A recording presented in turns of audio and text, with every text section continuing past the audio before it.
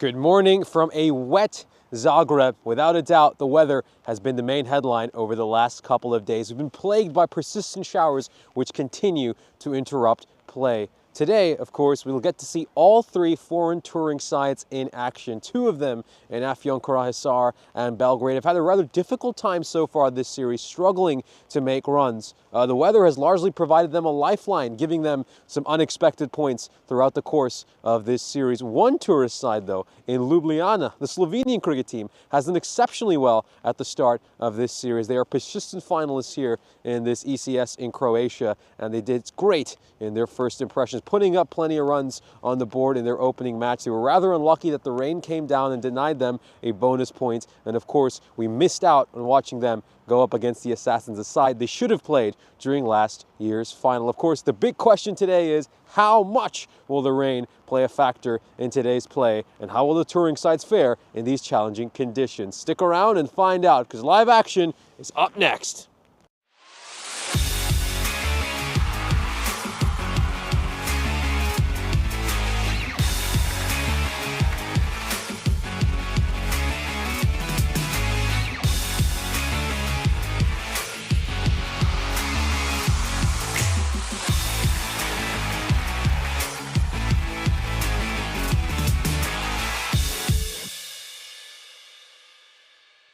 This European Cricket Network event is proudly brought to you by HCL Software and Paramatch.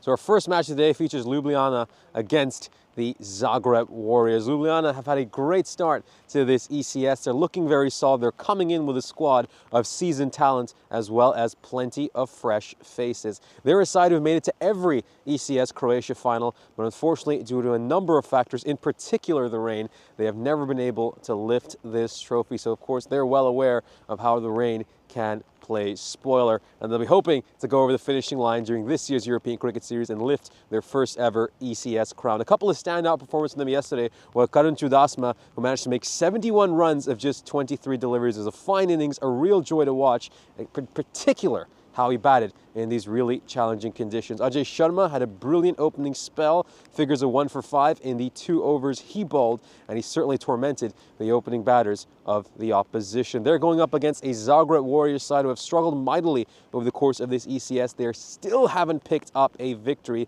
and they're averaging just 67 runs over 10 overs with the bat so far this series. Unfortunately, looks like we could have a delayed start here, and we'll head over to Charlie Hunt in the commentary box. He'll give you a lot more details. Yeah, thanks, Nish. Morning, everybody. Yeah, at the moment, slightly actually more positive news than what we had about 10 minutes ago. in the last sort of 3 to 4 minutes, the covers have been taken off, and of course a lot of work is being done to the ground to try and get it playable. Of course, we have got to remember that we had rain pretty much for 12 hours straight overnight. It's only just started to ease up, and to be quite frank, we are looking as if it is going to be a delayed start. The word is that there'll be no play at least until 9 o'clock local time. So at the moment, that is currently 25 minutes away. So hopefully, fingers crossed, that gives us ample opportunity to get some sawdust down, get some sand down, dry out that pitch, and of course make it safe for our players to get out there and get some cricket in. Of course, again, Mother Nature has not been kind to us, so we are of course playing a bit of a battle. It's more of a war, to be honest, against her over the last week, and of course going into next week it's going to be a lot of the same. So we won't leave you without any cricket though. We will of course have a bit of classic cricket to come your way.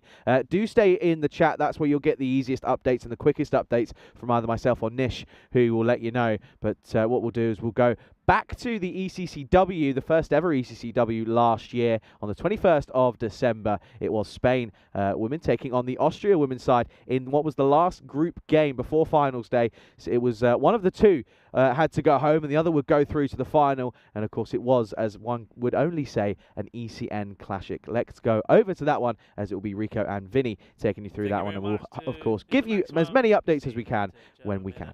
Ready to make their way out into the middle. And of course, it will be Austria that will follow them out, electing to take the field first. I must admit, I'm a little bit surprised as well. Well, there's the lady who made the decision.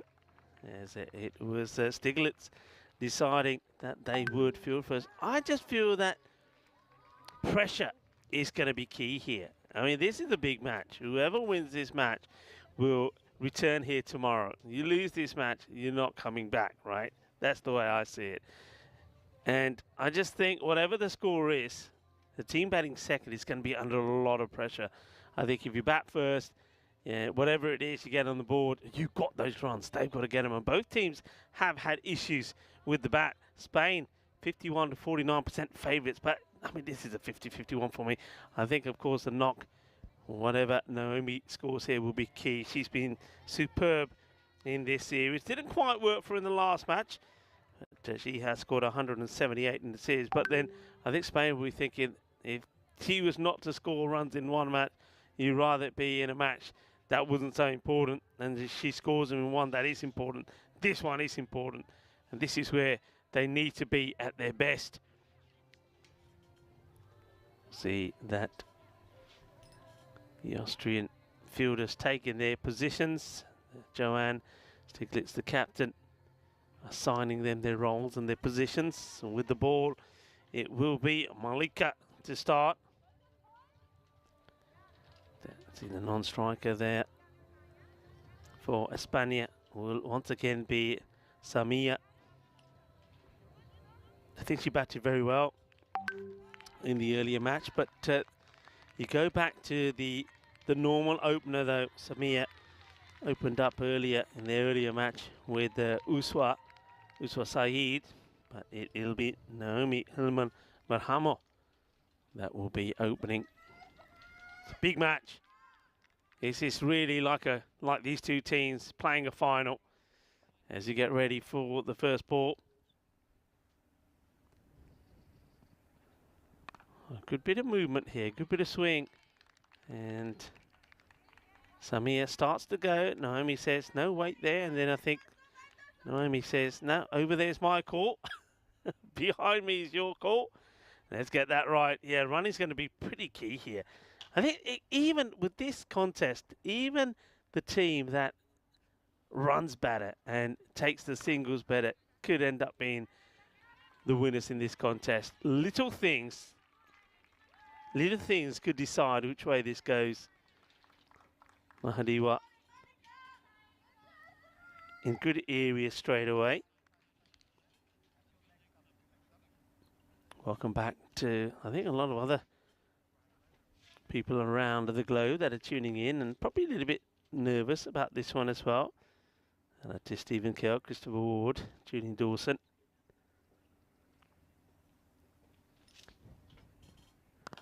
It's nicely played. It's full of delivery. Gets through the infielder. Oh, what's happened here?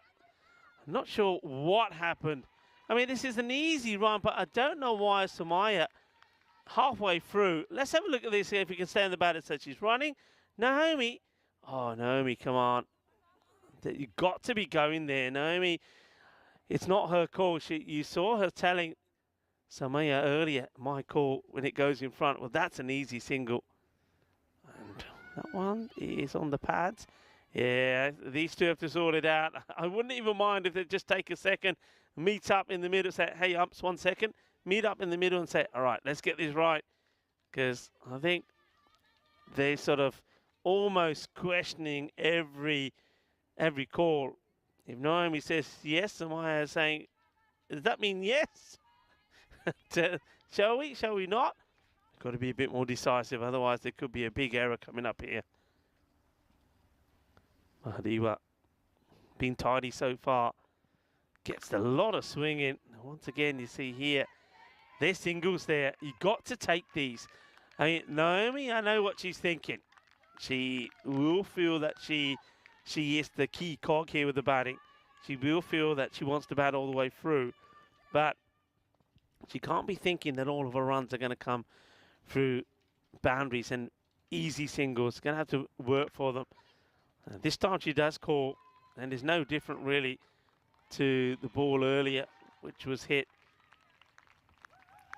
sort of in a rather slow manner out towards the fielder, who at that time had a lot to do to get there early. Have a look at this. This tells us about where we are. Of course, tomorrow will be the end of our season. Can't believe it. It'll be a sad day in a way, as well as a glorious day, because we will also be crowning the first champions of the women's Euros. Who will that be? Well, we know that England have booked their place in the final, but also we will say goodbye to you for about 3 weeks. But as you saw there, we will return after 3 weeks with the European Cricket Series in Cyprus, starting the 17th. Okay, that's the end of the first. So this is something that they've stuck to. So it will be Sabu to bowl the second 3 of the first. In comes Priya Sabu. And a good early call this time. They'll take the single. And notice that Austria are not too attacking in the field. So they sort of seem to be allowing those early singles. I mean, even the likes of Emma Kirkman, who's normally right inside close to stop the singles, he's back. So it's almost like the effort is being made here to say, right, if there's singles, we don't mind, but we don't want boundaries. As a good opportunity to welcome back into the commentary box to Vinny Sander. Yeah, it's nice to be back. Let's have a look at this one. I had a feeling she might have dragged a foot here on the follow-through. See, if that's gathered, maybe a chance, but not taken cleanly by Nicolo, who's actually been pretty reliable behind the stumps. Yeah, I think you need to show a bit more intent. I mean, Austria kind of showed that. These two teams similar in quite a lot of ways, aren't they, with the bat? Probably not the power of some other sides. Well, that could be out. It's pretty close, and yeah, it's gone. Same back leg. Looked to be on middle, straightening down the line, and Sabu does get that shape, and Basharat was fortunate maybe to survive the ball before, but she doesn't survive that one, and that will be the first wicket of match 20, Spain, 4 for 1.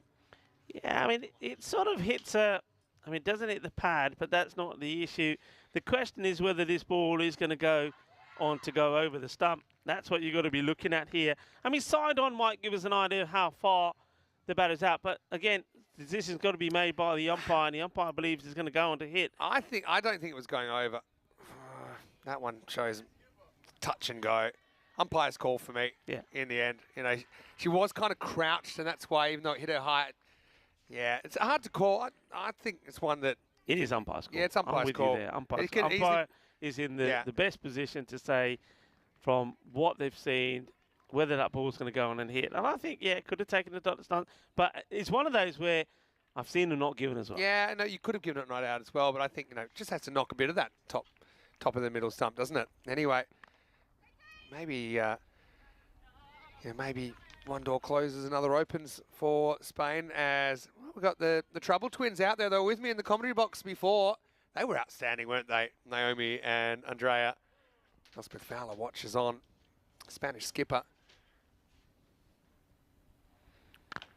It's well hit, and this is going to be a challenge for the fielder. Not going to get there. 4 carreras. Así me gusta. Adelante, adelante.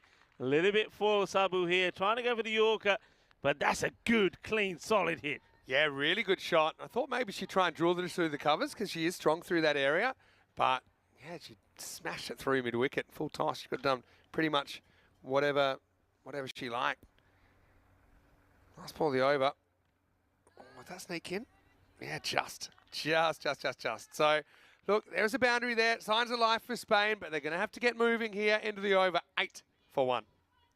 8 for 1. We'll see why this match is so important. And it's just confirming that it is the end of the over. Maybe they might just want to see if this... Oh, they have called it a while. I think they might have just wanted to have a look at it. Maybe it was blocked. Priya blocked the view of the umpire. I thought it was 50-50. Oh, we're going to carry on. So still a ball to bowl then. And this one will also be wide. Very good take from the keeper. Liking the keeping here from Nukala. Yeah. Uses her feet well. Doesn't just rely on the hands. Gets the whole body to move behind it. So some valuable runs coming here at the end of this second over from Sabu.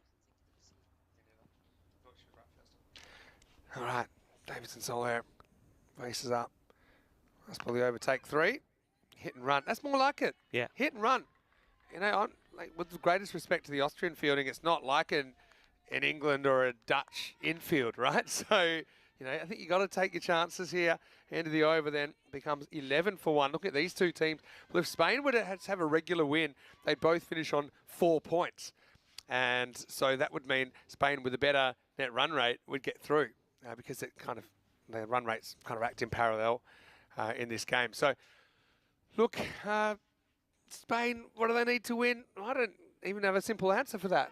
You know, like they could make 50, and if the Austrian batting didn't click, then they might be able to defend it. So 55 plus for me. I'm going, if you get 55 plus here, with the pressure of what's about to happen, and if you take the earlier wickets of Sabu Malika, then it's game on.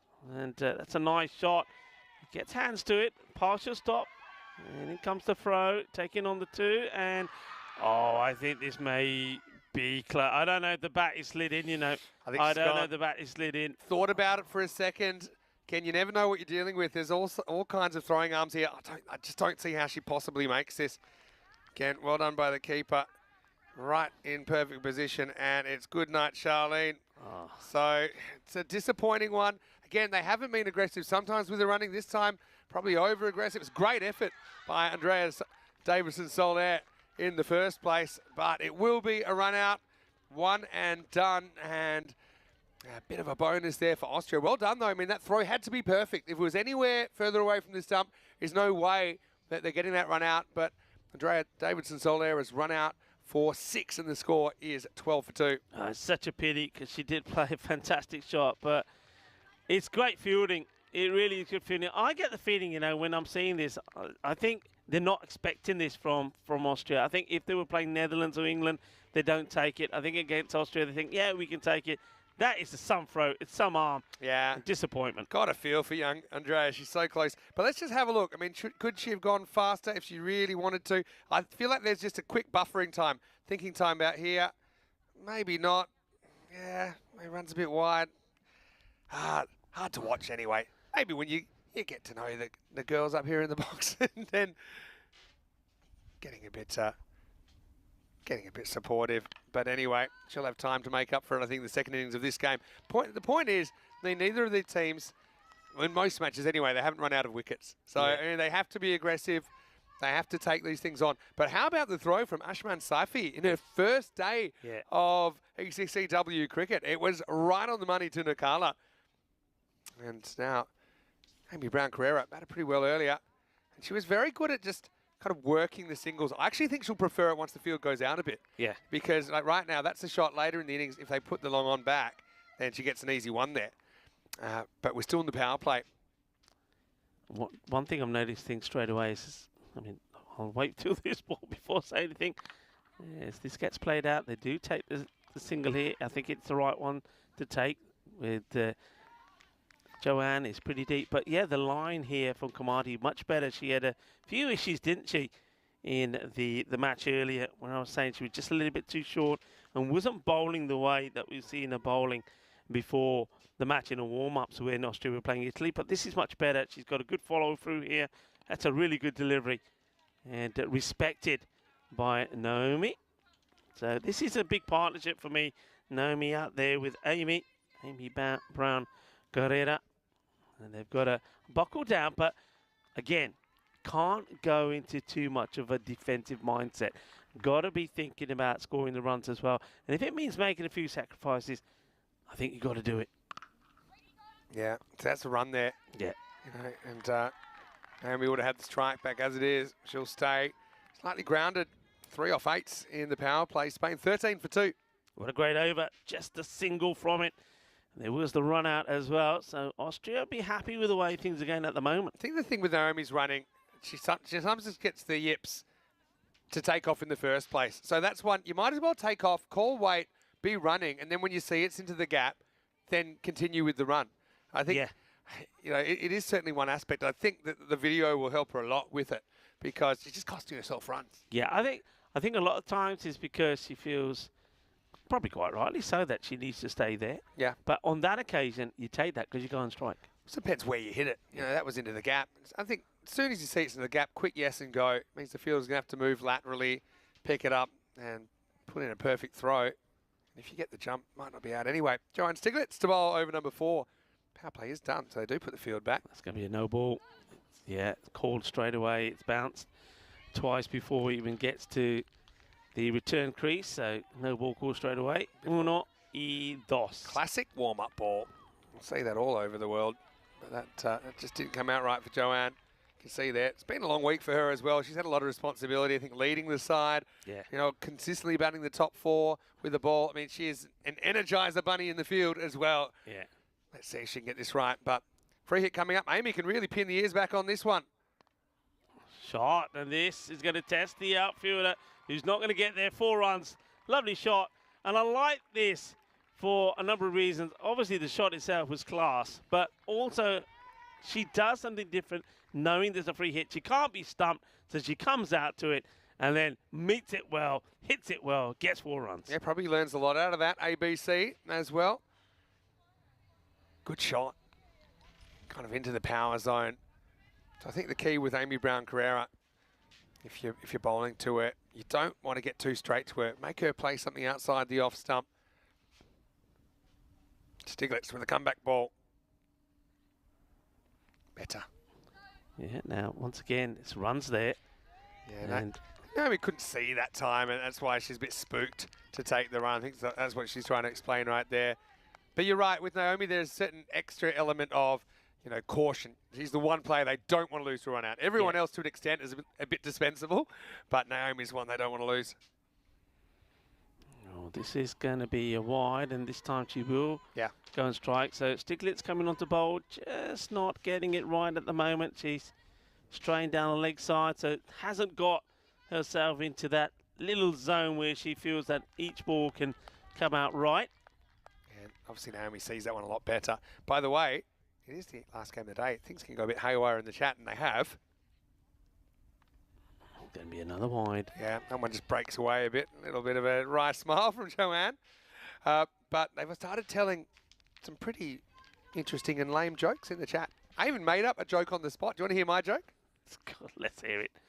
Well, this is no joke. Not for Austria anyway, because that is another boundary, and that is Naomi. That's why she's so key. Well, that's Elspeth Fowler. I hope that she's going to make sure in this crucial match, well, she's probably hoping she won't be required with the bat, but I hope she's going to get up there earlier if need be. Good hit. Just fraction short. Joanne hasn't bowled as much as I thought she might have this week. Better. Much better. But my joke, and I thought I should make like a keeper's joke.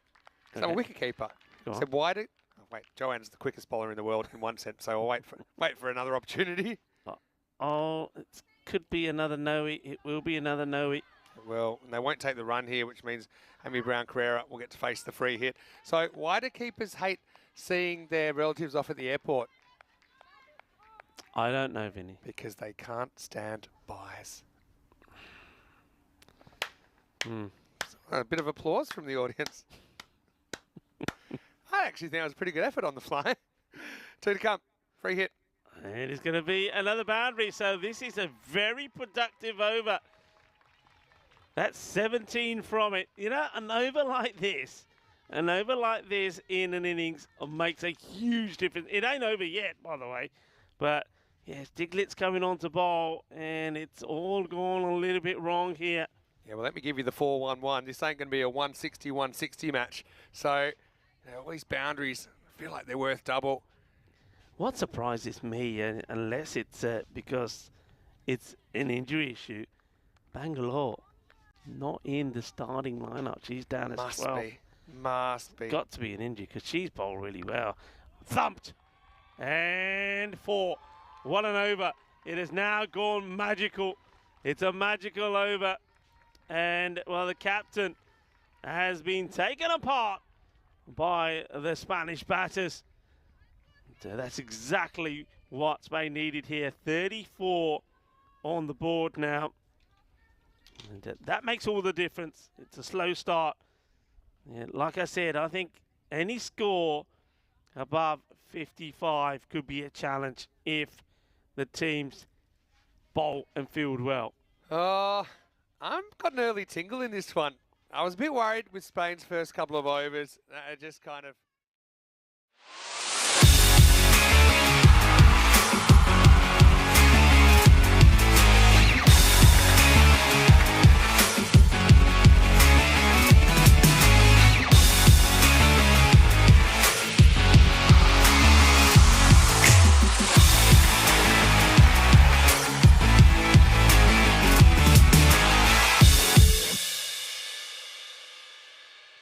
This European Cricket Network event is proudly brought to you by HCL Software and Paramatch.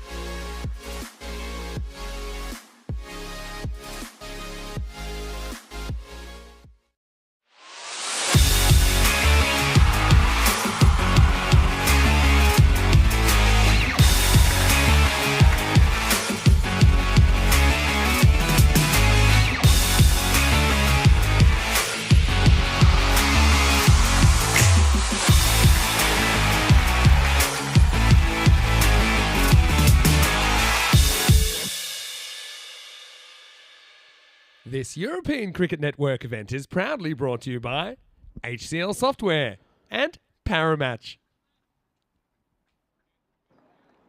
Hello everybody, welcome to Zagreb. And the good news is we're out there in the middle at the moment. We're going to try and get some cricket in. As of course it will be a 7 over per side fixture here in match 32, 2 over power play, and 2 bowlers may bowl the 2 overs, and then of course the rest is up to everybody else.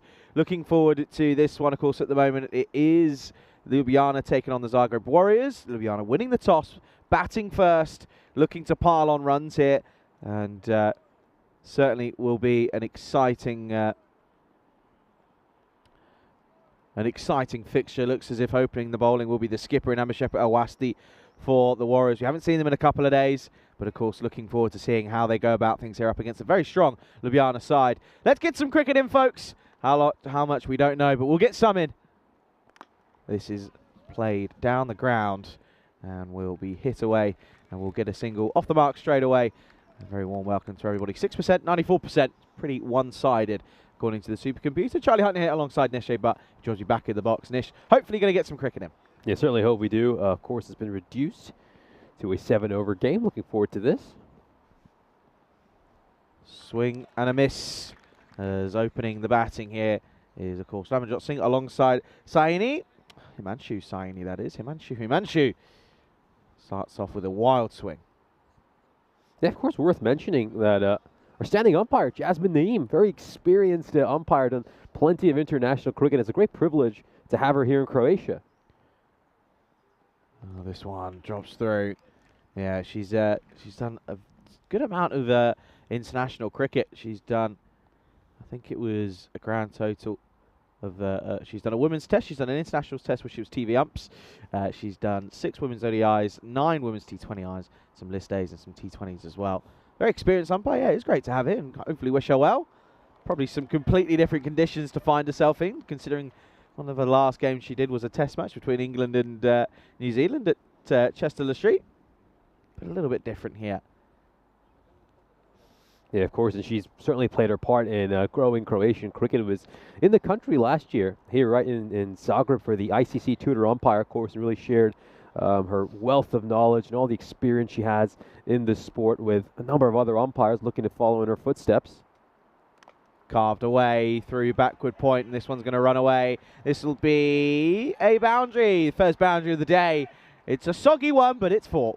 Just give it a little bit of width, and this is played beautifully by Himanshu Saini. Just rolls his wrists over this one and gets it away for 4 runs. Yeah, got to say credit to the players for being out there at the moment, because it is starting to rain a little bit heavier.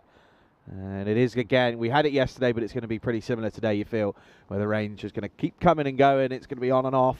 But, of course, we have got that good classic match, by the way, between the Spanish and Austrian women's side.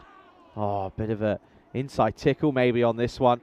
They'll come through for a single. It's well fielded in the end by Sandeep Singh. And that'll be the close of the first over then.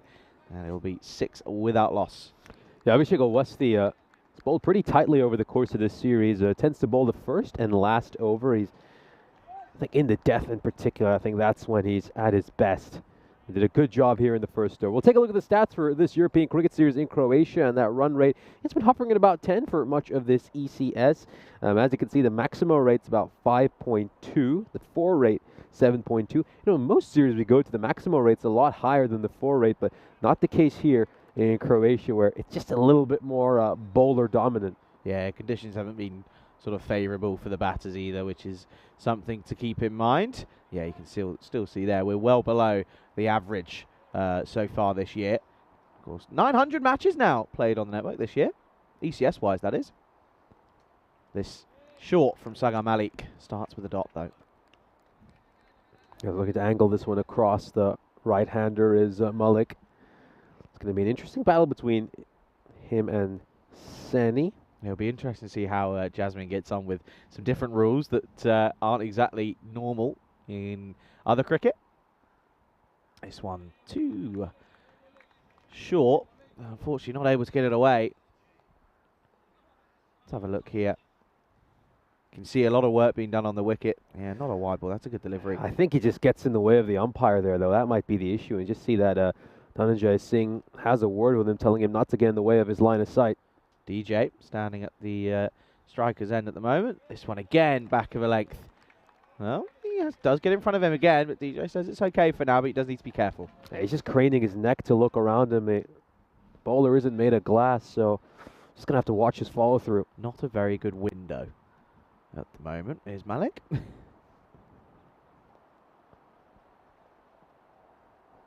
Well, this time too wide, and it does go across the batter, but it not out of the reach, I'm afraid. Can't be bowling there. You can see what he's trying to do. He's had a consistent plan. That one is too wide, though. Yeah, morning to John, Rob, Dave, and to everyone in between. Pleasure to have you with us here. Ready for another exciting. And to Ashu as well. And to Rajesh Kart. Very good to see you. Yeah, once again, just saying, please, that's your warning. Please stop running in front of me. That's exactly what DJ will be saying. They're firmly said as well, by the way. Goes full up in the slot, but doesn't get underneath it. Dragged leg side. Will be fielded by Kasi Raja. He goes a little bit wider on the crease over there just because of his follow through, and I think Dhananjay Singh would have had a clearer side of this ball. Let's have a look at this. Yeah, it goes a lot fuller on this delivery as well. Still not far away from being in front of him, by the way, which is interesting. Yeah, that rain's still coming down, folks. It's we had a lot of rain overnight, has to be said. And to be fair, quite a few people sort of warned me and said that this ground doesn't take water very well. I think it's done pretty good considering the amount it's had over the last 4 or 5 days. You know, it's not. There's no puddles forming as of yet. I think it's just been so desperate for some rain and some water. This one stays so low. It's going to be a wide because he tries to follow him. Oh dear, could be mix up at the non-striker's end. Should be gone here. And well, that is poor running. Very poor indeed. And the 200th wicket of this European Cricket Series is a very, very disappointing run out. Saini will go. Ramanjot Singh sent him sailing up the river. And well, he sent him up there with no paddles because he's completely left in no man's land here. Yeah, we'll take a look at this one more time. That ball staying rather low, gets away from the keeper, and complete breakdown in communication there between the two batters. And in the end, it's a fairly simple run out for the Warriors. Yeah, it's not what you want to see. So a bit of trouble to start with. And the Warriors will be happy with that one because Ljubljana, they are 8 for 1. Stays low. It's another wide though, but in fact there'll be 9 for 1 with that wide. Looks as if this is Azali in at 3. A couple of changes in that lineup, of course. Irsad has come in for Ljubljana. No Naseem. Off the toe end of the bat, I think. Might be Pad, you never know. Have a look at DJ. Well, this is going to be runs. So genuine off the cue. Coming off the toe end of the bat over there. This means that Ali is getting set to face the first ball of the innings. His first ball of the innings. Yeah, just a reminder, folks, it is a 7-over match. And, of course, that does mean that, well, the Warriors will pick up a point in this game. Of course, as soon as a match gets shortened, the bonus points are removed from the equation. Oh, see, now this one does lift up, and it's just tough, realistically. Really frustrating as a batter. There's not too much that you can do, and that is going to be 10 for 1 after 2. Yeah, Ljubljana just off to a slow start here, just 10 runs in the first couple of overs.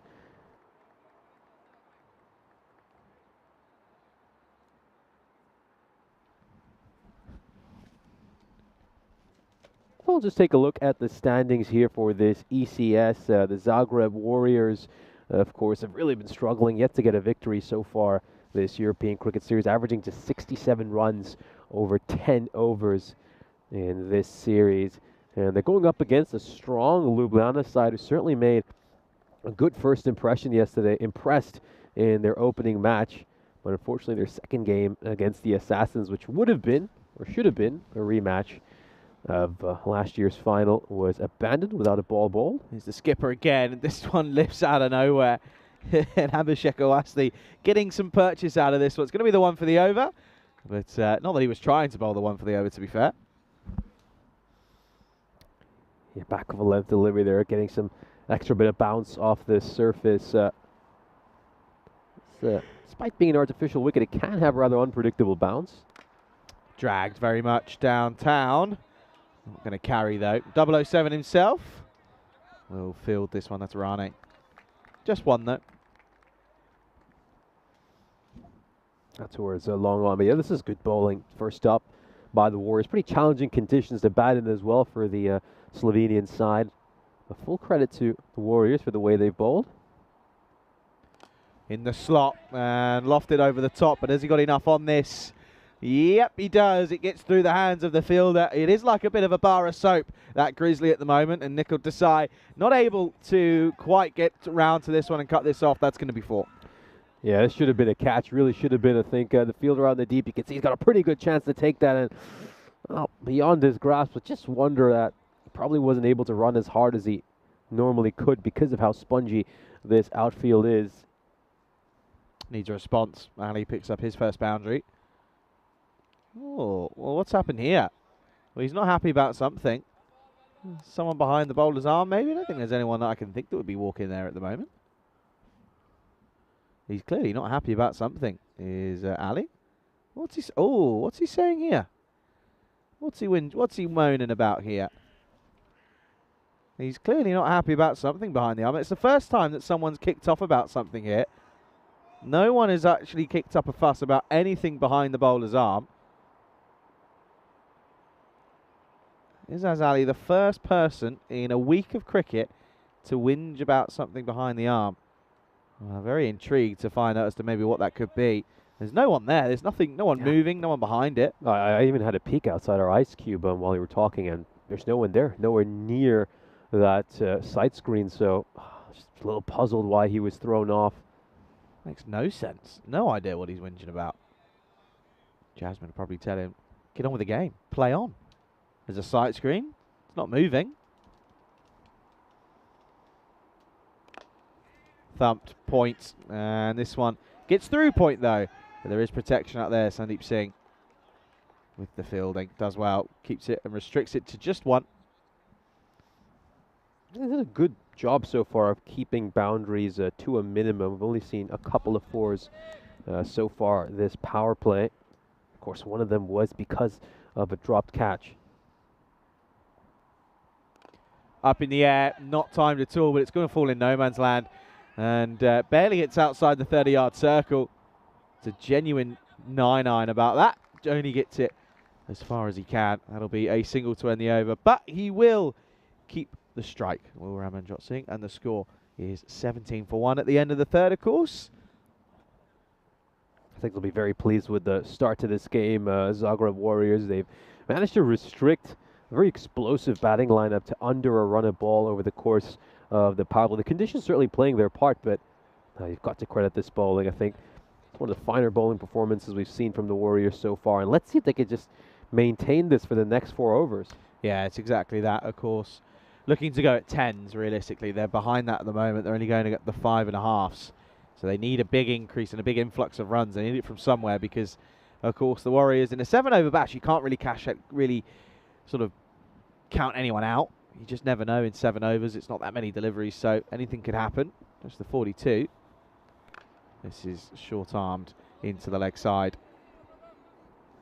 Oh, nearly slips. Does the field? It does well. Yeah, still constant drizzle though here. It's the fine rain that soaks you through, folks. It's the fine rain that soaks you through.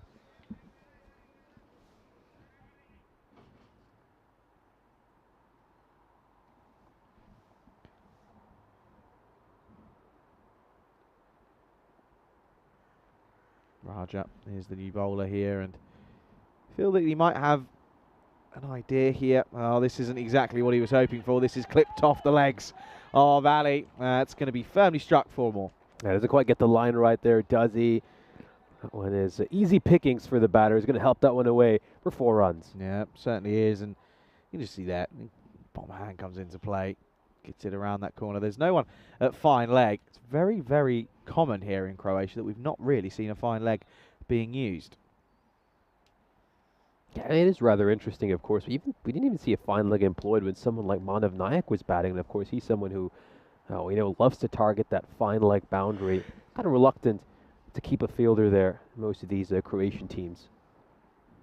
So welcome boundary for Ljubljana. Now into the thigh. No, rotate the strike. Ali being the more aggressive of the two. Singh hasn't been able to get one out of the screws yet.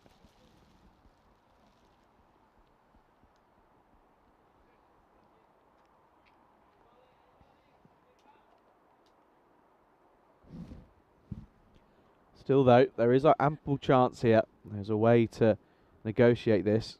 Now what? Well, he's moaning about the fact that the bowler's towel has dropped out of his trousers. Little rag.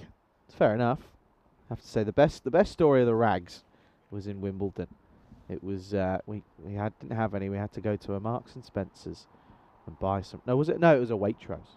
Had to buy some tea towels because we didn't have any rags, and it was absolutely chucking it down. Leg side. That's not ideal again. And it looks as if now Raja just getting pushed off his rhythm.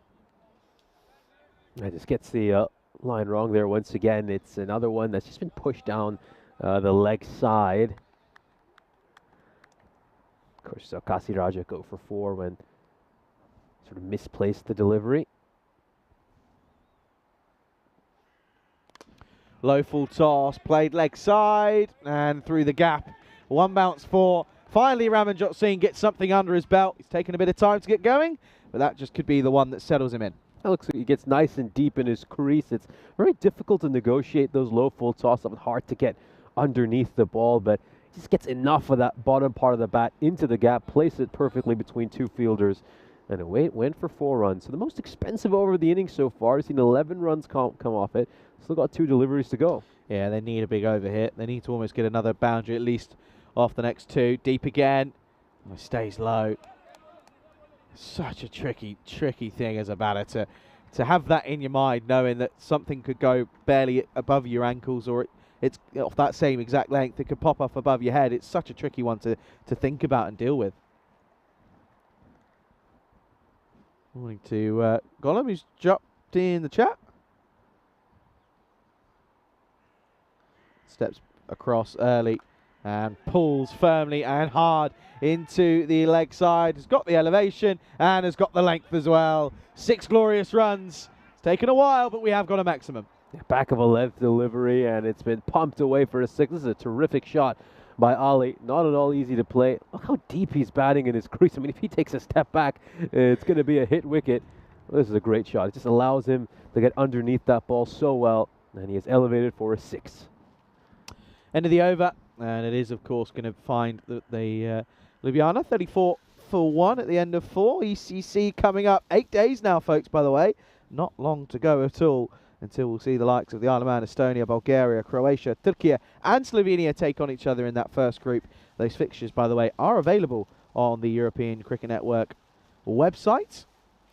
So if you do fancy going and having a peek at some of those fixtures, do keep an eye out. I think the big game in that group is going to be the second game of the Wednesday, where the Isle of Man take on Estonia. And by the way, just keep a lookout for a voice you might hear. Hint, hint. Anyway, start of the 5th. Of course, they're going to go to an interesting choice here, because he had a decent over, to be fair. Of course, Sagar Malik, but he's going to be one of 2 that get 2 overs here. Yeah, it's a good choice in the end. Sagar Malik went for just 4 runs in the over he bowled, so I think really that has to be the strategy in terms of deciding whoever gets a second over. You just go off whoever bowled a good first. Asking the question, and given. Well, I'll be very interested to see where this pitch is. To be fair, Ali isn't exactly arguing. He thinks that he's probably gone here. Let's have a look. Is this one, again, it's so horrible because it just stays so low. Let's have a look. Where does this pitch? Yeah, pitches, I think, just in line with leg stump. Go back a couple. Question is also how much is it doing with the angle? Probably going to go on to hit the off stump, you would imagine. Oh, where's the pitch here? Where's the pitching here? Oh, I think that might be outside the leg stump. Yeah, that's a tough one, isn't it? It really is a tough one. It's probably just going to be decided by a couple of inches in the end.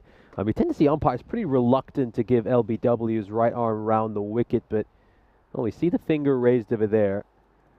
Of course, the bowler, of course, going across with the angle as well. All 3 stumps were visible, and Well, it has been decided. And it's probably going to go on to strike the off stump, according to the umpire. 34 for 2, but it doesn't matter if it's going to hit the stumps if it pitches outside leg stump. Chidasma made a good 70 yesterday, in at 4.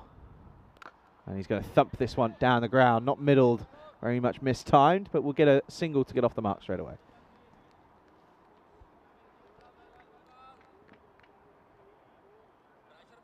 Three deliveries left in this 5th over, and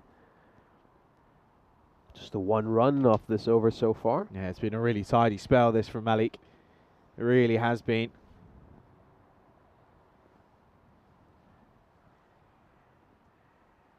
Drag leg side, Singh, and it does feel as this one was a chance, but it gets through Kasiraj, and I actually think this might go all the way, you know. Yeah, I think it might have gone all the way. You could just see it's well outside the off stump, and once again, batting really deep in his crease, tries to get that one away towards that mid-wicket region, and it pops right through Kasiraj's hand, and that's gone all the way. That's the worst of the worst. Not only did you put the catch down, but somehow you've tipped it over the edge for 6. That is not ideal whatsoever. So 6 runs. Singh, yeah, that boundary has got him set here. Deep, square on. There's only one place he's looking for here, and it is deep mid-wicket. That's exactly where he goes. No question about this one. This carries by a long way. This is a 70-metre hit. This has gone long and handsome. 6 runs. Yeah, he's telegraphing where he wants to hit. He's got a very open stance. He's looking to target that mid-wicket boundary, and, well, that goes all the way for a 6. A powerful hit. Yep, so 47 now on the board, so they are just starting to creep up to that 10 and over, which is, of course, pretty much bang average. Not bang average, but that is the average score. Going at 10s. Short, and then look at this here. I mean, that's pretty much a carbon copy of the delivery that took the wicket of Ali not too long ago, but this one has actually got up and almost taken the helmet off here. Yeah, just take a look at how high up it gets. It. Oh, well, should have been the one for the over. Of course, it is the last ball, so it won't matter. Yeah, so that first game, of course, is at 11:45 in Khartoum.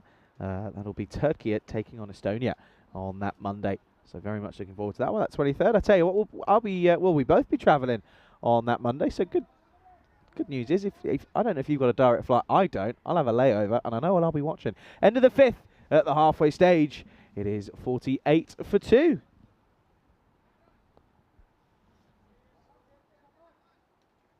A couple of overs left in this innings, and, well, what can Ljubljana realistically get to here? They'll certainly be trying to get to that expected score of 75. They can really accelerate. You'd fancy their chance of getting into the 80s as well.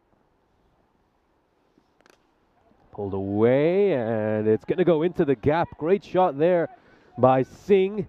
Perfect placement right in between the fielder at deep square and deep mid-wicket. We'll take another look at this once again. Just a half tracker, dropped a bit too short, and it sits up nicely for him. He's able to help it away.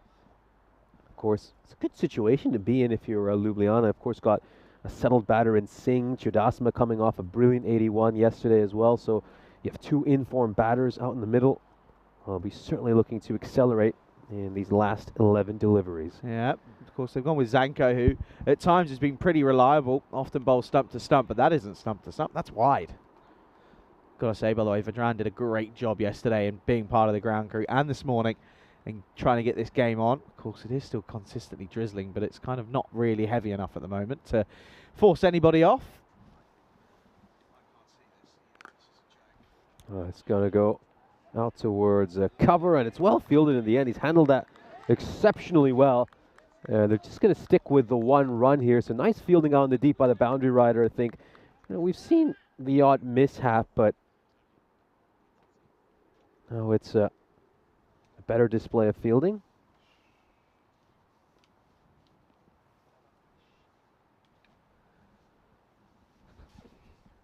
Oh, this has got through everything. This is a little bit lackadaisical by Bosniak behind the stumps.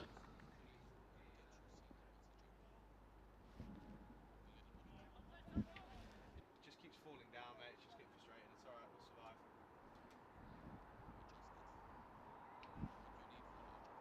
Okay,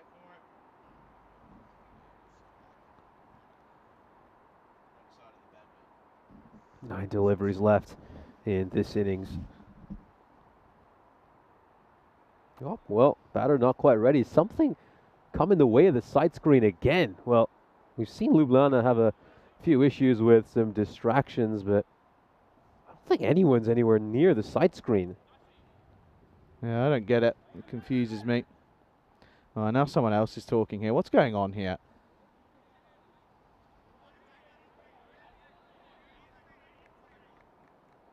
Yeah, not quite sure what's going on here, but hopefully the batter is not going to be ready to face the 4th delivery.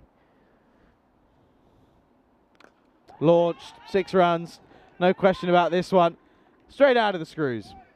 Well, it took him a while to settle in and get ready for this delivery, but it was well worth it from Ljubljana's perspective. Gets a hold of this one and sends it over the rope for 6 runs. Yeah, nice shot. Picks it up beautifully. Goes the distance. Yeah, 13 off this over so far. Got a couple more to come.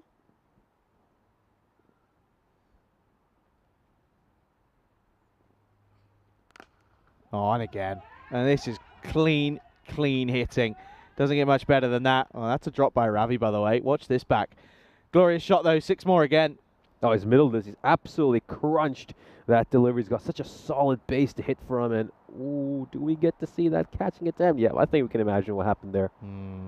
Doesn't normally put them down, Rav, to be fair.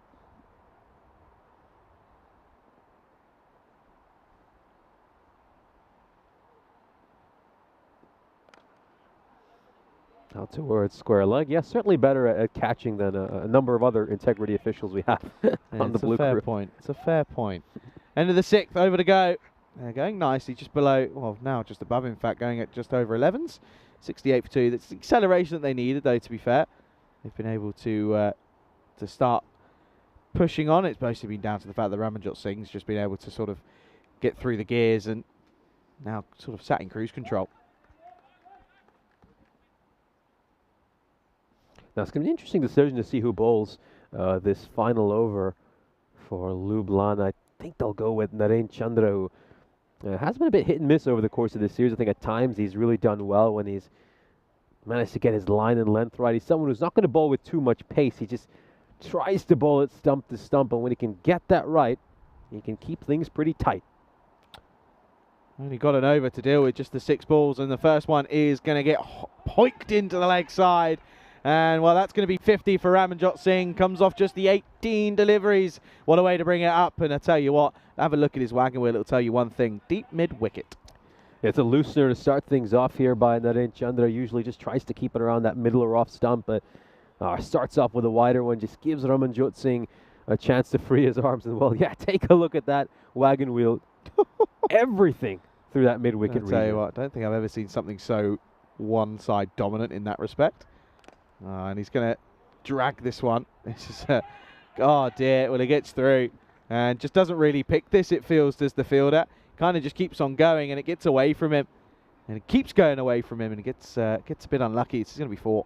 I think this is where, as a side, though, you also have to make a few tactical adjustments. I mean, if you know he's targeting that boundary, you might want to just try to go for those wide Yorkers, really force him to drag them, but, they just haven't really made those adjustments. No, they've just been bowling in his arc, haven't they? He's such a strong unit. He's always going to play it into the leg side, so it's just the difference here, realistically. Can they find a way of keeping him quiet for the last 4 balls here? A single's a win, realistically. Get him off strike, try and manipulate it. Nope, they're going to just keep bowling in his arc, but this one is at the fielder, but it doesn't matter, it's over his head. And it's going to be but another 6, and unfortunately, I don't get, though, why Rane's, 5-6 metres in. On the boundary, that might be a catching chance. Yeah, I wonder if he would have had a better chance, as you mentioned, if he was all the way back on the rope, but I guess we'll never know. He just tennis forehands that one straight down the ground there, seeing it's a flat bat, swat, right down the ground. Yeah, slaps it hard. And again, not quite out of the screws, though, so we'll just be 1, or should just be. Yeah, he's not exactly pushing the quick singles here. Not too keen to get singles. And Karan Chandrisma at the other end. I mean, he's coming off an 81 of just 38 deliveries yesterday. He's only had a chance to face a couple of balls. Slap down the ground. Zanko is there. We'll just watch this one. Gets the long barrier out, gets through him, but Oh, Ramanjot not exactly walking, and he's still not. Well, they do take on the extra single. I was going to say, I'd have a feeling that Ramanjot Singh wasn't going to take that on because he wants to strike, but, well, he's not going to get it. Yeah, Ramanjot Singh had his back to his partner. As you can see, he's casually strolling towards the other end, and all of a sudden, Charisma's eyes light up, and he says, well, look, we've got a chance to pinch an extra run here. And they immediately set off. Swing and a miss, and a good way to end this one for the likes of the Warriors. You'll see here, well done by Bosniak though, takes it well. And just have a look, swing and a miss. Is there anything behind the line? Yeah, something behind the line. So it will be a dot ball to finish. Not a bad way to end it, but again, they did have them really up with their backs against the wall, Ljubljana, but they were able to sort of use that wall for some back support and swing hard and got someone out of the screws. Singh motored along to a very, very respectable 63 not out of 21. Ljubljana off their 7 will finish 87 for 2. We'll take a look at the highlights of this innings, and it was a pretty economical start for this Zagreb Warriors side. They restricted their opposition to just 17 for 1 at the end of the power play. It looked like they could really get them down to something fairly reasonable. Of course, this was a run out in the second over. Sagar Malik just whipping the bails off of there, but the acceleration came during those middle overs between overs 4 to 7, where we of course saw them just accelerate. Kasi Raja went for 17 in the 4th over. Then after that, they just continued to put the pedal to the metal, largely thanks to a fine innings by Ramanjot Singh, who ends up making 63 runs of 21 deliveries. Yeah, this one, of course, that was the LBW that was given. It was debatable as to whether or not he was pitching outside leg or not, but it doesn't really matter because that brought the likes of Chindasma out, and he just had the best seat in the house as Ramanjot Singh went to... Well, he came to play, didn't he? And just all of these shots down at deep mid-wicket were just bombing away. There's nothing you could really do. And they just kept, even if they bowled short on the offside, he was still dragging it from well outside the off over the leg side. So he knows exactly where his strongest point is, and to be fair to him, he just absolutely made the most of it and cashed in whilst he had the chance. It's going to be tricky for this Warriors side. They of course have struggled with the bat, so they're going to have some work to do if they're going to make a bit of a dent into this total. Of course, they will come out with a point no matter what. No bonus point equations in this one due to the stop-start at the start of the day. Ramanjot Singh top scoring though, 63 of 21. Good news is for the Warriors though, just the 6 extras, that's pretty good for them. It's a relatively quiet one in comparison to what we saw. They were sort of giving away upwards of 20-25 in the last games that we saw them, of course, a few days ago. But yeah, the likes of Izaz Ali and Saini not really offering too much, and Chidasma, as I said, just really offering a bit of a partner at the back end. You can see Awasti and Malik with the 2 bowlers to get 2 overs. 1 wicket for Malik, no one else really chipping in, but you can see 16, 19, 19 off of Raja, Janko and Chandra's overs. Not ideal whatsoever, so it's going to be tough for them to really pick their heads up because the hard work was done. The hard yards were done by Abhishek and Sagar. Look at their economy rates compared to the latter 3. That's just the issue in that one. So it's going to be very, very tricky to understand as to how this one will go. Of course, the Warriors, it's an uphill battle for them, but they'll be looking to try and maybe upset a few here. Ljubljana finished on 87 for 2, 88 for victory then for the Warriors in this fixture. We'll be back soon for the second half of match 32 of this European Cricket Series here in Croatia.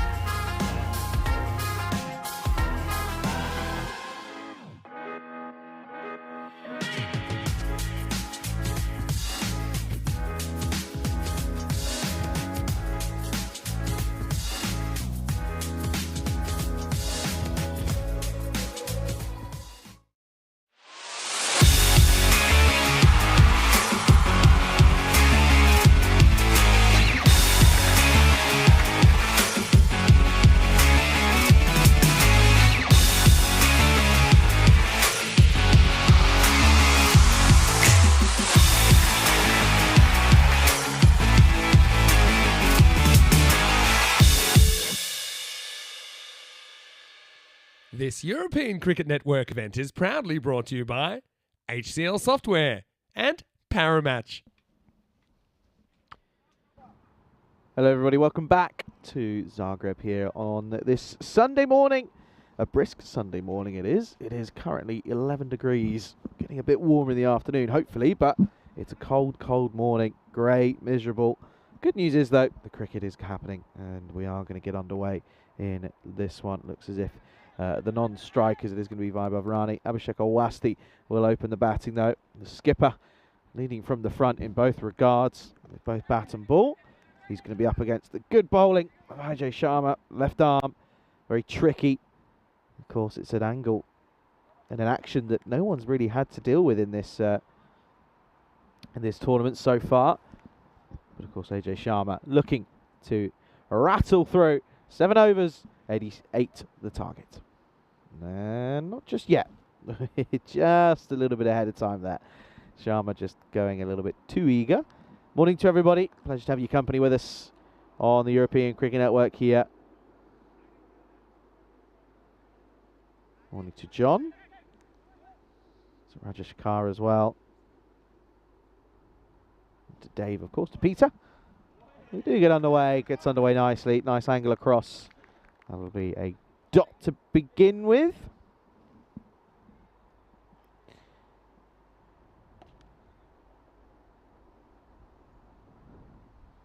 Of course, bowled well yesterday. He had a lot of batters sort of dancing around, not looking too comfortable, did Sharma. He was very much a class above.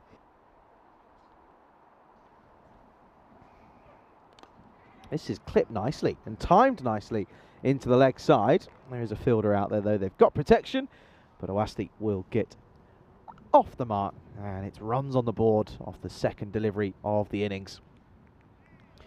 Ljubljana will of course be hoping that they can, well, hope and keep the fingers crossed that they can get more games under their belt than maybe some other teams. They'll be wanting to get into that top half of the table.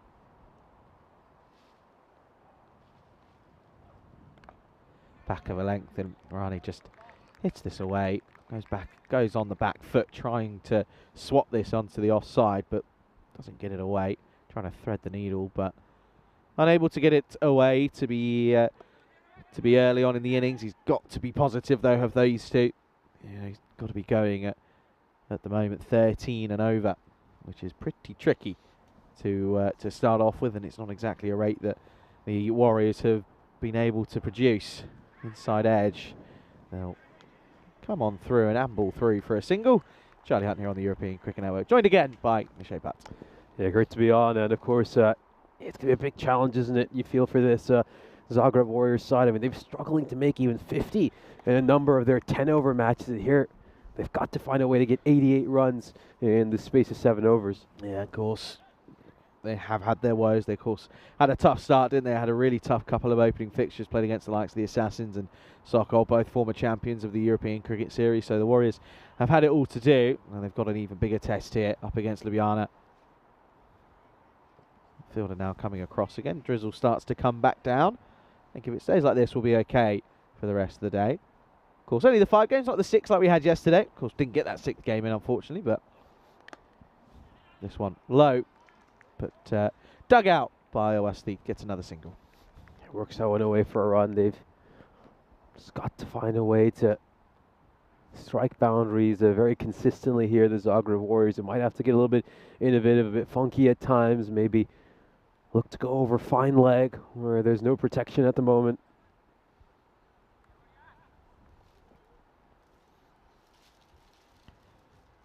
Sharma been a good tidy over. He's only conceded 3 singles. Oh, that's not far away.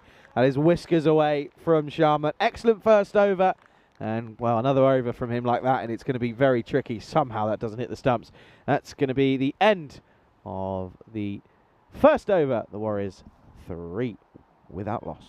Here's a quick reminder. There's been 67 matches since we last had a golden ball on the European Cricket Network. Of course, that was back in Austria when Graz Cricket Academy pulled off a dramatic victory right at the end. And hopefully he'll break the streak here in Croatia. Of course, had plenty of shortened matches, and it's rather interesting. I haven't been able to get a golden ball, of course. I mean, the shorter the match, the higher your odds of getting a golden ball, but hasn't quite transpired just yet. Did get an answer, by the way, as to what that issue was for some of the batters who were complaining behind the bowlers. Apparently, there's a glare off the scaffolding that's apparently quite off-putting, supposedly. This is the skipper, Tundaru Okmananath. Starts well. Have to say, no one else has complained about it. So maybe today's the first day there's been a glare. Never know. Had some pretty sunny days as well on Tuesday and Wednesday. Forget how hot they were, by the way. This one hit firmly, and this one, oh, that's an excellent grab. That is so good from Sharma. Make no mistake, that had boundary written all over it. But the whippersnapper in Sharma, well, he covered a lot of ground and takes a superb catch. Oh, what an incredible catch. Thought this was coming into the ice cube, and then just watch this attempt. This is absolutely spectacular. Slide at the end makes it just that much better. And it's taken by a real star performer in Ajay Sharma. This man, you can't keep him out of the action. He's tormenting batters with his bowling. And now he's involved in a great catch as well. Covered plenty of ground in these very slippery and soggy conditions. And then took the dive in as well. Yeah. Certainly has the mud to show. Yeah, of course, the travelling side. Hopefully they've got a washing machine in their accommodation. That's going to be the first wicket to fall, though. And, well, what a way to bring it up as well. 3 for 1 as the skipper goes for not very many. Yeah. Singh will come out at 3. It's going to be tough, though. I mean, there really hasn't been a standout batter for the Zagreb Warriors over the course of this European cricket series. So you really wonder where they're going to be able to find these runs from.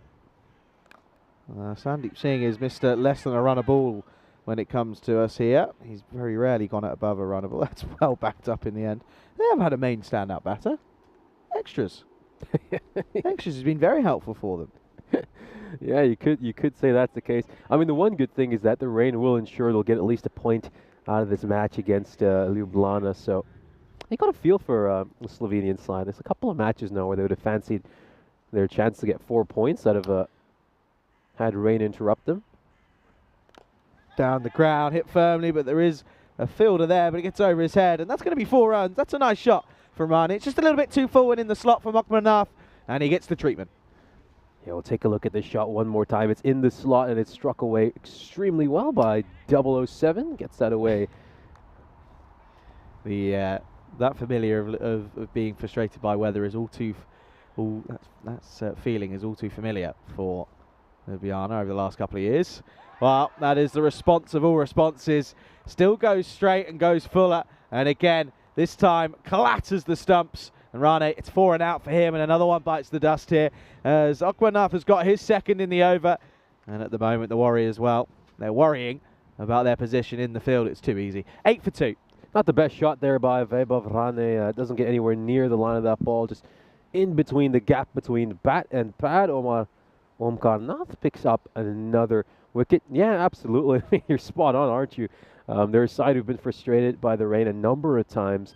Of course, the last couple of finals they've been in, and they've been in every final here at the European Cricket Series. They've been washed on. They've missed out because they've had a worse record during the group stages. So, yeah, they're a side who know how much the rain can play spoil. Probably begging to have this European Cricket Series in the desert next time if they miss out on the title again. Yeah, they'd be asking for this to be played somewhere different. Seems to be that we're having just an issue with something on the field here. One of the stumps has been broken. Stump's been absolutely clattered. I think it's been snapped into two pieces. We saw this in Bulgaria, didn't we? Actually, I don't know if you were there, but we saw it in Bulgaria. It was, I get confused who I was with. It all clatters into one. But there you go. Leg stump out, gone. Yeah, you can see it's broken clean into 2 pieces. They're going to have to get a new stump out there, and it's made its way to the middle. Yeah, not often you see that, especially with the kind of pace that Omkarnath is bowling at. I mean, it's a decent pace, but it isn't the most rapid. Yeah. Seen it. It's very rare you see a stump go like that, and that's gone completely. Well, we saw a bat go, didn't we, a couple of days ago. That completely just split in half. That was the cleanest break of a bat I've ever seen on ECN.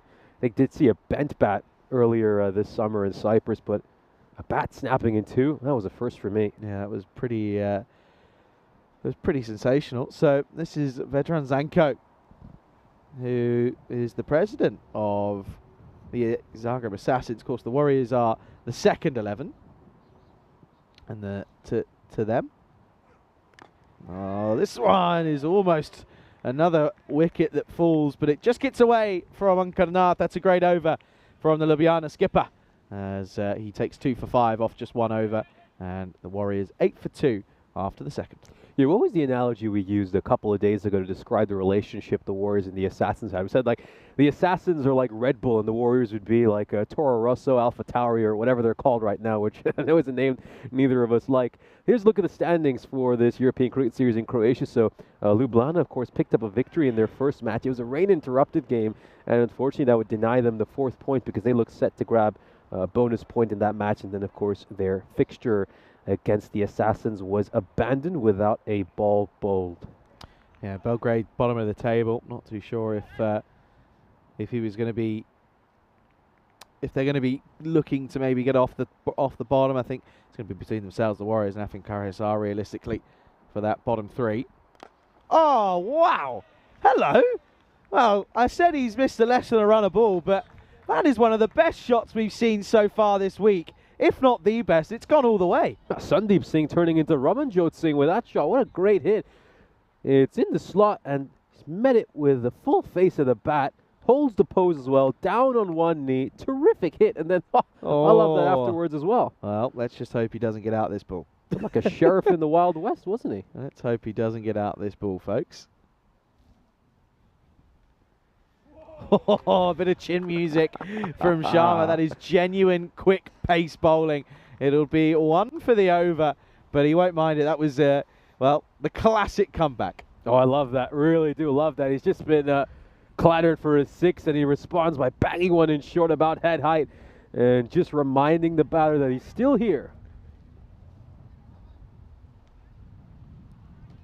Sharma, though, good first over. Of course, wouldn't appreciate being walloped for 6 to start this one. Change of angle. He's going to come round the wicket. Interesting. Probably going to look to angle into the pads here. Well, there you go. It is the comeback of all comebacks. And Sandeep Singh, he was just, well, hero to zero. That's the best way to put it. He played a glorious shot down the ground.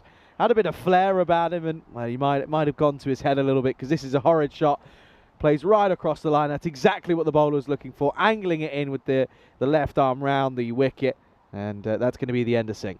Oh, he set him up beautifully, hasn't he? Bangs one in short on the previous delivery, changed the angle, and gets this one in between the gap between bat and pad. Sandeep Singh will unfortunately depart back to the dugout, and Ajay Sharma ends up having the last laugh. Yeah, Warriors now 14 for 3, and just get the feeling, don't you? You see this bowling and the batting that this Ljubljana side have got. We really were robbed of what would have been an amazing fixture yesterday to finish off the day.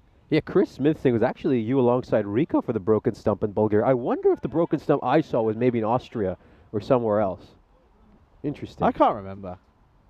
They generally all those games and moments will merge into one. Over the course of Chris the summer. has an amazing memory. He really does. He's a very gifted person, and can't get away with anything with Chris. Okay, then Desai is in next. I just know this. For Sharma, he's too quick realistically, and this is only going to be nerdled. Gets away with it, gets 1.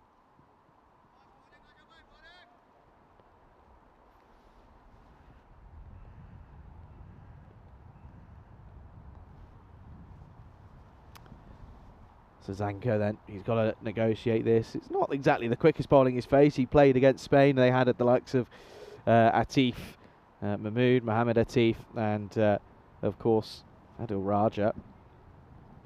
But it's quick. Again, just a shot that really should be looking to go offside. He's playing with a cross bat. It's not going to work. That's just always been the downfall of Zanko. Often than more times than not, you'll see him get bowled because he's playing across the line.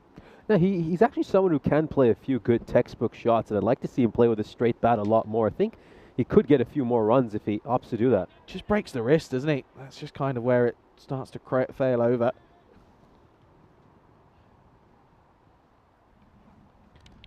Well, there you go, playing across the line, and it's simple stuff for Sharma. And once again, another one bites the dust, and it's another way of being dismissed. It's another delivery that gets bowled, and unfortunately the stumps, well, they've spent more time on the floor than they have being upright. It's going to be another one that goes, and what a 3-over stint that is for Ljubljana. They've got the Warriors in all heaps of bother, 15 for 4 at the end of the third. I just love the way Ajay Sharma bowls. I mean, he keeps it very simple. He's got good pace as well. I'm always bowling stump to stump. Doesn't look to overthink things. He's always got his plan absolutely spot on. And as you can see, 3 overs in, the Warriors in all sorts of trouble. They're actually just a couple of runs behind what Ljubljana were at this stage. But of course, we saw the Slovenian side really accelerate after the 3-over mark. And the Warriors have lost 4 wickets here. Look at that there. They were 17 at the end of their 3, ended up on 87 off the next 4 overs. Yes. Pretty impressive. That's pretty mammoth hitting. They're going to bowl out their 2 openers here. They're going to go back to Omkarnath here. And why wouldn't you? You got Desai and now Daxini, who is the man in at 6. Yeah, Chris Smith confirming what I said earlier. It's over when I was in Austria that I saw that. Actually, now I think about it, that broken stump in Bulgaria was in the internationals, which you weren't there for. Yep, see, Chris, there you go. Rain coming down again, but it's bright though, isn't it? That's the thing. It's quite bright. It's a very strange bit of weather at the moment. Feels like, as we look at it now, Nish, you back me up here, or not, you might argue against me. The left side of the field looks like it's raining heavier than the right. I get what you mean, because it's raining sideways. It does look like that. It's so strange. It actually could throw you off. I look to the right, and it looks dry as a bone. I look to the left, it's chucking it down. Yeah, it's just a strange optical illusion, isn't it? But that's not quite the way the weather works. But no, I see your point. I mean, that's exactly the case. That's what it looks like from our vantage point. It's weird. First look at Daxini for the Warriors. And I like the look of it. This is thumped, and it's going to get through. It's going to be a cover drive for 4. Well, Daxini, where have you been all of this time for the Warriors? A beautiful shot there by Daxini. A gorgeous stroke. Let's just take a look at this. Yeah, just times that to perfection. Doesn't look to overhit it. Just leans on it. For 4. Just leans on it more than anything. It's a nice shot and absolutely thumps it through cover. 20 for 4 though. All heaps of trouble now. And in a spot of bother. The Warriors, it's just kind of been rinse and repeat for them, to be honest, since the start of this tournament. Good comeback. Good comeback. No real foot movement from Daxini. Got Peter van der Steen just getting in with his opinion. Hello, Positive Pete. Yeah, sharing his opinion, saying that his favorite openers on ECN are Sheikh Rasic and Mark Simpson Parker. MSP. Yeah, very good shout. I mean, both those two, of course, were amazing this summer, piling on the runs.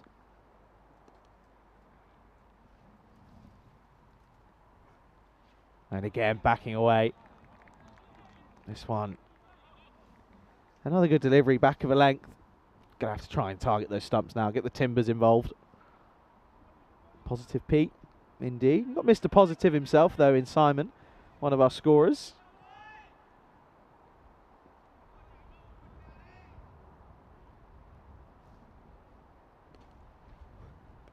Upish. Should be a chance here. Has he run underneath this? Oh, no. Takes it on the second time of asking, though. There's a bit of a giggle in and around the Ljubljana squad as that one was almost put down by the fielder coming in from point, but makes no mistake in the end. Takes it on the second time of asking.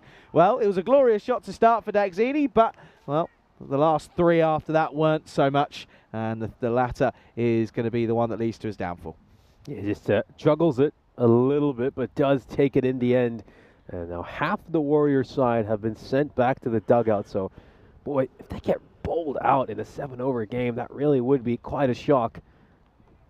I like the fact that they're coming out there and swinging for it. They're not exactly, just trying to block it out, which is good.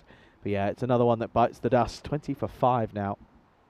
Next batter, Sagan Milik, is in at 7.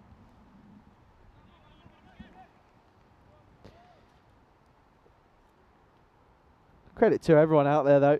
Still raining, and they're sticking at it. Back of a length and pushes in for pace. Just nurdled leg side. Turns it round the corner.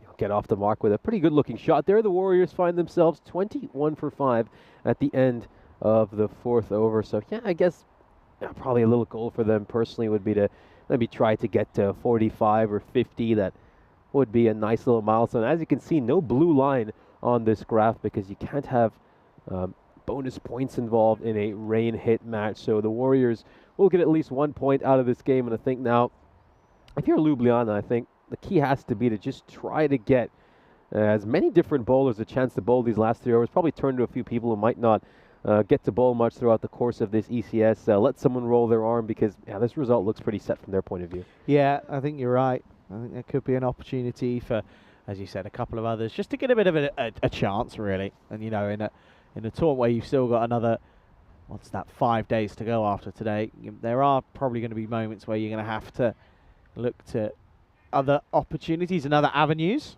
Looks as if they're going to turn to the likes of Omraj. Well, there's an edge here, but it doesn't carry. Doesn't carry. There's the likes of Ramanjot Singh is a little bit too far back behind the stumps. Genuine edge, though. Yeah, it's coming off the top edge of the bat, and it fell just short of the keeper. How's your Firefox? Still okay?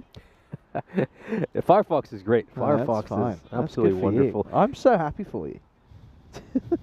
I will. This might make you feel better, though. Oh, hang on a second. This one into the leg side, straight to the fielder, but it's a misfield. Gets put down. That's but the Irshad. Go on, then. I'm using Chrome on the tablet. Yeah, you are. I don't use Chrome, though. Well, I do for some things. Oh, can I guess what browser you use? Is it the one that starts with O? Or the one that starts with S without having to name them? What's O? What's O? Opera.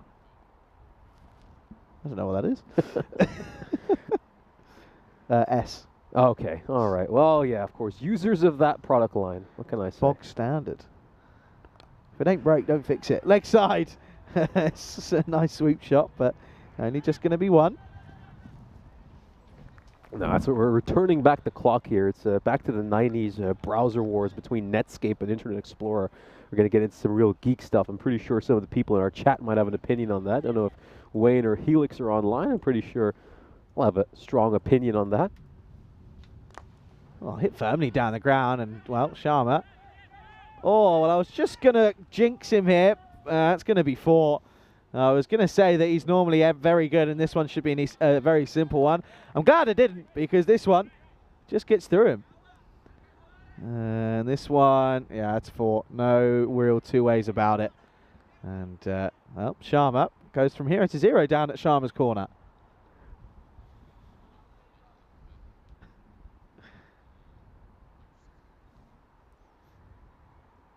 Swing miss. He's thrown everything and the kitchen sink, and they're going to get a cheeky single here because Ramanjot Singh threw it back and Omraj wasn't exactly ready.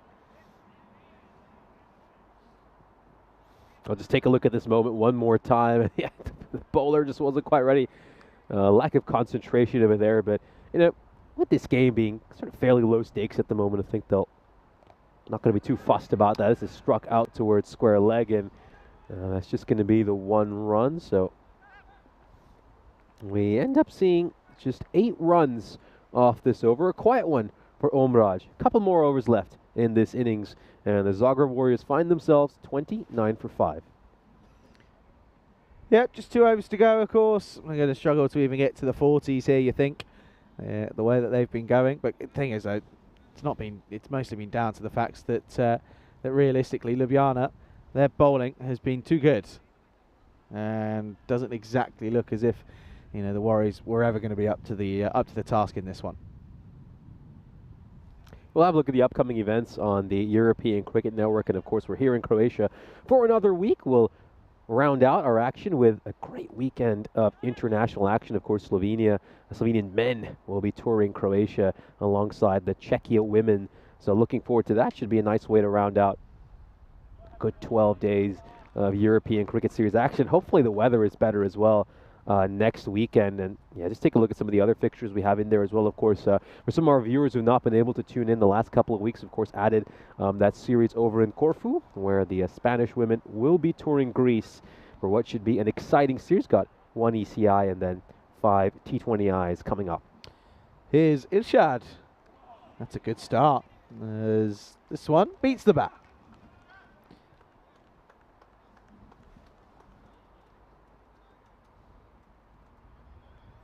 Bowler just making his way back to the mark. Yeah. Again, the rain constantly coming down. It's going to be one of those days. It's the only day we've had, it feels, in the last few. Oh, look at the lift. This one's getting for Midishan. This is a nice delivery. This one lifts out of nowhere. Watch this. It goes past his shoulder.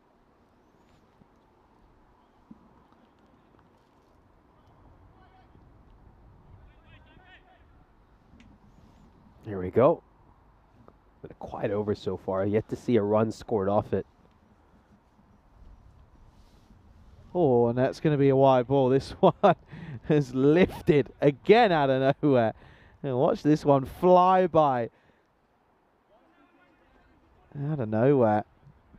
Yeah, it comes down the track, hence why it's, you can see by the time it would have got past him, it was definitely going to be going through. See that the keeper, by the way, the keeper keeping without a glove on already.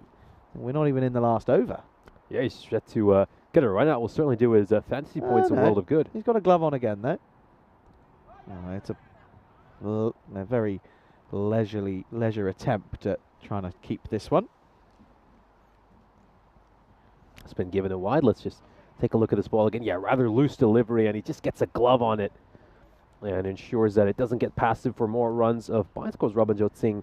His wicket keeping for Ljubljana. Yeah, the fixtures are out for the ECC, of course, coming up in a few days. In just over a week's time. It'll be a week tomorrow. Oh wow, this one again. So I don't know. This is a better bit of keeping from Singh. Yeah, the fixtures out, but I don't think the squads have been published. Just so, yeah, I think if you go on the squads tab, you can select what year you're in. Of course, at the moment, 2023 is the only one that you can get there. So I think there might just be some confusion as to the squads out at the moment. Yeah, that's 2023 squad for any of the sides up there at the moment. 2024s, I don't think have been published yet. Yeah, of course. I think a number of people are still looking at some of the older squads, and of course, sides are going to be playing in the Premier Division. They won't have their squads out yet because for some of those teams, still over a month to go until they'll play. So we'll start off with Group 1, the Challenger Division. Pretty sure it's the same deadline. Oh, pretty sure it's the same deadline to get your squads in before the start of the tournament. Oh dear! Oh, this is going to hurt. This is into the chest, and he's going to take a minute here. No, absolutely. Yeah, Ramanjot turns around and says, "No, no, no. We're not trying to run him out here into the chest." And yeah, he's just going to take a breather here because you got to be careful with the ones that go directly into the chest here. This ball just takes off over here, and you can see it catches him, yeah, right on the chest, as you mentioned. That's going to hurt. Certainly going to need a good rub. I think they're going to administer any magic spray on the chest. Haven't seen that before. He says, no, I think he says he's okay. I thought he was going to wander off then, but he's not. Next game coming up, match 33. Looks as if it'll be starting, hopefully, on time. Sokol, they return. They take on Belgrade. And again, an interesting choice to bat first by Sokol. They're going to look to pile on the runs. And the Belgrade, well, they're 9-5. They are the only side that haven't lost a game to Weather officially, where they've had no results. So, going to see the likes of Vinoth, the skipper, and of course, well, apart from that, no, realistically, they just haven't got runs on the board. That's been the issue for Belgrade. So maybe that's why Sokol are batting first. Almost guarantees them the 4 points if they can get a score of 100 plus, really. Yeah, certainly does. Of course, we can see Chris Smith chiming in with his opinion, another Firefox user. Good to see that. He does use Chrome on his phone, though. Yeah, I think a lot of us have to kind of, especially if you've got an Android phone, you sort of have to use Chrome. See, that's just the conglomerate. That's the monopoly. Just have to use something because it's there. Mm-hmm. See, on my device, I can use whatever I please. You don't have to use it. I think most of us just do it for the ease of it. I mean, keep in mind, if you have one of these Samsung browser phones or any other company, you do have a default browser that the company provides as well. But I don't think too many people use them. Bit of spin, and spin to win, maybe. This is a chance. Sharma. Oh, I tell you what, his catching's a lot better than his ground fielding. That's another good catch. As the likes of, well, this is Tahir Mohammed who's come on. He's taken a wicket first ball, and it's another good catch down in the deep. It's just a little bit drier now out at long off, and thankfully doesn't slip and slide this time around. Covers a fair bit of ground, gets into a good position, and takes that catch very well. Ajay Sharma has got a safe pair of hands, doesn't he, on that position. Can't afford to haul anything out towards long off. Sagar Malik departs, having scored just 7 runs. Yeah, full of the 6th wicket, so 33 for 6. So, yeah, it's going to be another disappointing outing with the bat. I mean, once again, not going to get to the 50s with just 5 deliveries to go. This is Faruqi, who's come out at number 8.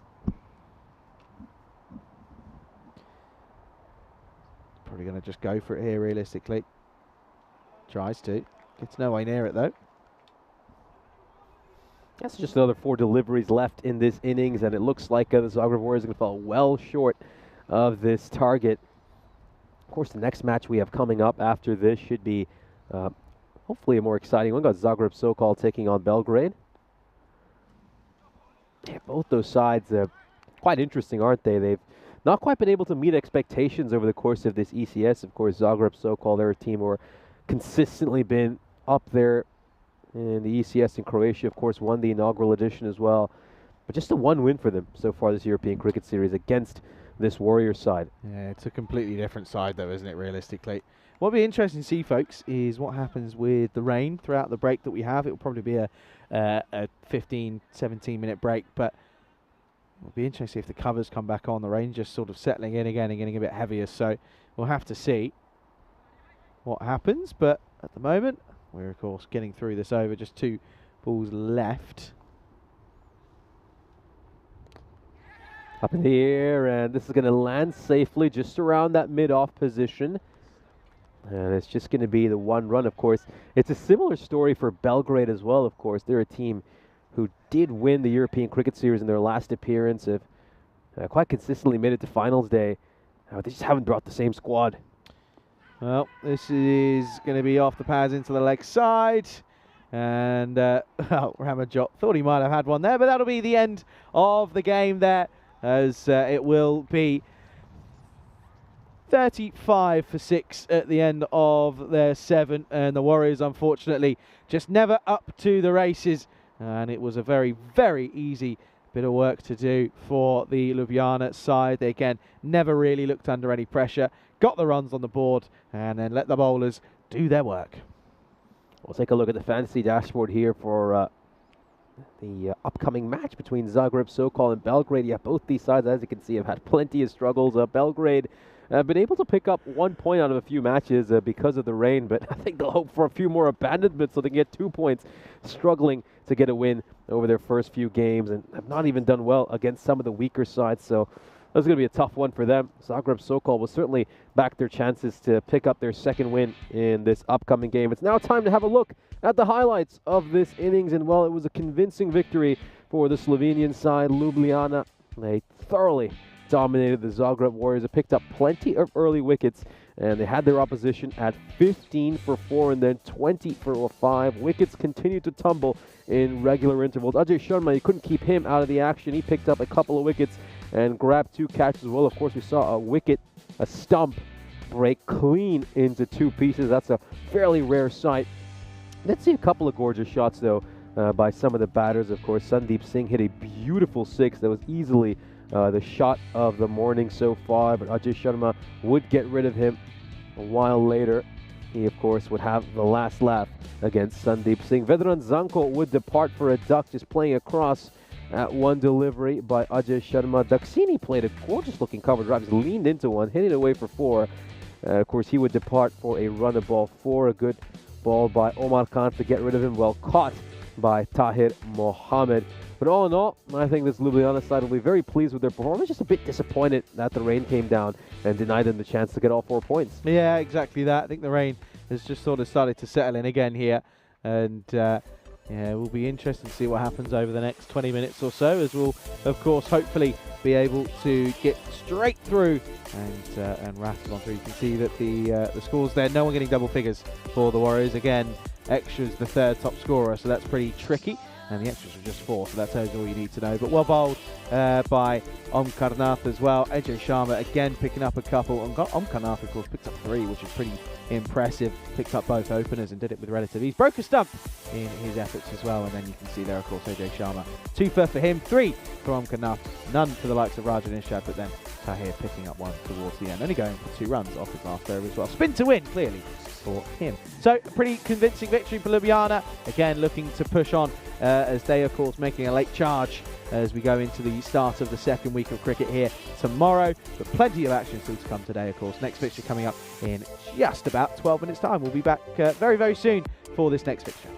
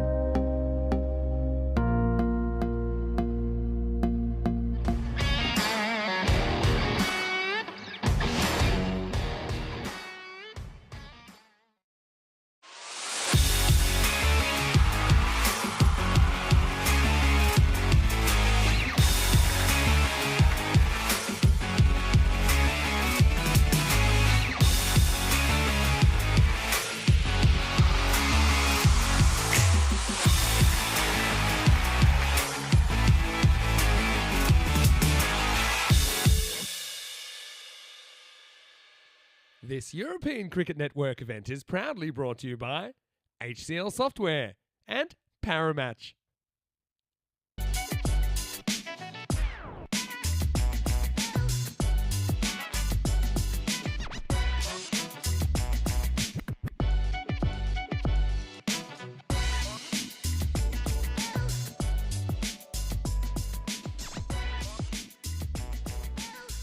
Our second match today features Zagreb Sokol against Belgrade. Zagreb Sokol, of course, won the inaugural edition of the European Cricket Series here in Croatia, but unfortunately for them, this has been a pretty difficult ECS for them. They've managed to notch just one victory so far this European Cricket Series, and that came up against the struggling Zagreb Warriors. It was a bonus point victory. However, we really haven't seen the same flashes of brilliance we saw from them during previous European Cricket Series. Two standout performers for them have, of course, been Sagar Manzoor, who is their top run getter, as well as Saqib Hussain, who has chipped in with some good scores throughout the course of this ECS. However, they're not the only struggling side in this match. Belgrade, a side who, of course, won the European Cricket Series in their last appearance in 2022, have had a very difficult time so far. They haven't been able to bring their usual squad to Croatia, and thus they have struggled mightily, managing to score just 50 runs in an innings once over the course of this ECS. They really are the shadows of their former self, and they'll be hoping to do a lot better in today's match. Of course, for Belgrade, it's all about setting personal goals. They've got to go out there, try to get some milestones, continue to develop as a team,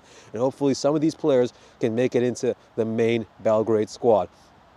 We'll head back to Charlie Hunt, who's in the commentary box, and he'll give you an update regarding this match. Thank you very much, Nishay, sir. And it is going to be an interesting one in this match 33 of this European Cricket Series here in Croatia. As, Nish said, Sokol taking on Belgrade. It is Sokol that have won the toss, and they're going to bat first in this one. Let's have a look at the two lineups, of course. Realistically opening the batting for Sokol. They're going to be looking at Hashmi. Manzoor will be in the top four as well. He's actually dropped down a couple since we started. And, of course, the likelihood that we'll see Hossein as well. He'll be crucial with both bat and ball. As for Belgrade, it's been a tough old time for them, hasn't it? They really have struggled to get things going when it comes to the likes of getting runs on the board. So I think that's realistically why Sokol, they want to get runs on the board, bat them out of the game, make it an easy stint for them out in the park, and come back off with a little bit of some wet clothes on their back. That's all they're going to be looking for. A very warm welcome then to everybody to this fixture. Pleasure to have your company with us here on the European Cricket Network. We are looking forward to this fixture. Umpires once again is going to be Jasmine, who will be out there again. However, swapping out partners, and it is going to be the very, very well-seasoned professional in Velcro. He's going to be out with Velcro's done a real good stint over the last 2 or 3 days, and deserved a little bit of a lie-in, as per se, this morning. 91% to 9%. No surprise to see that Belgrade going to be very much the underdogs in this one. Everyone loves an underdog story. Could it be the successful one for them in this one? It's going to be tricky up against Sokol, but again, I think that's the joy that we've had in this tournament. Every team looks beatable. There's not exactly a side at the moment that looks unbeatable. Okay, you'd probably argue Ljubljana at the moment are looking very good, but no side that we've seen so far have looked as if like they're going to go through this unbeaten. You know, Assassins, they've been knocked off their perch a couple of times. Sokol have also been able to get some good results, but then have struggled at times as well. So it's been very interesting to see how this tournament's played out so far this week. Of course, we've still got another 5 days of ECS action before we go with some ECIs on the Saturday and then ECIWs on the Sunday. Of course, the reasoning behind, normally we sort of converge the two, but the reasoning is because, well, we've got Croatia taking on Slovenia on Saturday, and then both of those two sides will travel on the Sunday to Khartoum to get underway on Monday morning. Did get a bit of an update. The squads for the ECC Groups 1 and 2, the Championship, have been published. Squads for the Premiership haven't. So there you go, that any squad you see from the Premiership sides on the network, on the website at the moment, will be last year's, and they haven't quite updated it yet. Rain falling still here in Zagreb, but the cricket, well, there's grass on the wicket, we'll play cricket. There isn't grass, it's Astro. There's grass on the outfield. Let's get this game going. It's going to be Samiula to open the bowling for Belgrade here. Well, He's got a long old run up. I think Velko's just taking it by surprise at how far away he is at the moment. Let's get this game underway. Samuela for Belgrade. That has to be one of the longest run-ups I have ever seen. We're going to get through for a bye. Sneaks in here. It does. Good call. That I'm going to count how many seconds this run-up is. And with this run-up, you've got to be bowling 80 miles an hour plus, and he definitely isn't. Right, Nish is next to me. He's not on yet, but he's gonna time from the start, that first step, until he releases the ball. That's what I want to see, because he's bowling from pretty much the boundary. Here we go. Right, start the timer.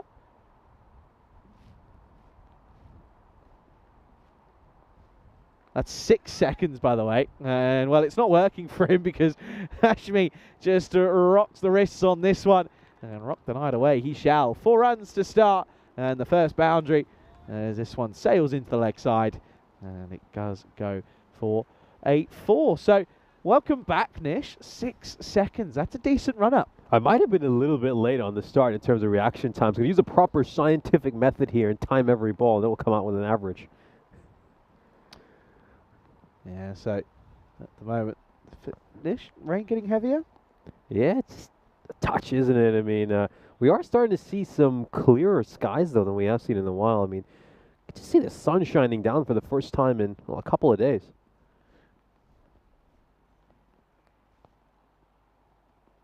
Now that run-up's not exactly most comfortable.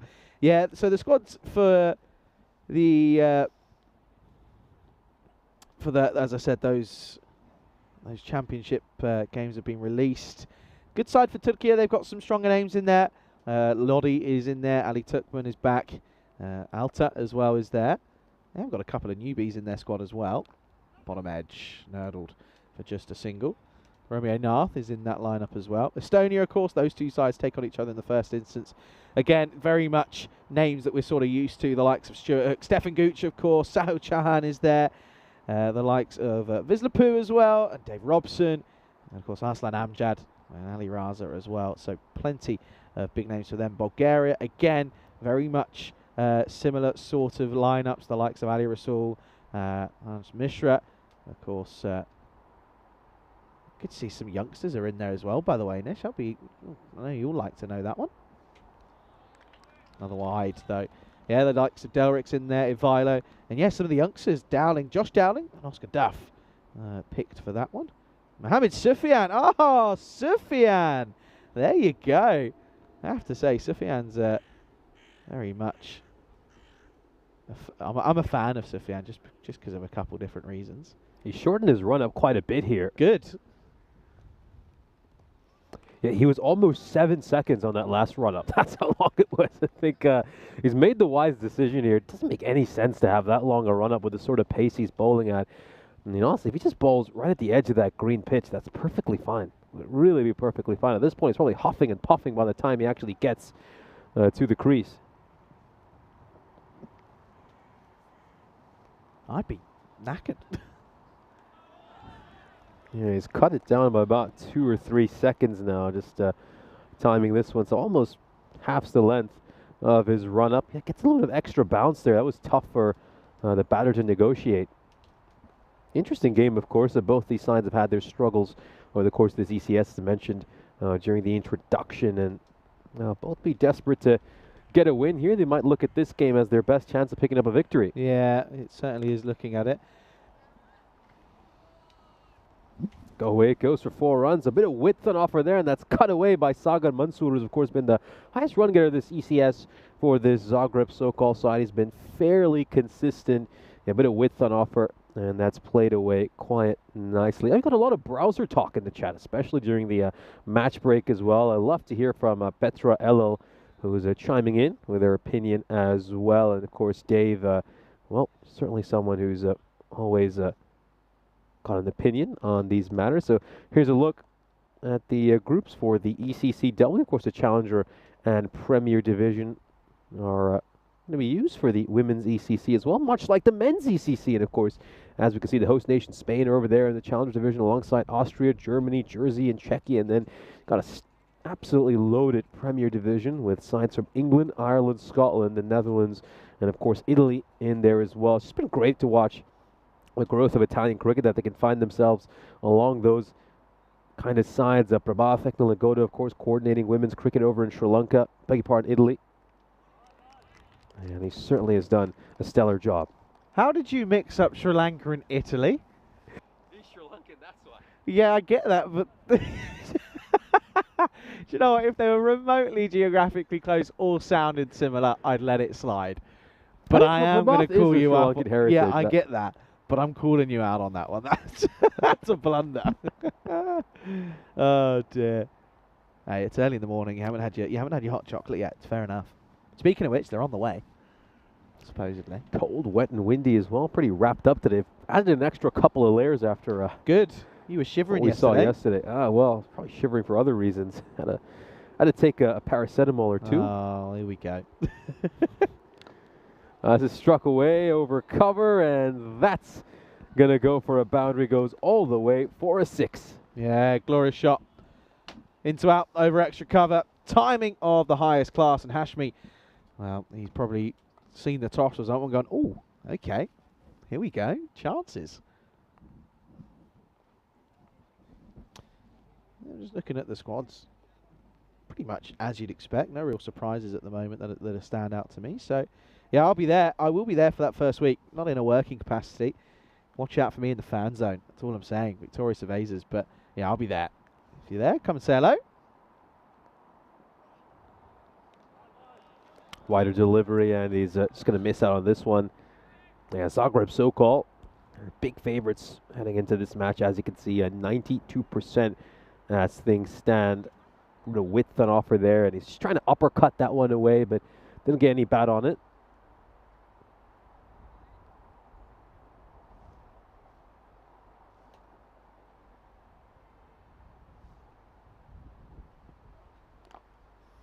This comes off the toe end of the bat. They're going to scamper across here for some. Got a lot of VPN talk happening in the chat as well. Everyone's sharing what VPN they use. Yeah, I'd love to hear your opinions on that. Of course, yeah, I told you all about the provider I use, and then Petrello just talking about some of the extensions you can get in the built-in VPN in the Opera browser. So yeah, the chat getting rather technological this morning.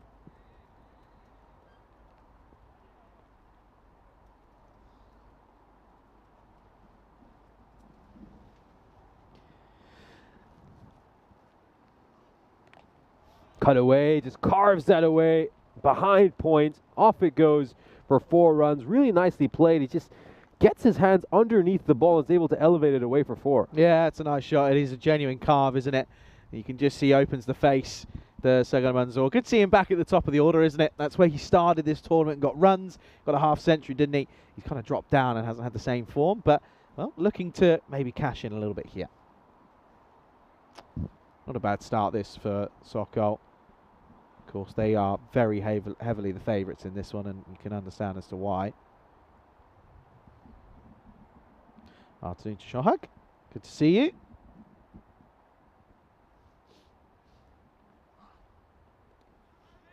Down the leg side, that's going to be a wide. It's quite get his line right over there. Basharat just trying a little too hard. You could see he was trying to bowl an effort ball, but just gets a bit wayward with his line.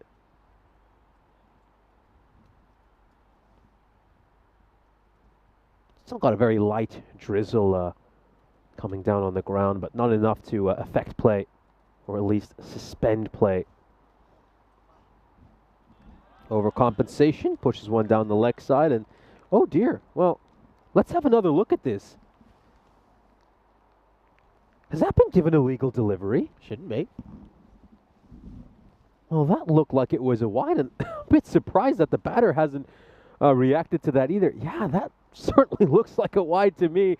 Don't know if I need to go to Specsavers, but it's been deemed a dot ball. So Zagreb Sokol, as you can see, currently in 4th place in the standing. They've picked up 13 points over the course of this European cricket series. And Belgrade, they're right there down at the bottom of the table. Rock bottom. Just going to take a look at that delivery one more time. He's lucky there, Bashar. That's the only way to put it. He's very lucky.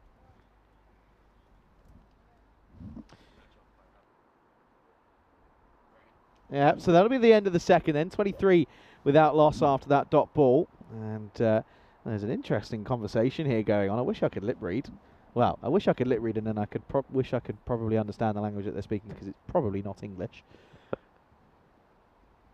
I do wish I could understand Hindi, for example. I do wish I could, but it's tough. It's not exactly easy. It's cut away, and that's going to go away for 4 runs, and that's gone for a boundary. Hashmi ends up playing that nicely. He's given quite a bit of width. Yeah, of course. I mean, certainly when the mics are turned up, you get to hear some of their conversations, which is always very interesting. And some of the stuff they say, can't always repeat them on the mic here in our broadcast. Rico did try and teach me a few at the start of the year, and I had him in a book, but that book got ruined when I moved back home, and I can't remember what it was. And I'm trying to think of what it was now. It's something about fielding, but I can't remember what it was. It will come to me at some point. It's interesting that you chose to write them down in the book. You come across to me the sort of person who keeps all your archives in cloud and sort of in cloud storage, that you wouldn't really have paper records. It's clipped away. That goes towards the boundary. Going to be a big chase for the fielder, but he's not going to get there in time. 4 runs. It's interesting. Obviously, I did we make a joke about it. I did commentary school, but I did do a module at uni that was sports commentary, and of course a lot of it was the sort of background info and the research and stuff like that. It's very interesting. I think there is certain, for different parts you can prepare. We actually spoke about this in the car on the way to the ground this morning. We were talking about a couple of commentators that were out in the qualifiers, and I think it's Mel who was doing the Scottish and Australia series. That's a wide, by the way. The difference, when you've got, if you're commentating, for example, here in Croatia, of course, it's both our first times here. There's only so much information you can find. Sometimes you sort of, your colour and your feel sort of, oh, this man likes to do this, for example, whatever. There's only so much you can fill in. But, when you're commentating on, Adam Zampa bowling in against Watts, for example, there's just different levels and different sort of variances to it. But as for paper, this one is a glorious shot, by the way. This is up and away. 6-run. Hashmi is cashing in at the moment. That's a glorious shot. 6 again. 2 wide, by the way, from the bowler. It is completely different. I did start to write things down, but then I've also realised and noticed that my memory's got a bit better.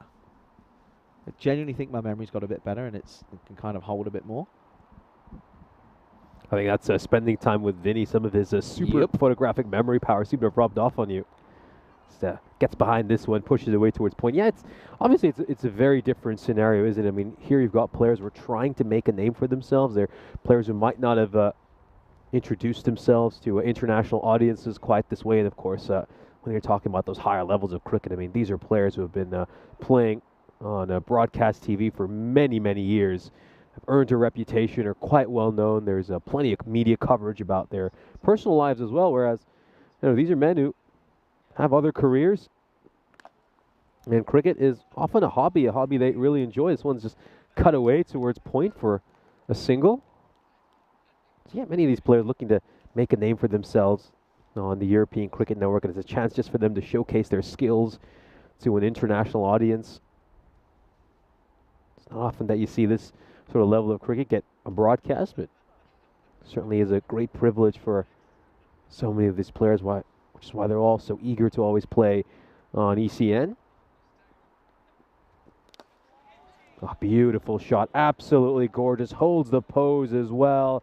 That is a glorious cover drive by Hashmi. It's been a fine innings by him so far. A very stylish shot to end the over. 21 off it, goes magical. Things that's so impressive is that it's genuine cricket shots. It's not the hoik onto cow. It really is glorious over the offside. And that's going to be the end of the power play. And it's a good 46 without loss after 3. Take a look at this power play. As you mentioned, 44 for no loss. Looking really good, that rate.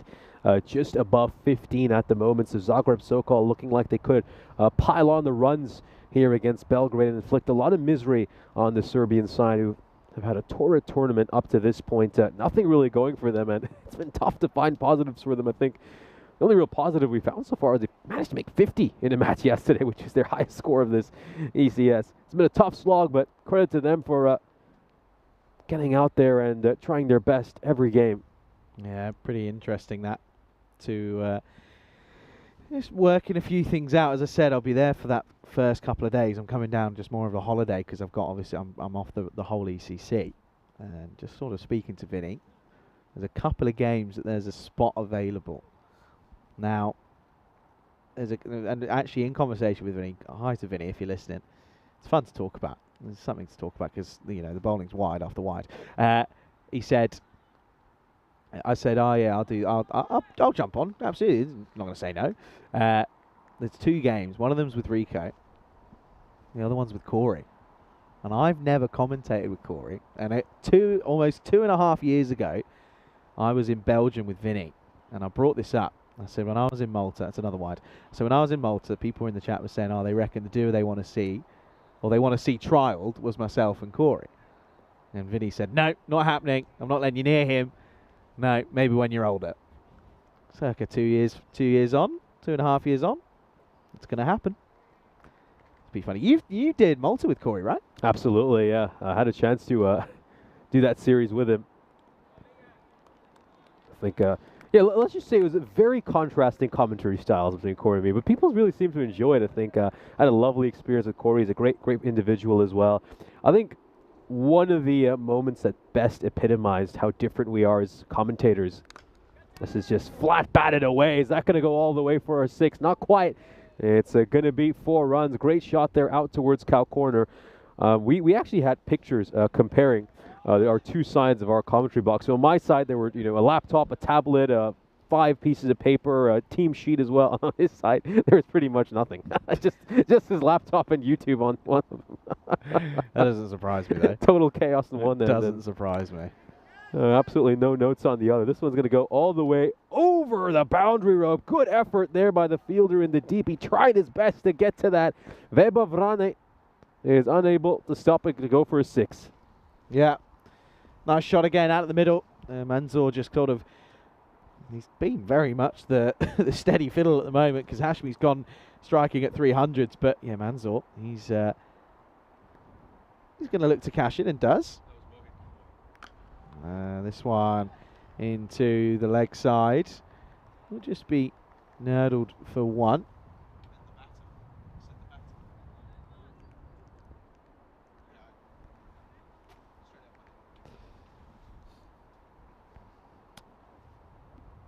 Paul saying there's plenty of cloud storage at the ground. It's true. It's very true. Oh, gets behind that ball and blocks this one. That's a much better delivery there by Enver. Enver's the 12th man for much of this ECS. Hasn't had too many opportunities to play for this Belgrade side, but getting an over here. Good to see him getting an opportunity.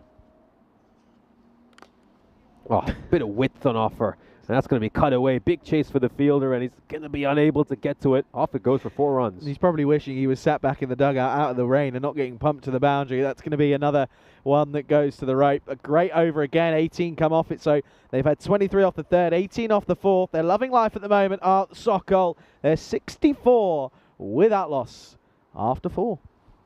We'll just take a look at the run rate here. They're going along at 16 and over, 23 off the 3rd, 18 off the 4th, just accelerating over by over here, Zagreb Sokol, and be a few alarm bells in that Belgrade dugout right now. Both these batters look really settled out in the middle. They're timing it beautifully and really looking to get to a big score. They've got to find a way of breaking this partnership. Yeah, they do. It's all about partnerships for a batting side, and it's, well, at the moment, these two are loving life, 64 off not very many. Off 24. Now, I have to say one thing, though. I mean, there's obviously a few people coming in with their reactions about looking forward to seeing you commentate alongside Corey. ECC Corey surely has to be very different to ECS Corey. I mean, that's certainly going to be a very different working experience than the one I had. That's true. That's true. Wasn't he commentating in a suit, jacket, and shorts? Yes, when he took the catch, he certainly was. That's gun. That's pretty gun, though. I like it. I respect it. Trust me, I do. Not every day, though. He only did that on a few occasions. Well, I do it a lot during the summer. I'm not sitting in 38-degree heat in a suit. That's not happening. But yeah, wasn't that like October? Yes, it was. What was it? November, actually. What were the temperatures like? It was quite pleasant. It wasn't that late cold. teens? No, not quite. I'd say sort of 20s, maybe low 30s on certain days. In November? In Malta. I wasn't expecting that. Oh. Well, that's going to be fun. Still, in November. It was very pleasant weather, actually. It was wonderful to go for walks in the evenings as well. This is just pulled away, and that should go all the way for a 6, just over the rope. That's gone for a Maximo. Yeah, nice shot again. Good pickup. 70 up now, by the way, and they are racing along here. That high score of the 160 could very much be in play. That was, of course, Ljubljana yesterday. I believe it was generally low 20s for much of the series. Low we did 20s have is that one perfect. day where it did get a bit warm, but I think overall that was how that series went. Low 20s is perfect. In October, that's still warm, actually.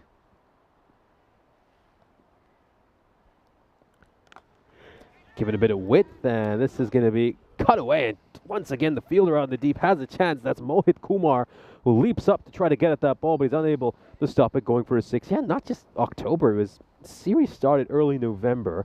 By the time it ended, I believe we were around the 21st or 22nd of November. So we really were into the autumn. That's pretty. That's warm. I'm going to try and find it now.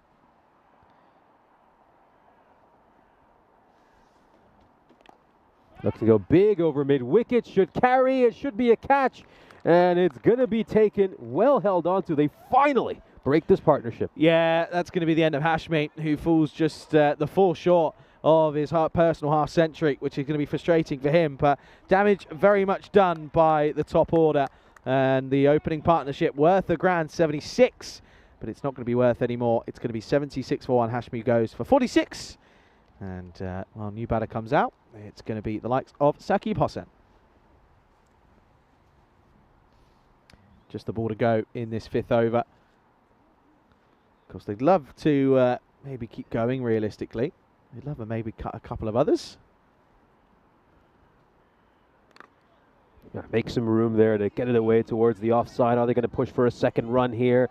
Should be able to make it back comfortably, and they certainly will. So Zagreb Sokol are 78 for 1, halfway through their innings in a commanding position, probably eyeing something in that 150-ish region, and well, they could even go up to 160. They still have plenty of batting left in the order. You still have the likes of Hossain, who we know are some extremely powerful hitters. Yes, Zagreb Sokol looking very comfortable here, and they've got a chance to pick up their second victory. Yeah, no real surprise that they're looking pretty comfortable against this Belgrade side. Fair to say, I think in Malta probably won't be wearing all this. Probably not. But yeah, looking forward to that one. That's going to be another hot one. But plenty of cricket still to come, though, of course. We've got the ECC before that. We've got 4 weeks of action in Kartamania. It's going to be a really, really good tournament. You know, the first edition of, you know, having the 2 divisions, which is going to be great. Yeah, absolutely. I think it just allows sides to go up against teams at about a similar level to them. I think in the past you've seen some of the weaker teams in the ECC really struggle when they go out there. They've not quite been able to get victories, and I think this will just make things that much more competitive. And they're going to be going into most games feeling like they've got a chance to get a win. So, yeah, very exciting stuff. Also just means that, you know, if you're one of those sides in that kind of lower rung of European cricket, you've now got a chance to at least pick up some silverware. You, of course, got that opportunity to pick up a trophy. I think if I had to make a comparison, it's sort of similar to how in football you've got the Champions League, but then you've also got the Europa League and Conference League for some of the other sides, who can also just keeps them interested and gives them a chance to pick up some trophies. Yeah, it's exactly that. It's trying to work out of you know, a way of leveling the playing field. You know, at the end of the day, that's a wide. At the end of the day, Croatia taking on England, for example, you know, realistically, nothing. You know, it's not. It's just, unfortunately, it's probably a fixture that they're not going to gain too much from. They're just going to get pumped. Unfortunately, it's just the way the cookie crumbles. That's another good delivery, good comeback. Mansour just chewing up a few here. And, you know, the only way that you're going to play better is by playing, you know, sides a little bit better than you.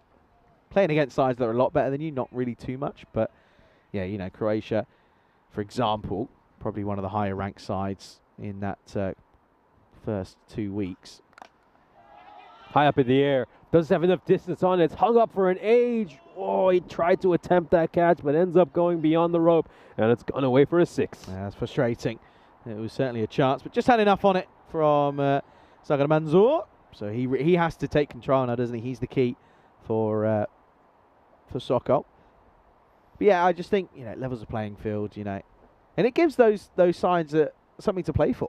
You know, previously they would have gone and thought, okay, well, if we scrape a win maybe in our really tough group when we're playing against Spain, Ireland, and, you know, Germany, for example, yeah, it just completely changes the outlook on it. Oh, it's going to go away for a boundary. Just catches an edge along the way. I think it's just slowed up on the outfield there. Well, I hope he hasn't touched the rope along the way.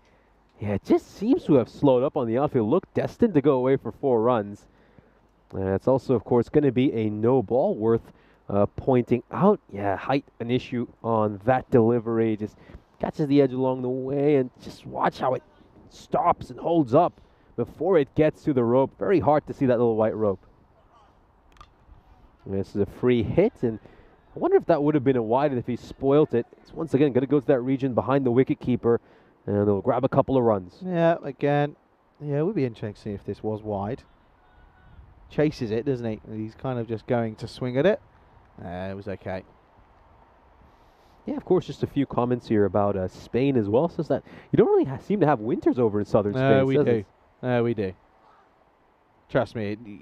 Don't get me wrong, it gets up to maybe, you know, late teens, but there are times where, you know, I've woken up and it's sort of 4 or 5 degrees early in the mornings, and it does get nippy, trust me. Trust me, it gets cold. Yeah, Cyprus kind of has the same as well, where, you know, obviously known for how hot it can get, but you do get the odd zeros or -1s over in January and February. A full toss, and that's going to be crunched out to the fielder, so he's going to feel like he's missed out on one here. Yeah, I might just want to have another look at side on here. Well, Hossein are asking the question. I don't like that. Don't ask the question. They'll look at it themselves. They know what to look for. Let the umpires do their jobs. That's probably a no-y, in fact. They're going to get away with it, maybe. Hang on just a second.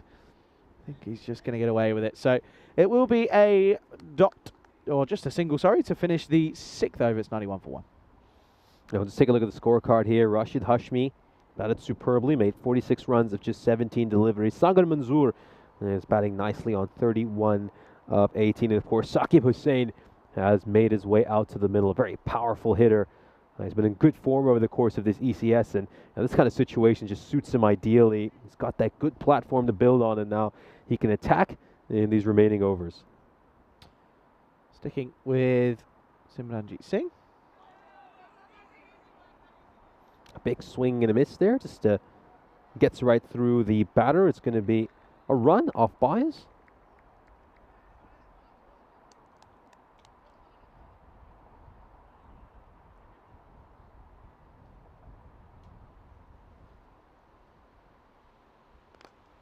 Well, it takes all the pace in the world off that ball, and once again it goes over the fielder's head, sent all the way over the rope by Manzoor. Yeah, that's another nice shot. He just has to wait for it, as Manzoor, who really did take the pace off it, did Singh, and yeah, gets it out, gets all of it out of the screws.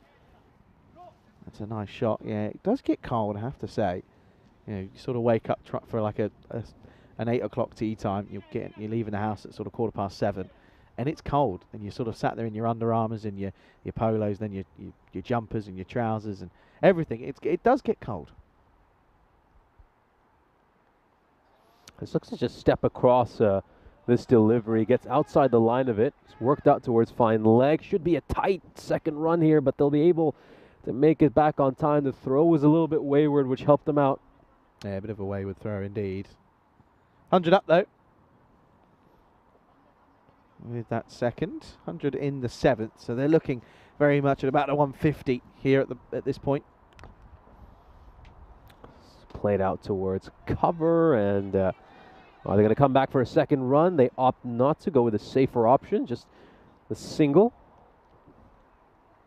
Of course, brought up their team 100 as well. Here's Zagreb Sokol. So yeah, I can see the expected score is now at 148. They'll certainly be looking to get into those 150s. They'll feel like they can crack that mark. Oh, dug this one out well. And has this gone the distance? Oh, it most certainly has. Goes all the way for 6 runs. Simranjit Singh is sent towards mid-wicket. Yeah, that was really, really well timed, wasn't it? You're right. Digs it out because it follows him. tries to create some room over the on the leg side, but doesn't work. But yeah, he negotiates it very well. Out towards long on, and it's well fielded, really well held on to. Just going to be a run. And this over will be worth 17 runs, so a slightly expensive over for Simranjit Singh. Zagreb Sokol, the 2021 champions, find themselves going along very nicely. We'll take a look at some of the events we've had over the year here on the European Cricket Network. And boy, it's been a real honor to get to cover so many of these events on the European Cricket Series. Of course, we started it off all the way in Cyprus back in January and had the honor of going to so many beautiful destinations. You can see what a busy summer it's been. Had a wonderful tour of Eastern and Central Europe over this summer. And we're here in Croatia for our final European Cricket Series before the ECC. Well, also not ready. They're turning to Udesh Dodathna with the ball. Struck hard, and this is going, looked like it was going to go just to the left of the ice cube, but that's a stellar bit of fielding. Haidar Rusama just coming from the corner of her eye to save that one. I love how jumpy you are in the cube. It's so funny. Because I was never concerned about that one. That was never coming to the cube. It was coming to my side. No, it was never, ever coming to your side. It was well away from the cube. Think about the one yesterday that was coming at a mile an hour and you was all, I'm ready to go. Come on then, come on. Miles away. Does make me laugh. I enjoy it. It's good fun. Well, it doesn't help that I've been falsely blamed for certain monitors Falsely. going down here. Falsely. You're the reason we're stuck with a 3-inch monitor. It's about the size of your car's radio. I think my phone's bigger. It's the Yeah, same it's size. just about the size of a phone screen. Oh, it just catches the edge of the pitch, and that's going to spare the batters. Yeah, I reckon I might have to. If it was Rico or Vinny, you reckon? I reckon they'd struggle with this screen. Launched all the way, goes away for 6 runs. Now, just have Andis in our ear saying that they have worked with this screen in the past as well. I was more getting at the point that they'd be funny to watch them squint at it, and then they'd be looking for Botox because they'd have be squinting at it. That was more the point.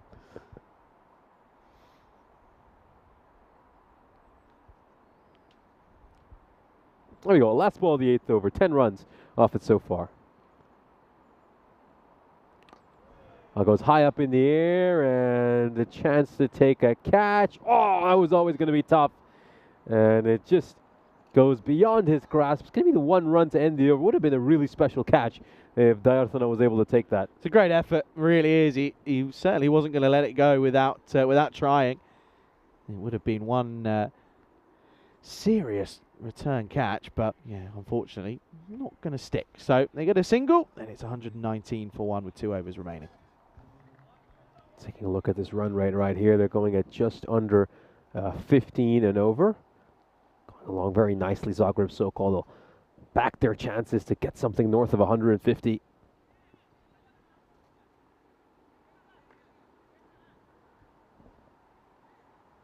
Yeah, consistent drizzle still, but it's such frustrating rain. It almost, you sort of sat there saying, well, just rain. Go on, just pour it down for like 5-10 minutes and then get on with it. Just consistent drizzle, not fun for anyone. Struck hard, out towards long on, and it's going to go over the rope for 6 runs. Glorious shot by Hossein. Yeah, it's a really firmly struck again. Finds the gap. It's 2 full. It's in the slot though from Eswar, isn't it? That's where he got punished in the previous over that he bowled.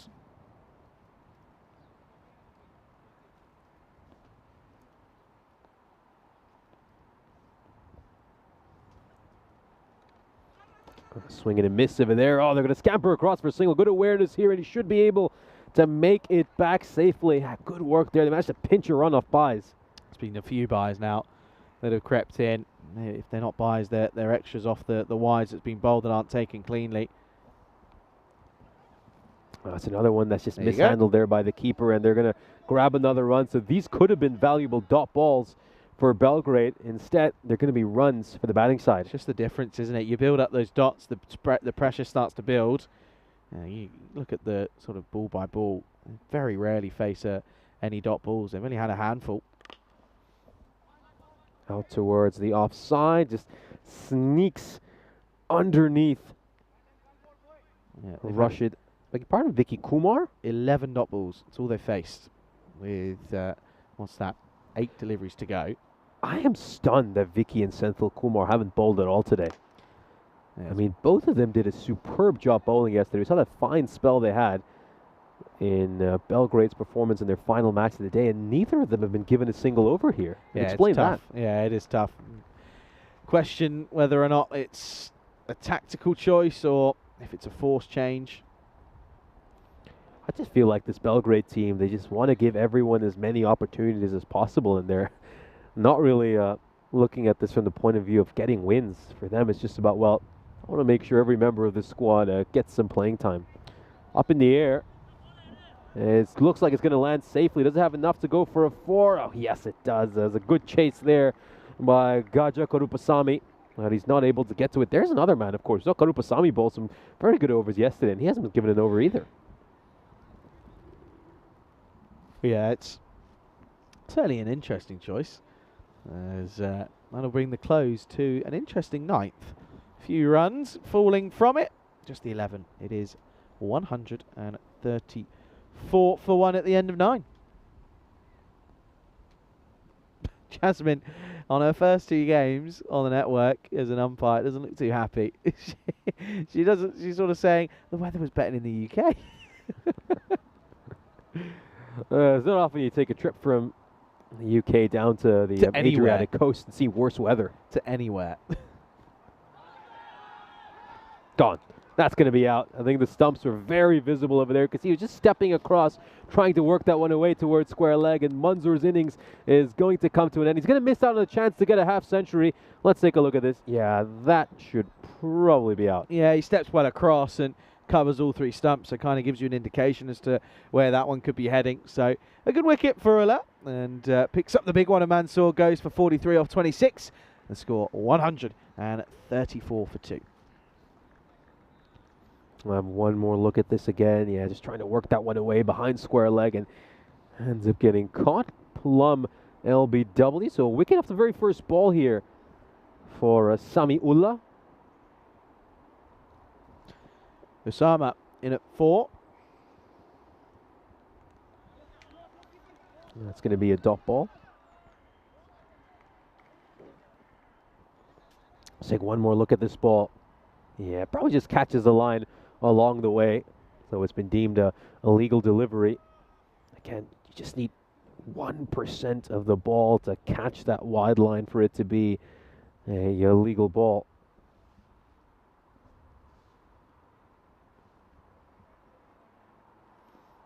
Big swing and a miss. And this one might be signaled a wide. They're going to grab some runs if buys as well. So a couple of freebies here for Sokol. It won't be buy. It would just be, of course, the extra wides. So 2 wides there. Again, they've had a few that the wides that only should have just been the extra. They've ended up getting a cheeky single in as well.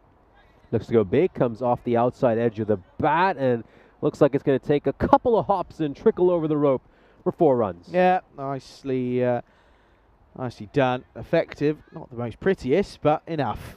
It's a genuine off the toe end. But as you said, finds the middle of the edge, which is, well, some would argue harder to do than actually find the middle of the bat. Nevertheless, it's 4 runs again. And here at the moment, they're certainly looking a little bit unhappy here, Belgrade. 140 up now. Pushes at this one out towards mid-on. Dug that out really well. It was a nice length by the bowler. Yeah, it's that tricky length to get away, isn't it? You just can't get underneath it. You're just dropping the bat on it and hoping that it, you don't jam it into your stumps.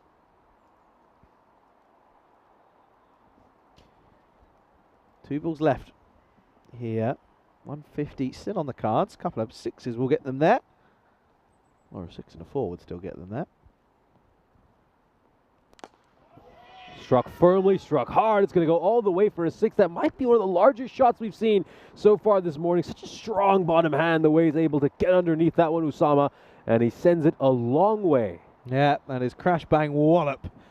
Genuine tape ball shot, that one down the ground. Timing. And, well, that is going to be a really, really nice way to bring up a Maximo. So 147 now, and definitely in with a chance of getting to that 150 mark here. Won't quite be the highest score that we've had so far that we may have predicted, but it's up there. Last ball, potentially.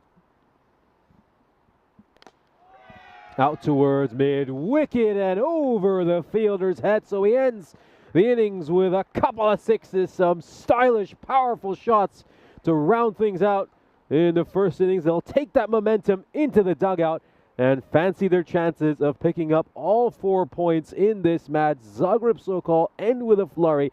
They post their biggest total of this European cricket series so far. They'll end up on 153. Yeah, and of course, Belgrade have got a lot of work to do. Well, it's a question of maybe can they get into sort of 60-70 territory. Maybe they can try and negotiate a point. It's going to be tough, but, well, only time will tell. Have a look at the highlights. Of course, it was a brilliant, brilliant opening partnership, wasn't it, between the likes of Hashmi and Manzoor. Of course, was worth a grand total of 76 before Hashmi was eventually gone. And to be quite fair, some of these shots though over the offside were brilliant, but the brutal hitting on the leg side was the more impressive.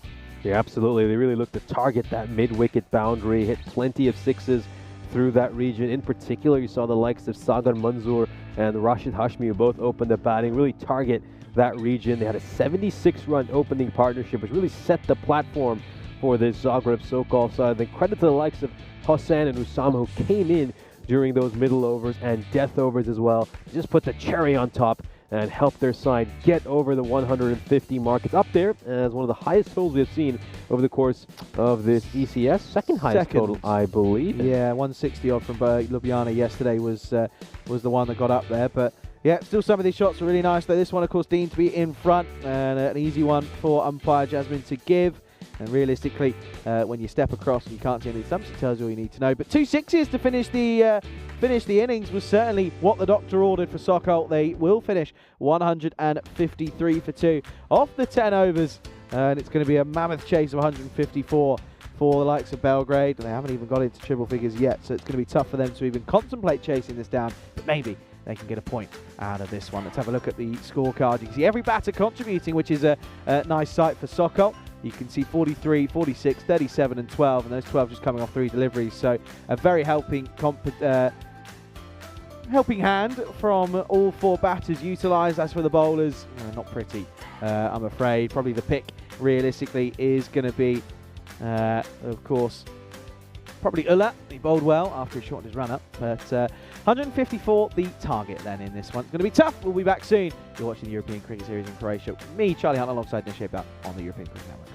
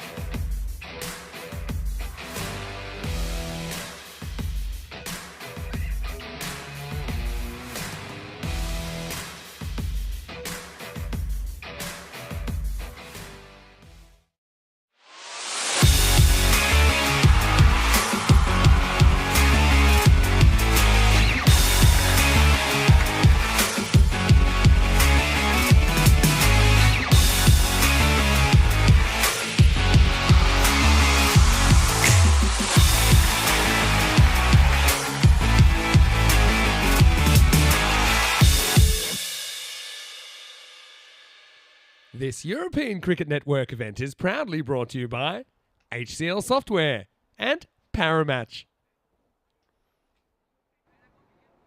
Welcome back to Zagreb, and Belgrade have a big task at hand here. I think the main goal for them will be to try to get at least a point out of this match. We'll, of course, bring up the bonus point graphic for you very shortly.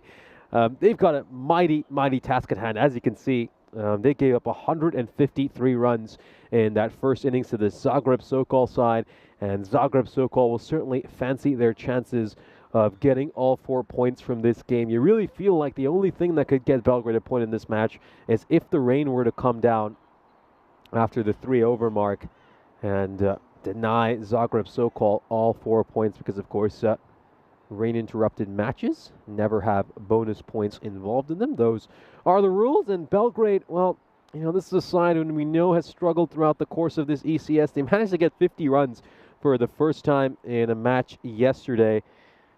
And you really would think it'd be a challenge for them to even get to that single point total. So a big task at hand here for Belgrade. And again, I think they just have to focus on the little things. Trying to set some personal goals for themselves.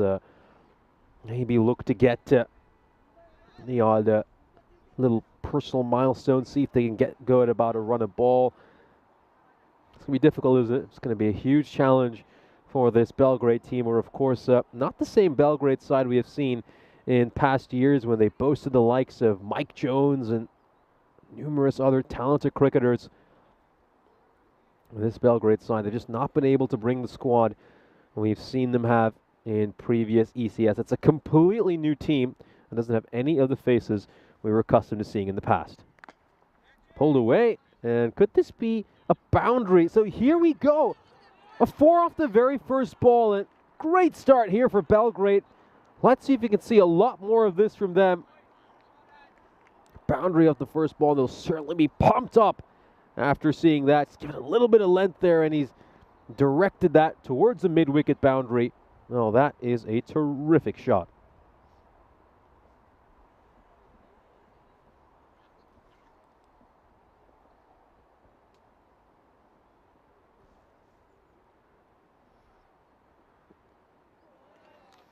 Backing away, trying to run that down towards that third man region, maybe cut it away as well, looking to create some room. I just caught a glimpse of Charlie.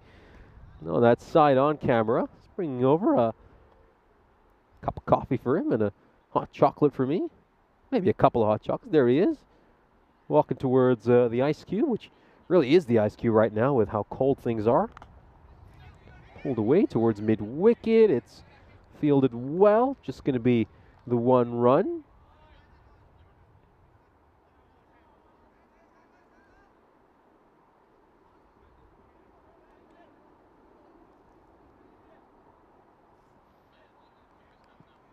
So 2 left-handers are opening the batting here for Belgrade. Not something you tend to see too often. No, on ECN, I think one of the few sides where I can see that open with 2 left-handers are, of course, Sri Lankan Lions over in Cyprus with Chamal Sadoon and Akila Kalugala. Belgrade doing the same over here as well. Hard, right down the ground. That's going to go away for 4 runs. Picks out the gap really well. That's a firm hit. Nice strike there by Basharat. You haven't seen much of him over the course of this ECS, but that's a really good-looking stroke. Hits that beautifully through the line into the Stronger Together banner. And let's see if we see an improved batting performance from Belgrade in this match.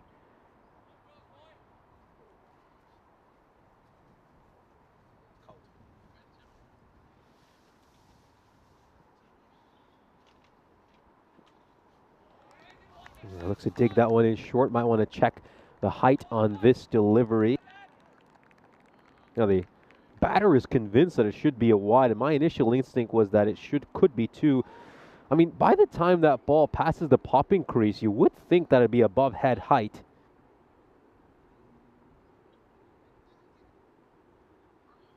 Let's have a look at this from our side-on angle. Yeah, that's my instinct as well, but deemed illegal delivery. That one just staying a touch low, and in the end, I have to say, Basharat's done a pretty good job of negotiating that ball. Throws fired in to the keeper's end.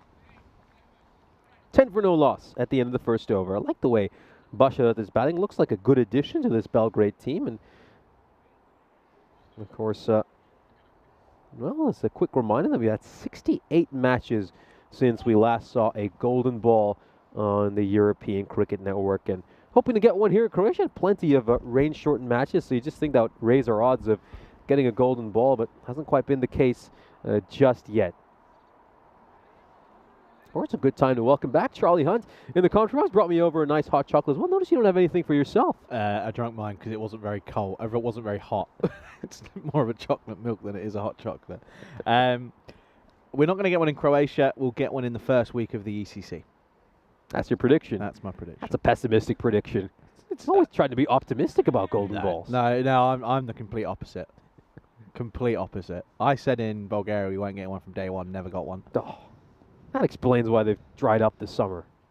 We had a few. That's another great stroke here by Basharat. That's going to go for a boundary as well. Yeah, love the look of Basharat from these early impressions. You can tell he's a good batter. And yeah, looking forward to seeing him over the course of this ECS. Hasn't been available the first couple of days for Belgrade. But first impressions suggest he might be a handy player. It's a little misfield out in the deep as well to help him out. Yeah, this will really help having a batter of Basharat's class. He's looking good at the top. Both two lefties opening, which is another way of looking at it, which is pretty rare to see.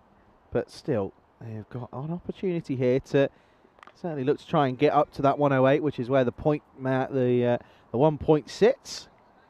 Of course, 140 off 52, 139 off 52 now, sorry, is pretty tough. They're going to have to consistently go at 16s, which is not going to be ideal, which is not going to be easy.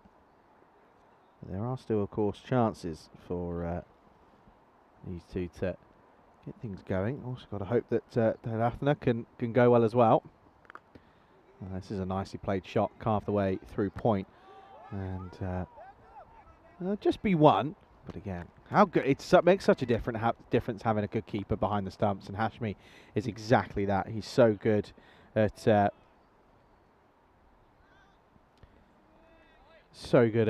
realistically doing the job. You know, I remember as a coach once told me, "You're a keeper. I don't want to notice you there. Do your job, and that's it. It's not a tough job. Just work it out."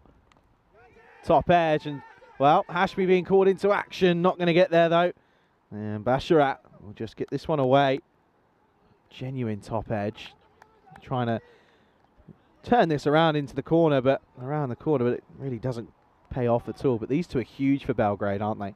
They are really crucial if they're going to make any sort of effort in this chase. Did your coach say that wicket keeping's not a hard job? Not a hard job, but it was. Yeah, this is lifted. Yeah, but this was coaching for sort of Spain A. So it was, you know, you're there for a reason. It was like, you know, your job at the end of the day is a simple one. Don't let it go through you. I don't want to notice you there. I don't want you to be all this flamboyant, you know. Do your job. Simple job. Yeah, very Bill Belichick-esque, isn't it? I mean, that one just lifted off on that last delivery. Got one ball left in the second over. 7 runs off this so far. Nice bowling by Sokol to start things off.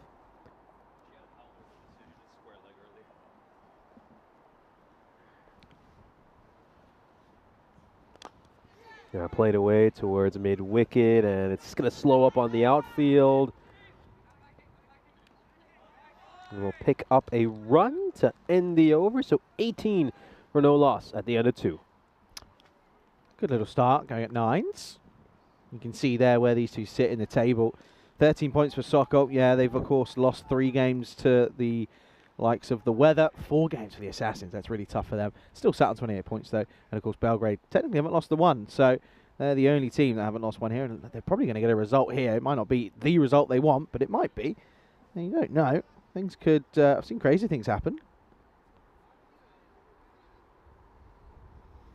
There we go. So, final over the power play coming up, and it's going to be a bowling change here. It's Shinamugam who's going to bowl the 3rd over.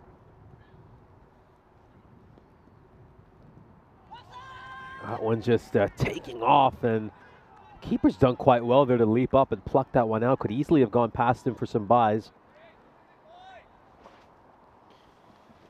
Yeah, good take. Really good take. It was a noise. I heard it myself. As a keeper, I would have been going up, but Hamish clearly knew that there was nothing near it. High up in the air. This one's going to go just to the right of the ice cube, and that's gone the distance for a 6. See, I didn't flinch this time. I knew it was going to miss us. It's gone about 20 metres over us. I'd be concerned if you're flinching at that one. That was thumped, though, by the likes of Idish Dayalathna. I'd be very worried if you were trying to take that on. Oh, dear.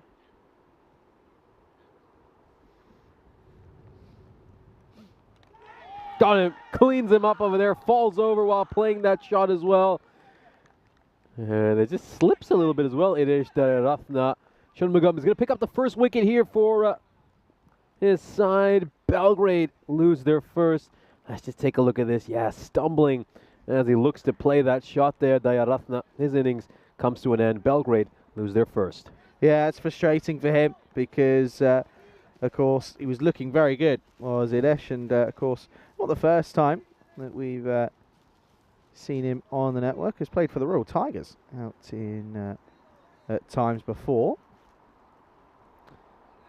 But it's a disappointing way to go, and it's kind of frustrating. Probably first time he's seen the way that this pitch behaves, and that's going to be annoying for him.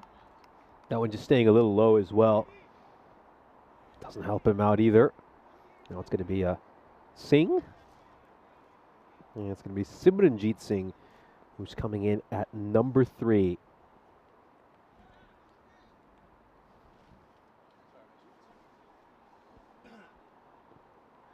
Going to take a leg stump guard over here, and he's set to face his first ball of the innings. Shanmugam going right arm round, looking to angle the ball into the left-hander. Stroked away towards mid-off, and that's going to be a single, gets off the mark. And not often you see all 3 batters in the top 3 are left-handers. Haven't seen that so far here in Croatia. Don't have that many left-handed batters in general in Croatia. And yeah, Belgrade boasting a top order of 3 left-handers. I think it'd just be nice if they could have just sandwiched a right-handed batter in between as well, just to change it up, throw things off a bit. Yeah, get that right-hand, left-hand combination. Oh, that's going to be another one.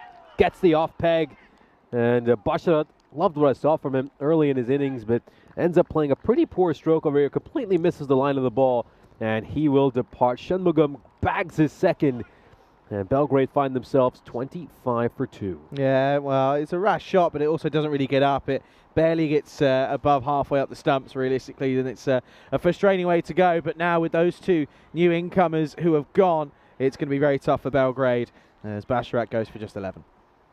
Yeah, 1 ball to come in the power play, and Belgrade got their backs up against the wall now with these 2 wickets they've lost. It even makes getting a point just that much harder for them.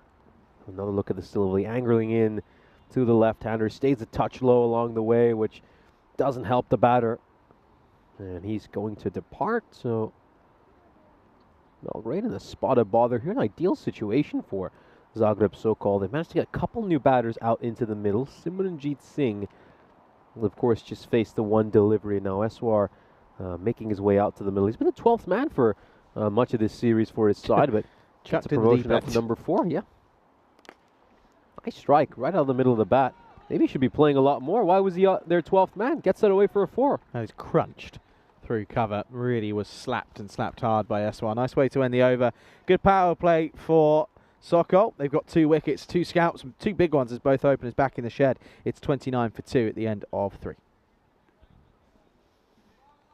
It's a fairly quiet power play here for Belgrade. I don't think Zagreb Sokol will be too displeased with it, but certainly by Belgrade standards, it's a huge improvement. I mean, this is a side who've struggled to go out and run the ball for much of this ECS.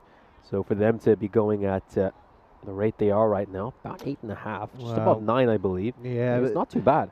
It's not bad, but it's now that those 2 openers are gone, can they consistently do that from here on in? I think that's going to be the question. And, well, we'll find the answer out momentarily. But they're going to turn to Aman Chowbi to return again. Went for 10 off his first over. Backing away, looking to cut it, trying to create some room to play that shot. But Simranjeet Singh doesn't end up getting too close to that delivery. Have another look at this ball.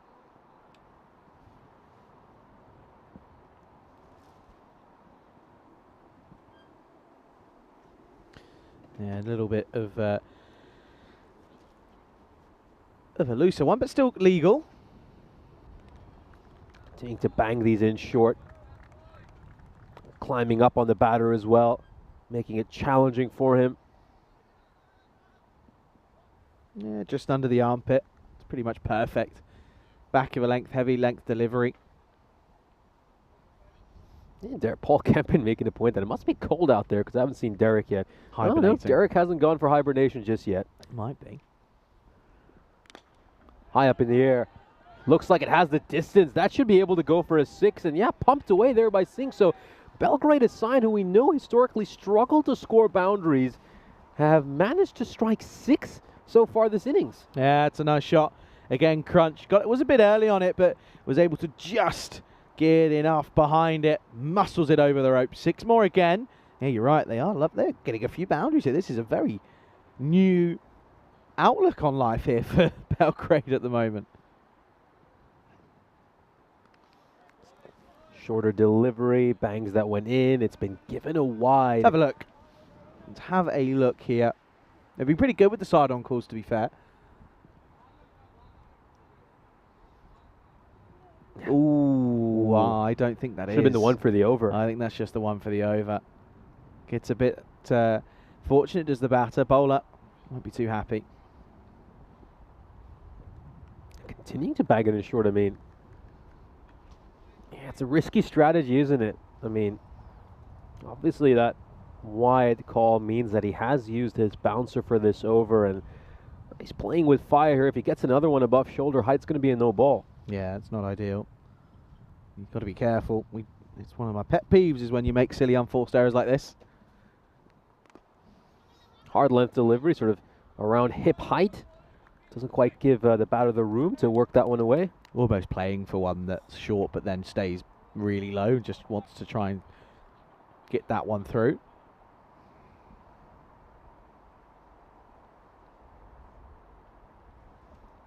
Seven runs off this over so far. Got a ball to come.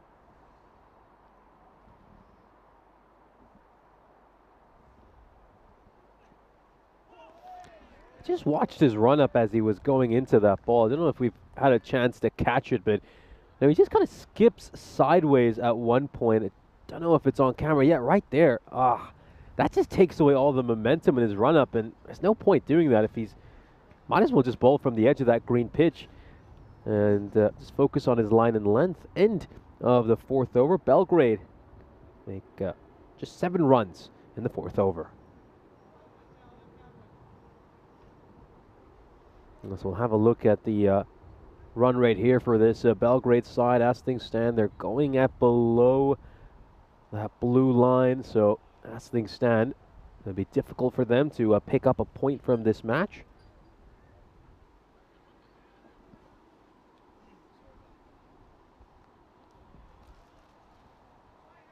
Going to continue with Suresh Shanmugam here. He picked up a couple of wickets in the first over he bowled right at the end of the power play. The one that just stays a touch low, a bit too hot to handle for the keeper. It gets away from him, and they'll pick up some runs off buys.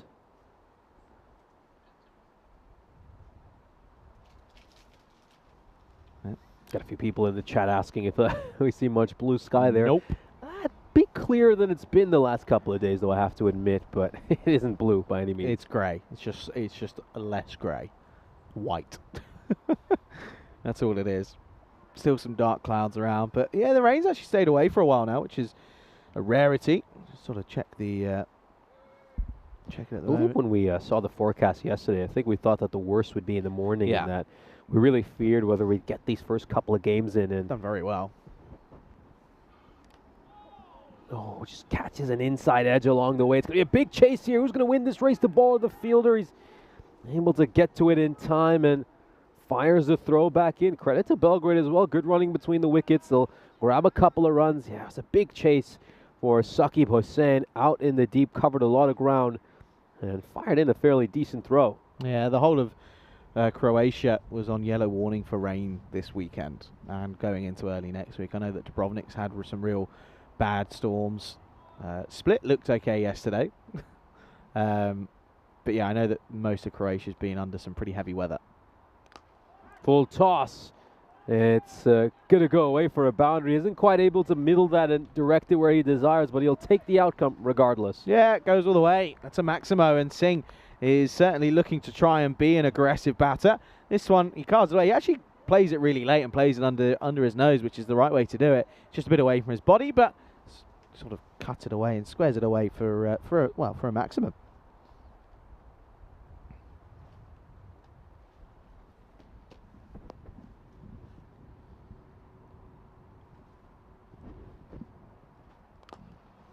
Out towards long on, and they will pick up a run. Yeah, that required. Now you can see just gone past the point of no return. Need to go at over 20 and over. So at this point, the main goal for Belgrade is to try to get to that 108 mark.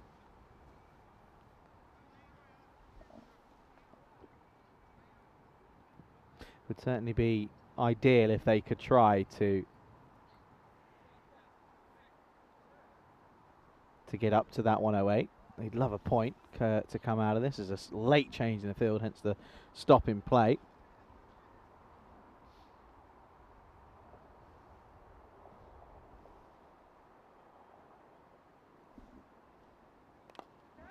High up in the air, shouts to catch it, but it's going to carry. It's going to carry, and it's really well taken. Was such a challenging catch. Saqib Hussain had to cover a lot of ground. And he gets himself into a terrific position and manages to grab this one. It's a big hit, not quite in control of that shot there, is he?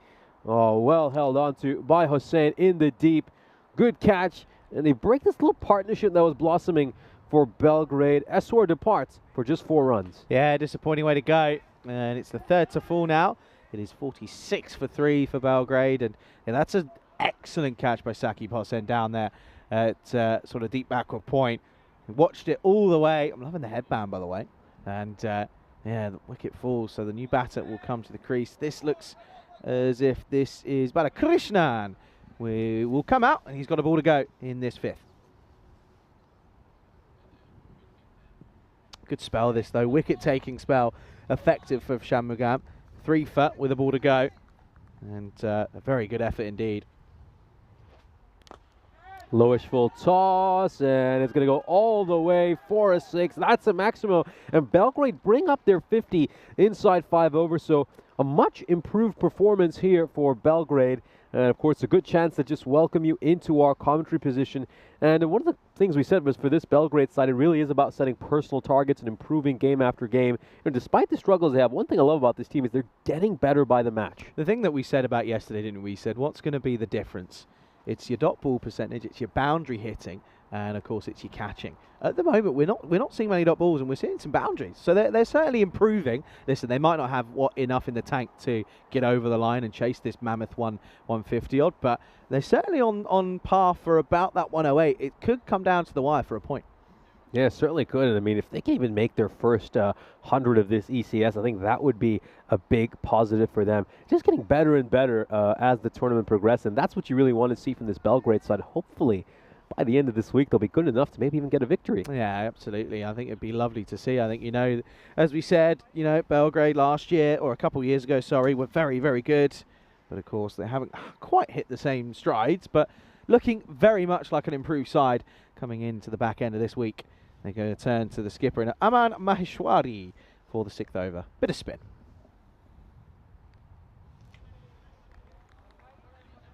Yeah, of course, you got Ashu in the chat saying that Belgrade going at about 10 and over really is a joy to watch.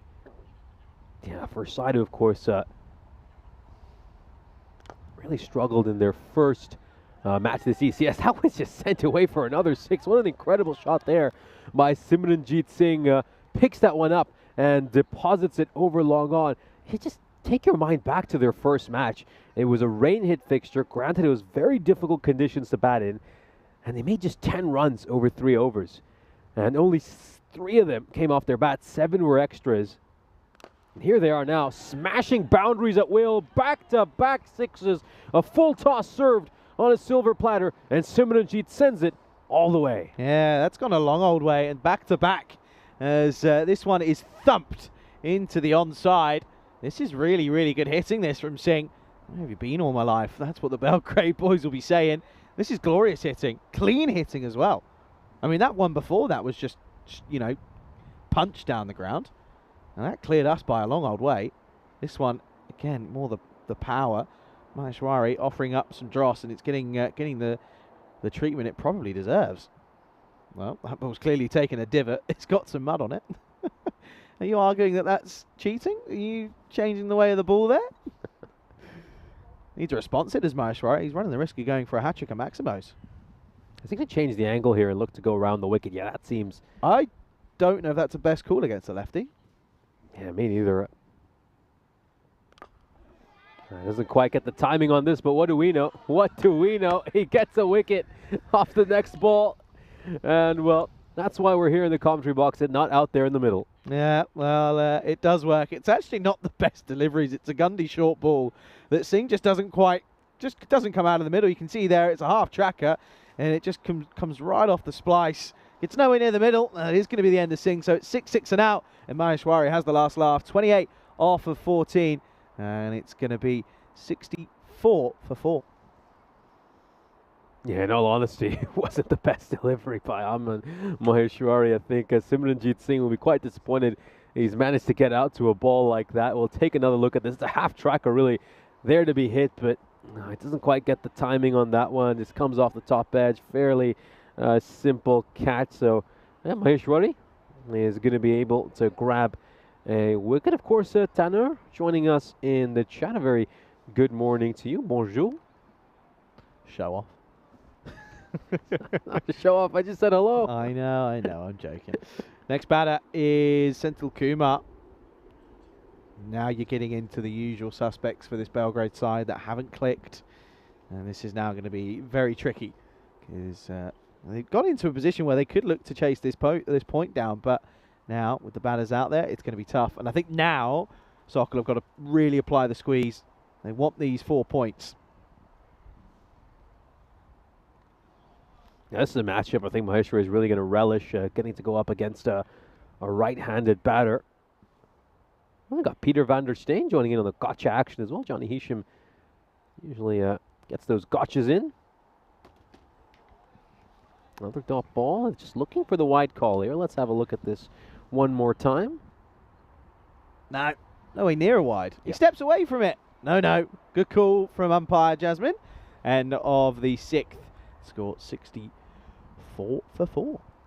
What a weird over. 2 massive sixes, then it was a Gundy ball, and often there's a saying that I can't say, but Dross gets wickets. That's the nicest way of putting it. And Maheshwari, well, he'll say, I don't care. It's a wicket in the book.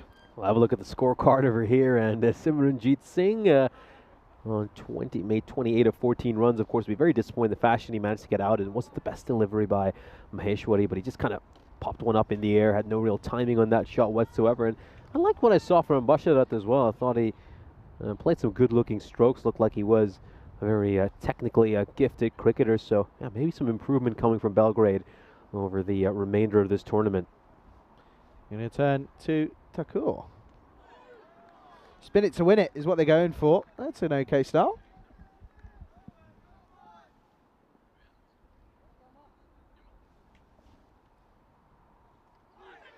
Oh, big moment over there. I think it just catches some bat along the way, so that was a chance. Let's take one more look at this. Oh, it's difficult. Really is difficult for the keeper to take that. Looks to advance down the wicket and just drags one out towards the fielder in the deep. It's just going to be a run.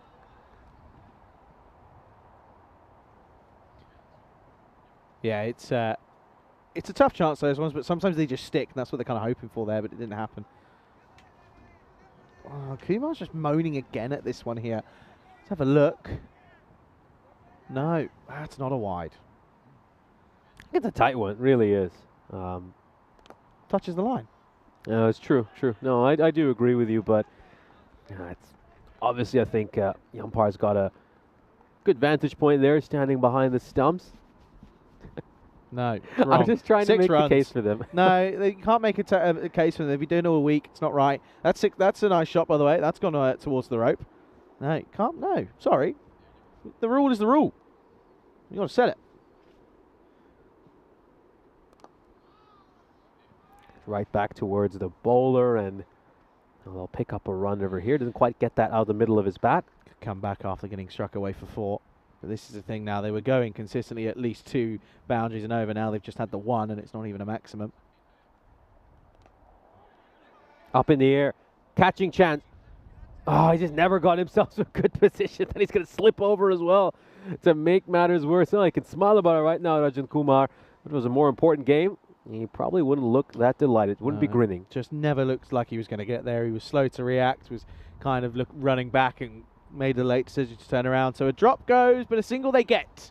72 for 4 after 7. Here's a look at the fantasy dasher for our upcoming match. So Sir Oliver Split about to take on Belgrade. Yeah, I do have to tell you, though, there's a mistake with Sir Oliver Split's record. They don't have just the 1 win so far this ECS. They have only 1 loss. Of course, the good thing for them is Manav Nayak is indeed available.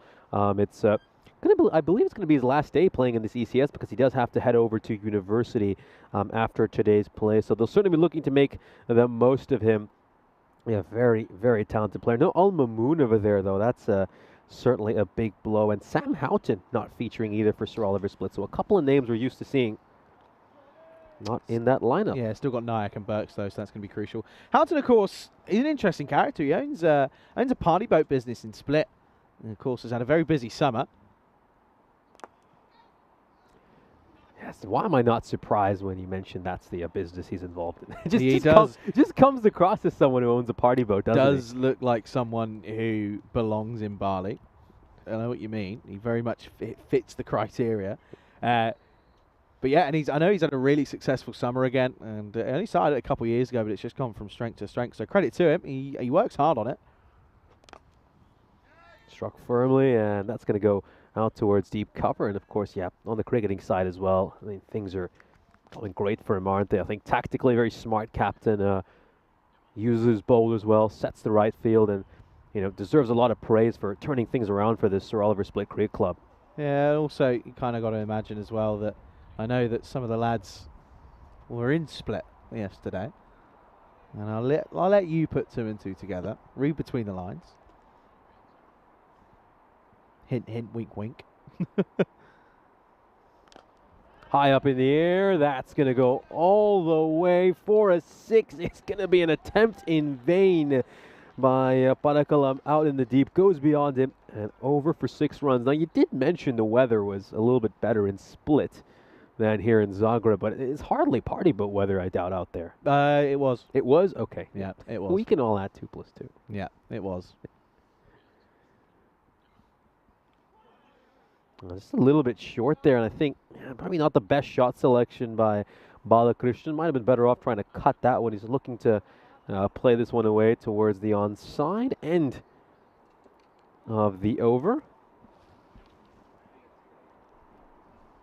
Yeah, it is the end of the over, end of the 8. It's 80 for 4. So going at 10s, which is nice here for Belgrade. Of course, that chase for a point is very much on. They're just starting to drop below at the moment, which is a little bit frustrating. But again, 1 or 2 more boundaries in this over. That gets them back up to it. They'd love an over of 15 here. It gets them up to 95. Of course, I love this, this bonus point equation. It just adds such a different dynamic. What would be a dead rubber now, it's actually quite a big next 12 balls. Oh, looks to just get that one inside the tram line. Nice delivery there by Thakur to start things off. He's just looking to go for a big shot. If he'd whipped the bails off, the batter could have been in some trouble. Well, now standing firm here. He's going rightfully so. It's not wide. It's well inside the tram line.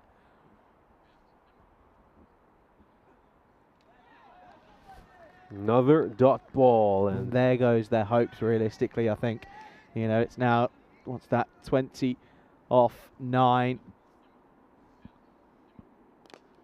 High up in the air, and that's going to go the distance. So, well, it just gives them half a chance, doesn't it? That big shot. Good use of the feet there by Kumar.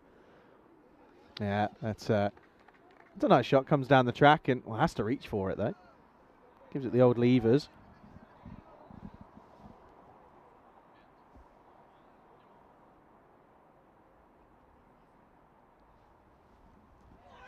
Oh, it just stays a little bit too low. It's going out towards fine leg, and Well, we'll pick up a run over here. Yeah, they get a bye, which will help. 21 off 7 for a point. But this is what I mean, you know, go back back a year ago, this would just read as 868 off 8 and no one would really care. But, you know, 21 off 7, have to go at 3 a ball.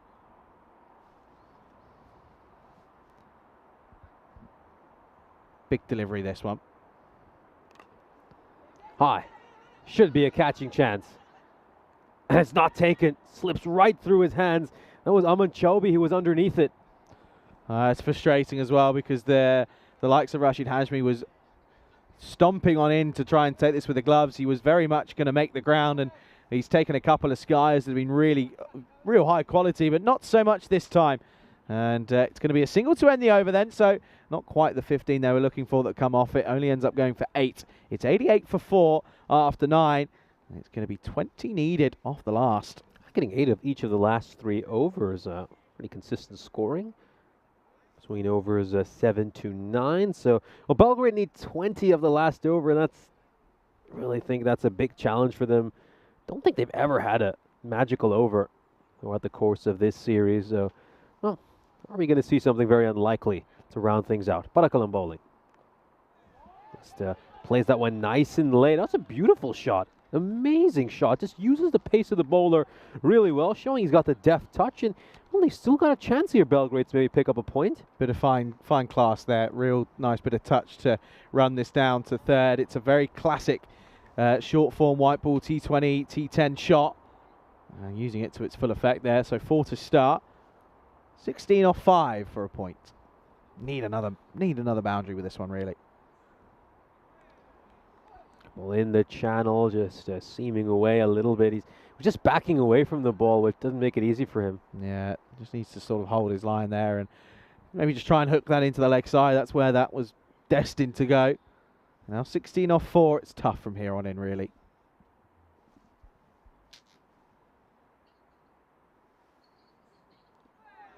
Now inside edge, and away it goes for 4 runs. A streaky boundary. That's now 12. Needed a 3 to pick up a point. So, well, can Belgrade pull off something really unlikely here? Oh, no. What's happened here?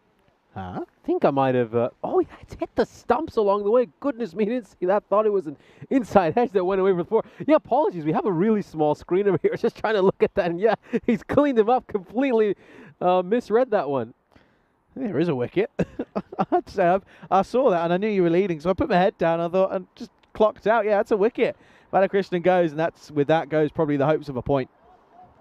Yeah, of course. We mentioned a few times what we're looking into. I thought it was just a little inside edge that went away for a 4 because it did see someone field it out towards the boundary rope. But no, it's a clean bowl here, and yeah, so that will probably just put Belgrade's chances of winning this to bed. Or I should say, picking up a point from this to bed, yeah. You're right, you need a ball. Are you okay? You flustered? I think the hot chocolate's hit your head. Let's just take another look at this. Kisses the leg stump. 3 balls to go.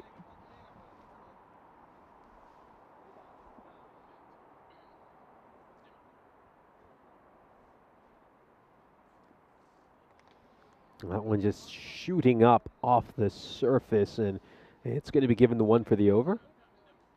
Just have a look. Yeah, it's on the head, isn't it? Still, though, it's agonisingly close for Belgrade. You know, they've got some new players in that have helped, but they just got out at the wrong times, realistically.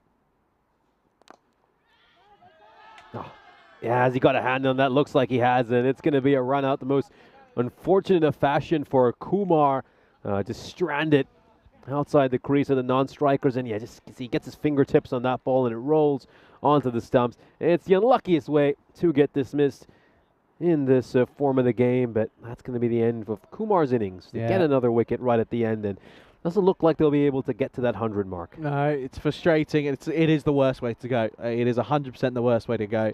Yeah, gets done by run out. Just not much you can do about it. So 92 for 6, a ball to go. Yeah, they're going to fall short here. Well, what's going on here? Well, this is interesting. So good to see that is helping him with his pad on. So yeah.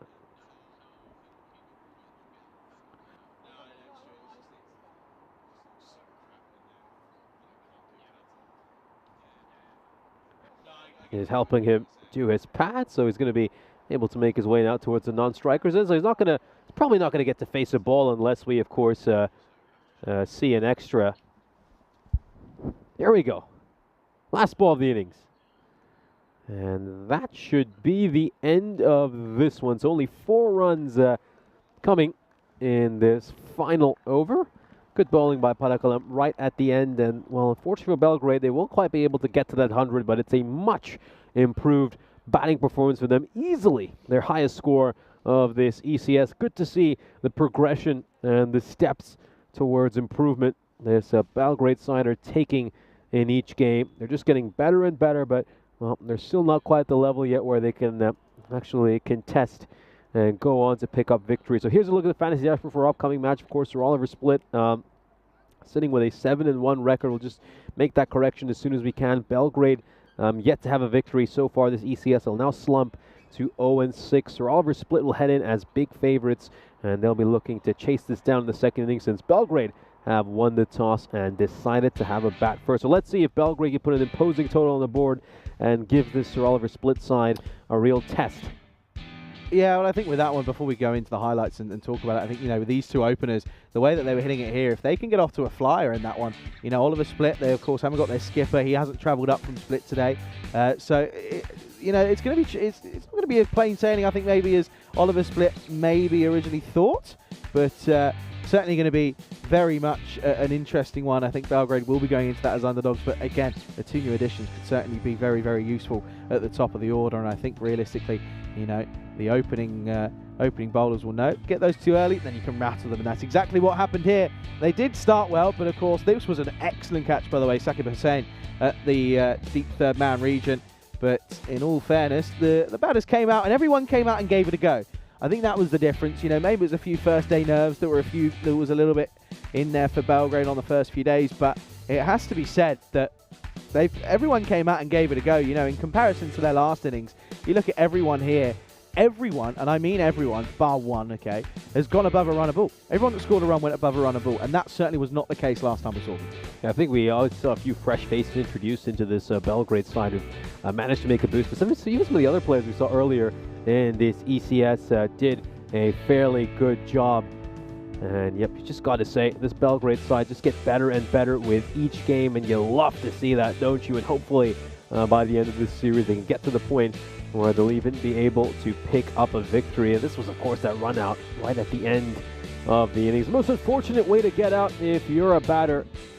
As, of course, we'll now have a chance to just look at the scorecard for this Belgrade innings. And yeah, just as Charlie said, a huge improvement from all of these batters. Everyone just chipping in with a few runs. Most of the side was able to go at over a run a ball.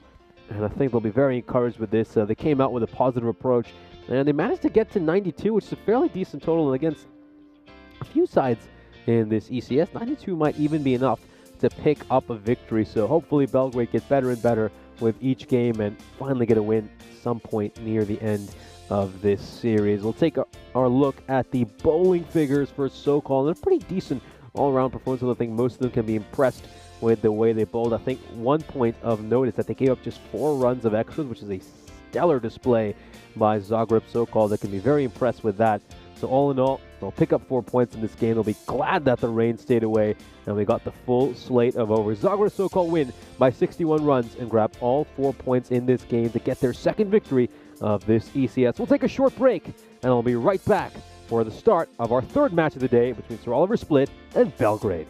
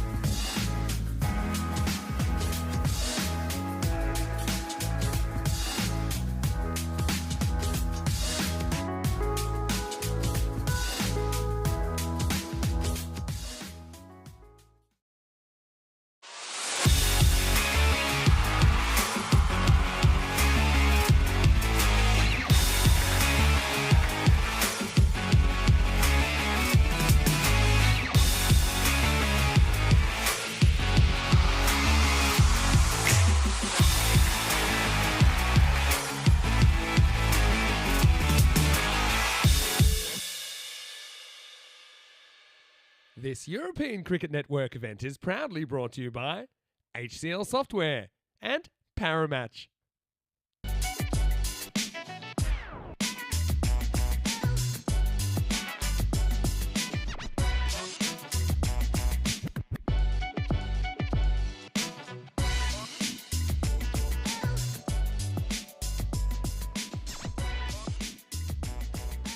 It's time for match 3 of Super Sunday. Sir Oliver Split are about to take on Belgrade. Let's head over to the coin toss where you'll be joined by match referee Stefan Gooch.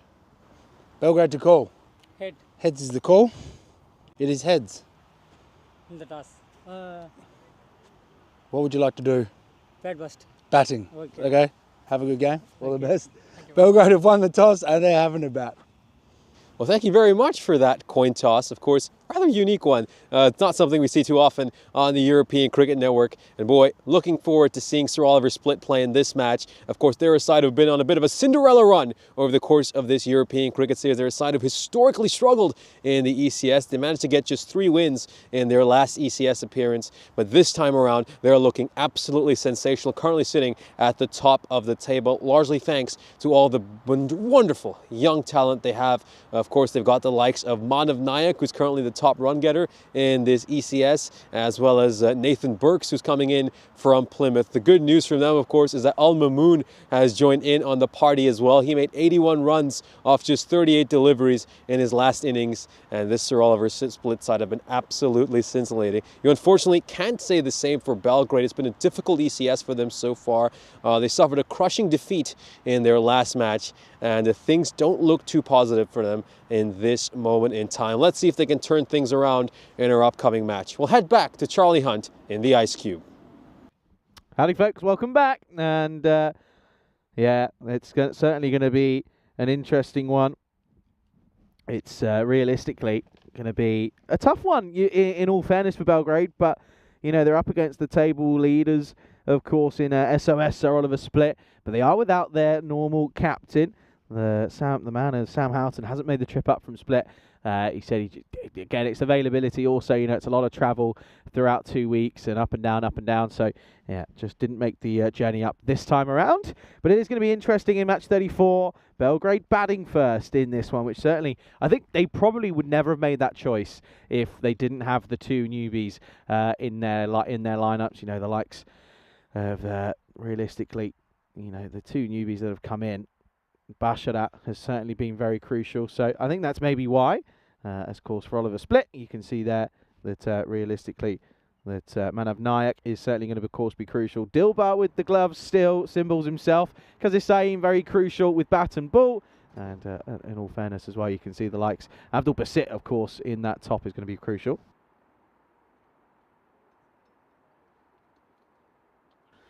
So it's going to be interesting. I know Bat comes in for his first involvement. And it's going to be interesting to see if it goes the way that they hope, of course. Oliver Burks, Nathan Burks. Where have I got Oliver? Because I'm looking at the screen. Oliver Split, 92%, 8% for Belgrade. Nathan Burks, of course, will be very much looking forward to seeing how he goes about his business. He's been very good, isn't he, of course, and he's here for the 2 weeks. Good to see that he didn't have access to a washing machine over the period that they are off, because he's still got marks on his top. Afternoon, good morning, good evening to everyone tuning in, to Shohag, to John, to Paul, and the skipper himself. Not here, but in the chat, Sam says, let's go, boys. Sam Short watching with a keen eye. Yeah, so I was singing your praises, by the way, at the end of that last game, Sammy. Saying you got a little bit of background on you. Of course, run this successful boat parties out in Split. Of course, I can imagine it's been a very busy summer. Successful one, though. We're going to start us off, though. Balakrishnan this time. So they change things up here. This wraps him up on the pads to start. And there could be a run out here. There isn't going to be. It's a slow start, Matthew Johnson, for Oliver Split, unable to field this one cleanly, but it wraps him up on the pads early on. Burks was there to try and get the throw in, but yeah, changing things up with Balakrishnan at the top. Maybe because he was in most recently and was looking to change things up potentially. Sort of say, you're in now. Let's keep you in. See what you can do.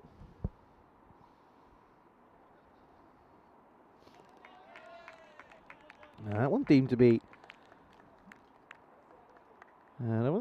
there you can see the record has finally been updated on the left there. They are 8, of course, 1-1. They've had 8 victories, Oliver split. And yeah, Enel Bat's coming in for his first lineup, of course. Madugan, the skipper, which is very interesting. Clipped into the leg side. This one is going to go towards the rope and will be for Balakrishnan. First runs off the bat in this game, first runs in general, and it's 4 into the leg side.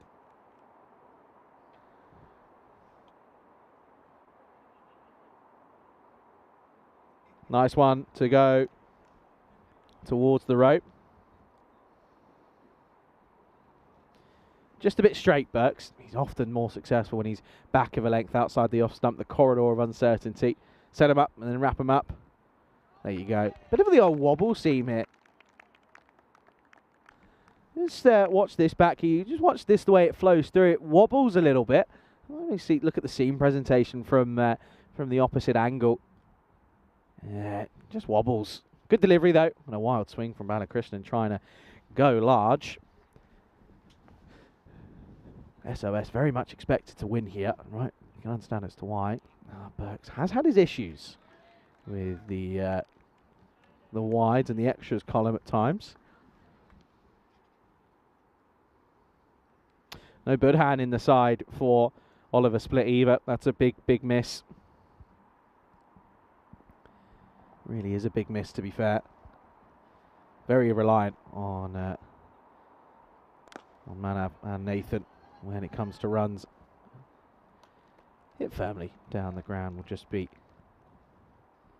a single. Anthony Razmilic, of course, not in the side as well. So a couple of different names in there, which is nice to see. Of course, Madugan being opted as the stand-in skipper. Matthew Johnson gets a call up. Good to see Sidhu back again, but yeah, all that's looking forward to seeing how he goes. And Krishna Adhikari as well in the team. Afternoon to Helix as well. And to, well, speak of the devil, and he will appear as Milic in the chat as well. Supporting the boys, Basharat.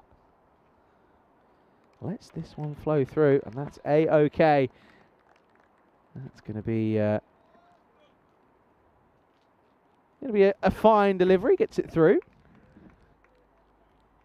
That'll be the close of the first then. Not a bad one. 6 without loss after 1. Just the 8 days, folks. A week tomorrow. We will really be into the Dream 11 European Cricket Championships. The Euros of cricket from the Khartoum Oval in Malaga. It's going to be a spectacle. The first game, Turkey will take on Estonia. Estonia very much picked as favourites in that first group alongside the Isle of Man. They clash on game 2 of the Wednesday. That is when those two will be up against each other. So going to be an exciting, of course, period over in Khartoum. It's the one of 2 trips we have left, of course, to Khartoum. Huh? Well, this is an interesting moment here. What's happening? You get a bit of everything on the European Cricket Network. But, yeah, there's going to be, of course, the ECC, then the ECCW. Well, Mamoon and Burhan won't be playing anymore for the SOS side.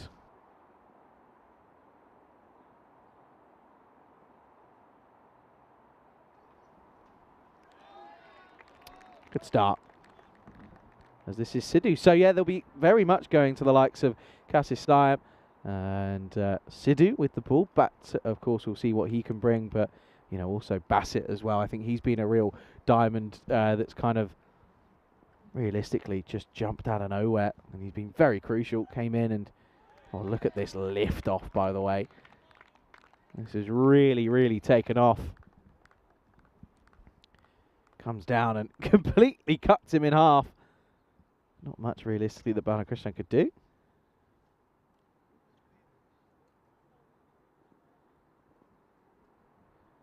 Balakrishnan once more will face up. That's a good delivery. Again, a super ball.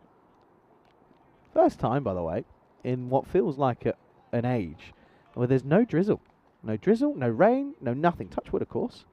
The Swallows are flying high compared to yesterday. So we should be okay for the rest of the afternoon. I think that was also scheduled, that it was going to be a wet morning and then be okay for the rest of the afternoon. So fingers crossed, 5 out of 5. Of course, we have got some good matchups. I know that Afin Karahisar will be back later on this afternoon. The side from Turkey. Again, a number of those players will be involved in that first ECC fixture. Here, though, of course, they're still having to worry about this ECS. It's not been a good time for Afin Karahisar. They haven't quite. Up and away. Has he got enough on this one? Oh, it's put down.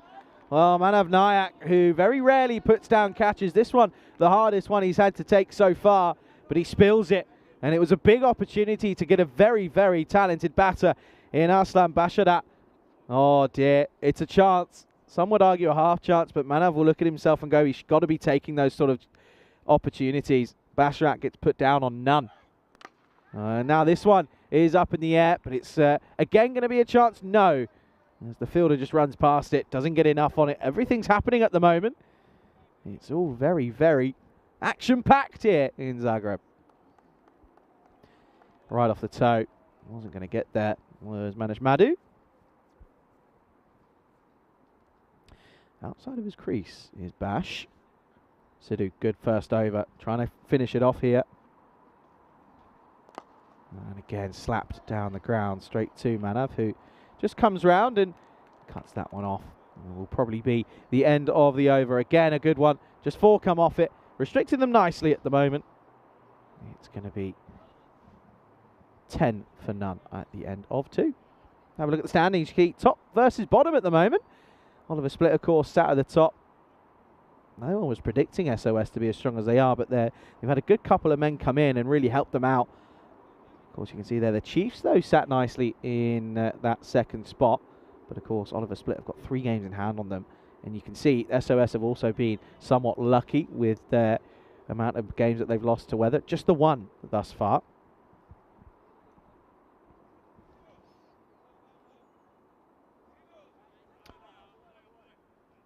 Of course, Burke's going to continue on here. And again, they'll probably go to spin with Manav. And again, the thing is now they do lose Burhan, of course, who did often offer those good opportunities. Well, that's going to be spliced away, and sliced indeed. That one's going to go towards the rope. It's going to go all the way. In fact, this has gone for 6. Let's see, though. Is this too high? Oh, no, probably dips. I mean, it's a very extravagant way and an eccentric way of getting it away, but it's a loose ball and deservedly goes towards the rope.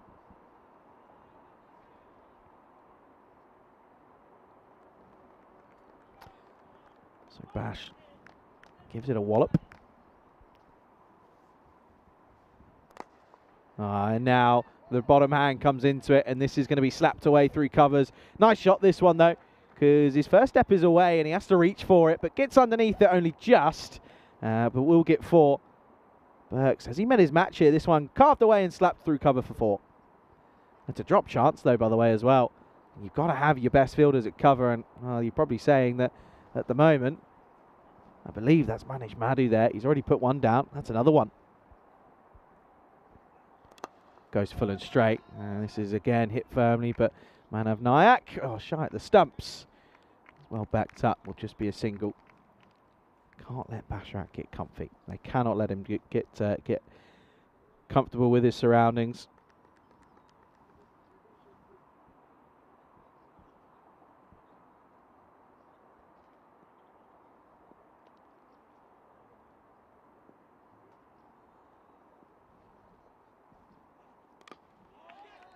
Dropped. Leg side. Again, just nailing a single. And again, that's the difference that we said in the first game for Belgrade, didn't we? We said that if they're able to stop the dot balls, then that's going to be the real difference, to be honest.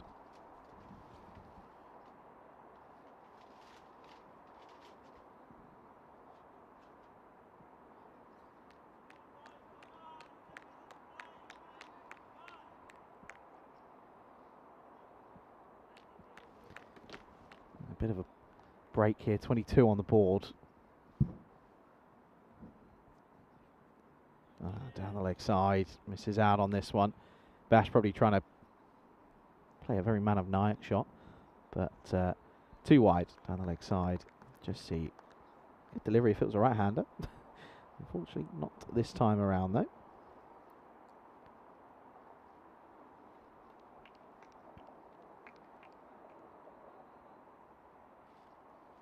It is nice to have a bit of dry time here in Zagreb. In swinging delivery, just chipped up. Might have again. Oh, just kind of a little bit slow to go at that one.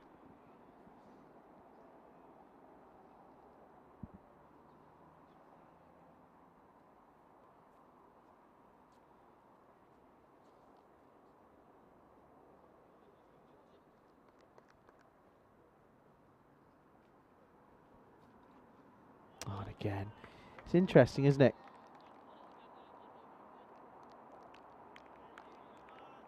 Just watch his wrist here. Just look how it just snaps on him. Yeah, you can see it there. It just snaps on him, and that's when he kind of loses his shape here. You see it there. There you go. That's just the moment where it just tends to fall offline. Swing and a miss, and oh no. Well, the woes continue for Dilbar behind the stumps, and well, Burks was just trying to get out of what was a tricky over because of the extras that were starting to flow. And unfortunately, it's going to be, realistically, a disappointing way to end it. It's byes, and it's going to be the end of the third over end of the power play. The score, 28 for no loss. 18 coming off that third over. Not ideal after two very good, tidy overs.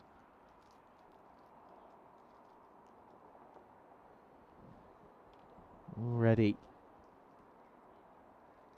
a bit happier Belgrade after just 10 off the first two. Looks as if they're not going to go straight to spin here, which is what they've all often done. Maybe because they've lost another option of spin, they're going to hold Manav back. They're going to turn straight back to Sidhu, who's going to bowl out. Of course, went for just 4 off his first, so trying to do the opposite of what Burks did and keep his second quiet. Balakrishnan gets a bit funky. Oh, this is an interesting one. Let's dissect this here. I think it's probably going to be the one for the over, but he tries to play a shot that just goes everywhere. Let's see. Yeah, it's definitely the one for the over. 110% that's the one for the over. Look at this here. It gets funky. Ends up spoiling the, what realistically was a hit me ball. Oh dear, and again, Dilbar just unfortunately not able to take it cleanly. Shy at the stumps with nobody home. Leaking a few runs here at the moment.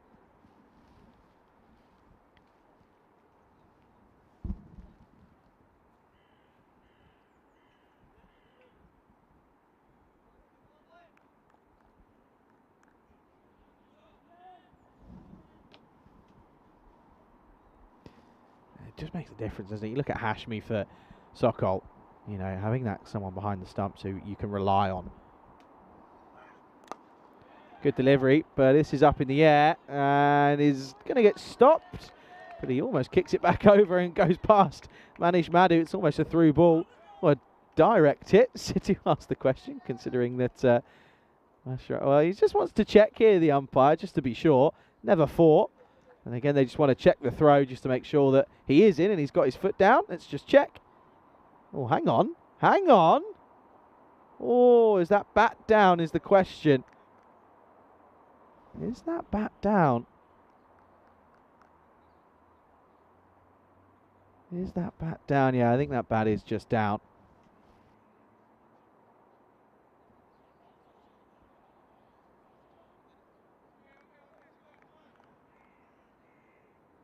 Yeah, that's going to be okay. There's no need to...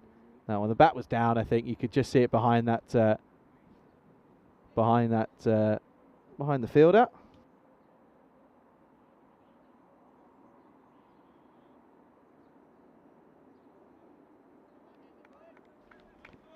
Balakrishnan though, 8 off 12, needs to get going here. Well, no point getting anything on that. That's going to be an extra freebie. These extras are starting to creep in. SOS had that issue at the start of their tournament. They were giving a few away that ideally they shouldn't have. They got away with it. And against, you know, batters of Basharat's capabilities, you don't want to give away. In fact, that's going to be a no ball, because of course it's the second short delivery of the over. That is far from ideal. And this is going to get walloped down the crown, and that's a lovely shot. And that'll certainly help his strike rate, because he motors on to 14 off 14, because that one goes the distance and said it was just a hit me ball. Gundy delivery, and gets the treatment. And that's going to go all the way. 6 glorious runs. 6 on the back of his shirt, Balakrishnan, and gets that one away for 6. Yeah, put your hands in the air like you just don't care. Okay. Look at DJ. Our umpires in this one. This one is pushed away to Manav. You don't want to take a single to him. That's well backed up in the end. And yeah, 37 now on the board. They have got to try and think of this as positive, though, SOS. I know they haven't taken a wicket, but they've been able to restrict Balakrishnan to, run a ball pace pretty much. Basharat's not done too much damage. There's only been 4 boundaries so far, but 9 extras and 5 of those in buys is not fun at all. That's going to be a wide as well, and was definitely trying to play this into the leg side, but if he managed to get that into the leg side, I mean, it's one of the shots of the day if he does, because it's almost off the pitch. Tell you what, need to get the old paint out again, don't we? That rain's clearly washed some of that away. Oh, goes again, but this is nowhere near the middle of the bat, but Manav has a shy at the stumps, but again, no one really backing up, but batters aren't keen to take it. Basharat clearly not ball counting, because he's not going to keep the strike, and you can see there, the moment of realisation means he's not going to get the strike, because a single at the end of the over will mean they finish 39 with that loss at the end of the 4th. Balakrishnan still there, not going at a decent pace though, but still the rate is up at just below 10, so in theory, you never know. You just need a big magical over. That's all it has to be, and they'll be right back into it.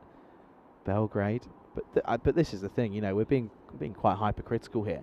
You go back 48 hours ago, they couldn't get a score above 50 in 10 overs. They're nearly there after 4, so there's so many positives to come out of it, and I think it's just the intent. I think they were just very timid.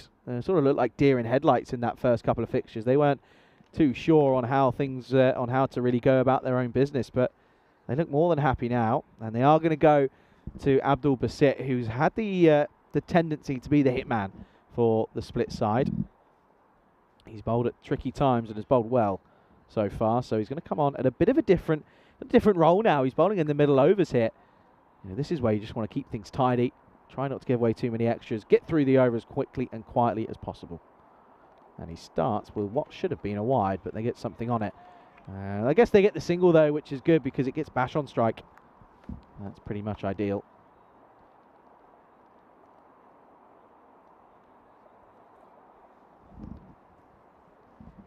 $40 up now at the end, just at the start of this 5th.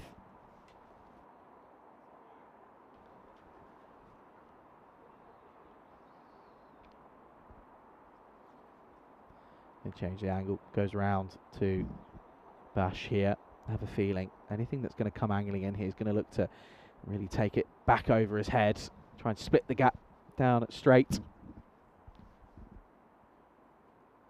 Oh, it's a horrible delivery. Dilbar, this is the thing, Dilbar every now and then will pull out some really good bits of work, and this is one of them.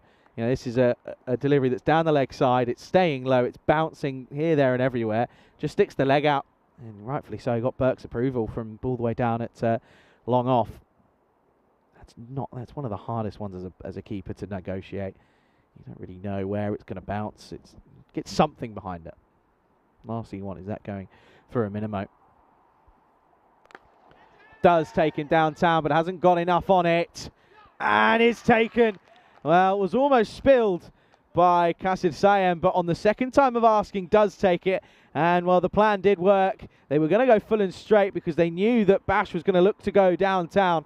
But the bat twists in the hands, doesn't get near the middle of the bat. It sounded good, but it didn't go as far as he intended. And it's going to be a big wicket to get. The first one will fall, and the big fish of Basharat back in the shed. It is 41 for 1.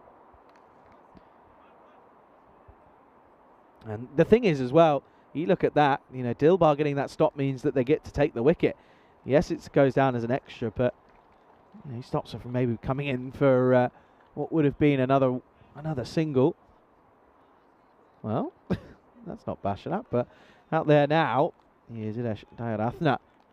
But yeah, you can see that Basharat went for 14, the score 41 for 1. Another lefty. And this, of course, was the other one that looked very good, Dayarathna. Looked positive, but again, was in and then was out. So they just have to stick at it to the SOS side and know that they won't be far away from restricting this side. You know, I think if they get to 100, the batters will almost enjoy it because it means they can go out there and actually have a bit of a challenge rather than not have much to bat at. Tentative push, leg side. Good throw from the fielder. That's Adhikari. Sam saying, thank goodness for that. Well, yeah, I can imagine, to be fair, if you're an on-watching captain who's, you know, seeing not many chances being given, you want to take them when you can. And catches win matches. It comes down to that crucial 3, the key 3, things that Nish and I both sort of spoke about yesterday. Your catches win matches, your dot ball percentage needs to be low, and your boundary rate needs to be high. It's pretty simple in T10. That's okay. That's fine. Well done, DJ. Yeah, good. No issues with that one. I'm happy with that one. There you go. It's absolutely fine. John saying penalty runs are the best scorer.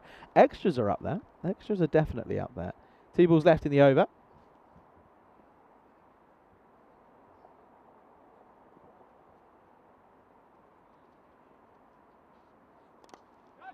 Well, he is the hit man. He's down on his back. Could be another one here.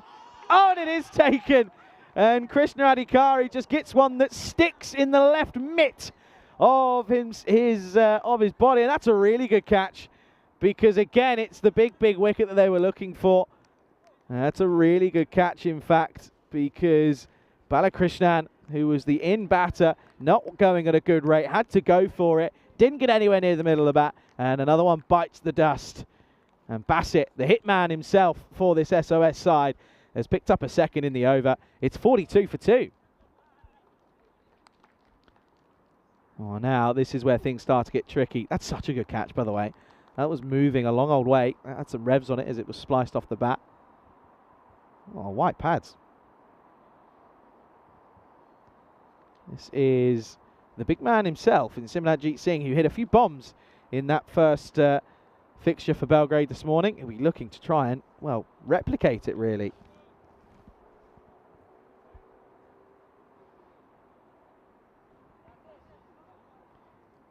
Last ball then of this 5th over, potentially. Well, there you go. That's why you say it. That's a no-y, I think. I think that's a no ball because this looked as if it pitched off. Let's see this here. Oh, no, pitch is on. Let's have a look at, it's definitely a wide then. Just want to check the height. That's a wide. Yeah, it's just going to be a wide ball then. Yeah, thought it was off that right on the corner. So still a ball to come.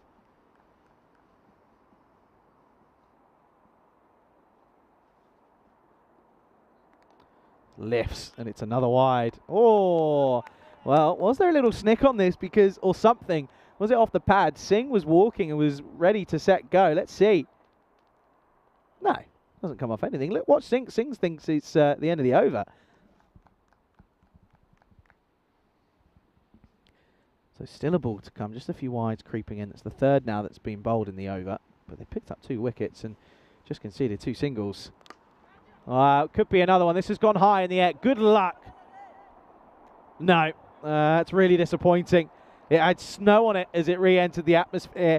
And I tell you what, if they would have got Singh for just nothing, they would have been very much well on top.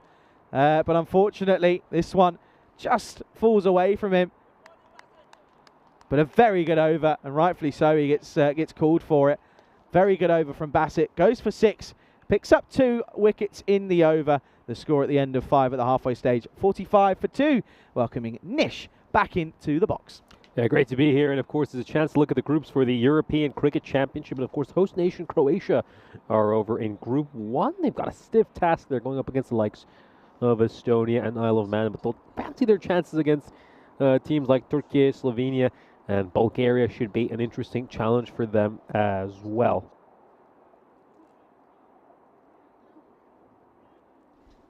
So we'll now return to live action out in the middle, and Manav Nayak is coming in to bowl the 6th over. You typically see him right after the power play, but they have held him back a little bit.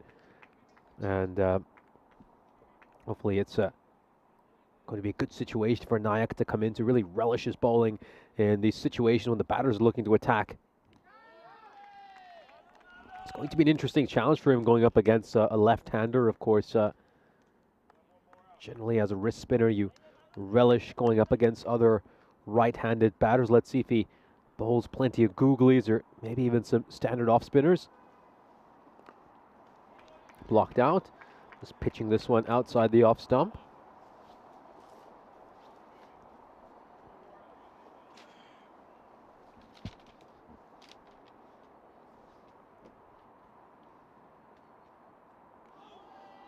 Goes for a big swing and a miss. Let's have a look at this side on and confirm. The keeper looked fairly confident, and well, the keeper often knows because he's right. As you can see, the bails look like they're dislodged. There's nothing behind that crease, and it's a sharp bit of glove work here by Sheraz Dilbar. Really love the way Sheraz Dilbar has improved.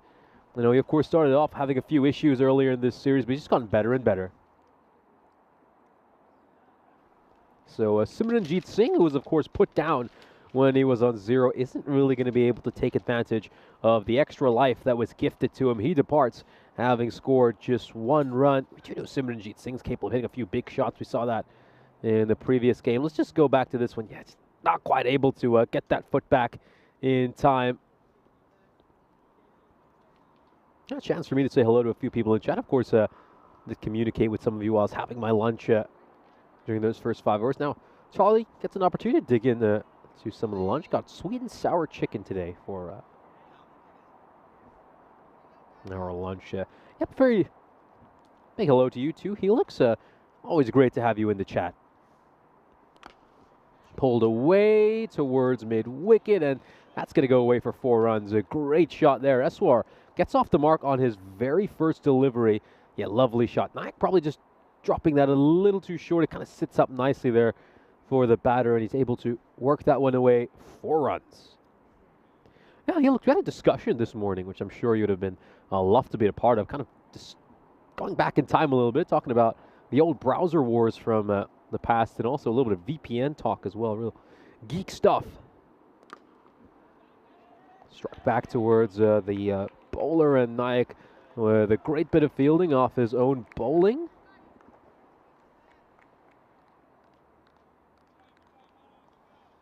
Yeah, shame Wayne isn't here. Wayne would definitely be someone who'd have an opinion on those subjects. Got him! That's a wicket there for Nayak. Grabs another one. And he continues this incredible series. Oh, I've been talking a lot about how many runs he's been able to score over this ECS, but he's also up there as one of the highest wicket takers. Crashes onto the leg stump. Nayak grabs another. Let's take a look at that. He just didn't quite have the room to play that shot. Was trying to work it away towards the onside. Nayak now will move into the top 3 wicket takers. He's going to leapfrog the likes of Chetan Atri, and he's currently tied with Pritesh Pawar and Anupam Singh right at the top of the wicket takers tally. I think he'd now be sitting in 2nd place by virtue of having a better economy rate just above Anupam Singh. So I just had an incredible series, hasn't he, Manav Nayak? He just can't keep him out of the action, excelling in all 3 of the primary skills in cricket. Siam is going to bowl the 7th over, and he's another very exciting young talent for the Sir Oliver split side. He's made plenty of runs, played some fine innings, made a half century as well earlier this series.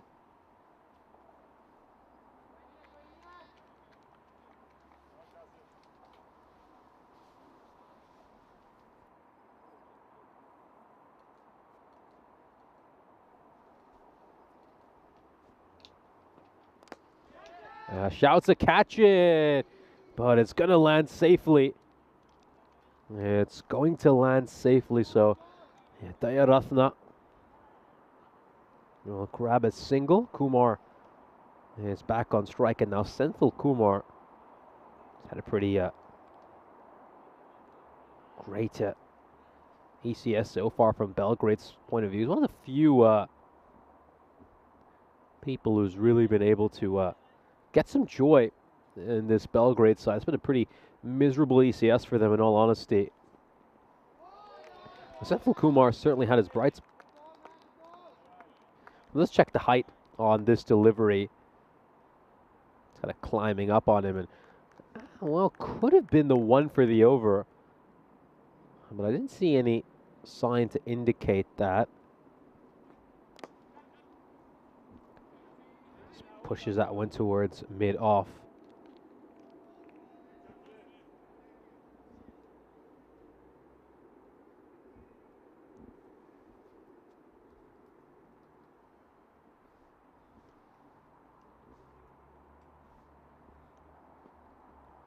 Oh, just get some bat on it. That was probably going to be a big wide. Oh, thank goodness it's just missed the camera along the way. I think a few people's at Spring Production had their heart leap. Let's just take another look at this. Yes, it looks like it's going wide. He just helps it away towards fine leg. Oh boy, thank goodness it has missed that camera. Heart and mouth moment for everyone at Spring.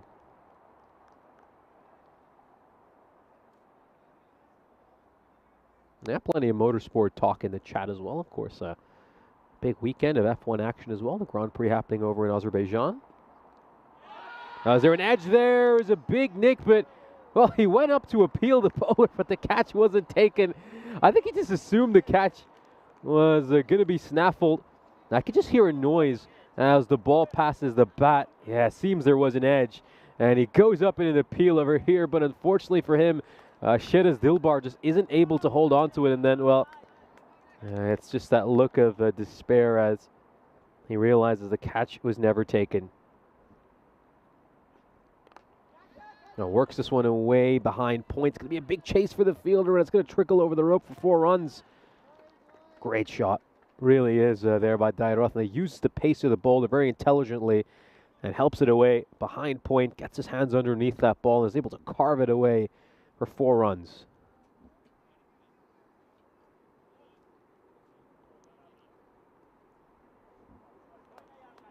We'll have a look at the calendar for the European Cricket Series, and well, it's been a real pleasure to bring you all this cricket from these wonderful destinations across the continent. You can, of course, see that we've been on a bit of a tour of Eastern and Central Europe throughout this summer, of course. So we started off in Czechia on the 17th of June. We've had the chance to go to so many great countries over the last few weeks. It's really been an honor to be a part of this big summer of ECN cricket.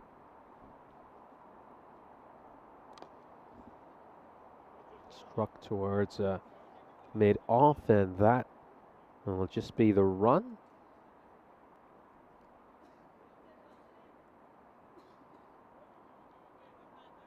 Interesting. Someone in the chat saying that Manav's bowling is looking very ordinary.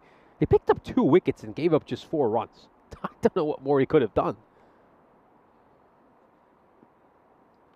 Ow! Beautiful ball. Beautiful delivery. Let's take a look at this. Yeah, looking to just work that one towards the onside, and he's lucky he just hasn't caught some of the toe end of the bat along the way. Oh, and big appeal over here. Yeah, it just looks like it shaved the off stump along the way. He's going to grab another wicket here, Manav Nayak. I believe it might be his 3rd or 4th match where he has picked up at least 3 wickets. Yes, 3rd of this series. He gets the top of the off stump. A brilliant bit of bowling. Gets it to turn back in. And that's going to be the end for Idesh Dayaratna.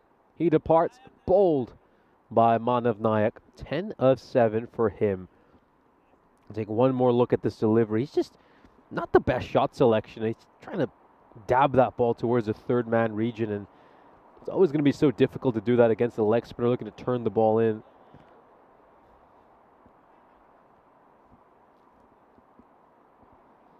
You should probably be looking to maybe play him with the spin towards the onside.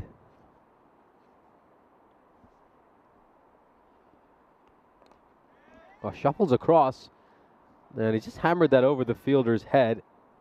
He's going to grab a run. He left that one alone. It would have been a wide.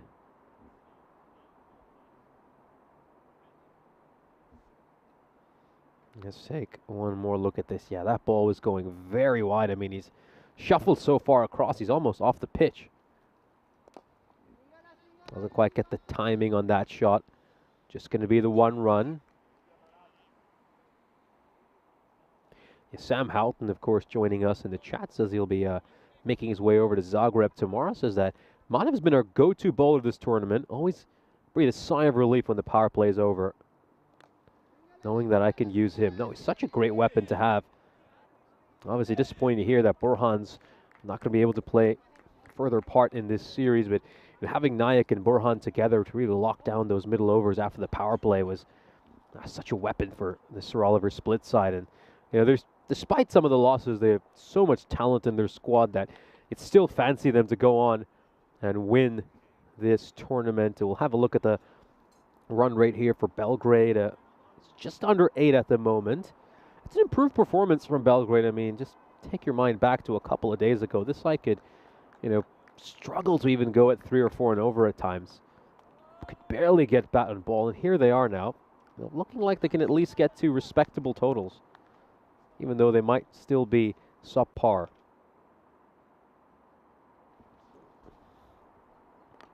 A full toss, and he's going to get away with that one most probably, unless it's given a no ball. Might want to have a look at this side on. They're going to come back here for a second run. It's a very late call to come back for the second run, but they are able to make it back safely. The throw wasn't quite the strongest. Ooh, well, he's a pretty short player, so the odds of that being a no ball are fairly high.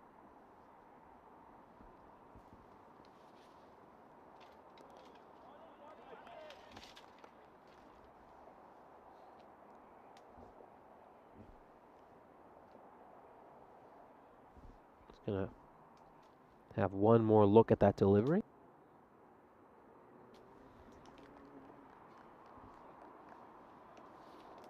That should be a wide. I mean, keep in mind, of course, with the ECN regulations, the profile doesn't move and that wide line stays where it is.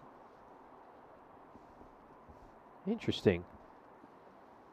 That's definitely going to be a wide. So given a wide because it's down the leg side.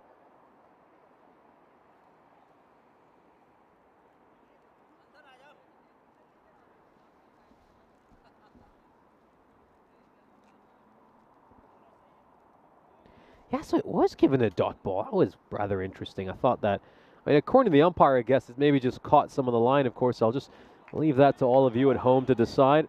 It is, after all, the umpire's opinion that matters a lot more than any of ours. It's the only opinion that matters, as a matter of fact. Good running here. They're able to scamper across and get the run off by. So 9 balls left in this innings. You can see that expected score is currently listed at 79. So yeah, not too bad for this Belgrade side. Huge improvement from what we've seen from them in the past. Yeah, completely agree with Sam Houghton. I mean, I don't understand some of the criticism coming Manav Nayak's way in the chat. I think he's a very talented bowler. I mean, any bowler might go for a few runs over the course of this series. He's certainly not the only one who might get struck for the odd boundary by one of the better batters. I mean, T10 is a batter's game. It really is. And any bowler, no matter how good they are, might have the odd bad performance. I think some of the criticism is just very, very harsh. He's an incredible bowler. I think he's just as good at that as he is with his batting. And you might even be able to argue that he's an even better bowler than he is a batsman. And boy, is he good at his batting. Struck straight back towards the bowler. That's going to be a dot ball. And of course, if anyone would know that, it'd be Sam Houghton, who's his captain, who's seen him up close, works with him very closely. And we've had a good look at him on the European Cricket Network as well. I mean, there's a reason why he's such an on-demand talent across the continent. Everyone's just yearning to have him in their side. taking some pace off the ball there.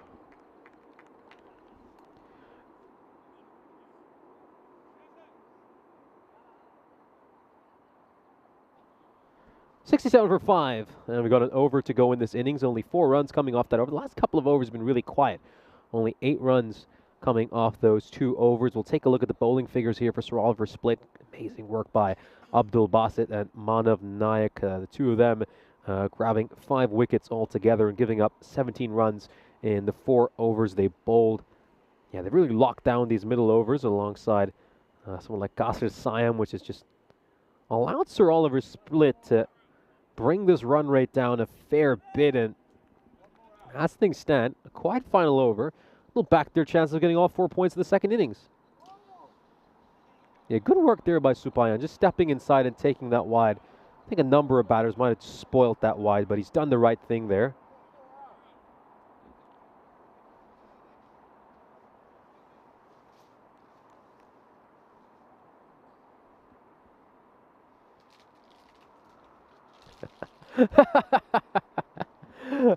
That was quite funny, wasn't it? You could just see the umpire waiting for the signal from the scores to confirm they'd seen that it was a wide. Fires to throw in towards the keeper's end. It's going to be a single, of course. One or 2 umpires out in the middle, or of course a couple of men with plenty of experience here in Croatian cricket. You've of course got Veliko Popovic, who's the standing umpire. Outside edge, and oh, well, the fielder at short third just stumbled as he decided to make an attempt. That was Anil Bhatt. Just loses his footing as he goes to get that top edge, and it's gone away for 4 runs. It would have been tough for Anil Bhatt to get to that anyway. I don't think he would have been able to, but he does stumble, and now he's been sent back all the way towards deep third. It's backing away a little bit. He isn't able to get to it. Oh, they're going to try to pinch a run here. That's going to be a run out. It's going to be a run out. I mean, total mix-up. They're just getting a little bit too greedy over there, Belgrade. And the Serbian side are going to lose their 6th wicket. Let's have one more look at this. Complete breakdown in communication here. The keeper just looks to throw this one back towards the bowler. Thought, wait a second, we got a chance to maybe pinch a run here. In the end, it's yes, no, yes, no. And they're unable to get the run, give up this wicket rather cheaply. Have one more look at this. I think he's just trying to have a shy at the stumps here, and he knows that the batter's outside his crease. It would have been a chance for a run out, but funny enough, they do get the run out in the end. Was at the non-striker's end. Yeah, let's have a look at this side on. I think there might be another run out opportunity over here. The ball was given a wide, and then he's gone. I think he's gone. By the looks of it, his foot is on the line. It's not even on the line in the end. Yeah, that's going to be an out. It's going to be a run out. So it's a back-to-back wickets here of run outs. And I think the good thing is Senthil Kumar, who did spend some time out in the middle, is going to get dismissed, meaning a new batter will have to make his way out to the middle. Senthil Kumar's innings comes to an end. That's going to be a stumping in the end for Shiraz Dilbar.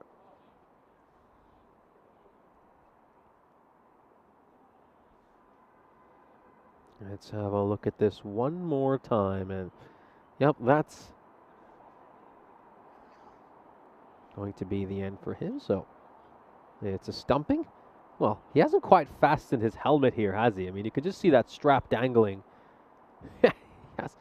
Yeah, needs to do his chin strap. Oh, just climbing up on him, and well, I mean, have a look at this. I think he should stop play over here and actually do his chin strap. Because as he's going to play the shot, watch, the helmet just kind of comes off his... oh! That is nasty. That could have been very nasty, potentially. I mean, helmet almost popping off his head. Yeah, he needs to do his chin strap here, and I'm glad the fact that Dhananjaya Singh has just gone over to check on him and make sure that he's fastened his helmet on right. But he was so eager to make it out to the middle that he hadn't actually properly done his helmet, and his grill was in the way of his eyes, so I mean he couldn't even get a good sight of the ball. And it ends up climbing up not too far from his chin.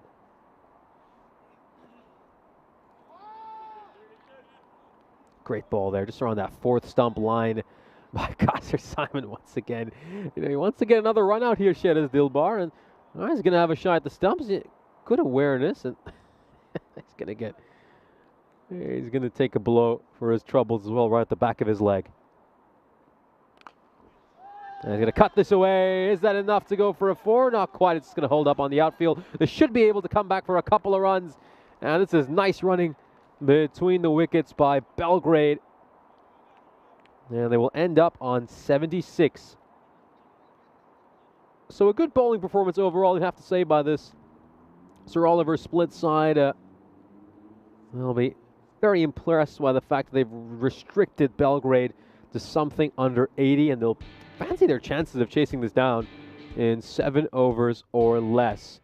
And we'll have a look now at the highlights of this inning. So Belgrade, we have seen a bit of improvement from them over the course of this series. They, of course, started off struggling to go at even the run rate of 3 or 4, and they've just gotten better match by match. They managed to get their first 50 yesterday, and since then, they've been improving. They got a score in the 90s in their previous match. They managed to make 76 here. So, for a side who are going to find it difficult to get wins over the course of this ECS, at least they are starting to get better and better. They're meeting some of those personal goals they would have set for themselves.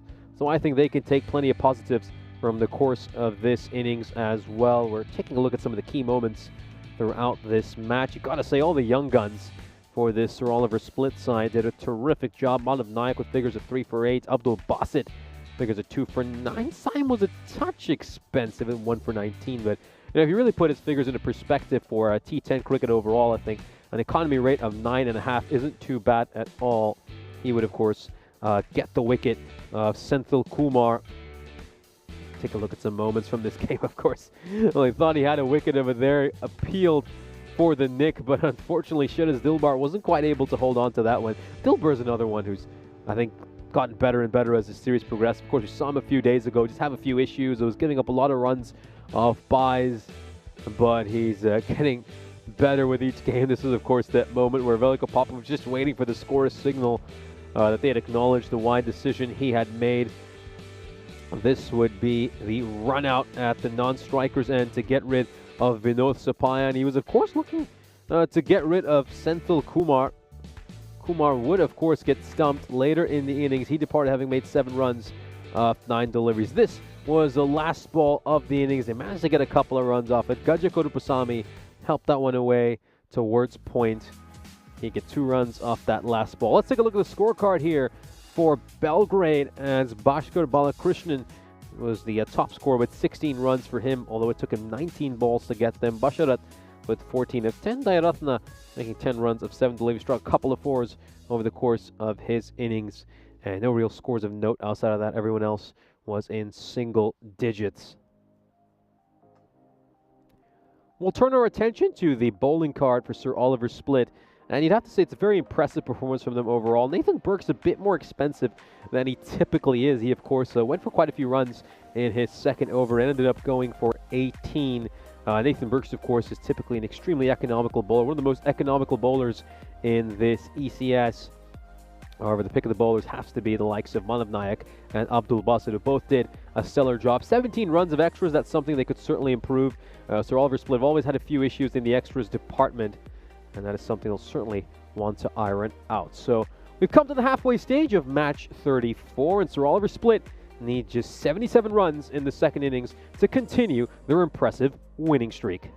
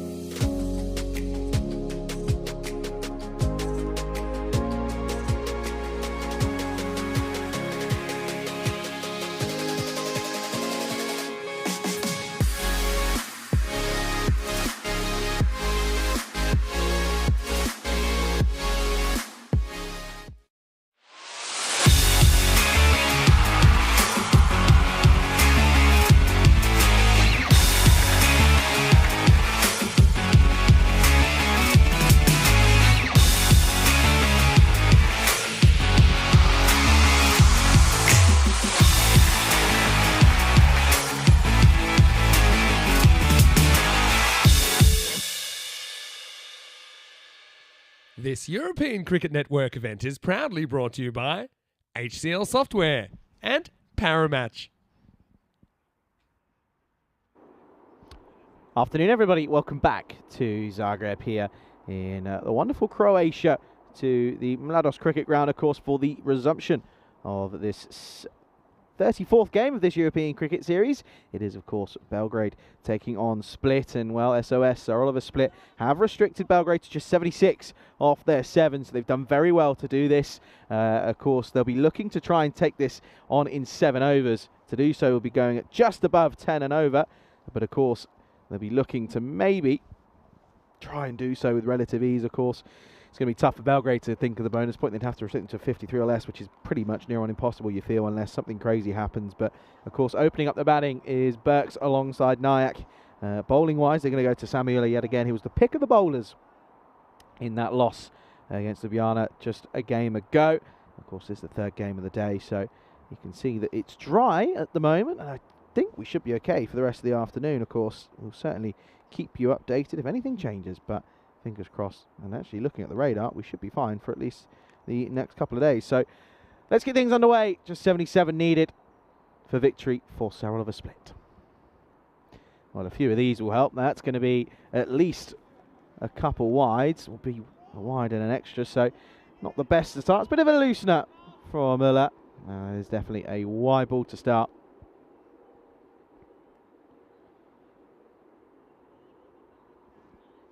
So many interesting outlooks in the chat at the moment going on about certain individuals, but you're going to see what happens here. Nayak, of course, these two have been very crucial for this side, of course.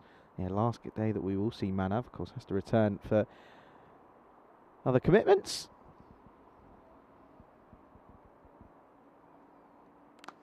Carved away. Oh, put down.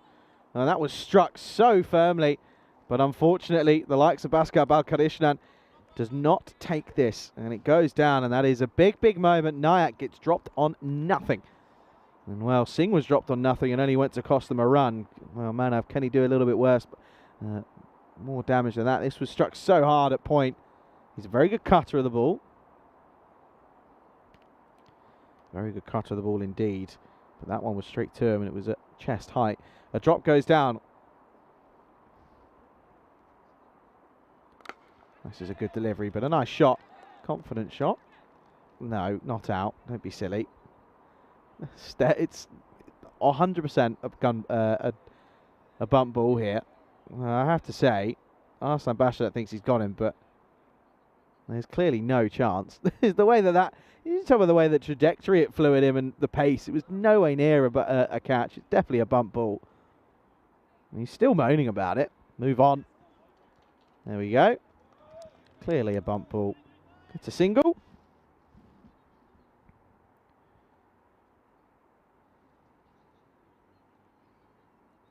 Oh, this stays low. Where's the impact? DJ's having a look. Not out, I don't think. He's still thinking. Oh, wow.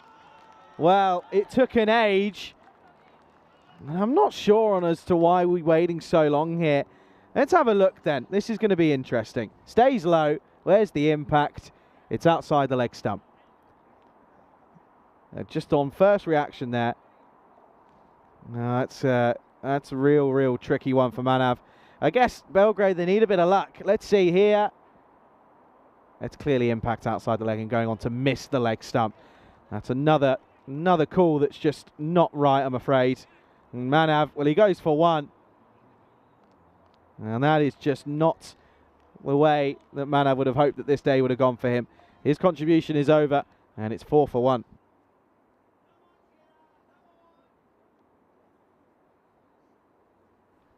Well, they're now going to have to look to other avenues. They're going to go with Sharaz Dilbar in at 3 here.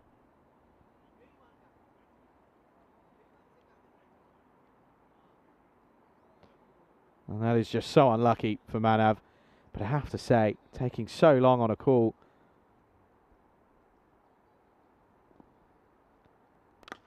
Thumped leg side and hit firmly. This one is going to get through the gap. This will be 4. Good way to respond to that one. Well done by Ravi. Well fielded. Never lose it. Can't lose what he never had. 4 runs, though, for the likes of Dilbar.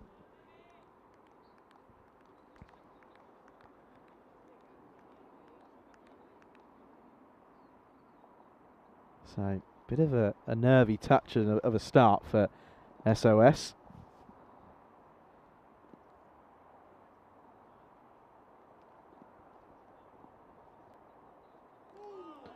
An interesting defensive stroke. I'll just watch the shape here and where this ends up. Look at front leg well outside the leg stump.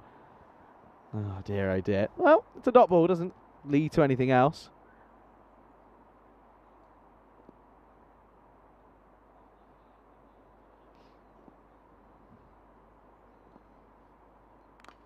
This is up in the air. Well, this could be a chance. It's a tricky one. And he's taken it. That's a great catch. Almost gets taken out. But that is a great catch. And another one goes as Dilbar, who unfortunately was trying to play into the leg side, just comes off the high end of the bat. And, well, you take the umpires out of the equation when you play shots like this. That's a great catch. It had snow on it as it came back down. But that is really, really tricky times for SOS. They're 8 for 2 at the end of the first. 69 matches now since the Golden Ball, folks. Last one coming all the way back in Austria. Well, SOS in all heaps of bother at the moment.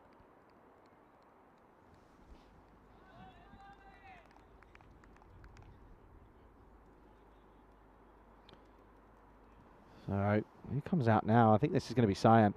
He will come out here. It is. Don't get me wrong. This guy can bat. This guy can certainly bat.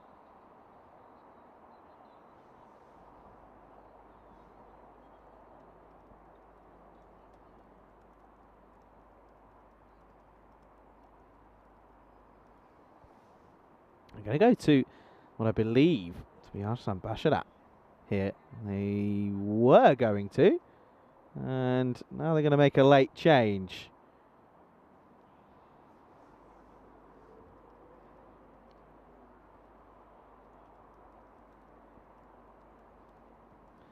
Well, they were going to go with Bashar, but they're now going to turn to Dinesh Dhanayatha. That's a very late change. Spin then.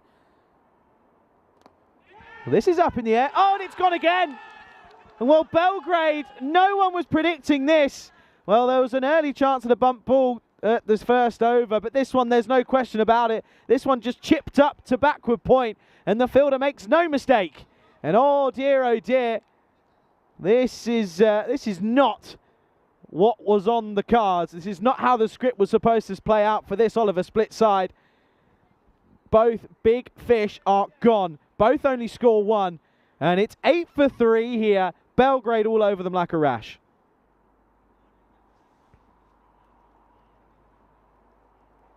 This is really insane.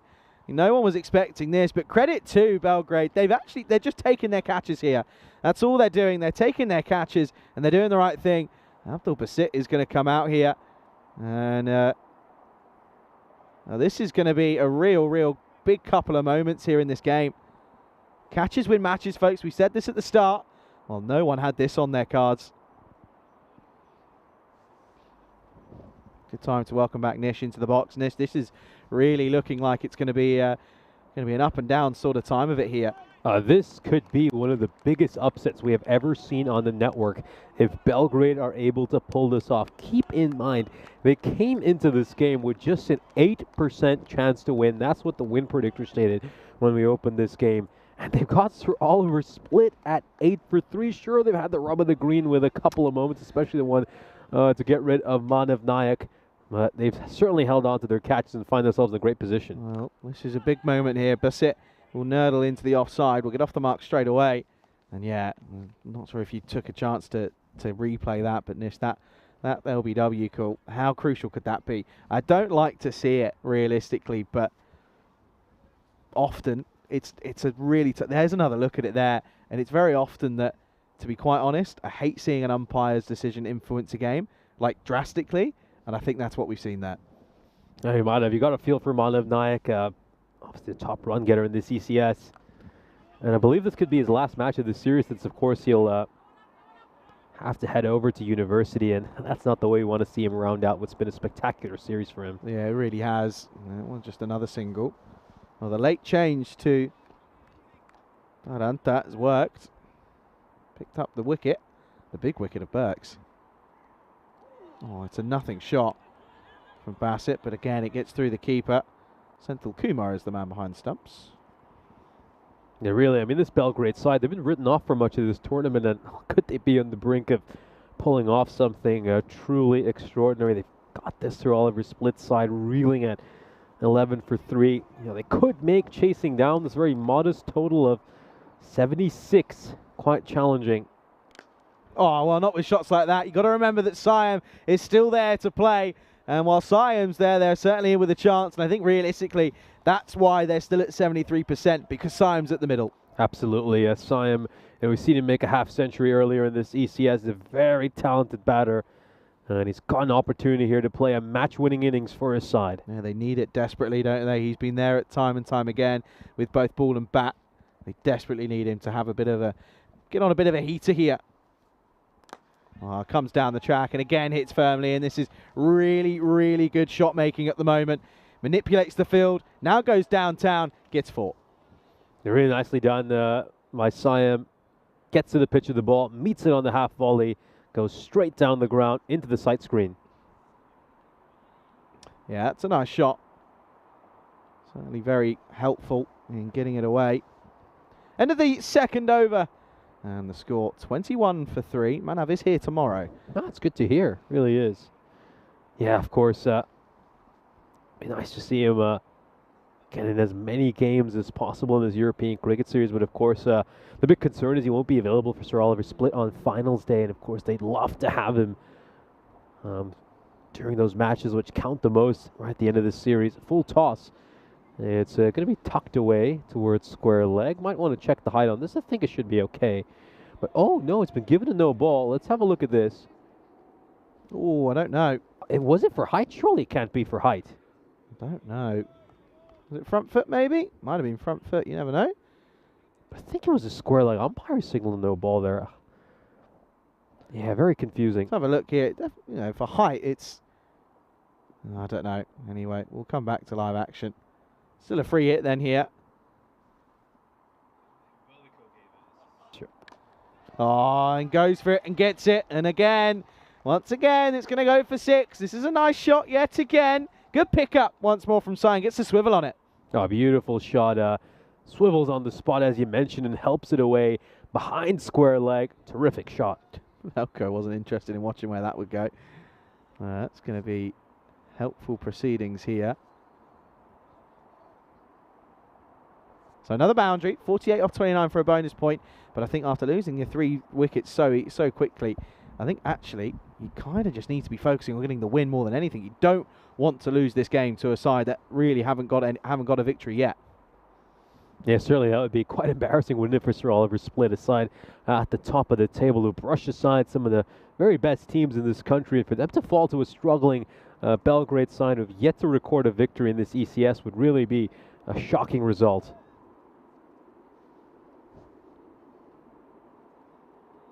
Still got the bonus point graphic up, though.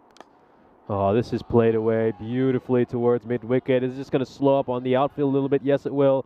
They'll come back for a couple of runs, though. Nice running between the wickets. Good hard running. And that's 2 runs, not a 4. It just looks like the graphic is acting up a little bit.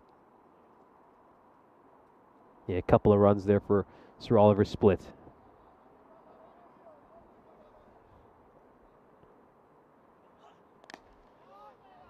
Sent out towards that onside boundary, and that is a great hit.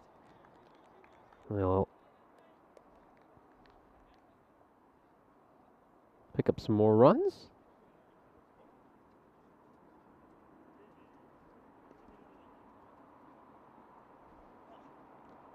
Oh, it's coming off his back, and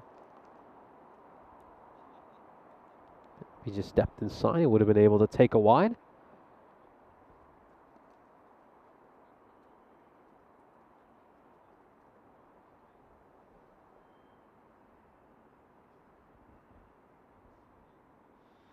Yeah, I could just see coming off his body over there, and of course got 4 balls bowled so far this over, 11 runs off it. It's obviously can't get a run off that because no shot was offered.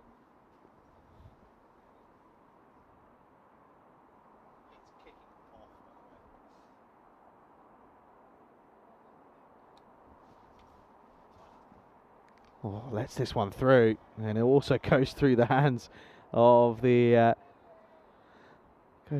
keeper. That's unfortunate. Gets through him. Let's just take a look at the height on this delivery. Ooh, sharp one. I was going to say it probably looks worse from that angle than it actually was. It was quite a distance from him and where he was. It's just a pause in play here, just at the moment, but they're okay. We move on. Ball left in this power play. What a crazy power play it's been as well. Basharat. Oh, an inside edge. It's well stopped from Simon because he was actually looking to wind up there, but had to correct himself. And that one will go down in the book as a dot to finish. So not a bad over. 12 eventually come off it. The score at the end of the 3-over power play. Well, it's threes all round. It's 30 tree for tree after tree. It took some pace off that ball, didn't he? And Siam just has to make a little correction there and try to block that one out. Yeah, so all over split. The run rate's not an issue. The issue is that they've lost 3 wickets. Yeah, you can see that. 8, 13 and 12. And it's crazy, isn't it? You look at the wickets that have gone, though. Burks 1, Nayak 1, Dilbart 4. Okay, Nayak was unlucky. It was a rough decision. Whereas Burks just popped it up to backward point. They're going to go and turn then to Simranjit Singh for a bit of a left arm spin. One short and jabbed, and now there probably will be a single. And Singh isn't happy, but that kind of gets in the way, I think, there. It's slightly awkward delivery for the batter, and that's why he just ends up pushing it back away for a single. Probably just a couple of balls to get his eye in to face Simranjit Singh. Yeah, I think Siam, they could take him on here. Yeah. Oh, good stop. Good stop by Kumar. Listen, if he doesn't take it, it is what it is. But as long as he stops it and there's no buys, then it's a win.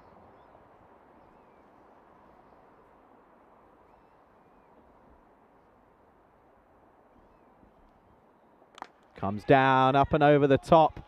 That's really good cricket, really good. He had to adjust because he saw him coming, did Singh, and he adjusted. And then Siam, of course, realised that it was short and on the offside, so he then had to turn around and make the adjustment himself, realised that mid-off was up, took it over his head, and went all the way.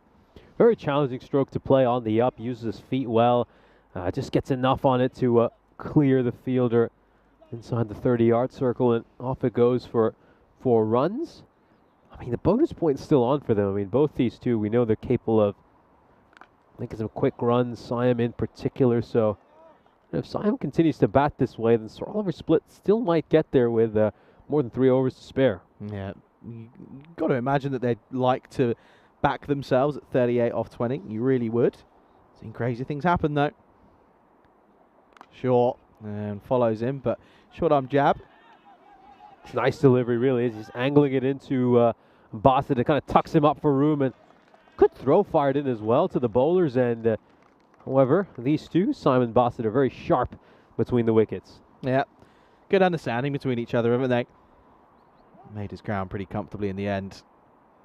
Crucial 2 runs here. It means Bassett's got a ball to face of this 4th over. 8 so far off it. Comes off the toe, and well, it's going to just fall short. So Bassett keeps the strike. It's 42 for 3 at the end of 4. Yeah, not too bad though from Simranjit's perspective. He gives up 9 runs in this over. We saw just 1 boundary struck during the course of it. We'll have a look at the comparison between these two teams, and as things stand, Sir Oliver Split going along at a pretty good rate. Of course, we could draw another line for what the rate is to pick up the bonus point. I think you'd find that they're just slightly above it at the moment. So Sir Oliver Split despite the fact they've lost 3 wickets, are going along pretty nicely here. Yeah, absolutely. They've got to find a way of just motoring along and sort of finding a cruise control button here, haven't they? Just kind of keep going. 35 off 18. This is the thing, though. 3 dot balls, and it becomes a completely different game.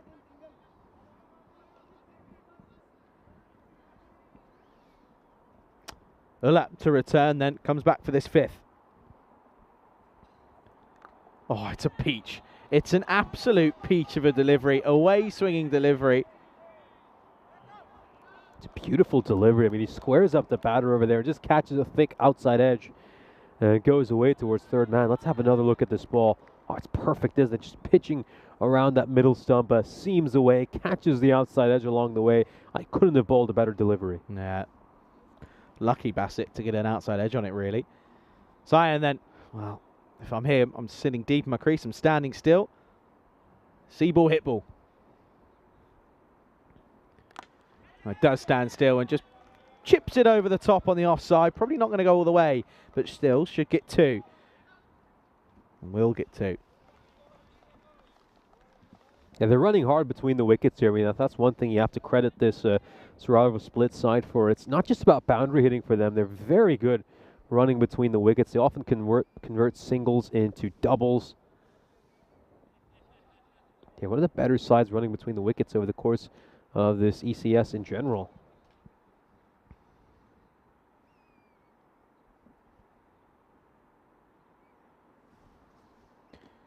Oh, wraps him up on the pads. You could see what he was trying to do, but ends up just sort of getting himself into a bit of a mess.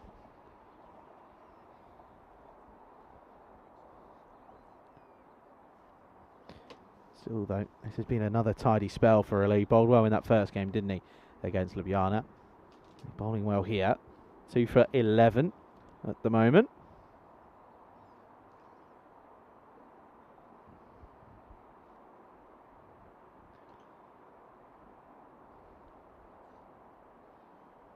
Oh dear, that's Gundy. And that's a good take and a good stop by Kumar. Yeah, big wide there. Massive wide, well down the leg side. And in the end, you got to credit the keeper. He's done a pretty good job to make sure that it doesn't get away. Could easily have gone for more runs of buys. Nice work by Senthil Kumar. Interesting that Senthil Kumar, of course, has the gloves on. We do know that he's a very decent bowler. But they're not going to be able to use him in this innings. Oh, sprayed down the leg side. Absolutely enormous wide. Yeah, that's not helpful at all. They get an extra from it as well. The thing's just starting to again now flow back in towards this the SOS side. Well, they would have felt like sending out an SOS maybe after that first 2 overs. They're in all heaps of bother. They've settled the ship here, though, haven't they, nicely? Bassett, yes, 7 off 9, not over a run a ball, but he's held up an end, and that's the more crucial aspect of it, really. Can he get it right? Oh, no. Well, this is massive overcorrection, but let's see. It's been given a legal delivery. First of all, have a look at the height on the ball. Oh, touch and go. Yeah, he comes out by quite a fair bit. Actually, not a bad call. And the wide call's probably not wrong either. Not a wide, so... Well, DJ gets that one right. Yeah, it just looks like it's gone over that line, which is why it should be a legal ball.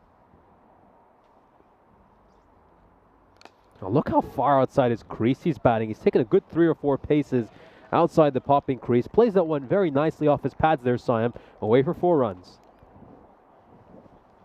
Yeah, no, that's a nice shot. Yeah, that's a sign of a good batter, manipulating the bowler and making them bowl to you. Yeah, that is the sign of a good batter who can change things up realistically. With the ball to go. 24 off 13 now. Of course, that's kind of where we're at for the bonus point. You know, before the start of this innings, they were almost a banker for taking all 4 points. Taking plenty of paces outside the crease once again. That's going to be a massive wide. Maybe I just want to check where this actually lands, because Ulla, again, is just getting it all wrong. Really is getting it. But look how far out he is. He's almost on the verge of not actually being able to stand there because it's technically in that protected zone. Okay, it's on an artificial wicket. You still got to be careful of it, but he's technically in the almost sort of over the 3 meters that he's allowed. He's a bit further back now.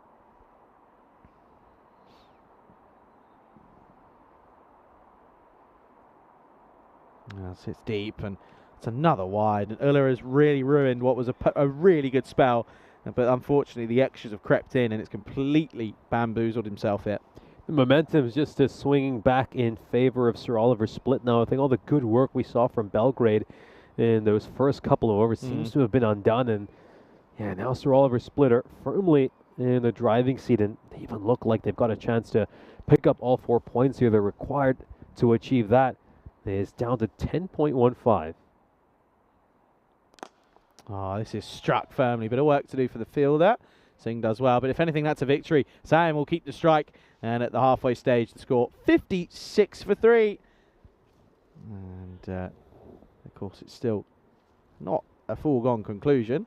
ECC dubs, though. The ECCW, of course, getting underway on the 9th of December. That'll be our last tournament before we take a little break, a little hiatus, and then we'll return, of course, in the start of the new year. But, of course, either England, Ireland, Scotland, Netherlands or Italy will win the Premier Division and win the ECCW. And, of course, England, the reigning champs. Looking forward to seeing how that all unfolds, of course. Yeah, keep an eye out for some familiar faces and maybe some different voices over the course of those 2 weeks as well. Very much looking forward to seeing Spain again, of course. Germany in there as well. Plenty of good names that'll be involved in that one. Here's Karapasamy. And here is the ball getting hit down the ground. Work to do for the field. Has he split the gap perfectly? Yes, he has. It's going to be another one. And that's going to be another boundary. 4 more. And very much rattling through this now. Yeah, they managed to get through all of these runs. Let's just take a look at this shot one more time. Struck beautifully towards that long on boundary, right towards that Stronger Together banner. Oh, he's coming down again, and I tell you what, that is not far away because he's lost every bit of shape that he normally holds really nicely, completely loses his shape here. It certainly does. Let's have a look at this one more time. I'm used to him being so graceful when he plays these shots, but yeah, look at the keeper as well. A big grin for him. Oh, it's not far away at all. It's actually the bounce that does it in the end. Takes it over the stumps.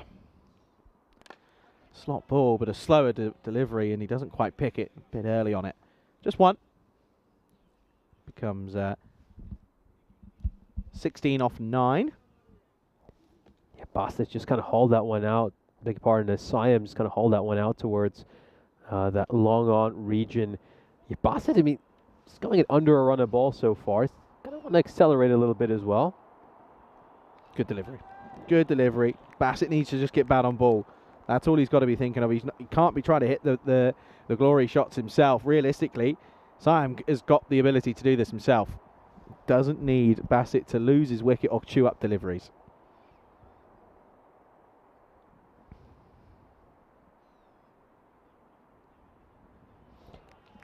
Another one. But watch his movement here. There's so many moving parts here. Just needs to just stay still. Play the ball on its merit. Look at this here. Comes down, little shuffle, but away, and then stops, and then moves again. Another dot. This is a really, really good couple of balls, these, and these are like gold dust at the moment if they're going to get a point out of this at Belgrade. Well, there you go. Get some meat on this one. That's well stopped, though. But the thing is, Bassett keeps the strike there. It's going to mean it's going to be 50 needed off the next 6 balls for a bonus point. It's 62 for 3 after 6. Yeah, they're not going to mind that whatsoever, are they, Belgrade? And you know, if they do manage to get 1 point out of this game, it'll be the first time they managed to get a point from their own merit, because so far the only time they managed to achieve a point has been because of the rain. So let's see if Belgrade can accomplish this little feat. Again, this is a side who've struggled mightily throughout this ECS, and to see them just get better and better by the game has been very encouraging to watch. As for the way Abdul Bassett's batting, yeah, you feel just overthinking it a little bit, isn't he, while he's out there in the middle? I think he just needs to keep it simple. See ball, hit ball. Yeah. Stand and stay deliver. nice and still at the crease. Yeah, they're going to go with the likes of Basharat. Only went for 11, so Bassett, get a single. That's all you can do here. Get a single, get Siam on strike. 15 off 6. Well, toe end. This might go for 4. Chase on, and it is going to go for 4. Well, he turns around and says, no, don't worry, I've got it in me. I back myself. And look at this. There's a bit of back chat, and I don't mind it. Basharat, he can't believe that this has gone to the rope. Yeah, he's a lot steadier this time around. I mean, I know it's a bit lucky. It's sort of come off the toe end of the bat, but stays a lot still, watches the ball closely, and away it goes for 4 runs. Yeah, he wasn't trying to hoik it leg side, though. He was slightly trying to play it on its merit. Yes, he came down the track, and there was quite a bit moving, but sits deep. Short ball and hooks leg side. Not out of the middle, though. I reckon they'll probably... Oh, they do come back for 2. Oh, this means that Bassett... Oh, there probably was a third there if they were eager, but they don't. So it'll just be 2. Means Bassett needs to go large here, 9 or 4. I love this now. I love the fact that we're getting really anxious about something in the 7th over, about a point. It's crazy, but it makes so much difference, especially in a tournament that's been ransacked by Mother Nature. Oh, it's a dot ball, and Siam takes it on. Oh, that's so good from Siam. Clever running. Kumar just wasn't expecting it behind the stumps. Yeah, Siam just nails all the fundamentals, doesn't he, on so many different occasions. Early call, he sets off immediately, and he's going to get to the strikers, and you just see all that frustration there for the bowler, Basharat. Oh, well, that's fake field. We're not having that. I'm not having that because he's not yelled at all. And there's been a couple of conversations about this in Bulgaria and Romania throughout summer. A genuine slower ball, and he screamed from the top of his lungs. You can't be doing that. If he screams every ball, it's fine because you expect it. But he screamed so loud there. Well, this is up and over the top. There's a fielder out there. Big moment. Oh, Sheldon goes for a boundary. Oh, dear, and it's 6 as well. Well, you just can't write this. All of a sudden, they need 2 off the last of this over to get a bonus point. It was a catching chance. It could have secured the point, but now it goes and ebbs and flows this game as it always does. A massive moment. It was Dayaratna out in the deep. Had a chance to take an enormous catch. He lets that one slip away from him, and it goes for a 6. A bit of karma for the bowler after that scream? Maybe. 2 off 1 then. 2 for a bonus point. Hits it firmly. Does it get through? It gets through 1. They have to turn and go here. And they're going to come back. It's going to be tight. Oh, I don't think he gets there. I think by the skin of their teeth, Belgrade are about to get a point. Oh, they might be able to. Yeah, he doesn't quite slide his bat in there, does he, Abdul Basit, as he's running to the danger end. I think he knows he's run out based on his reaction. Let's have a look at this. Oh, yeah, he's just well short. Gone for all money. And he just hesitated, didn't set off, didn't put the head down. So credit where credit's due. Belgrade will get, as you said just a moment ago, they get their first own self-earned point from what has been a really, really thrilling low-scoring fixture. No, it really has been, and yeah, big congratulations to Belgrade, of course, the side who've just had plenty of misery over the course of this ECS. They've only been able to get points courtesy of the rain, and this is the first time they're going to get a point off their own merits. We'll take a look at this run-out opportunity once again. Well, could they have done this much better? Is he running hard enough? Thing is, though, it's worth keeping in mind that that ball barely got outside the inner ring, so it's always going to be tough to come back for the second run. Could he have slid his bat in as well there? I think we're all going to ask those questions, but good effort in the end by Abdul Basit, but unfortunately, he's going to fall just short of the crease. Yeah, scores are tied, though, and Adhikari is on strike here. Just one needed. Well, they'll do it that way. It's going to go probably towards the rope, and I just need to double check that this ball goes all the way, you know. I think we need to make sure. There you go, the wide given anyway. So there you are. That's all it is. And there you go. Game, set, and match. And, well, it's so frustrating. It's definitely a wide. Good call from Velko. Definitely a wide. But it's so frustrating and agonisingly close. Split won't take all 4 points. A missed opportunity, you'd say. They do it. The ball after they were supposed to. But Belgrade will take a point. It's 3 for the SOS side, which extends their stay at the top of the table, but it's also a valuable point for Belgrade.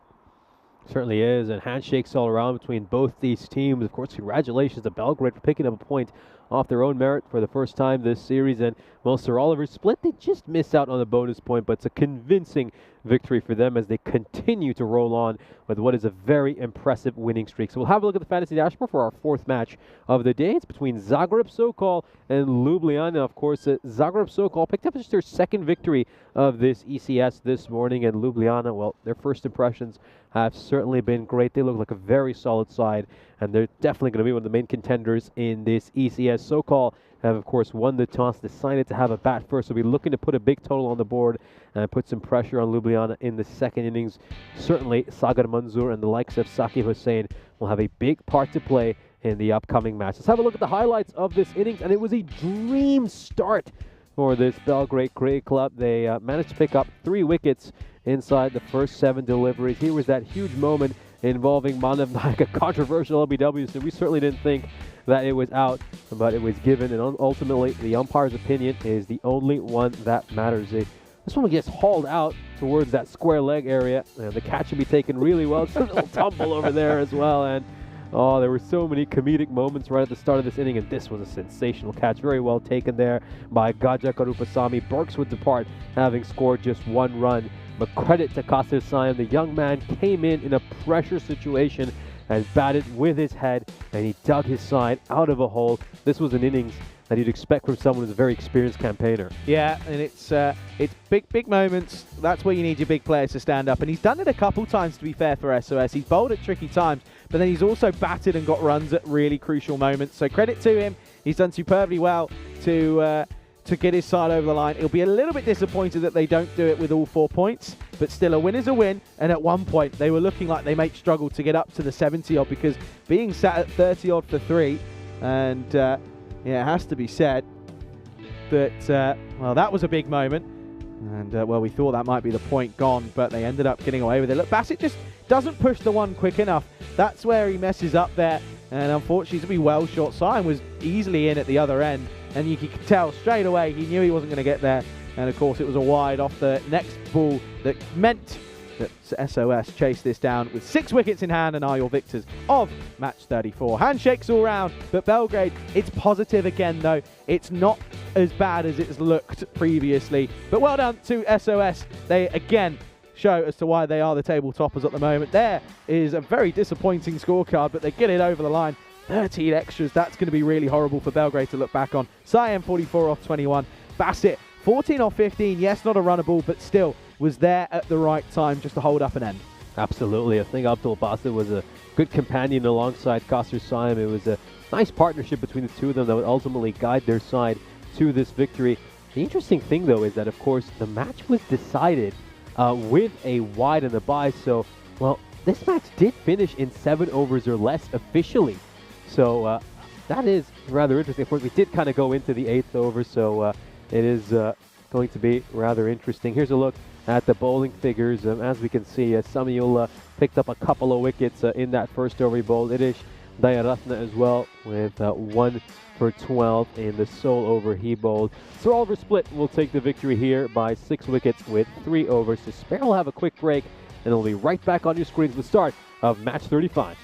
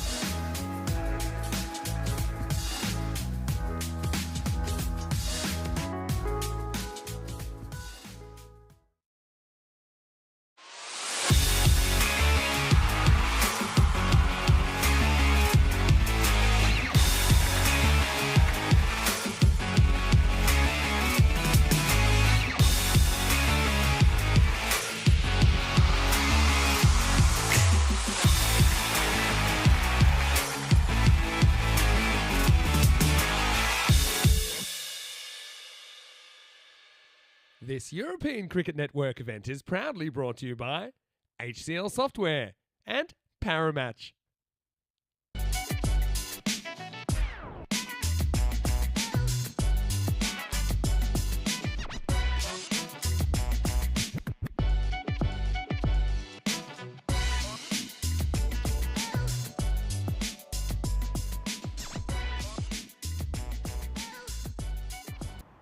We're set for the start of our fourth match of the day between Ljubljana and Zagreb Sokol. Let's head over to the coin toss where you'll be joined by match referee Stefan Gooch.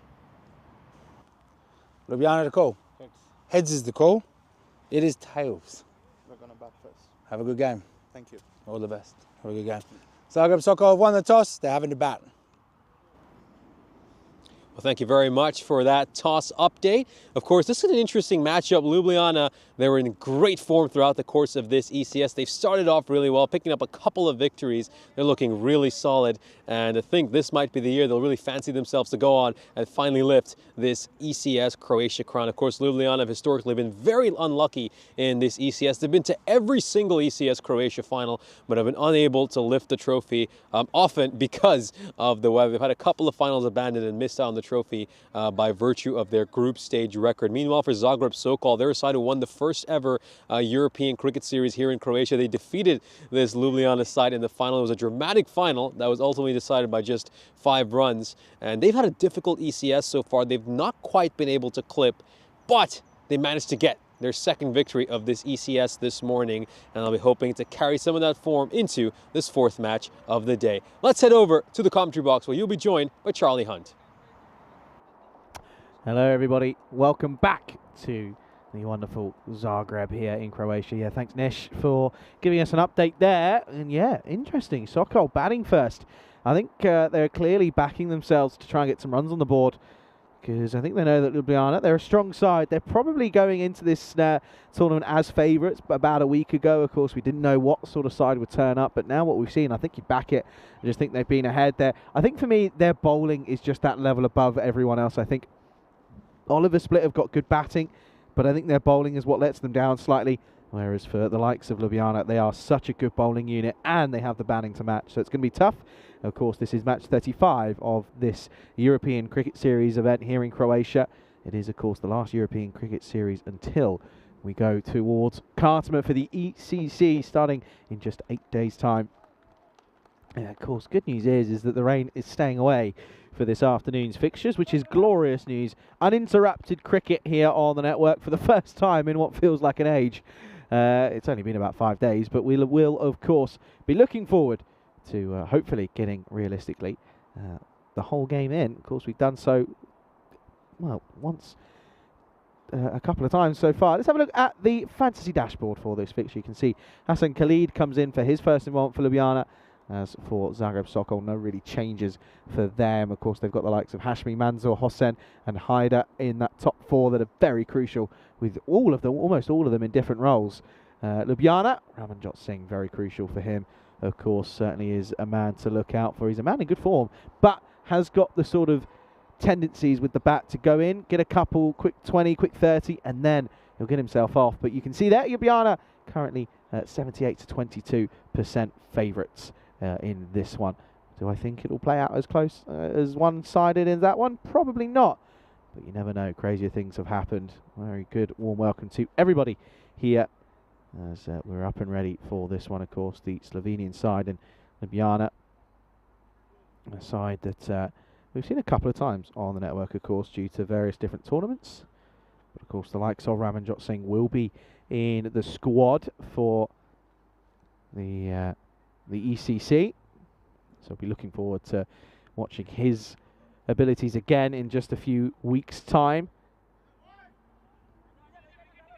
Plenty of action to come then as we get ready for the start of match 35. The clock ticks over the quarter of the hour mark and we're ready and raring to go. It is going to be the assassin in AJ Sharma up against Manzoor. That is a peach to start with, and Sharma, well, he wouldn't have seen it because he was down on all fours, but This is a really good delivery. Angles in, you can see he just tumbles momentum. It's not slipping, which is good news. But yeah, just momentum takes it away from him, and Mansell gets a bit of glove on this one. And that's going to be the first runs on the board. A warm welcome to everyone. It's an honour to have you with us here.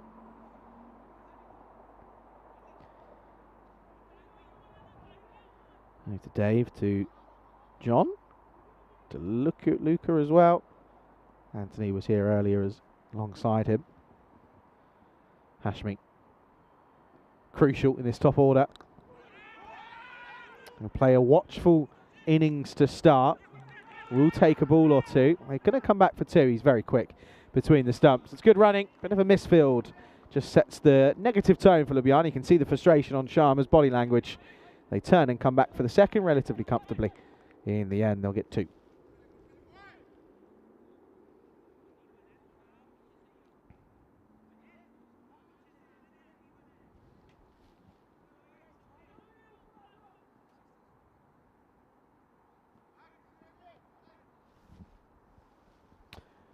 Sharma, he's looking for that magic delivery, isn't he? Trying to go into the pads. Lofted, up in the air, chipped though. That's going to fall short, there's nobody there. And they're going to turn and go for two here, tight running. They're going to get back for the second again. Not the best of shots from Hashmi. But nevertheless, they've been able to come back for the second again. It was a little bit tentative, but they get back for two relatively comfortably.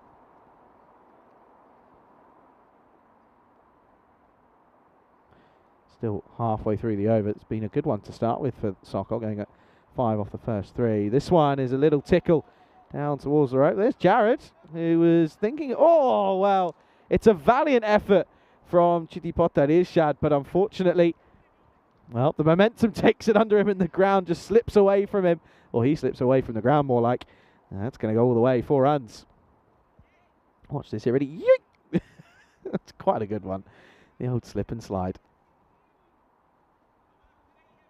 Old slip and slide. So 4 runs. Let's get a good over. 1, 2, 2, 4 to start. Taking a liking to maybe the extra bit of pace that Sharma's got. Changing the angle. It's going to come around the wicket. And go shorter. That probably surprised Hashmi a little bit. Back of a length. Good change up. Good variation. One to come. Left in the over.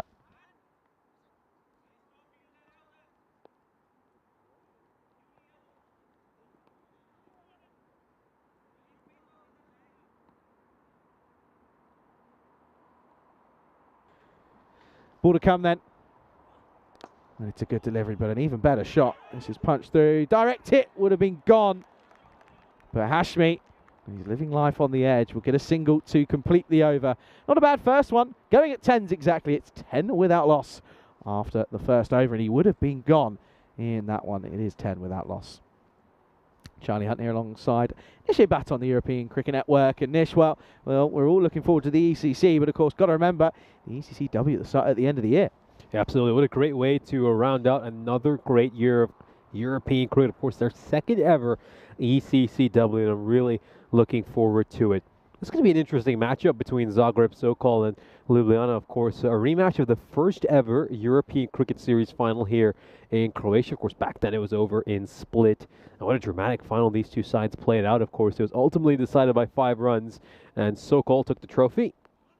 It's tucked away towards fine leg, and it's going to be a big race for the field. It's hard to spot that white rope. You can really look hard. You can maybe just catch a glimpse of it somewhere among the grass. Let's have one more look at this one. I think he's saved that one cleanly. It's a little bit slippery out there, I have to admit. During the match break, I went out to where about the bowler's run-up is, and also where the keeper's standing. And yeah, it's just still a little bit spongy, despite the fact that the outfield has dried quite a bit as the day has progressed. Getting some lovely movement back in, and oh, that's going to nutmeg the fielder, go right between him. Doesn't cover himself in glory there, and well, you want to take that one back. It's another bit of lackluster fielding. It pushes through him, bit frustrating. Omkarnath though He'll be more frustrated than anyone. Nice shot, though, from Hashmi. You're right. Good angle. Good weight distribution. Just leans on it. 4 runs to the total. Kanath under a bit of pressure.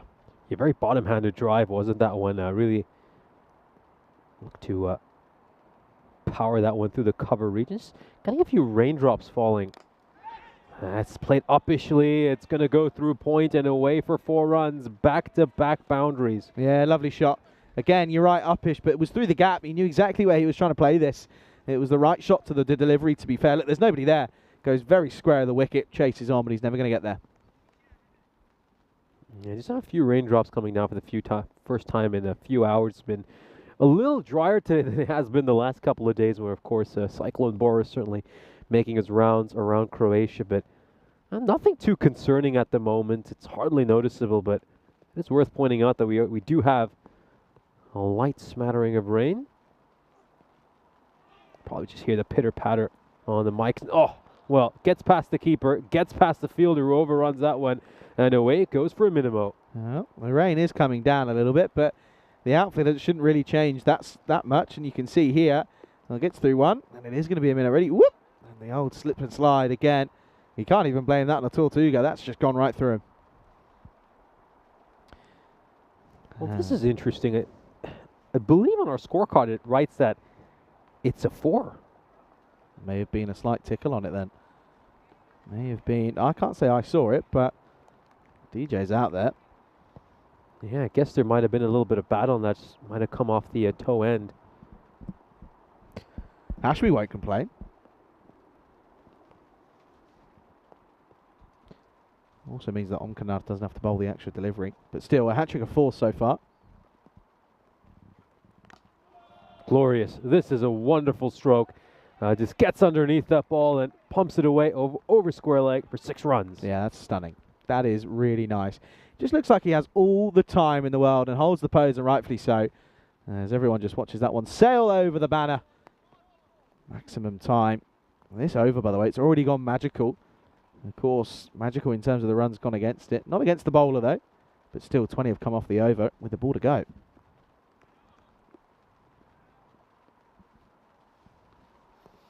A very expensive over so far. 20 runs off it. Hashmi really looking to attack. It looks like he's found some form after the performance he had this morning. Better ball there by Omkanath. Just gets that one to challenge the bottom of the bat. It's a good length.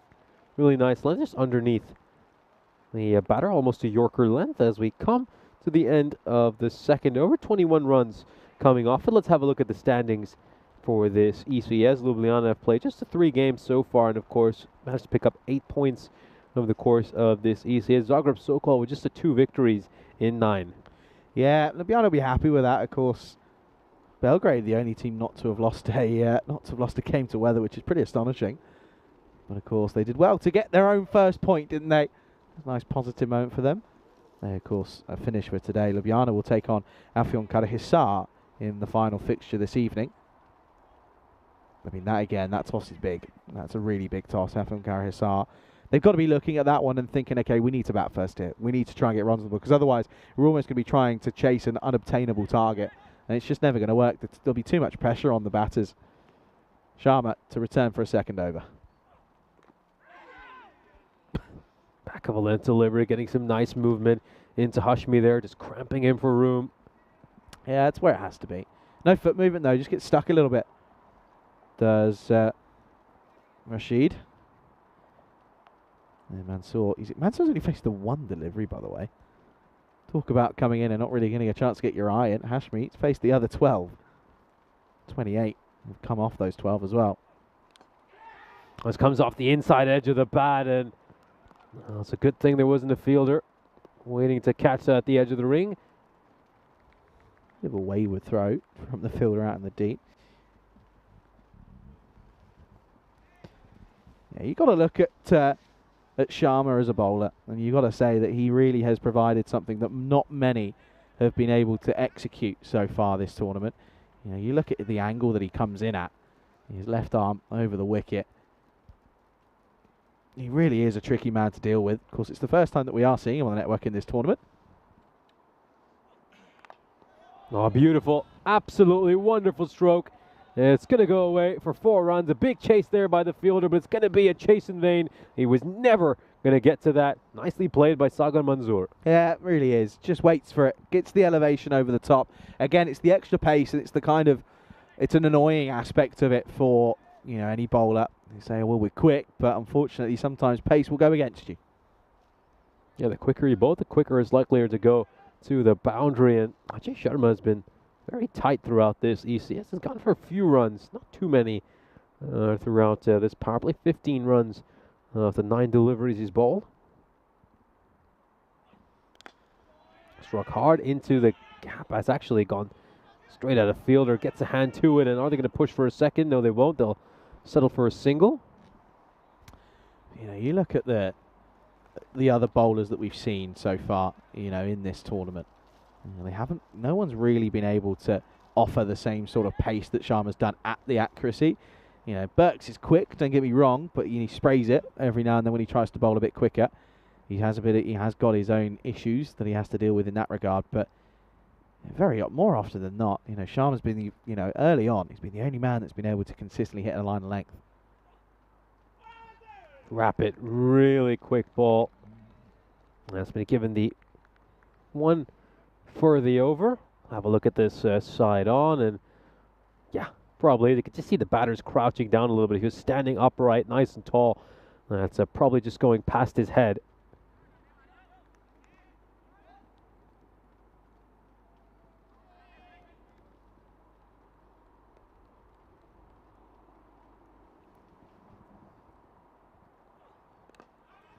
So look to just tuck this one away, and he'll pick up a run. So Hashmi will keep strike heading into the 4th over. Zagreb Sokol with a pretty decent power play. They find themselves 38 for no loss. Yeah, and Sharma none for 17. Again, he's not the biggest wicket taker, but I tell you what, in a power play, when you've got someone who's got an average economy rate of 3.7 at the top of the innings, it's a very helpful and useful tool to have. It's all about how you utilise it.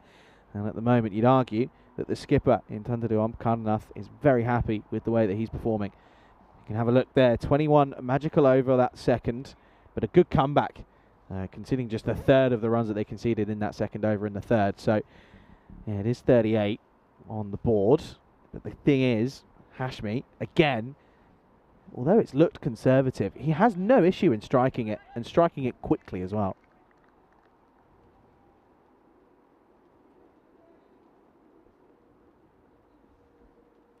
Time for a bowling change. Ali is going to bowl the 4th over, and of course fielding restrictions have been lifted now that we are at the end of the power play, so up to 5 fielders allowed outside the ring. In comes Izaz Ali. Clips that one away off his pads. It was straight at the fielder at short fine leg, so it's just going to be a single. Of course, the fielder placed in that position is Chiridipota Irshan.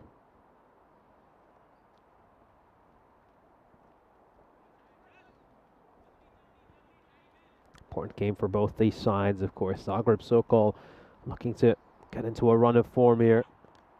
Oh, just straying down the leg side, He's going to get some bat on it and help it away towards fine leg. 4 runs for Manzoor. Loose, very loose. Can't bowl it there. Gibbs whipped away. Pure whippage in this one. Whip it real good. That's exactly what Manzoor does. Nice shot. Yeah, early signs though that Manzoor now getting his eye in. Hit those last 2 nicely to get away for a single and a couple of runs. So that boundary will now add him and move him on to 10. He's, of course, as I said, has had a very good tournament. Full toss, and it's going to get away with that. He's just picked out the fielder in the deep over there, either side of him, and that would have gone away for a boundary. Maybe it's just the fact that the lack of pace on this full toss seems to have done it. It was a slower ball, and it ends up coming in being a juicy full toss for the batter, unable to get it away for a boundary. Nice delivery, quicker delivery there. He's struggling there, isn't he? Is Hashmi. Anything back of a length that's quick and sort of rushing him, he just doesn't look that comfortable. Yeah, he's looking for slot bowling, isn't he? Wants those over pitch deliveries just outside the off stump where he can play his trademark drives. Yeah, if it just kind of climbs up on him, at that awkward height, he really struggles. Up in the air, this one's mistimed. Could be a catch. Ollie under it, and he takes the catch off his own bowling. So Hashmi, who started off really well, just kind of slows down these last few deliveries, and he will depart. Izaz Ali undoes him, and Zagreb so-called lose their first wicket. Yeah, that's a really, really good catch. And again, it's just the length that's just back away from the slot. And that exactly is where it needs to be, because he will try and take you on, and he misses out there this time. So that will be the big wicket that they were looking for. Hashmi, the set batter, gone. The breakthrough has been taken and made, and that's going to be 44 for 1. So the end for Rashid Hashmi. As you can see, fine innings by him. 31 runs off 18 deliveries. He's got his side off to a fairly decent start. And it's sort of nice platform. So the two informed batters are out in the middle in Sagar Manzoor and Saqib Hussain. Both of them have done a fairly good job throughout this ECS. They've been among the better performers for this Zagreb so-called side. Zagreb so-called have actually batted all right for much of the ECS. I think most of their issues have really come with their bowling. Yeah, it's always been their downfall. Up in the air, does have enough distance on it. It's just going to land safely between a couple of fielders. Heart and mouth moment for Hussain. He'll make it back safely. A couple of runs. He'll argue it was perfect precision. That's what he'll say. Couple to finish the over. A really tidy one from Izaz. Goes for the boundary, but picks up the crucial wicket of Hashmi. And at the end of the fourth, the score 46 for 1. After 4 going at 11.5. So you can see they had that magical 21 run over off the second. But it's been a pretty good comeback since then. They've only conceded a grand total of 15 off the last 2. So it's been a nice little fight back from Ljubljana after a disappointing start. It's so-called 46 for 1 and going along at a nice rate here of 11.5. Looking to post a pretty big total on the board, and it comes down to Sagar Manzoor and Saqib Hussain. Now you'd feel a big partnership between these two would get their side into a commanding position. Going to be Irshad coming in to bowl this 5th over.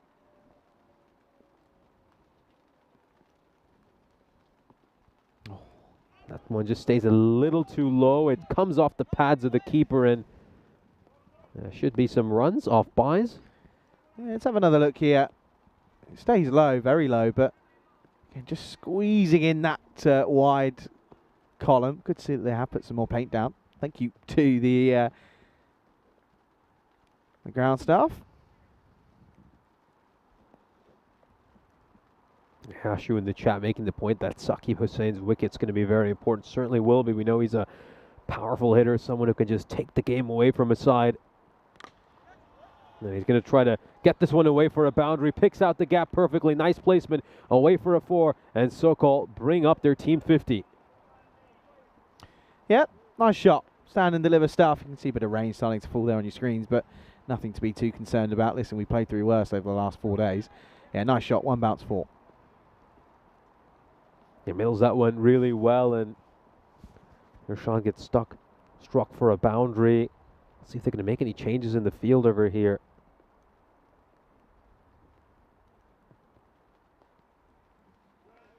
Big heave. He was just trying to get that one away towards that square-like boundary. It's going to be a dot ball. Nice comeback delivery there for Irshad. Yeah, he's got it right. When he gets it right, it's tricky. And that's just the benefit of this wicket, though, isn't it? It's always being able to bring the bowler back and sort of make it a level playing field. Up more often than not, it's a batter's paradise on an artificial turf wicket. Could go for the wide Yorker, and the batter's convinced it's a wide. That was my initial thought as well, but let's have a look at the replay. Well, he might have a good reason to think it was a wide. Tough one. You'd argue it's almost, by the time it goes through, it's all when it goes past that line, it's almost it is probably okay. Oh, what a delivery there by Irshad. That is a top bit of bowling. And in the end, Hussain's done a really good job to dig that one out. Get the shovel out. Get the shovel out. That's a toe breaker, if I've ever seen one, by the way. Really back foot, does well. And nice work. And Irshad's bowled a superb over here. Just giving up 5 runs, 6 overall in this over. Of course, the 1 run coming off buys at the very first delivery. High up in the air. This is a miscue. But where is it going to land? Is it going to land safely? No, it won't. Goes out to the fielder. And it's really well taken here. Sagar Manzoor departs. And you've got to say, Irshad deserves that wicket for how well he's bowled this over. Yeah, you do. He's come back nicely. It was probably arguably a slot ball, but he just, again, it's a slot ball that he plays down the complete wrong line. He tries to go across and it ends up finding the leading edge. And make no mistake, Tunduru will not drop those. So another one goes, and they've been really crucial here at the moment, and they've done very, very well. Yeah, absolutely. Of course, we're halfway through this innings, and Zagreb so-called find themselves 52 for 2. So they set up a pretty decent platform here. They're going at about 10 and over, so they've got a chance to put a par score on the board. But we know this Ljubljana side have a really talented batting lineup, so you're going to want to maybe get something north of 120. Yeah, they do, and you've also got to remember as well that batting is Sokol's strong point. You know, their bowling has often let them down. There's also been a few issues in the field, so there's going to be ample opportunity. But rain's come down out of nowhere, by the way. Yeah, certainly it's picked up a little bit, hasn't it? And it just comes off the inside edge over there. And now Usama, he's a very powerful hitter. We did see that on display when he hit those consecutive sixes to round out a victory for his side. Yeah, I'd imagine that this rain, though, is one of those that we had yesterday that kind of just comes and goes, and pretty much already has gone, to be fair. Has to haul that one out, and should be a catch, is a catch. Usama departs for a golden duck, a very brief stay at the crease for him, faces just the one delivery, sends that one out. It's another good catch by Ljubljana. You've got to say, take their catches very well. Yeah, as we said, what's the top 3? Catches win matches, dot ball percentage and your boundary hitting. Well, they're doing one of those 3 very good at the moment. Their catching is superb, and it's going to be a disappointing way to go. Usama just couldn't get it out of the screws, didn't give himself the time to get his eye in. He goes for a golden quacker. It's 53 for 3. Abdul Hassan holding on to that one. Haider Usama departs for a golden duck. Let's take another look at this. Yeah, well taken. Just about chest height there for Haider Usama. Yeah, some alarm bells will be ringing now for that Zagreb so-called sign. That quick-fire start during the power play. Feel like a distant memory. They've lost a wicket in each of the last 3 overs. And all of a sudden, they're in a spot of bother here. That expected score has dipped below 100 for the first time this innings. Yeah, it has, which is annoying for them, because anything that's not at 100 or more is going to be relatively easy. You can see there, look at Ljubljana, 87%. Here's Thakur. Blocks that one out. Good bowling here by Ali. Just angle this into the left-hander.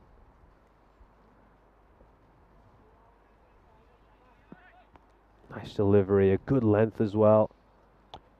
He's another international player, is Thakur. He's played a lot of cricket for Croatia.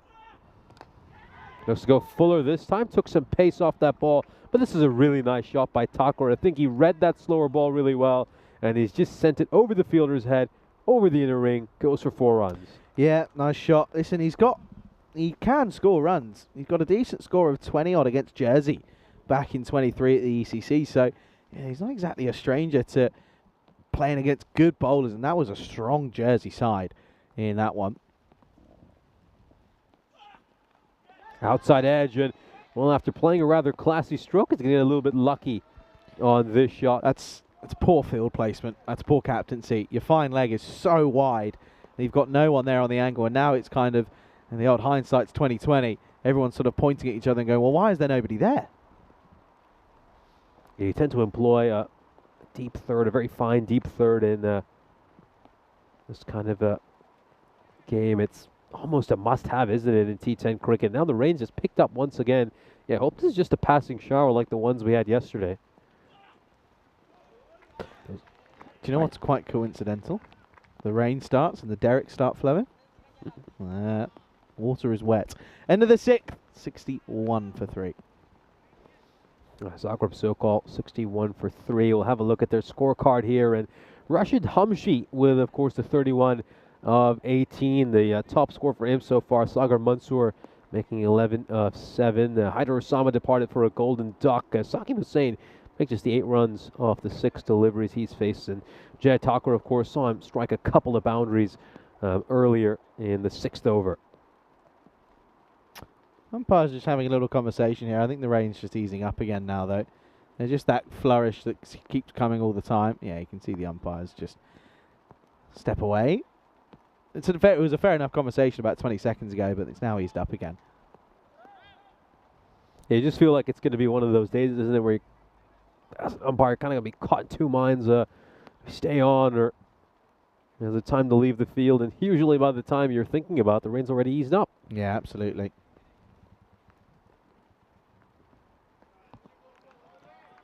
Wide. Irshad just getting the line completely wrong over there. We'll have another look at this. Huge wide. Gets that one badly wrong over there, Irshad.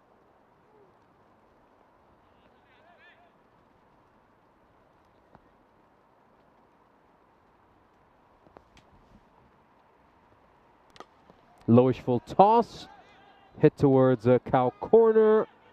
They're going to look to push for a second run. A big throw needed here. Oh, if he had caught that cleanly, maybe they could have had a run out there. Irshad just couldn't hand that ball. Maybe a little bit slippery. Oh, you feel like he should have done a better job.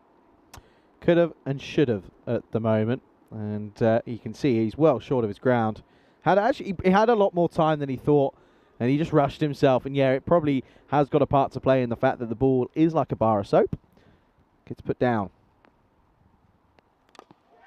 Beautiful shot. That's going to go all the way. 4-6. Almost strikes one of the birds along the way. That's how high it went. Yeah, by the way, the birds are starting to fly a little bit lower. Just if you were here yesterday, you know what that means. Good shot, though. In the slot, though. That's just what that is. The bowling just is in the slot, and that's not where it needs to be. There you go. Oh, the old David Attenborough watch.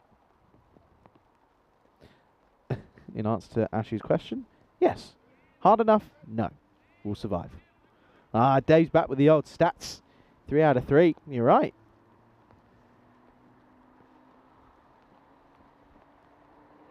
Yeah, and generally, I have to say this, Ljubljana side, they've hardly put anything down throughout the course of this ECS, and especially with the conditions they've been playing in, where the ball is rather slippery. Really is a testament to how good a side they are in the field. Yeah, it is. Yeah, massively. That's just the standards that they've set, though. They stick to it. Got him. That's going to be a wicket, and Irshad grabs the second one. He's absolutely pumped. He, of course, has the last laugh here against Saqib Hussain, who sent him downtown earlier. But he's going to have to depart. Wonderful bit of bowling by Irshad. Yeah, full, straight, simple game of cricket. You miss, I hit. Thanks for coming. Cleans him up. And Hossain goes for just the 16 runs off 10. And again, they're now starting to look a little bit nervy to get up to that 100. It's 70 for 4.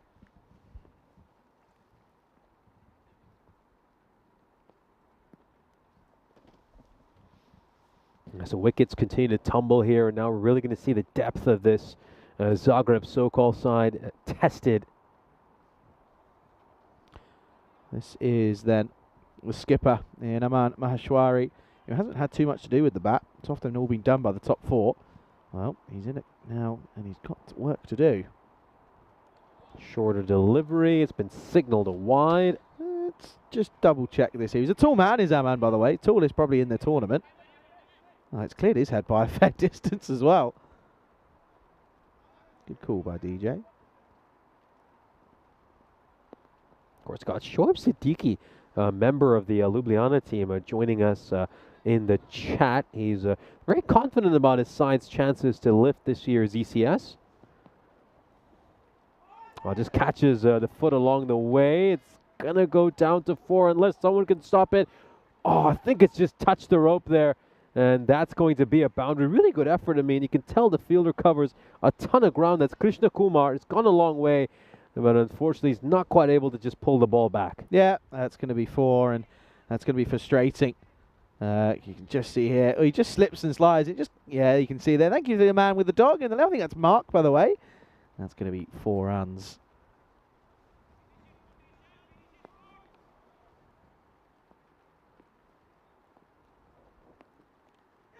Outside edge, and he's gone. Maheshwari will depart. It's another duck. Derek working overtime so far this innings. Irshad bags his third. Oh, it really has been a special spell by him. A fuller delivery, catches the outside edge of the bat, and is really well taken there by Ramanjot Singh, and he's wheeling off in celebration, and he deserves it. Irshad has bowled superbly this innings. Yeah, picks up 3 for. Not many people have done that in the tournament. The score at the end of 7, 75 for 5. Little update as to where we are at the moment. Of course, we've spoken at length about the ECSs to come in the year, and of course the ECC and ECCW, but yeah, Greece, of course, and Italy. We'll get some T20 internationals and T20 domestic stuff coming in, and both men and females out in Italy, but of course we'll see the ECIWs and T20 IWs in Greece. Danny Hudacek will cover those out there. As for Italy, I'm actually not too sure. I should probably find out. I do believe Rico is going to be over to cover the finals in Italy, but I'm not quite sure yet who he's going to be joined by. It's a long stint out there. Have you seen that? That can't be right. Shouldn't it be the 26th and 27th of October?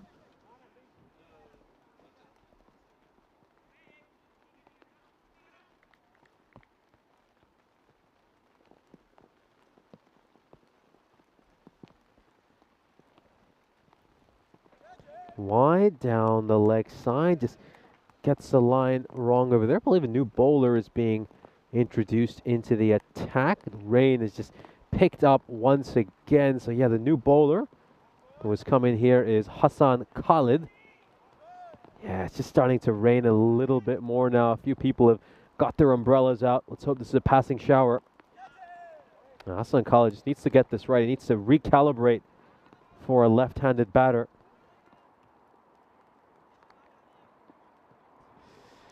Yeah, DJ just communicating, and here we go. We're going to come off it. Well, we've been lucky with it so far today. Well, hang on a second.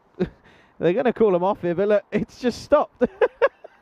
Well, hang on a second, DJ. Look, it's completely stopped now. No, hang on. Let's have some common sense here. Look, batters and fielders were saying, "Well, hang on a second, we're fine. Yeah, we're going to continue. It was just a passing shower." DJ just a little bit keen and eager to get off there. No, you got to feel for the umpires. I mean, it's such a tough decision. It really was pouring down for a moment. A few people had their umbrellas out. And then all of a sudden, 10 seconds later... If that, it would literally, as he took the bails off, it stopped.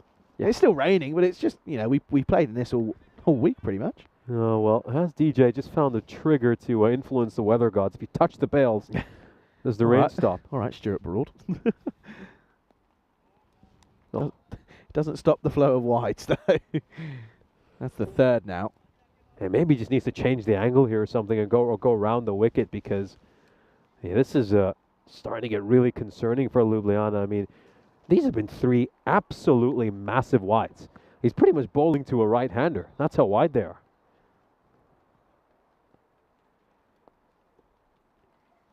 I can just see Ramanjot Singh, the keeper, just going to have a word with him.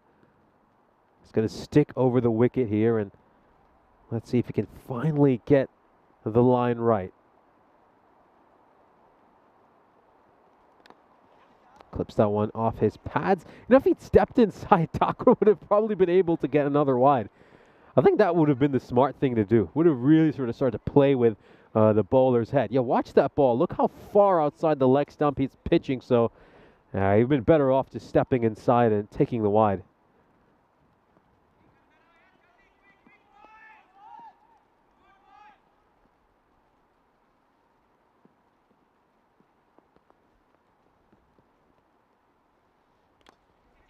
Up in the air, shouts to catch him, but I think this will land safely and might even go away for a boundary unless we see a truly extraordinary display of fielding in the deep.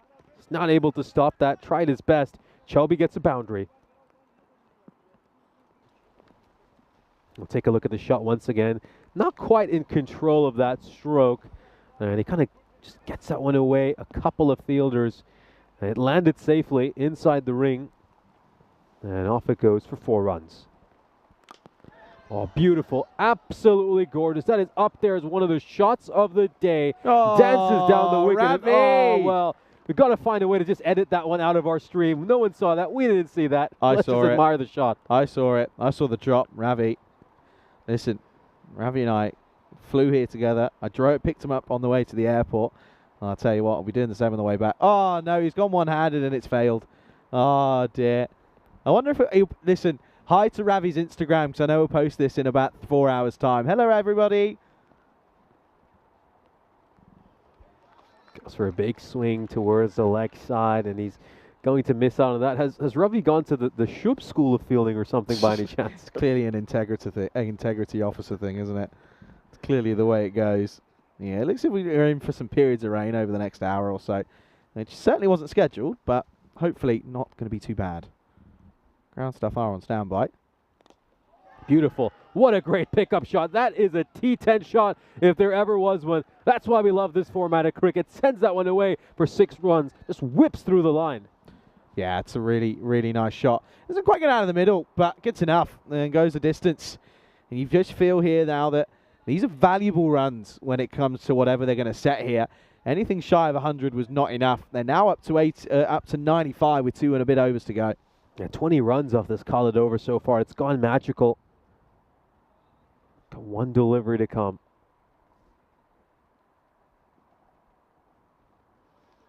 Now just gets thrown off by the batter there. He just saw Chaubey looking to advance, tried to push that wide, ends up bowling it too wide, and that's the 4th wide we have seen this over.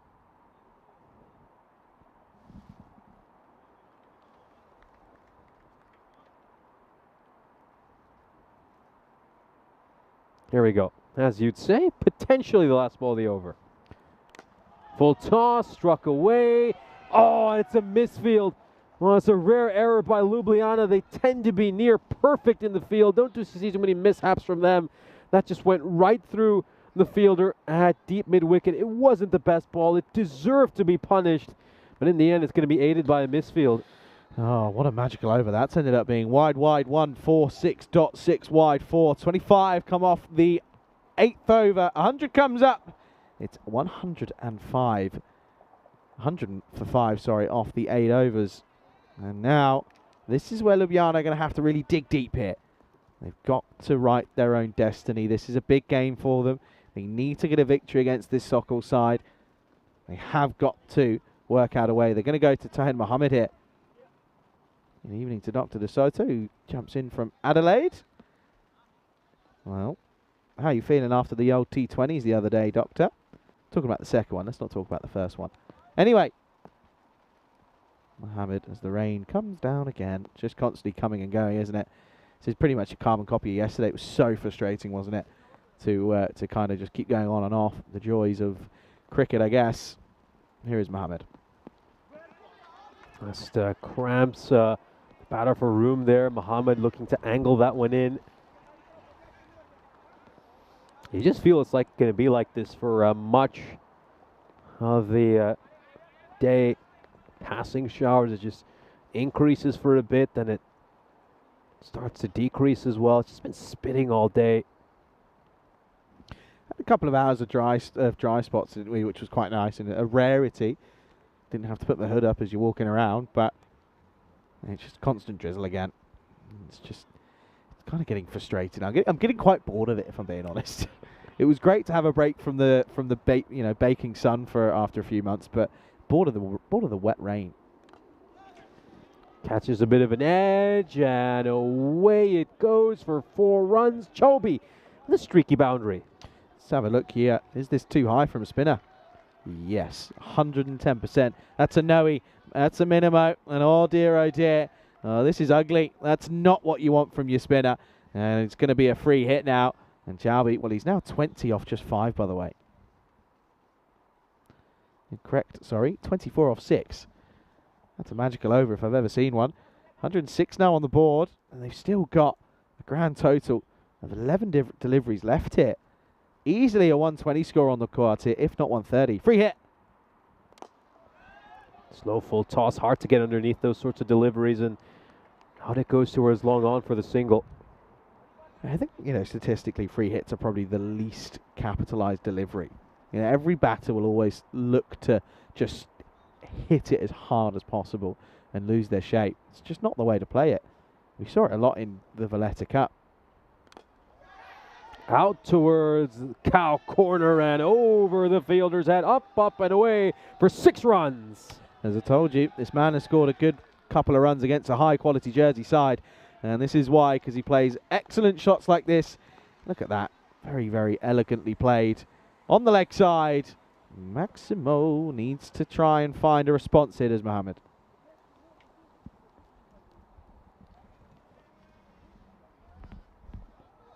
Team 13 runs off this over so far, so we'll have 3 more deliveries. Coming all happens in the 9th, and it's a bit of an eventful 9th over so far.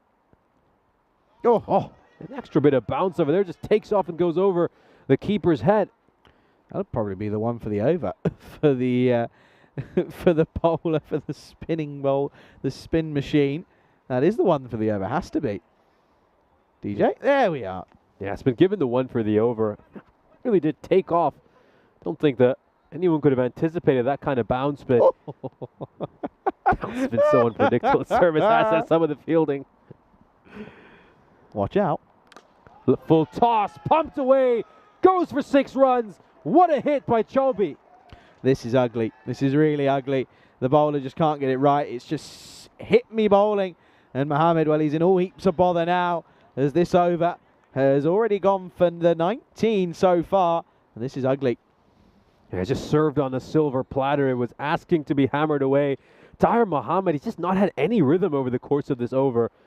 Not been at all consistent. Oh, it's going to go big again. Massive shot just over the ice cube, and that's gone away for 6 more runs. Back-to-back hits downtown. 51 off the last 2 overs. That is a huge momentum shift in this game. What a way to end the 9th over. 26 off it. It's 126 with that for the loss of 5 wickets with an over to go. Well, now they're looking at potentially, if they can go again, they're looking at a 145 here. Well, they certainly are. They certainly are. This Zagreb Sokol side are putting on a great performance in the first innings against Ljubljana. You feel they'll need all those runs because of the issues they've had with their bowling. But if you get to a big total, it just adds that scoreboard pressure in the second innings. Certainly does. We could be in for a very exciting match. Just have a look at the win predictor. It's shifted so much now. Zagreb Sokol are now slight favorites in this match. It's up to 57% for them. First time in the entire game that they've been above them in the win predictor. Still don't think you can count out this Ljubljana side, but it's going to be good to see them tested. They haven't had a test yet, so it's going to see what they're about when they're under the pump. Last over time, they're going to go to the skipper on Karnath. And well, this is a big moment.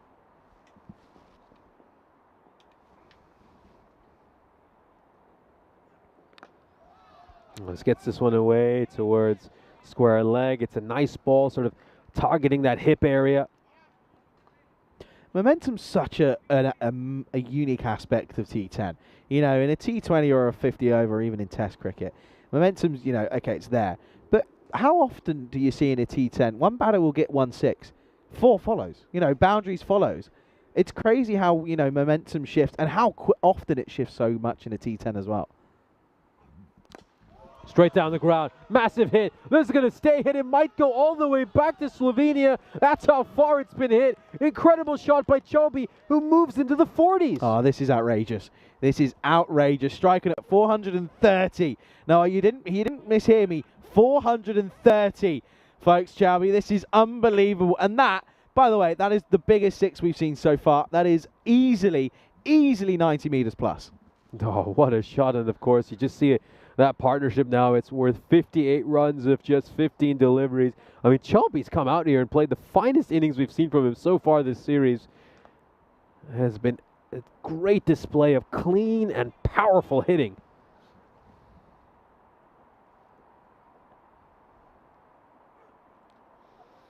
Oh, it's a better ball there by Omkar. That's just trying to direct that one towards his pads. I mean, could he have just maybe stepped inside, taken the wide? Oh, well, maybe he could have. Maybe he could have. I can see a lot of our viewers really enjoying this match. Rohit Scheller in the chat saying, well, this is T10 cricket at its absolute peak. And Dinesh Malta saying, what an interesting match we have going on here. We certainly do, of course. And Sokol came in as underdogs, and they've now put themselves, you'd probably say, in the driver's seat in this match. The win predictor certainly thinks so, giving them a 59% chance. I mean, Ljubljana are still in this game, but Sokol do find themselves in a commanding position here. 59 off 16 this partnership. That's outstanding. Thakur got to go here.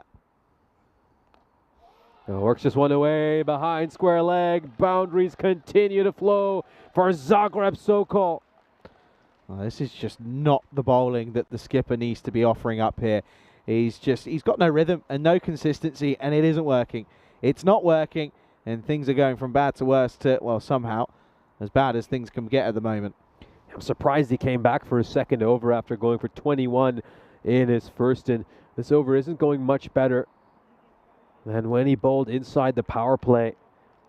Yeah, just going back to the point you made about the momentum swing, really in that 8th over when Hassan Khalid served up those full tosses, Zagreb Sokol have just never looked back. Well, this will be interesting. Well, they're going to somehow come on through for a bye, but I want to check, because he goes away from this, I want to check this in front and see where this ends up here. And it's nowhere near a wide.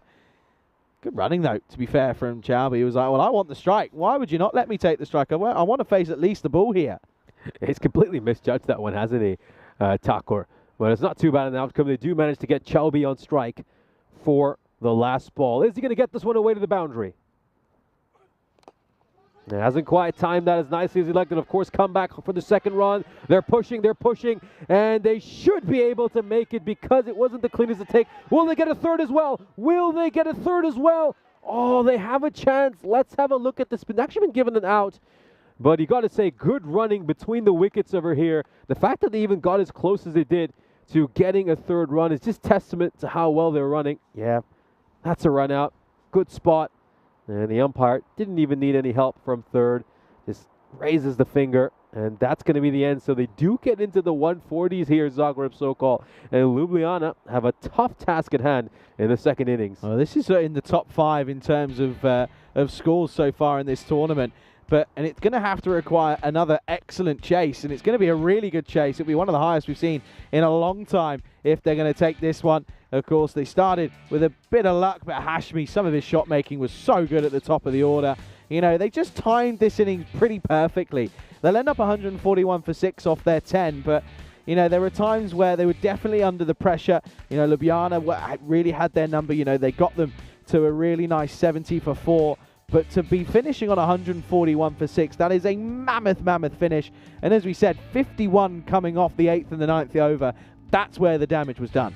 Yeah, it certainly was. And I think it's back to those momentum swings that you were talking about. You know, you bowl a couple of full tosses to the bowler. It's not just the fact that you've given up 12 runs from those 2 sixes, but all of a sudden the batter finds himself in a good rhythm. He's got his eye in, and the rest of the side suffers for that as well.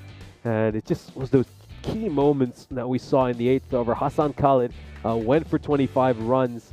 They just never looked back after that, did they? Zagreb Sokol, they continued to accelerate, and they ended up on 141.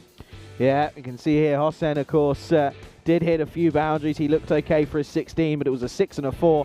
But unfortunately, he wasn't hungry for more. He was eventually gone, rattled by Irshad, and that was a great spell for him. And this is the thing, is this game just ebbed and flowed. I spoke about it when I spoke about momentum. This game really did go back and forth between a couple of the different sides. You know, Irshad took that 3-for, and so in that 3-for, you got to look at who he got. He got Manzoor for just 11. Ravi put one down, by the way. Don't let that be escaped.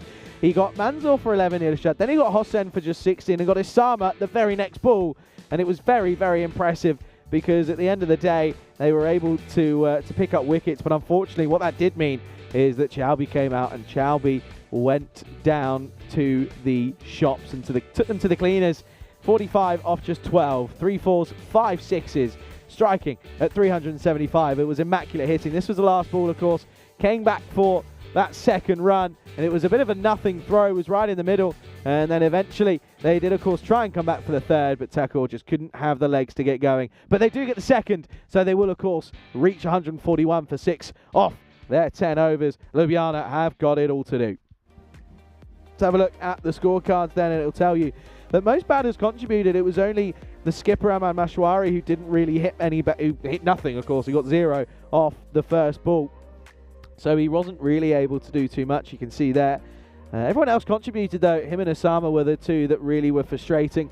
Of course, Manzoor, just the 11, wasn't the best from him either. Extras, though, 17 extras. That's disappointing from Ljubljana. We spoke about how crucial it was for them to realistically find a way to keep the extras down, and how good they've been at doing it so far, but unfortunately not able to replicate that sort of form in this one. Let's have a look at the bowlers. Then you can see there 2 for Ali, 3 for Irshad, nothing for Sharma, nothing for Omkanath, and Omkanath going at 16s. But look at those overs from Khalid and Mohammed, both going at 25s. It's 50 runs gifted to them off just 2 overs. It's tough. It's a tough game, T10, and we're going to very much be looking forward to seeing how this goes.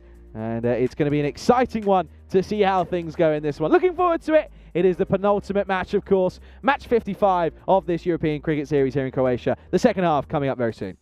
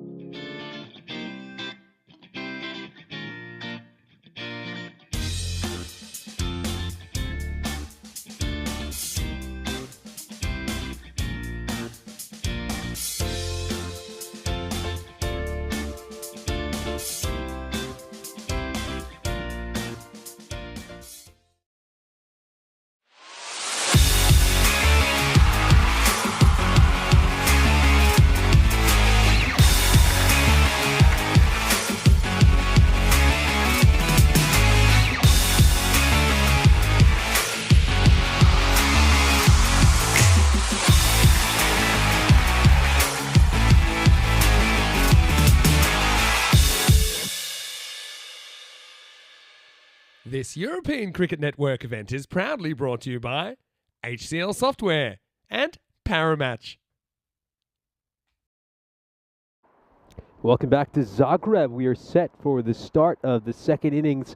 And Zagreb Sokol put in a superb performance in the first innings, posting 141 runs on the board. Ljubljana have a pretty tough task at hand in this second inning. So it's highly unlikely we'll see bonus points come into play in this match. It looks like it could be a very competitive and exciting game. Zagreb Sokol, of course, had their struggles over the course of this European Cricket Series. Certainly didn't display any of those issues in the first innings when they posted one of the 5 highest scores so far this ECS, 141 runs for them. Ljubljana do boast a formidable batting lineup, but you obviously got that scoreboard pressure and the challenge of trying to get to 141 runs in these rather testing conditions. Should be a good watch in this second innings. Ramanjot Singh is opening alongside Abdul Hassan. A couple of elite batters out there in the middle. Let's just have a look at the field setting. We'll take a peek outside our ice cube. So they've got a long on in place as well as a deep third. A deep third, though, is a lot squarer than where you typically position a deep third man. So here we go. It's time for the first ball. Beautiful delivery first up to start off. That's where it needs to be.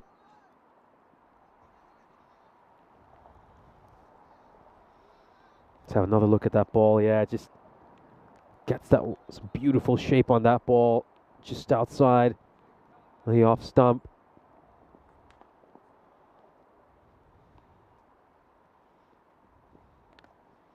That's going to clip this one away off his pads, and away it goes for 4 runs. Just straying down the leg side there, Chobi. Got the line right on the first ball, but just a bit wayward here. And yeah, shake of the head, he knows he could have done a lot better. Away for 4 runs.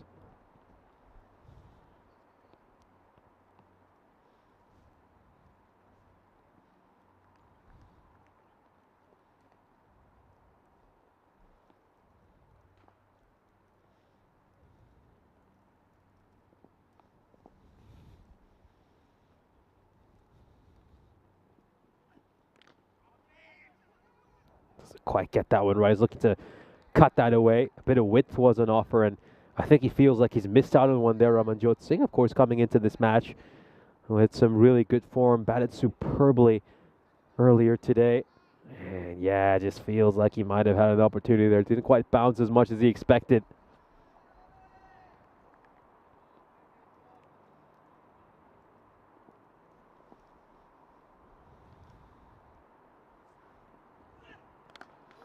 Gets nice and deep in his crease. That allows him to get underneath the ball, and that's going to have enough to go for a 6, or at least you'd think so. Yes, it does.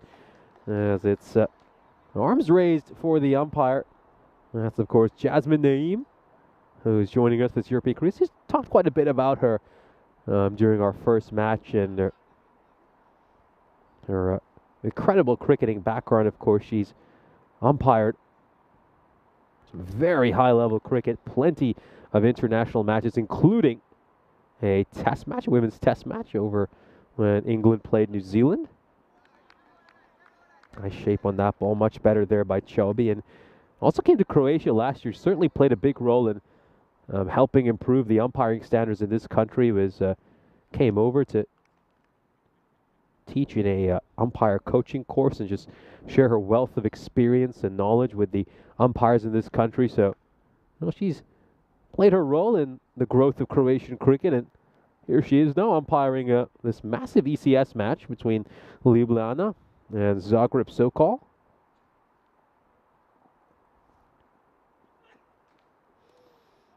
Stays a touch low. And that's going to be the end of the over. So 10 runs coming off the first. It's not too bad an over from Zagreb Sokol's perspective. They'll take that.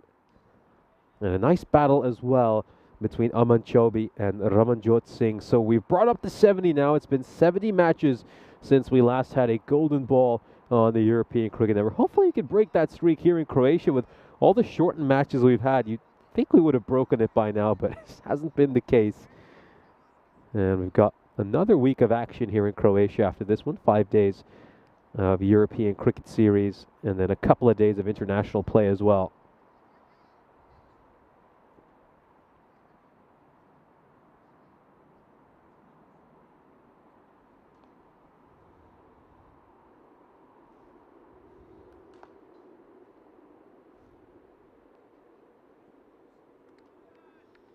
Shorter delivery. Might want to check the height on this ball. It's been given the 1 for the over. Let's take one more look at the height. Ooh, well, yeah, just about. Probably just catches the top of the helmet along the way.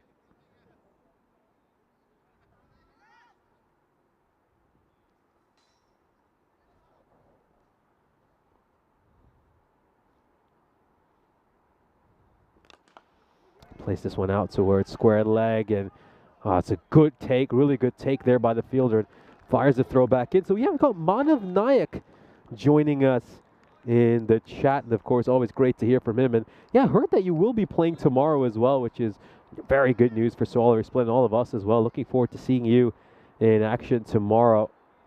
Yeah, Manav Nayak, of course, superb series so far. You have to say he's been the player of this ECS. Batting superbly, bowling brilliantly. Up in the air, miscue, chance for a catch. Oh, he's unable to hold on to that. Just pops right out of his hands. Should have been a catch. Could be a massive moment. He can't afford to give Ramanjot Singh another chance. Ooh, well, there was an opportunity.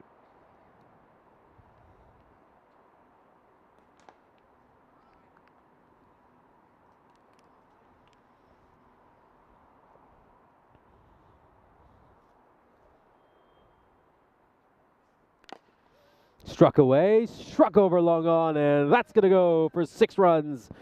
Very nicely played there by Abdul Hassan. An accomplished cricketer, has enjoyed plenty of success for this Ljubljana side. Just takes a couple of paces outside his crease and meets the ball on the half volley. Beautiful shot. And that's what we're accustomed to seeing from him. Of course, he's been up there in the past amongst the top run getters in this ECS, of course. Back in 22, he was the second highest run getter in this European Cricket Series. Managed to make 304 runs in the 10 innings he batted in with a strike rate of 217. A very talented and accomplished player.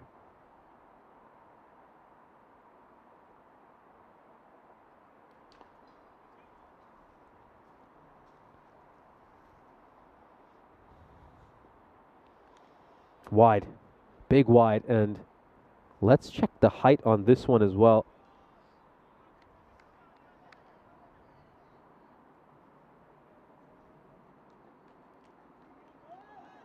I mean, we have had the one for the over, I believe, so shouldn't that be a no ball? Yeah, it's been given a no ball, so free hit coming up. Oh, just slips through the keeper, and those are going to be some runs off byes. Couple of mishaps here for Zagreb Sokol. They're just being a little leaky. Yes, of course, worth keeping in mind, this was a free hit since the one for the over had been given earlier, and that was the second bouncer. Of course, I'm referring to the ball that was a no ball just prior to the free hit. Away it goes, up and away. That's not going to go the distance. Yes, it will. 6 runs, a bit of width on offer there. And Parakalam spoils the over. Those last few deliveries, it ends up being a rather expensive one. 19 coming off it. Of course, 4 of those were courtesy of buys. Ljubljana are just starting to shift up the gears as we come to the end of the second over. Yes, we'll have a look at the standings here. Zagreb Sokol currently sitting in 4th place with 17 points to their name. Ljubljana have an undefeated start, looking pretty good.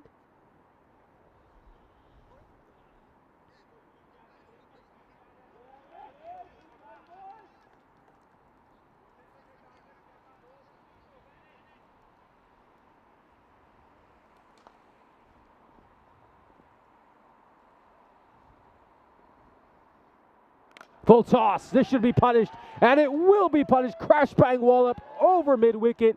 Goes for 6 runs. That was served on a silver platter. Not a great ball here for Shanugam to start the over. It's one that just slips out of his hands, and look how deep he's batting in his crease. If he goes any further, he'll be probably clatter into his own wickets.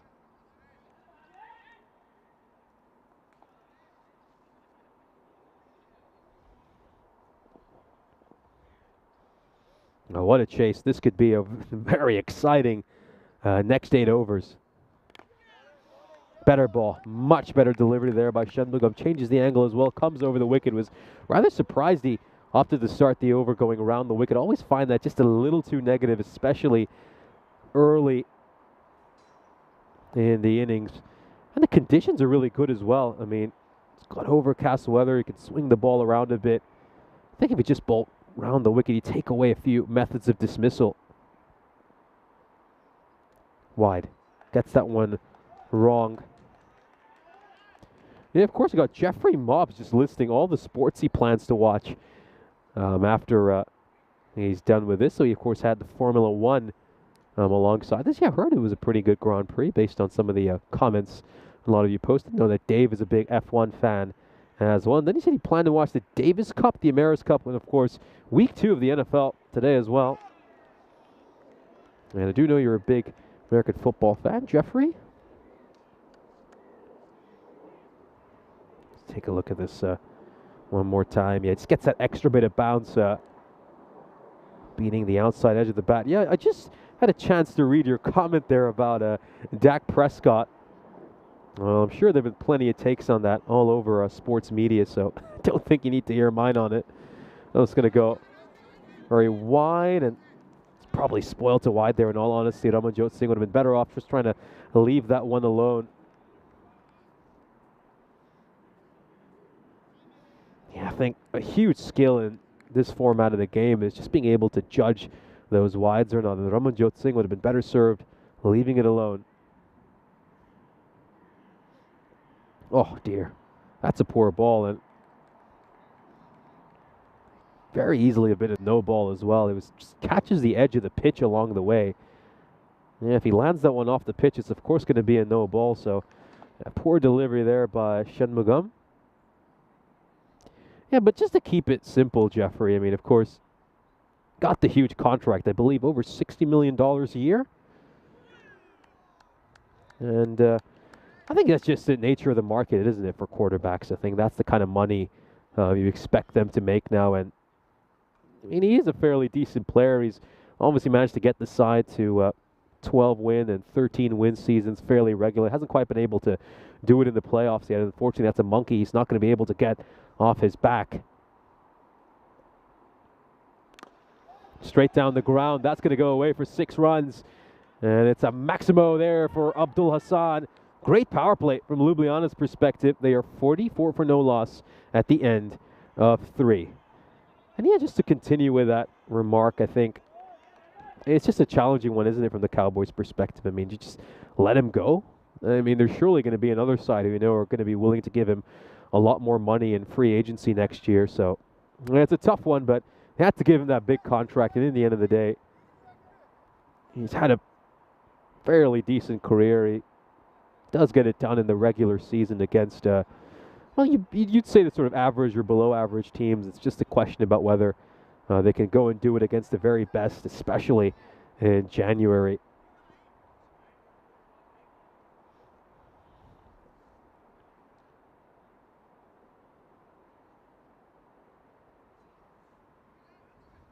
Here we go. So we've come to the end of the power play. Up to 5 fielders are allowed outside the ring.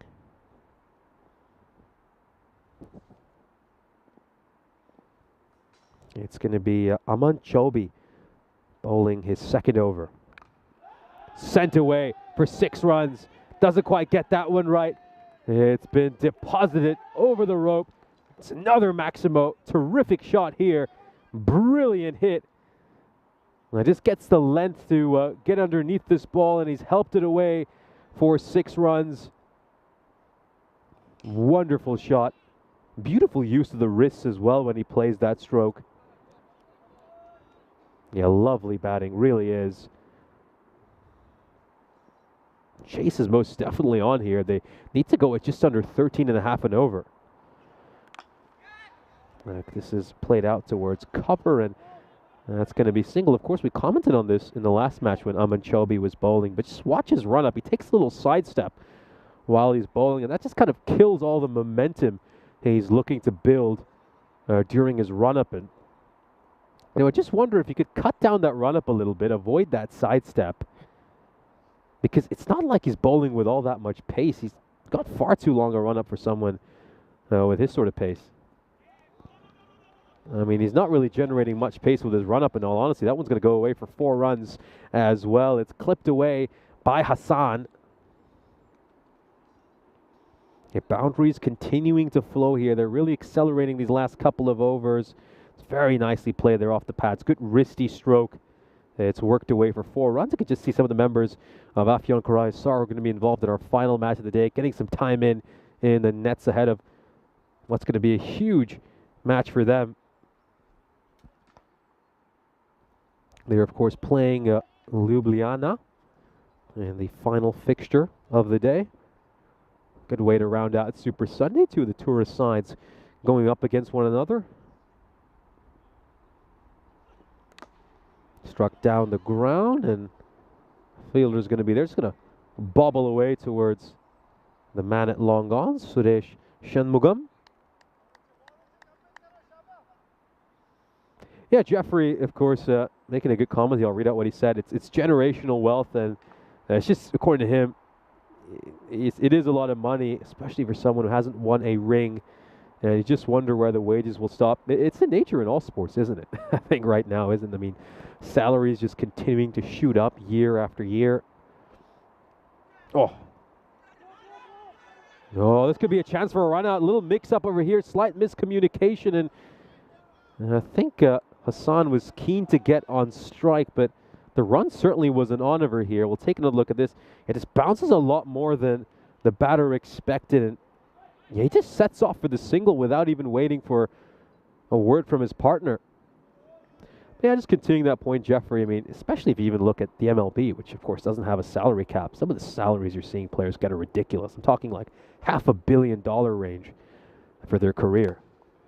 This is played away nicely into the gap. Goes away for 4 runs. Very nicely placed by Singh.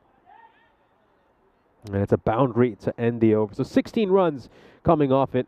Very nice shot by Aman Chaubey. Meets that one on the half volley and helps it away for 4 runs. Yeah, but just imagine if the NFL didn't have a salary cap. I mean, how much would those salaries be? How much would they shoot up to? I mean, if it was like, say, European football where there are no salary caps, and, well, let's face it, I mean, financial fair play is just a joke, isn't it? I mean, no one actually takes it all that seriously. You just wonder what kind of salary some of these quarterbacks could be earning. I mean, I wouldn't be surprised if some of them could go on to make up to $100 million a year in some of these contracts. And yeah, I can see, of course, you're talking quite a bit about NIL. You know, that's obviously been big over in the college game. And yeah, I got to admit, I don't follow NCAA as closely as you do, so it's a little harder for me to comment on that. I wouldn't say I'm the most qualified to give an opinion on it either, although I've read a few articles on Business Insider and Forbes, a number of other platforms as well. I think a lot of the purists, I know for a fact, they're not a big fans of the transfer portal. And of course, players can now make a lot from endorsement deals.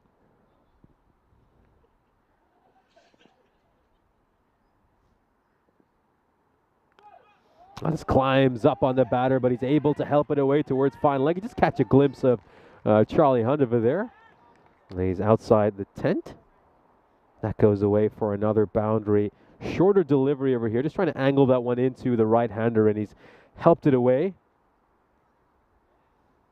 for 4 runs.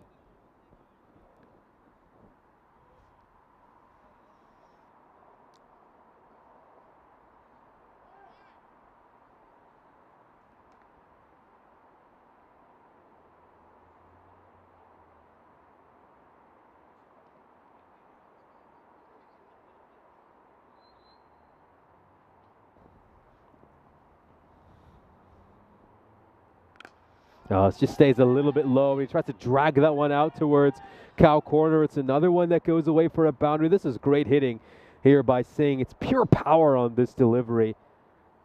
It's just stayed a little bit lower than he expected. Doesn't quite come out of the middle of the bat, but he just managed to muscle that one away into the gap. Off it goes for 4 runs.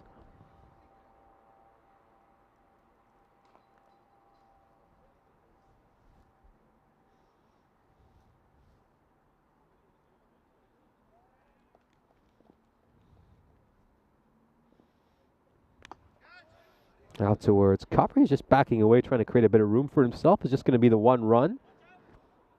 Great position here, Ljubljana. They're currently going at a rate superior to their required rate.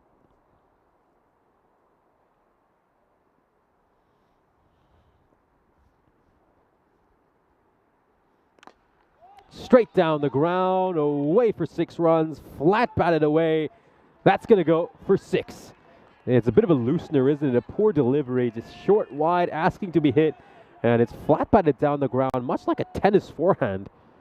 Take another look at this shot. Yeah, just manages to get that straight down the ground, away for 6 runs.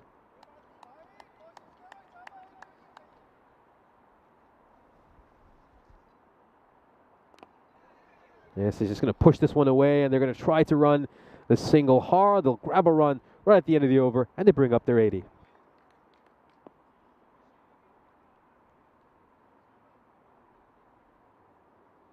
End of the 5th over, and they find themselves 80 for no loss. A good chance to welcome you into our commentary position. We've got an exciting game going on here. Ljubljana do look set to pull off what would be a remarkable chase. Zagreb Sokol, of course, putting up a score in the 140s, and they would have felt very confident about their chances to go on and win this game. Right now, you have to say Ljubljana are in cruise control, and they look like they could go on to win this match. They're going to have to find a way to get some wickets here and break this partnership, which is really blossoming and has put the Slovenian side in a commanding position heading into the second half of the innings. It's time to make our way back out to the middle. Straight down the ground, goes downtown one more time. 6 more runs. Jay Thakur gets pumped for a 6 off his very first ball. It's overpitched, asking to be hit, and has been sent all the way for 6 runs. This is struck out towards mid-wicket and well fielded in the end, just the single.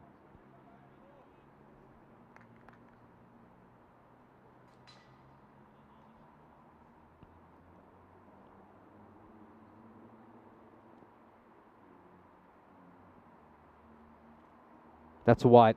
Just gets that one wrong over there, and well, the umpire is just going to,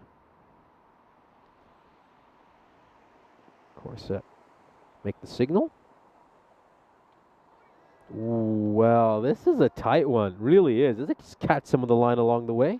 That's the big question here. Yeah, maybe. Just maybe. Certainly according to the umpire.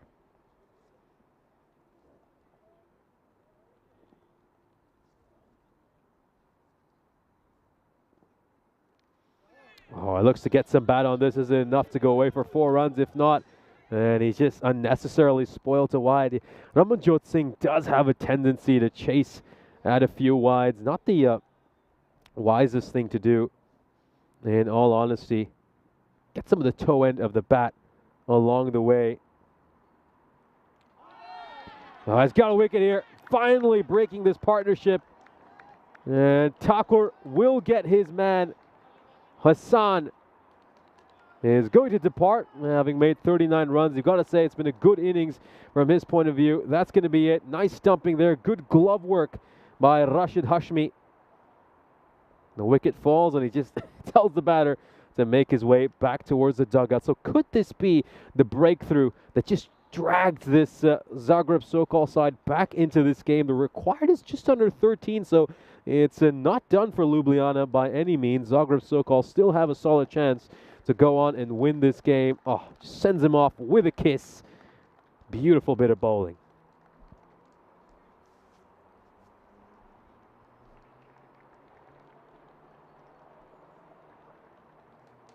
You know, Jeffrey, always is great to discuss these topics with you, of course.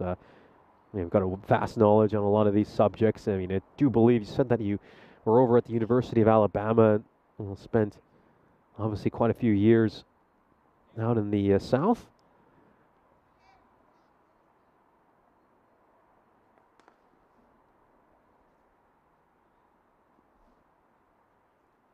Oh, just catches a pitch. Just catches the edge of the pitch, and that's why it's going to end up being wide. No, it's been given a no ball. So the umpire initially signals wide, then changes his call. Let's have a look at that right there. Yeah, so it's given a wide, or at least it's suggesting he's going to give it a wide, and then changes his mind, gives it a no ball. Yeah, so free hit coming up.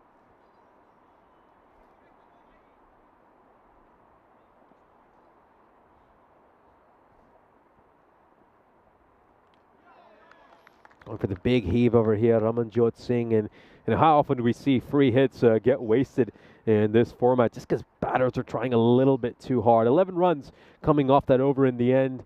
Pretty good one from Jay Thakur's point of view. He does get the important wicket of Abdul Hassan, which just gives this Zagreb Sokol side a little bit of hope. We'll have a look at the scorecard here. Ramanjot Singh making 41 runs of 21 deliveries. Abdul Hassan with a solid performance with the bat as well until he was dismissed by Jay Thakur. A good stumping there by Rashid Hashmi.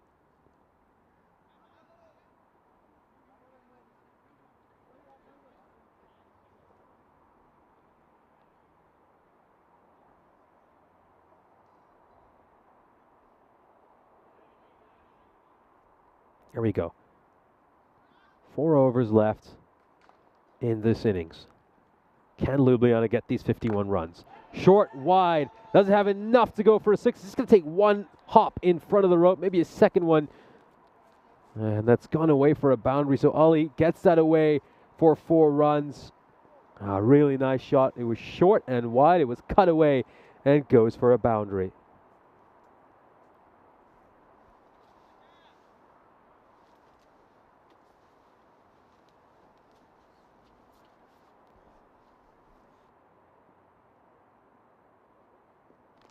Inside edge, and it's gone. And he chops that one on there. So could Zagreb Sokol just turn things around over here? Well, they've managed to go bang, bang. They've got a couple of wickets in quick succession. Inside edge onto the pads. Beg your pardon, the stumps. And he gets an important wicket here. No, massive one. Absolutely massive wicket. Ljubljana bagged their second one. Beg your pardon, Zagreb Sokol bagged their second one. Ljubljana, of course.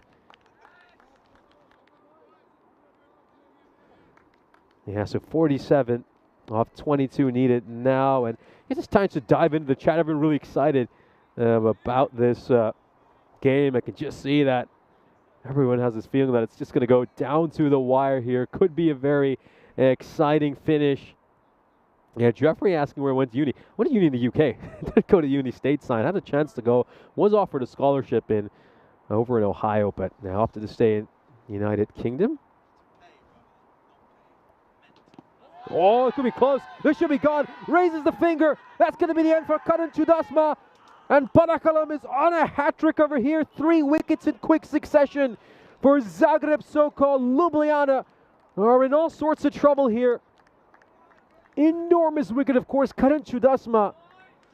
Well, we saw him make a brilliant 81 earlier in this ECS, and that is as plumb as it gets. He just shuffles across, and he's done by the straighter one. How often do we see that? It's a golden duck for Karan Chudasma. He departs. And a hat-trick ball coming up here for Parakalam as well. There he is, Derek greeting Chudasma as he goes back towards the dugout. So we've got the hat-trick graphic up. Of course, a member of our crew is up there as well. Of course, Jared Newton picking up a hat-trick earlier this year over in the ECLs. Here we go. Abhinesh Parakalam is on a hat-trick. Absolutely massive moment right here. Mohammed is on strike. Looks to go big. There's a fielder underneath it. It's going to be a hat-trick. He's managed to get a hat-trick here, Abhinesh Parakalam. This match has turned on its head, and it's absolute delirium out in the middle for Zagreb Sokol. Oh, you don't see this too often, do you? It's a hat-trick here in Zagreb. What a massive moment, and he's up on the ECN honors board. It's a moment that Parakalam will never forget. Let's take a look at this again. It's a miscue. It's gone up in the air, and the catch is well taken at square leg. Massive, massive moment in this game. A bit of history as well for the Zagreb Sokol side. Parakalam, oh, he can't hide his joy. He can't hide his joy. Tahir Mohammed is the victim in the end. He departs for a golden duck as well. Wow. Just wow. Ljubljana were absolutely cruising at the halfway stage of this innings. They were 80 for no loss at the end of that 5th over. Let's have a look at this once again. Went high up in the air, and he takes the catch quite comfortably. It was a simple enough catch in the end, but he, of course, got that pressure of it being a hat-trick ball. You know you can't put it down.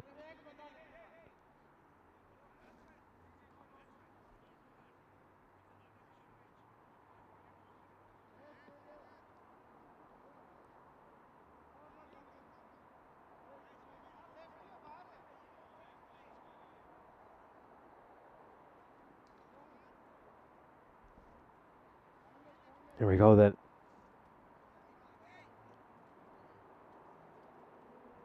Sharma on strike, so we've seen a hat-trick. Can he go 4-4? That would be something really special. Oh, it's a great ball over there as well. That is a terrific delivery. Perfect line and length. And it's also, by the way, the first time I got to witness a hat-trick since all the way back in 2021. It's been a good 3 years, I believe, since I last covered a hat-trick on the European Cricket Network. And that was great to see from Parakulam. Here we go. Last ball of what has been a sensational over. This comes off the inside edge of the bat, and they're not going to pick up a run here, so it's going to be a dot ball. 4 runs off this over, 3 wickets coming off it as well. And Abhilash Parakulam has turned this game on his head. All of a sudden, Ljubljana find themselves under all sorts of pressure. They're required to shut up to just under 16.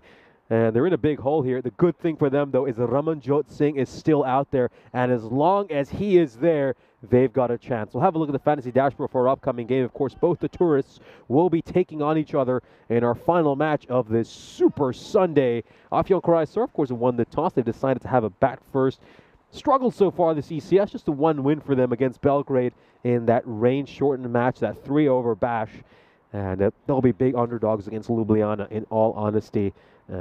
Let's see how they do, of course. Hopefully they can put a few runs on the board and make the final match of the day rather exciting. So we're into the death overs. And what's been a thrilling chase so far. Tossed up. That's a full toss. And has that cleared the rope? Yes, it has. Goes all the way for 6 runs. Ramanjot Singh is closing in on a 50. And this is a great time to, of course, welcome back Charlie Hunt into the commentary box. We've got a thriller on the cards. Well, I've chosen the worst innings to have found myself a bit busy. This one is this has had a bit of everything. As I went to get a hot chocolate, and I've come back empty-handed. Oh, let's just check if there might be a chance for stumping here. Don't think there is. He's okay. He's so deep. Look, it's just a matter of if that toe rises. By the way, I've been watching, though, on the side, and how good has Hashmi's glove work been? So good. Yeah, we had our friends from judo again. I was literally going to get a hot chocolate, and I got interrupted. No, I didn't get interrupted, but Sheldon came over. We'll talk about it a little bit off air, a little bit later-ish. But he said that they've been watching, by the way, at the judo. They've been watching pretty much all day. I said, did you do much work? He went, shh, my boss is next to me. But, yeah, they've been watching. So shout out to everyone over there at the judo. It's coming off the bottom edge of the bat, and that one is hauled out towards mid-on. It just comes off the bottom part of the bat, doesn't it, there for Singh. A bit of a toe ender. Yeah, look how deep he's batting in his crease. I think that's the deepest I've seen anyone bat.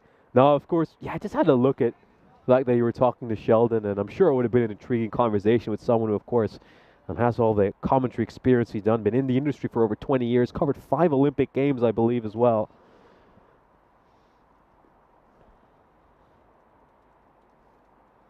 Sharma back on strike, yet to score a run.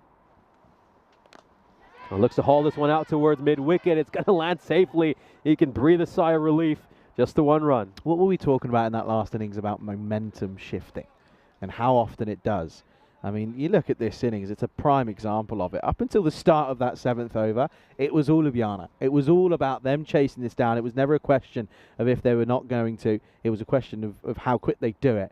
But at the moment now, it's been flipped on its head. Look at him here. Look at how deep he is and how far across he is. Remember the wagon wheel for his half-century yesterday, where everything was towards mid-wicket. Every run he made was in that region. Direct hit's not going to matter, though. He always telegraphs where he wants to hit it, and I think that's where you just have to be smart as a bowling unit and make the right adjustments. Yeah, it's exactly that. And it's also a nightmare for a keeper. It's a nightmare for a keeper because you got a bat pretty much at your ear trying to... You're trying to watch the ball, but there's just so much going on in front of you. It's so tricky to just sort of blank everything out and just focus on that white grizzly. Up in the air, doesn't have the distance on it. Could be a catching chance. It is! It is a catching chance. Sharma departs for just the 1 run. Ljubljana lose their 5th. Thakur bags another one. Yeah, and again, it's that man, by the way, down at long on. It's Abhilash Parakulam who takes the catch. And makes no mistake, he watches it all the way. Didn't really have to move a muscle as Sharma picked him out with pinpoint precision. And, well, unfortunately, it's another one that falls. And with that one, you're kind of thinking, well, this is a very, very big task now. It's 104 for 5 off 8, 38 needed off the 12 balls left. It's going to be challenging, isn't it? That's almost a magical over needed in both these overs. But with Ramanjot Singh still out there, they have a chance. It all comes down to him. If his wicket falls, then you'd have to say Zagreb Sokol would be in firm control of this match. But all their hopes now rest on his shoulders, and he's going to be on strike for the first ball that's over. Yeah, I mean, you pretty much have to look at that last ball of the 8th over kind of as a free hit, because you never want to take a single off that ball. Yeah, I mean, that over from Abhilash, by the way, 4 wicket, wicket, wicket, dot, dot. To follow those 3 the hat trick up with 2 dots, that's remarkable. It's pretty much ball 5 perfect deliveries. Almost, yeah, exactly that. Well, they're going to turn to Hada Osama for this now over. And the big 9th. Oh, boy, oh, boy. They'd love to see this go for less than 10, wouldn't they? They'd love to see them have to get almost a supersonic over to win this game. Ljubljana, well, Ramanjot Singh is on 49 off just 25, but he won't be too bothered. Every ball's got to go towards the rope now. Oh, this could be close. That could be gone. Is it going to be gone? Oh, maybe just sliding down the leg side, according to the umpire. This is a huge call. This is an absolutely massive call. Oh, let's see here. Oh, do you know what? I think that might be... Yeah, maybe just sliding down the leg side because you can see all 3 stumps. Yeah, I think that's a really good call. In real time as well. That's a class call from Jasmine. Flat batted down the ground. It's going to take a hop and go over the rope. And Ramanjot Singh brings up his 50, but I think the celebrations will be fairly muted here. He's focused on the task at hand. Yeah, he won't be too bothered, will he? The big man, let the big dog eat. And short arm jab, slapped. And it is 50. It's a remarkable 50 as well. It's 53 off just 27, but as he said, doesn't matter. He's not bothered. 34 off 10, that's where he wants to be. Yeah, Haider Usama, it's been very expensive throughout this ECS. And you just fear for the worst when he's bowling this 9th. Oh, he's going to get deposited. He's going to get deposited for 6. What a shot by Ramanjot. Stunning. Big, mammoth leg side. And once again, the big dog, he's here and he means business at the moment. And oh dear, Osama. He's had his woes so far this tournament. It's not all gone his way. And he's feeling the weight of the world on his shoulders at the moment. He's only got 3 deliveries left to bowl, but if he goes for another 10, it's only 18 off the last, and that is achievable for the likes of Ramanjot Singh. It was a tough one. I mean, they didn't want to go back to Maheshwari because he went for 20 in this over, but you know, you just wondered maybe if they could turn to someone like Shanmugam for the 9th. Oh, he misses that one. He misses that one. He's trying to go for the Yorker there, but ends up getting the line badly wrong. It's going to be a wide. You do wonder here, you know, there's so many points in this game where things have changed. You look at the wicket of Hashmi they got early after he went and had a few. You also look at the likes of you know, Sharma not getting a wicket. Short and wide. Doesn't have enough to go for a 6. Not quite, but it's going to go away for 4 runs. It's another boundary. 15 off this over so far. Just got to feel that it's very rare that you see a batter come out and think that anything he touches is just going to go to the rope. It does remind me of Naushad Babu back in Estonia, but it's really, really just unbelievable stuff here. Singh 63 off 29. Of course, the field has to be perfect at the moment. 23 off 8.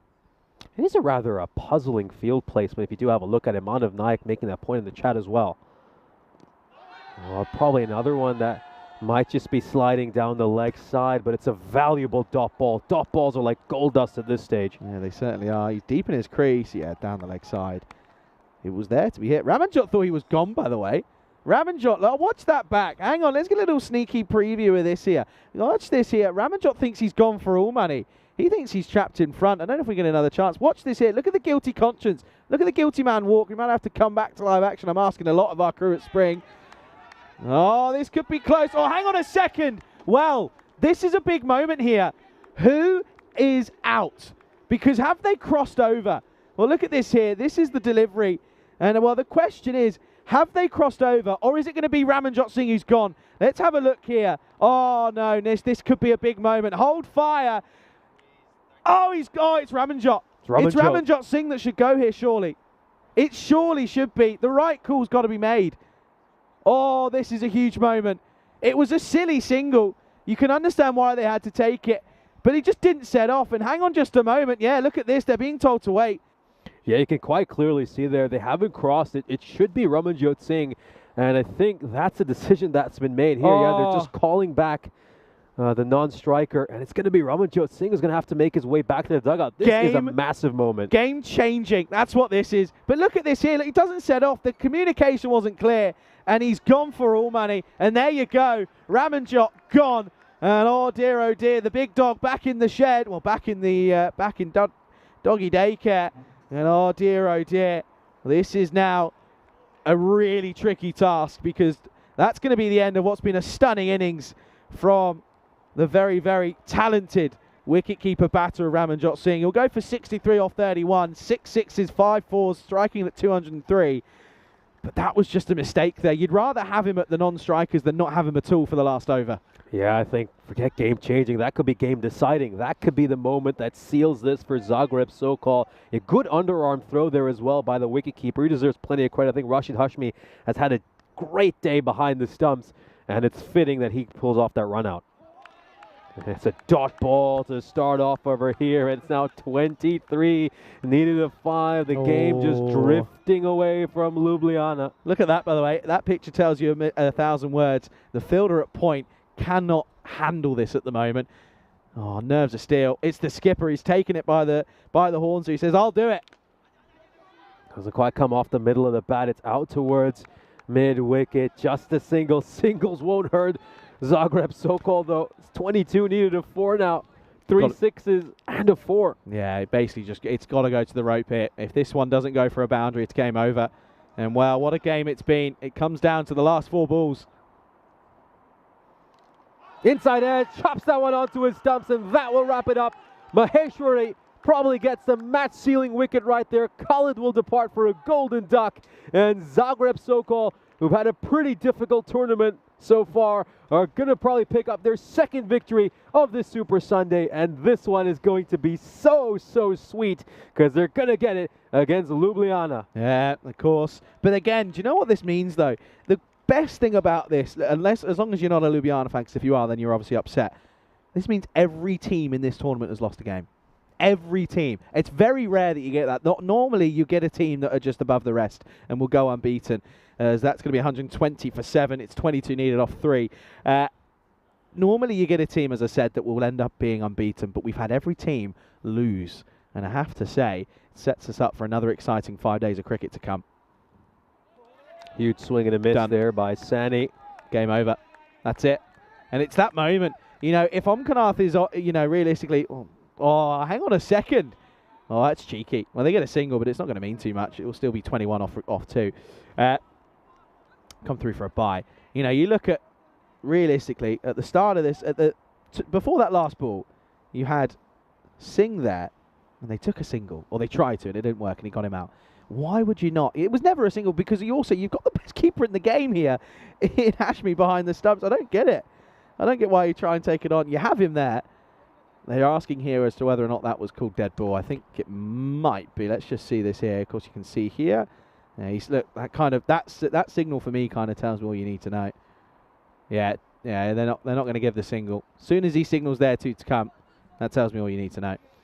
Yeah, I think the ball had been declared dead by that point, but yeah, especially with Ramanjot Singh, he's not the quickest runner between the wickets either, is he? I mean, he's don't need to be when you hit it as hard as he does, for sure. So yeah, you'd rather have him get a single off the start, and then it's in, you know, let him go big. You know, it's a big mistake. Anyway, you never know though. I mean, 23. They would have 23 off the last over. They take a single, 22 of 5. Still a better chance than, of course, who they have right now. But would have been tough either way. 100%. Yeah, but I think you've got to back him. You know, there's no point on losing him, and I don't think Hashmi's been the best keeper by far in this tournament. There's no one that comes near him. I think most sides have had wicket-keeping issues throughout this series. The one good thing for Sokol is they don't have those problems. What a brilliant shot there by Omar Nath. Just manages to drill that one away for 4 runs, and that will bring the innings to an end. Nice shot by Omkar Nath to round things out, but it's not going to make too much of a difference to the result of this game, as Zagreb Sokol will pick up the victory. What a terrific win for them. You know, coming into this day, they had just a 1 win throughout this ECS, and they bag a couple today this one is going to be so impressive because they get to do it against a powerhouse side in Ljubljana. They can't hide their happiness here. Broad grins for all of them. What a sensational day of cricket for Zagreb Sokol. And they certainly will be celebrating well into the night. Here's a look at the fantasy dashboard for our upcoming game. So Ljubljana have to find a way to recover because they'll be back in action in just about 15 minutes time going up against Afyon Croatia. Of course, they will be big favorites heading into that match. And they're going to be going out there into the field because Afyon Croatia won the toss and decided to have a bat. Let's go ahead and have a look at the highlights then of what's been an outstanding innings. It really was. And it all started with Ramanjot going large. And well, that just kind of set the tone. And of course, anything he went. But this was a big moment, of course. Should have been gone for practically nothing.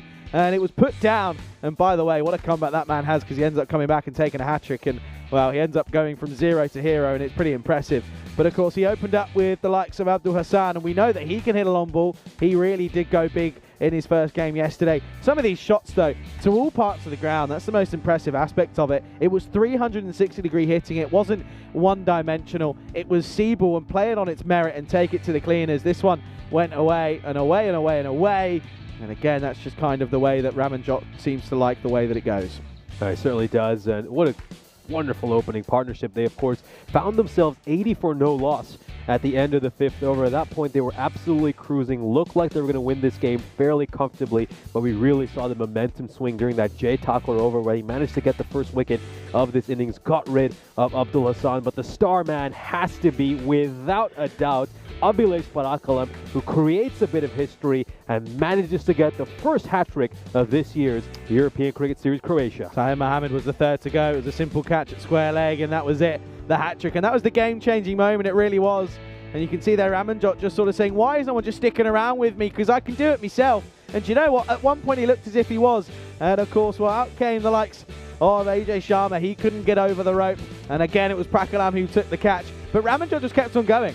You know, he was like a freight train. He didn't matter what was in his way. He was going to take you to the cleaners. But this was it. Hashmi held his nerve. And, well, I'll tell you what, he might have to be a new bowling partner at 10-pin bowling because he knew exactly where the timbers were. And he got the all-important wicket. And, of course, it took a moment to decipher who was going to be out. But Ramanjot went, and that was it. Game, set, and match. That certainly was it. And stunning victory for Zagreb Sokol. This is going to fill them up with so much confidence. And now they'll back their chances to make a run in the second week. And maybe grab one of those spots to go to finals day. It'll fill them with lots of confidence, and now they know they can compete against the very best. So we'll have a look at the scorecard for this match, and of course the top scorer is Ramanjot Singh. A fine innings by him, but ultimately he wasn't quite able to guide his side over the finishing line. He was run out off the last ball of the 9th over. Of course, we debated extensively whether that was a wise decision or not to set off for that run. Abdul Hassan, his opening partner, managed to make 39 of 16 as well, but unfortunately it's a pretty sorry tale for much of that middle order. No other scores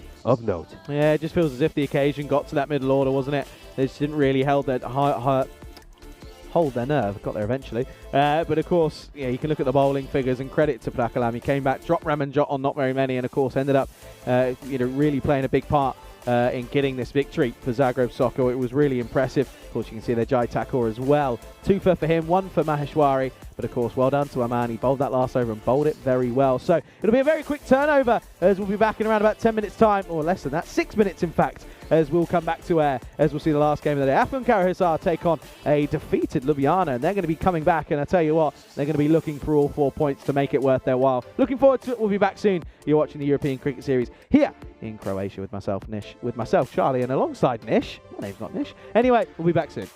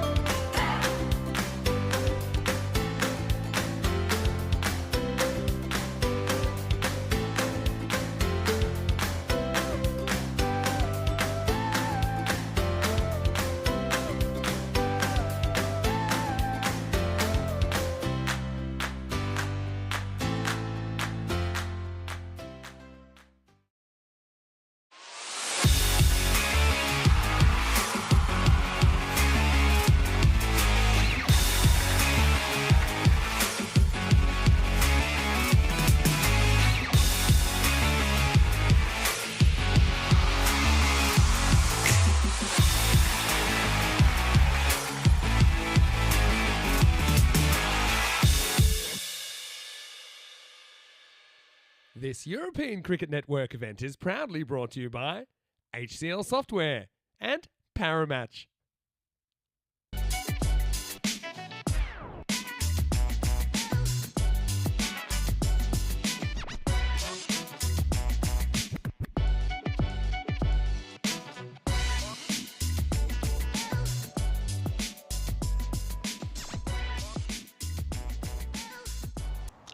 We're set for the final match of Super Sunday. Afyon Karahisar are about to take on Ljubljana. Let's head over to the coin toss where you'll be joined by match referee Stefan Guc, who's alongside both the captains. Ljubljana the call. Heads. Heads is the call. It's tails. We'll go for the bat. Batting? Yes. All the best. Have a good game. Afyons have won the toss. They're having a hit.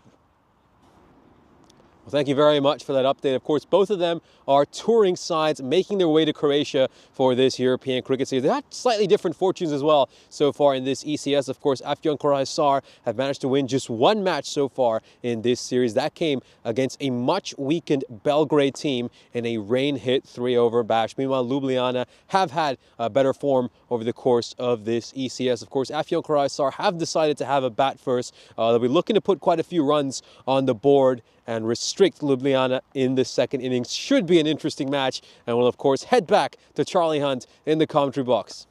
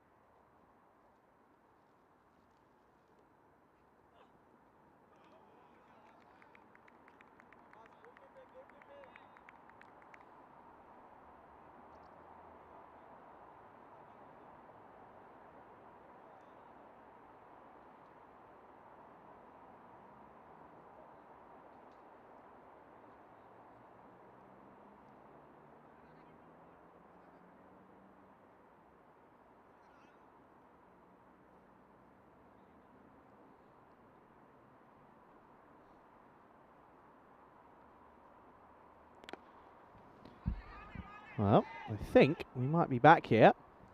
There's a little test here just to see if we're back. I think we should be. I'll tell you what, it's 8 for 1 at the end of 2. And I think, of course, at the moment, what I'll tell you, Afghan Karasan, what you would have seen is that they've really struggled to get runs on the board at the moment. They've certainly been looking a little bit lackluster with the bat. It is 8 for 1 at the end of 2. And, of course, you can see there, you can see that the Ljubljana side, they have got a loss up against their name. And it's, of course, a disappointing one, in all fairness. As they really were realistically looking like in the driver's seat, but unfortunately they just had a wicket that fell at the wrong time. This one's got through everything, and well, there's a shot at the non-strikers, and well, they'll come back, and it's a direct hit, and all would have been required. Unfortunately, they had to realistically come back, and he would have been gone for all money, but just not far away, whiskers away, in fact. Yeah, myself, Charlie, alongside Nish Butt, who joins me back in the commentary box. Yeah, thank you very much, everyone, for your patience. Of course, you certainly wanted us all back on the microphone, and well, here we are. We're into our final match of the day. Just love some of the comments. I mean, everyone in our chat just has such a great sense of humor. The ball just swings back in quite a bit, and oh, they'll grab a single direct hit, and things could have been a little interesting. Yeah, that's a close one. Again, they're running pretty dangerously, living life on the edge, clearly. Yeah, that one just gets in. No direct hit.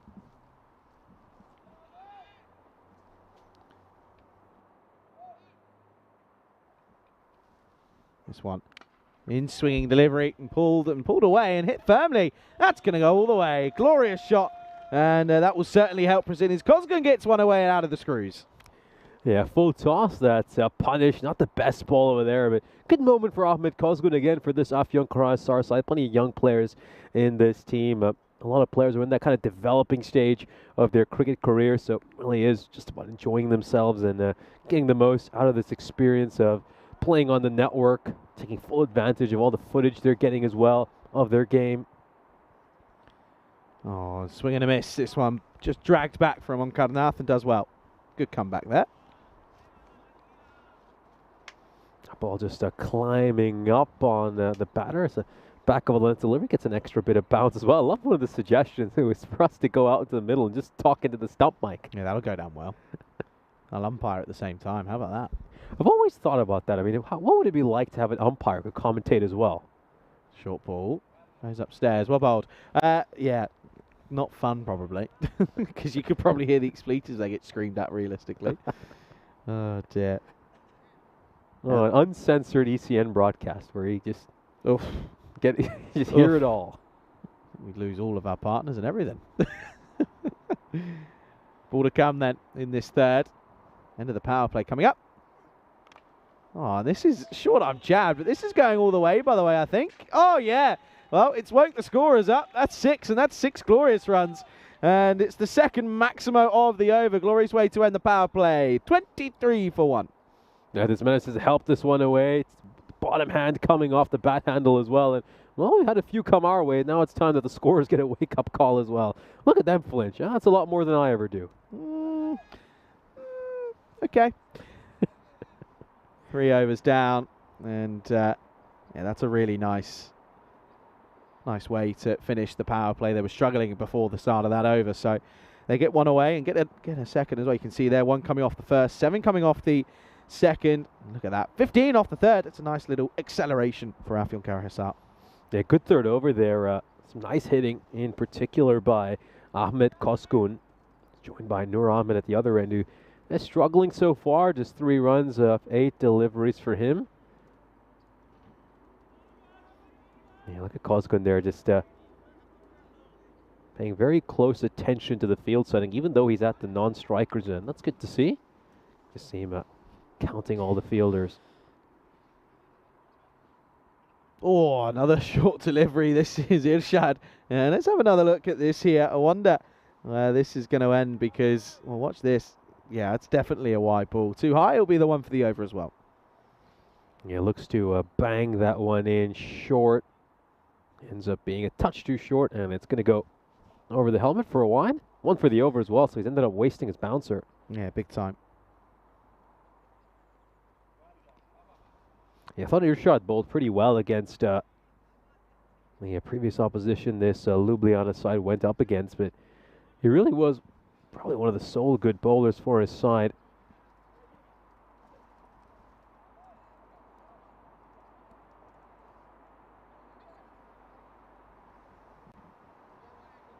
Yeah, another one that you just can't bowl that.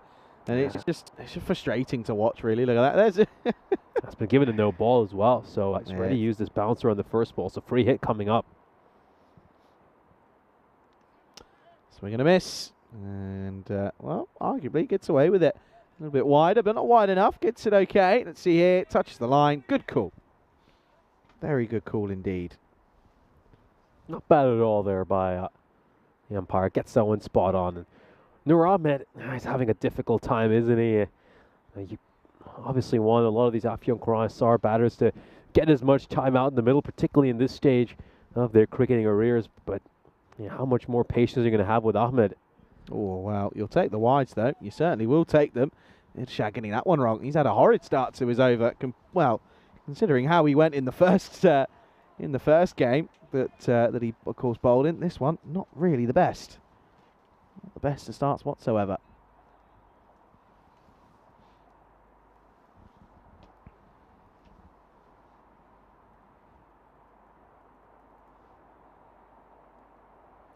Well then, once again Ahmed on strike. Still can't get it away, and he's falling over everything as well. Rahman Shah just has a little shot at the stumps, and they think of taking a single. It's the brightest point of the day, by the way. A bit of cloud clearing. We could see a bit of blue sky a little bit earlier, by the way. Pretty rare sight. Not complaining, though.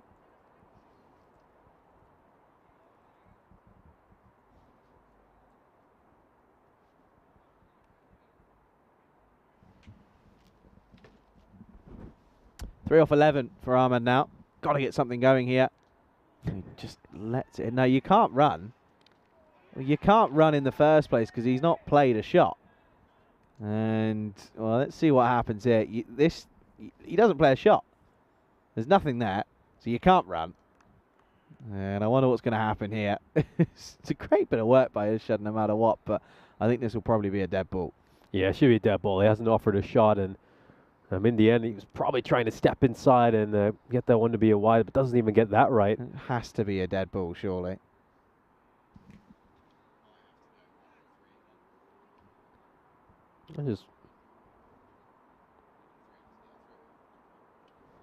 Yeah, watch this here. There's just no shot played. And then we'll watch this here. You see this. You come through. And he's probably just in fact. But it probably won't matter. It shouldn't matter. That should be a dead ball. There's just a pause in trying to get this, trying to get the right decision made here. Yeah, get a brief chance. Say hello to everyone. To Dave, to Bob. Good to see you back. Always a pleasure. To Monica and to Mohammed as well.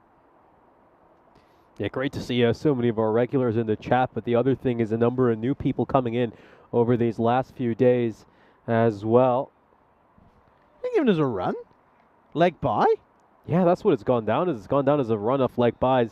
Yeah, I'm just as puzzled as you because he doesn't offer a shot here. I don't know how that's been given as a single off leg bys. Very confused as well. I am confused. Off the toe. And falls away from a fielder, eventually cleaned up by Karan Chadasama. Oh, again, yes, no maybes, but probably could have had another there. Yeah, interesting one there. It really was. I think it's something that was certainly discussed after this during the innings break. Yeah, it'd be interesting to get what the way that was. Again, slapped, leg side. And that's a full toss there, though, and Ahmed's managed to get just the one run out of it. And evasive action is what it's been given there. So there you go. That's why umpires deemed it as evasive action. Interesting. Up in the air, sliced away. It's over the top. He's going to get a boundary. This is good hitting from Cosgan. He's hitting the right gaps and getting the results for it. Yeah, just looks to go hard at this one. The bottom hand coming off the bat once again for the young man. And we've seen that happen on a few occasions where Ahmed Cosgan has gone for the shot and he's just seen him end up playing it one-handed. A 4 to end the over. Zafio Karasar 33 for 1. So then, 4 overs down. They're going at about 8, which is, to be fair, I think more than many were expecting. But of course, a couple of wickets and it'll be a completely different story. You've got to get Cosgan, and then it's going to be tricky. Look at Cosgan. He's been the main attacker. Of course, 18 off 11. But the extras are flowing. 11 runs, by the way, extras-wise. Shamadadi, of course, went first ball. Ahmad went 4 for off of 13 at the moment. So it's going to be tricky. They're going to go to Omraj in this one. Yeah, so they've given it, of course, the reason was that the reason they've given it as leg by is because it's an evasive action shot. That's what they're saying. Whether or not you agree or not is, of course, up to your decision. Let you know. And still, though, go with what's on field. This one, hit away. Of course, it's going to be a single. Yeah, do, of course, get in the chat. We haven't done some questions in a long time, so if you've got anything you want to know, get them in. It's, of course, the last game of the day. Things get a little bit...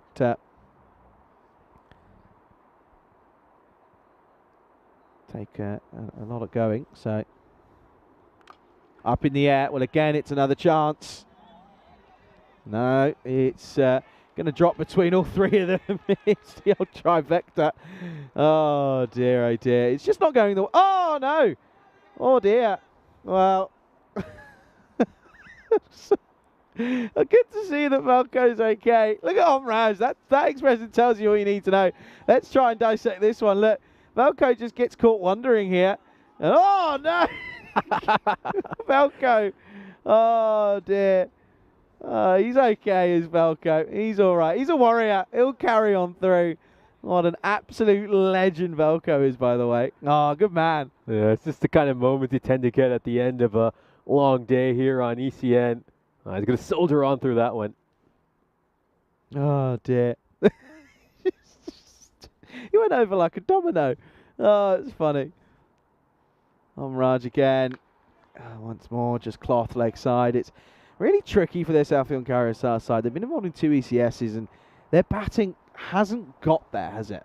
No, I mean, they had a number of issues in Bulgaria as well. They only managed to beat the likes of Plevin and the Blacksmiths, and of course had that one victory against the Pac Falcon Korea Club of Viren as well. But whenever they go up against the quality side, I think they kind of do get exposed, if that's the right word to use.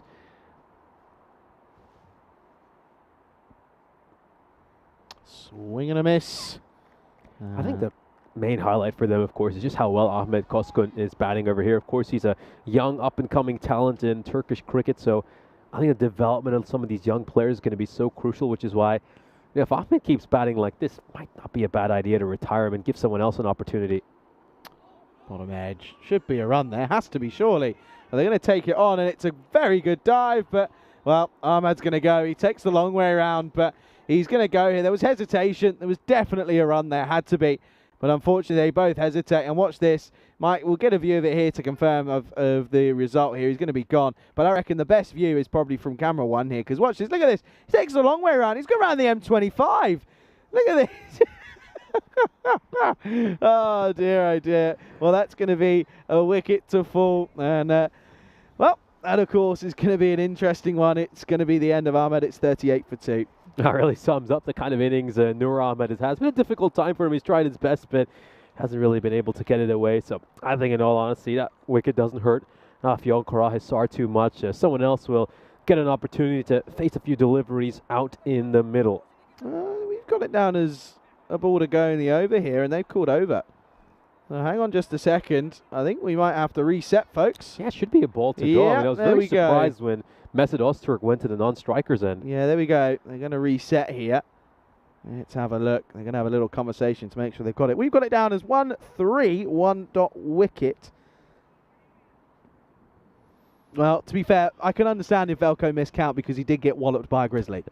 So fair enough. Look, there he is. Look, there's Velko. Give us a smile, Velko. There he is.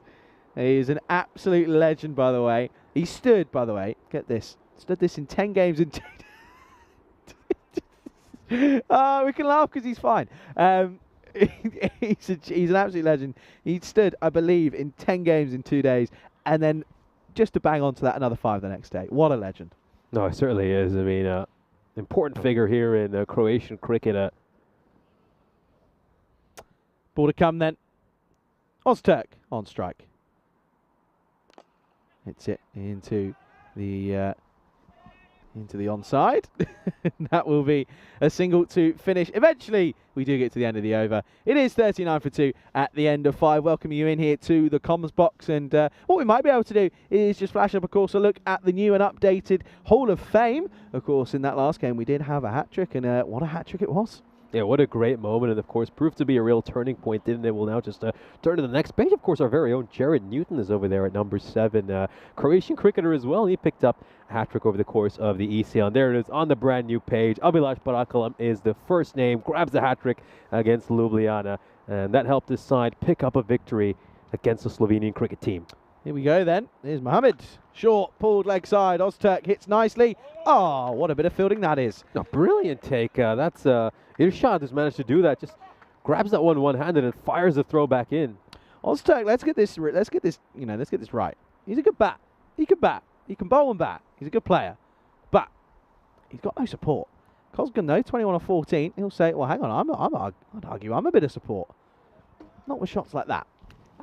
To be fair, though, that one just stayed really low. Kind of hard to deal with for Ahmed Cosgun. We'll take another look at this delivery. Yeah, you can question the shot going across the line, but yeah, just watch how it sneaks underneath his bat. Didn't really rise up at all. Oh, he's caught walking here. Oh, this could be close. Velko's going to call for the TV review. Let's see. He's gone wandering. He's gone. He's gone. And again, that's just the inexperience, isn't it? It just completely loses it. And he's going to be gone for all money. Direct it. And it's going to be down a stumped, effectively. But Ramanjot Singh makes no mistake behind the stumps. And it's going to be the end of Cosgun. It's a really unfortunate way to go. He played a nice couple of shots, to be fair, for his 21. Of course, scored a couple of 6s and a 4. He has to go. The score now is 40 for 3. One bites the dust. Ahmed Cosgun played a nice little innings. I'll certainly do his confidence a world of good, but not quite able to carry on and go on to make a bigger score. Decent strike rate for him, I think 131. It's a huge improvement from what we've seen in the past from this Afyon Cricket Club. Let's just take a look at this going across the line over there, and yeah, ends up getting stumped. As you mentioned, that's just a little bit of inexperience over there. We'll have to just work on his weight distribution a little bit. Coach Nish. Shahab is in at 5.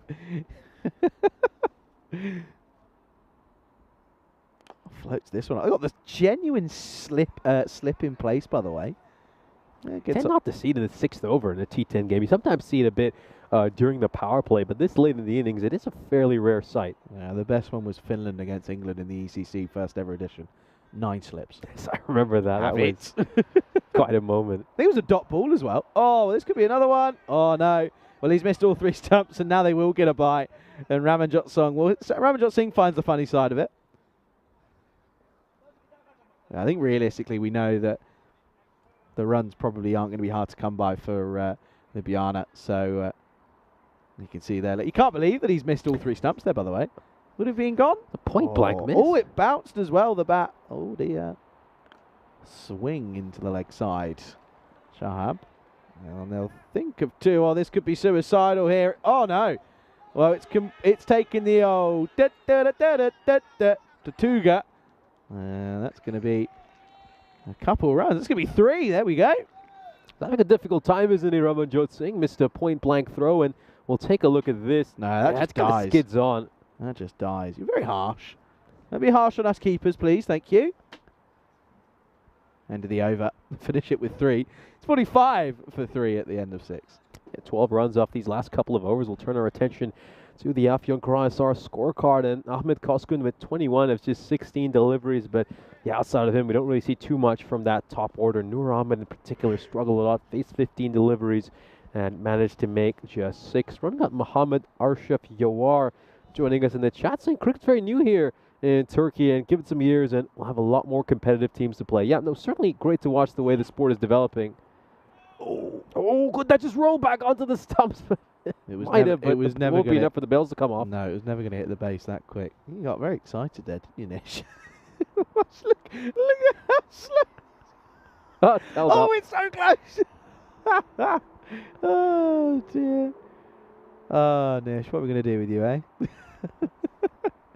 Bit of rain starting to fall now. I think I've said that 100 times in a week. Swing and a miss. Or is there a nick on this? There is a nick on this. Well, they're running. They don't realise that Shahab snicked it. And that's going to be a wicket. There's a good catch by Ramanjot straight to him. As this is Ali who picks up a wicket. This gets a little tickle through to the keeper, and that is well taken there by Ramanjot Singh. Another one falls. Rafion Kraisar takes some of the edge of the bat along the way, and it's a wicket here for Izaz Ali. And it's going to be a short stay at the crease, and he's going to have to make his way back towards the dugout. Yeah, I mean, I think if we had to make a word map for what we have said the most over the last 3 days, I think rain and frustrating are probably up there as our most used words. Thank you for your patience. Yes, that'd be the other one. That's a good one. That's a good one. Okay, gives his marching orders.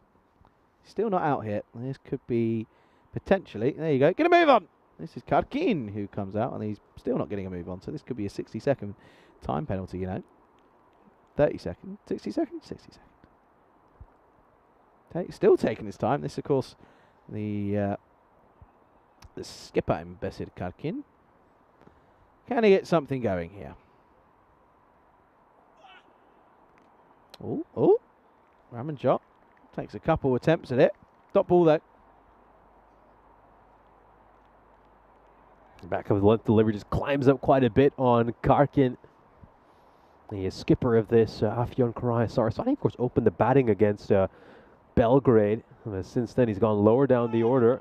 Ooh, Beamer, nasty. That's going to be a no ball. Yeah, it's had a bit of everything. Let's check this here. Watch this dip. Does it dip? I'll be interested to see this here. Yeah. Yeah, fair enough. Oh, hang on. No. Is it out? Oh, let's watch this back. Let's watch this back here. Does it actually dip down? This is what I was thinking. Let's have a watch. Does this actually dip? Let's go. No. That's a no-y. Yeah, there we go. It is a no-y. Good call. Very good call on field. Yeah, really good call. I think just for a moment you saw the signal to change its decision. I think we're both a bit baffled, but yeah, right call to give it a no ball. Yeah, it deviated and kind of put you off. Well, that's a genuine quicker ball. The effort ball. This is going to be, well, Karkin's already asking the question. Let's have a look. I'm also asking the question of the front on as well. Should be the one for the over. Come back to live action. Fuller and nerdled leg side, but to a fielder. So that'll be a dot ball. Of course, oh, there's a bug. Tricky this though for Afin Karasar, isn't it? Really is tricky. It's often, more often than not, that they struggle with the bat. In the field, they tend to be okay. You know, with the ball in hand. And they've got a good array of bowlers to select from. Slapped hard. That's gone all the way. Karkin goes for 6 to start his innings. That's a nice pickup. Wonderful shot there. What a nice way to end the over. Just looking to go with the back of the hand delivery there, and it's read very well and manages to pump that one away for 6 runs. Yeah, afternoon, Bob. Says question for us both. Which teams do you play for? Go on, Ish. You can go. Well, hang on a second. Did play a little bit over at Cardiff. Hang on. Tomorrow. You're not here. You're not here, so why don't you walk us through what you're missing? Being serious, go on, walk us through what we're missing. Of course, so we got the fixtures coming up.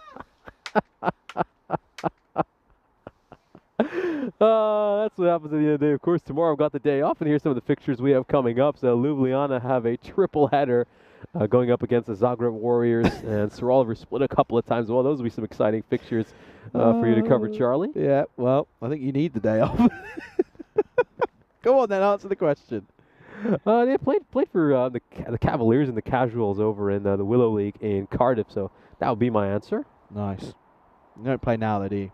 No, I haven't really had a chance since university, and it's a full toss. Just works this one away towards mid-wicket. That's going to be a single.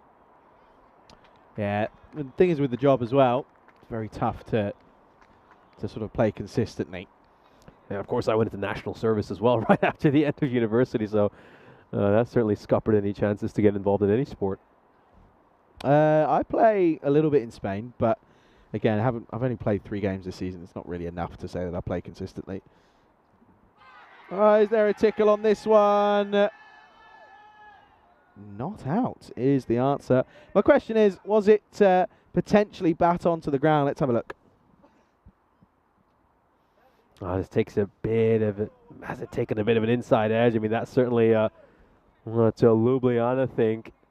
Not out, says Jasmine.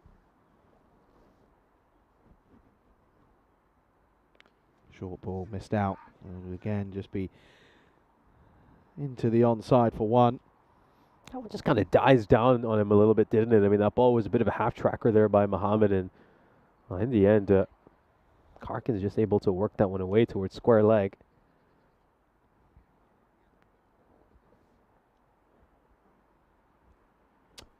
Oh, that's beating everything and missed every one. That's going to be Minimo time. That's not the best from Raman Johnson. He's just taking his foot off the gas a little bit here. That's going to be 5 wides. Yes, gets that one a little bit wrong there, doesn't he? Mohammed pushes it down the leg side, goes past the keeper as well. Just a few errors from Ramanjot Singh sprinkled in between every couple of overs. I hope you enjoy your day off tomorrow, Nish. I think you might need it. Oh, dear. Oh, back of a length, trying to play it away, but gets caught in all heaps of bother. There's Mechad Ozturk. See here, well, okay, just having a look up at what's happening in above. You can see that. No foot movement, gets stuck. Jumpy. Can hit a long ball, though. Long ball, though, can mess it. Uh-oh, there you go. Hit firmly. That's to the fielder. Good pick up, but it's going to be a no-y. And it's going to mean, oh, dear, buzzers.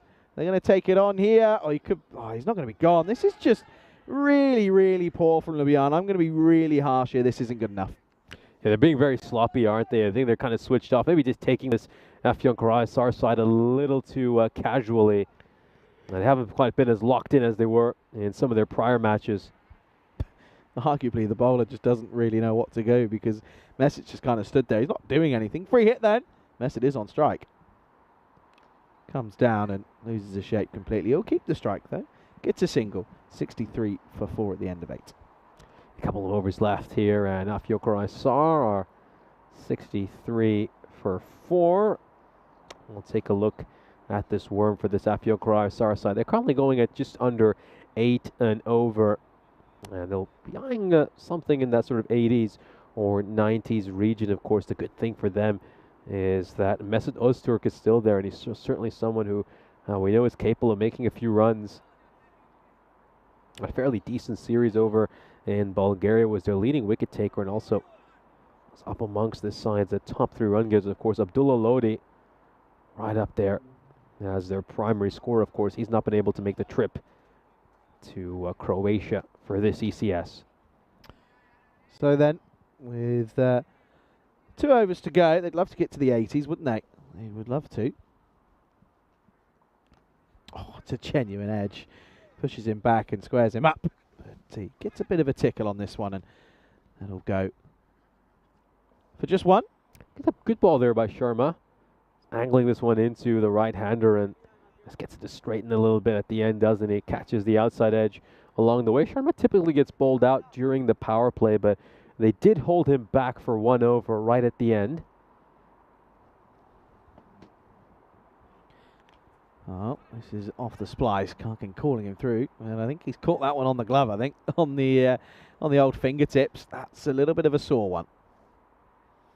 Let's have another look at this. He just kind of climbs up on him and then catches him on that glove, and you can just see him nursing his hand right now at the non-striker's end.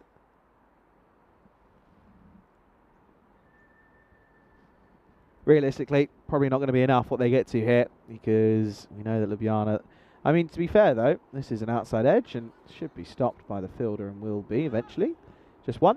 You know, going off this, they could change their lineup up a little bit. They might bring in a few different options to have a bat, but realistically, considering you need to get them in the seven overs because you didn't win that last game, I think you've got to be sticking to your guns here.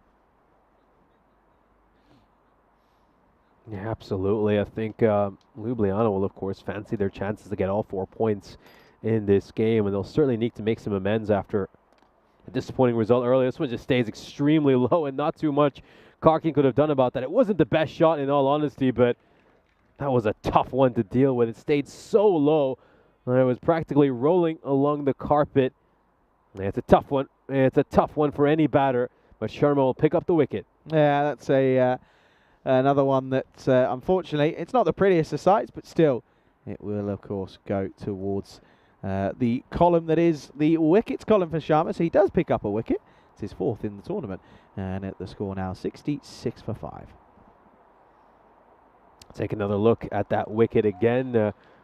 One thing about Sharma, though, is he's always targeting those stumps, isn't he? So he's likely to get the odd one that stays low and goes on to crash onto the stumps. Here we go. It's a Yanar who has come out to face the 5th ball of the 9th over. Into the pad, going down the leg side. Good delivery, though, from Sharma. He's going to end with really nice figures here, isn't he? Again, really good for the stats. But, of course, yeah, this Turkish side really just not up to the races at the moment. And, of course, it's really tricky for them. You know, we haven't been able to get over to do an ECS. Just don't think they haven't got the clubs at the moment to do a European cricket series over there, so they have to venture out, and they just find it tough against some just slightly better opponents. Off the pad, well, they take the single here, and they're going to have a shot at the stumps, and to be honest, that's probably a win realistically, because it means that Yanar's going to keep the strike. Yes, they'll get 2 leg byes, but Yanar's going to keep the strike for the rest, or well, for the next over. It's going to be the end of the 9th. It's 68 for 5. An interesting throw as well. He kind of underarmed it, didn't he, back towards the stumps at the non-strikers end. And it was a pretty wayward throw, in all honesty. We'll have a look at the bowling figures here, and another terrific performance for Ajay Sharma. He ends up giving up just 6 runs in the 2 overs he bowled. Omkar Nath conceding just 13 as well. A fine performance for him as well. And what seems to be a fairly complete performance for Ljubljana. The only concern will, of course, be those extras, 21 runs of extras. I mean, even if you have that, this Abidjan Croatia side would currently be at just 58. Yeah, it wouldn't be great, would it? Of course, I completely cooked that, by the way. The 2 means that Ozturk does keep the strike because, of course, we swap pens. Last overtime. Dot to start. Good delivery from Izaz Ali. That was quick. Not Ozturk just swinging from the hip and swinging blindly, really, isn't he? It's kind of just shut your eyes and pray. Yeah, that really is the case here for Ozturk. Needs to get bat on ball. Needs to find a way to strike a boundary. Haven't seen one since the end of the 7th over. No, hit firmly. Not going to be a boundary, though, or shouldn't be. It will be cut off. They'll come back for 2. That's good running. Good commitment from Yana. He knows that he's not really there to hit the ball with the back end. He's there to get Ozturk on strike. Yeah, we'll just take a look at this running between the wickets again. Yeah, solid work. These two, of course, know each other very well. And Hassan Yanar and Ozturk played plenty of cricket together over the years. Oh, there you go. That's stumped. That's going to go all the way. There's a glorious shot. That's going to be 6 runs. And that's why he's there, because he can hit it when he gets going. He's a decent little bat, is Ozturk. Yeah, first 6 since we have seen since the last ball of the 7th over. Just flat bats that went straight down the ground towards the Stronger Together banner. Ali won't appreciate that. He's ruined what was very good spells, or very good figures, sorry. So this is a little bit frustrating for him. Yeah, that was only the 5th boundary we have seen so far this innings. Yeah, it goes down to it, doesn't it? It's your boundary count, your dot ball percentage, and your catches. That's the exact trio that you need to master to be elite at T10. Good delivery. It's a slower ball, but again, he's bowling a slower ball with that grunt. That grinds my gears, that does. Really does. We saw it in different places. If you do it consistently, it's fine, but he doesn't. It's just clearly a tell that that you're trying to bowl the slower ball. If anything, it's actually working against him, because you can just tell. Mind you, then he bowls it then and did grunt. Yeah, not going to take a single hit and It'll be a dot ball after, well, still another misfield. A good 4 misfields in one delivery. It's pretty impressive. Yeah, they've just been a touch sloppy, haven't they? They've not quite been as locked in as they usually are, Ljubljana. Been a long day, though, to be fair, in this weather. Swing and a miss, and again, he's set running. He's probably going to be gone here, and he will be. And look at that, Jan, I was just saying, well, come on, we might as well. And Mesut's going, no, I'll back myself to it a 6. Unfortunately, though, it's selfish cricket from Mesut, and unfortunately, it's going to be the end of Jan, who goes for none off 2. He's going to get run out at the non-striker's end, and it's going to be 77 for 6 with the ball to go. Yeah, Öztürk fancying his chances to strike a boundary off the last ball, decides not to run to the danger end, and Yanar is going to get caught stranded, and he will be run out. We'll just take a look at this once again. Yeah, fairly simple run out in the end for Ljubljana. Here we go, last ball of the innings. Well, he's missed it. Rahman Shots also dropped it. It's like a bar of soap. This is what happened. It's a good short, but good keeping is not what I'd be shouting out at the end of that. You can see he just completely drops it. So it'll still be a dot ball, though, to finish a very disappointing innings for Afyonkarahisar. It's not the worst innings we've had, though, which is the crazy thing. But they'll finish on 77 for 6 at the end of their 10 overs. Of course, Kozgun was the top scorer, 21 off 16. Öztürk, 16 off 16 for him. But in all reality, it was, of course, a nice start from Kozgun. But again, just no one else providing support. The bowling was too good for them. It was a level above what they're normally used to. Of course, one of the scorers were under fire. Keshi, well, Samir wasn't too bothered. This one was a tricky one. Evasive action apparently was taken. And, of course, ended up just getting to come through for the leg bye. But, yeah, got to say that even at times, the Turkish side just weren't at the races. They had a difficult time, didn't they, out in the middle? But one positive for them is, of course, the fine innings young Ahmet Kozgun played. Of course, developing talent in Turkish cricket, so they'd love to see him go up and make a few runs against a fairly experienced ECS side in Ljubljana. This was, of course, his dismissal. Good stumping there by Ramanjot Singh off the bowling of Tahir Mohammed. Mesut Öztürk would play a run of ball 16. We, of course, caught a glimpse of that right at the end of the innings. It was a wicket that Izaz Ali managed to pick up to get rid of Ahmad Shahab. A good catch once again by Ramanjot Singh. He just couldn't keep out of the action. Mesut Öztürk struck 1-6 over the course of this innings. You'll see that at one point in this highlights package. It was a huge appeal, absolutely massive appeal. They were convinced there was some inside edge on that one, but Besir Karkin was deemed to be not out, although he would get out shortly afterwards. We'll see that dismissal to get rid of him by Ajay Sharma. Yeah, let's just take a look at this moment right here. Of course, we did see a few errors in the field, a few mishaps for Ljubljana. It was the last match of the day, and what has been a long day of cricket for them. And just a few errors starting to creep into their game, some uncharacteristic errors.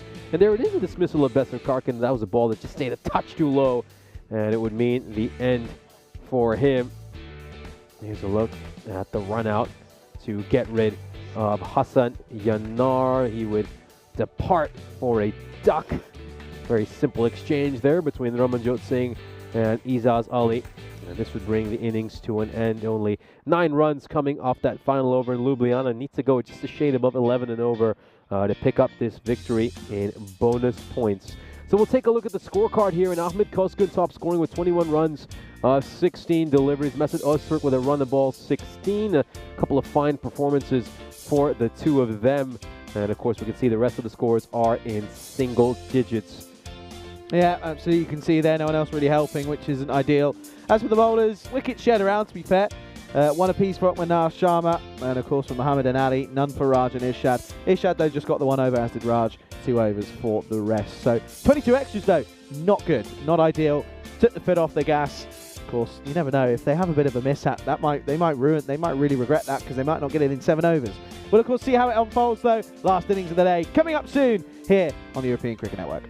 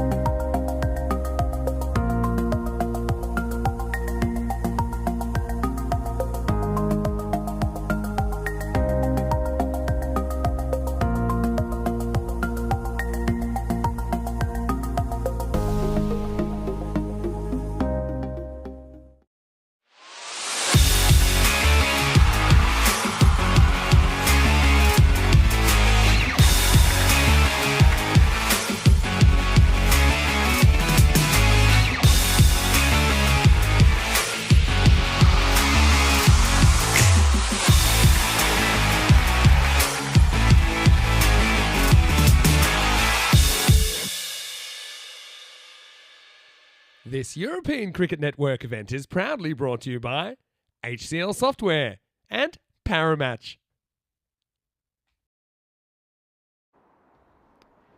Well, it's been a great Sunday of cricketing action, hasn't it, here in Zagreb? Unfortunately enough, we haven't had too many issues with the weather either after a very wet last couple of days. And it looks like we're going to round out our action in style here. Ljubljana are about to come out for the second innings as they look to chase down a total of 77. So they have to go just a shade above 11 and over to grab bonus points in this match. And of course, if they're restricted to 53 or less, which in all honesty is highly unlikely, then Afyonkarahisar will pick up a bonus point. I think the key for Afyonkarahisar has to be to try to get at least a point from this match. You'd think their chances of a victory are pretty slim at this stage. So, let's see if they can just make this Ljubljana side sweat a little bit and pinch a point from them. Of course, it's our last innings of the day. Get your random questions. I would love to hear a bit of chatter from all of you. Of course, it's good to see a lot of the regulars in the chat there. Suraj talking about Ljubljana. Well, they did, of course, lose their last game. That is worth reminding you. Of course, they were defeated by Zagreb Sokol in what was an absolute thriller of a match. Certainly look out for the highlights of that game on our YouTube channel earlier, or just rewind the stream whenever you'd like to relive what was an exciting matchup between two sides who, of course, faced each other in the very first European Cricket Series final.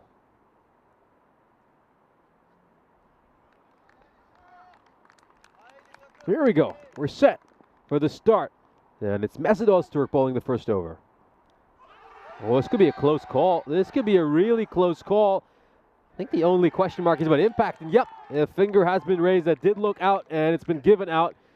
Umpire Velika Popovic is taking a little bit of time to make his decision, but he does end up probably getting it right here. We'll have a look at the replay to confirm. So it's a royal duck for Ramanjot Singh.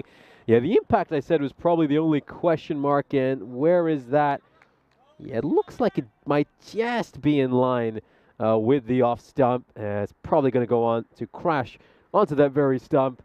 The umpire just took a while to think about it, but he gets it right in the end. Royal Derek comes striding out. And it's a rare low score for a man who's, of course, been in electric form throughout this ECS. Ramanjot Singh departs on the very first ball. And this is just to start off. Afyonkarahisar is needed. Got to make this as challenging as possible for Ljubljana. And, well, you can't keep this man, Mesut Öztürk, out of the wickets. He grabs a huge handful of them when he was over in Bulgaria. And has certainly been in the wickets over the course of this European Cricket Series here in Croatia as well. It's Ali, who's come out at number 3. Digs this one out. It was a Yorker length delivery. And yeah, that's where you just need some good fielding, don't you? It gets past the fielder at point, a dot ball there. You just start to build a bit of pressure on the batters, but it's only 1 run.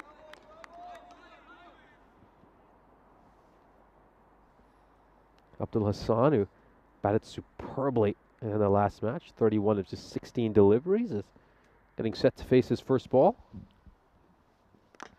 Straight down the ground. This is going to go just to the right of the ice cube. That's gone all the way for a 6.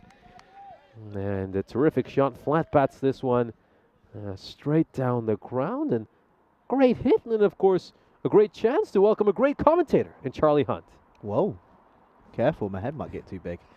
No, I'm joking. Cheers, Nish. Thank you very much. Yeah, good afternoon, good evening, everybody. It's cold. That's what it is. It's cold and it's dark.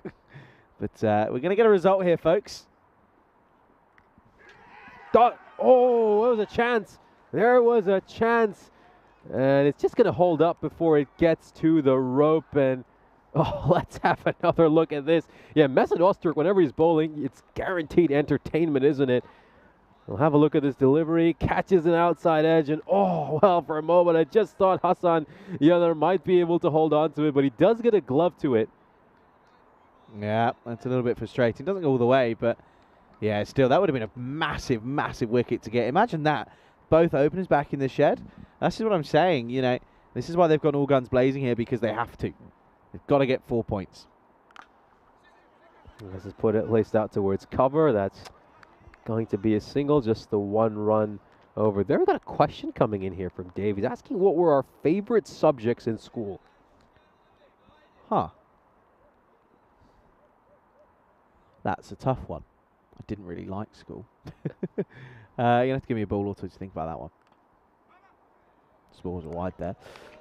I can start off by saying what was my least favorite. That was art. We have to I actually- liked art because it was always the one that in secondary school, it was always the one that we could, because you'd be sat there. That's the end of the over, by the way. 9 for 1 after 1. 71 matches since a gold medal, by the way.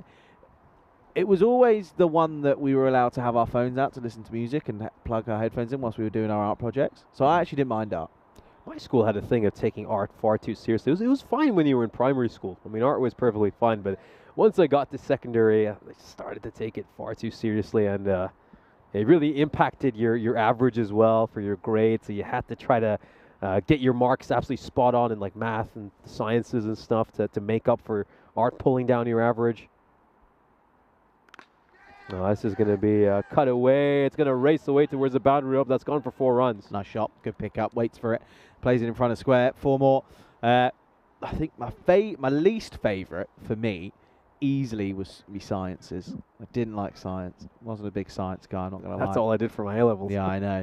That was the biggest thing I was going to drop. Was straight away was I did basic science. No, I didn't.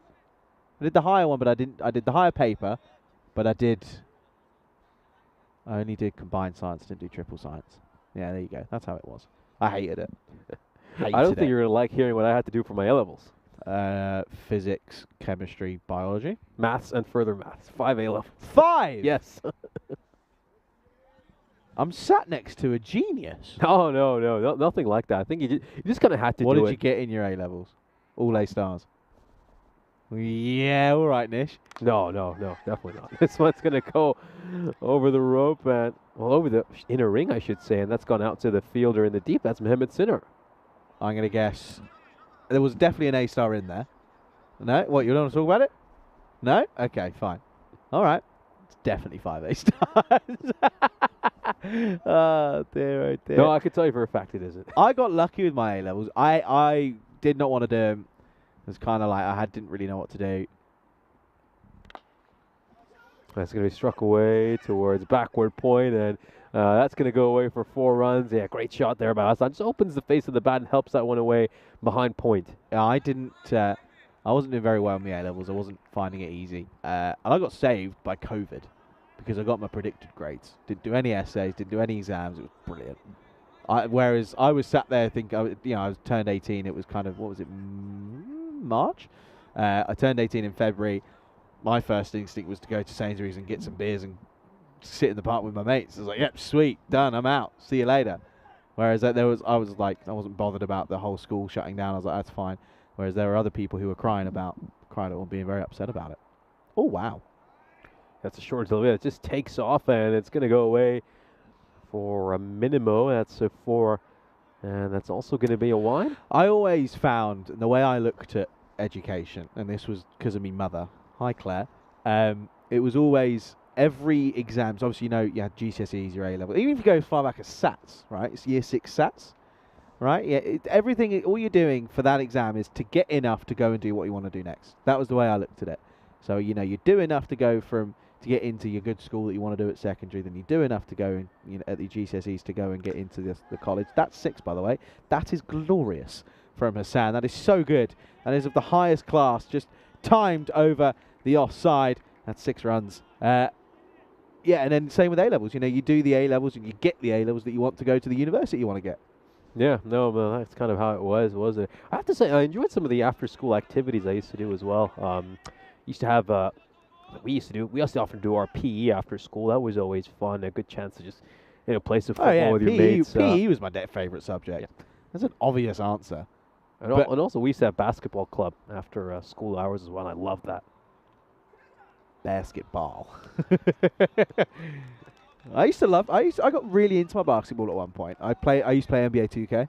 Oh yes, yeah, yes. On the Xbox 360. I was all over it, like a rash. And I had a teacher who was Irish and loved basketball, and he was our PE teacher, so we'd always do basketball. Yeah, it was on discount recently on, I believe, as well. I think you'd pick it up for something as cheap as €7 or €8. Hello. I don't get time anymore. I've not picked up a PlayStation remote in years. Good delivery. Good finish to a pretty disappointing over. Goes for 20. And the score at the end of 2 is 29 for 1. Yeah, used to pretty much just love PE every time. If I pull a sickie, but I wouldn't pull a sickie on PE. Nah. You're probably in our class. I think a number of people used to find ways to skip PE. Yeah, it was quite interesting. Here's a look at the standings. Ljubljana, of course, handed their first defeat in their previous match against Zagreb Sokol, who've had a pretty good day. They managed to march up the table. They're currently positioned in 4th place and have 20 points to their name. Meanwhile, Afyon Karahisar, just a 1 victory for them so far, and that came against Belgrade. Straight down the ground. Away for a 6. Terrific shot there by Ali. Yep, pretty easy that one. Realistically, that's going to be an easy shot. Hit nicely. Yeah, really nicely struck. Strong bottom hand as he gets that one away. Over, long on for 6 runs. Yeah. My favourite academic one was probably business studies. When I went into GCSEs, that was probably my favourite. The classic ones, my favourite one was probably geography. There you go. A weird array of answers. Struck firmly. Once again, he goes downtown here, Ali. It's back-to-back 6s. Yeah, that's a glorious shot. Really is. That's a nice pickup. And again, they're just rattling off these runs here, and it's just hit me bowling, really. It just sits up nicely, not pushing it through for pace. Thank you for coming, 6 more. Yeah, I had a great geography teacher around the sort of key stage 3 level. I didn't really take it afterwards for GCSEs, and he's one of the few teachers who I'm still in touch with, who I still talk to. Just a wonderful gentleman. Still in touch with your teacher? The only one. He genuinely was a great human being. Interesting. Can't say I keep in touch with any of my teachers. That's a lie, actually. My headmaster and maths teacher was Charlie Ramishtovic's father, from Spain. He was my head teacher. And I remember the first thing I ever said to him, I'll tell you after this. Doesn't matter. The first thing I said to him, he came into our class, and he writes his name, obviously Ramistrovic, and we're all, what are we there?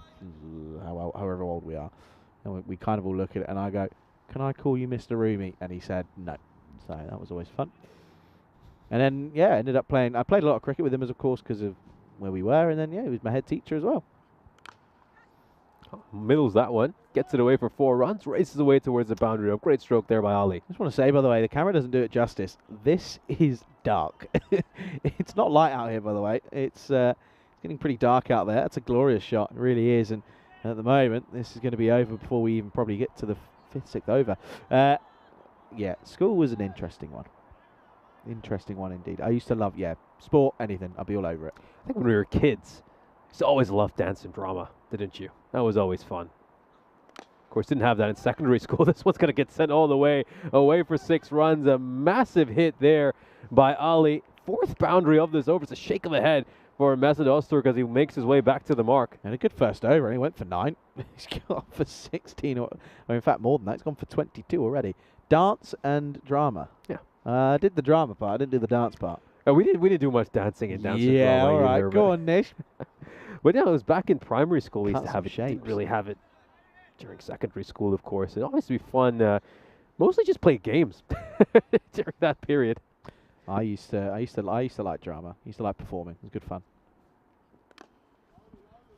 Pushes this one away towards cover. That's going to be a single. So a great power play here for Ljubljana. 52 runs coming off it. And yeah, they need to go just barely above a run of ball to pick up the bonus points. You'd probably expect them to wrap this up within the next couple of overs. I was the lion in Wizard of Oz. Yeah, that was my first one. Used to love it. What else did I do? Who else? Oh, I was Bugsy Malone. I was Bugsy Malone in Bugsy Malone. Yeah, I loved it. I was all over it. Shock horror, it translates into me going and doing commentary. It all adds up. I remember speaking to Vicky Sparks, who came to our uni. Have you ever heard of Vicky Sparks? She commentates on it. She does Match of the Day. She does all the football. Yeah, she's really big. I think I've heard her name. Yeah, now you say it. And she did like a talk, and and she was like, anyone here, she was doing a thing about commentary. She was like, anyone here, talk about, do drama? And I was like, well, yeah. She was like, there's a correlation. And she genuinely was like, there's a correlation between sort of being in front of an audience and that sort of vibe. So this is a great delivery to start for Chinard, who just plays this away, and good delivery to a very informed batter in Ali. I think for me though, didn't really. I did act in a few plays. I think there was one time where a teacher was desperately trying to recruit me to act in an Animal Farm play, and I played boxer. Now, What were you? Oh, actually, yeah. I'm gonna pretend like never mind. This is just struck down towards mid. Oh, it's going to be a single. Yeah, okay. I will ask a question then. Nativity, what were you? Oh, that's hard to. We used to do Christmas plays, but I can't recall if I acted in the nativity itself. Yeah, we used to do nativity every year. Well, not every year. It was kind of like years 1, 2, and 3, I think. And obviously, 1s were like the sheep, 2 were nothing, and 3 were whatever, inside edge onto the pad. I was what was I? I was a wise man. Yeah, I was one of the 3 wise men. That was good fun. And in that one, the Mary dropped the baby. It was quite funny. Oh, goodness.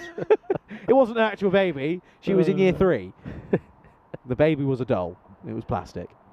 I remember though back when I played boxer over for the Animal Farm play. What's an Animal Farm play? So Animal Farm is a George Orwell Okay. book, really well known, and Yeah, I'm not very much of a book guy.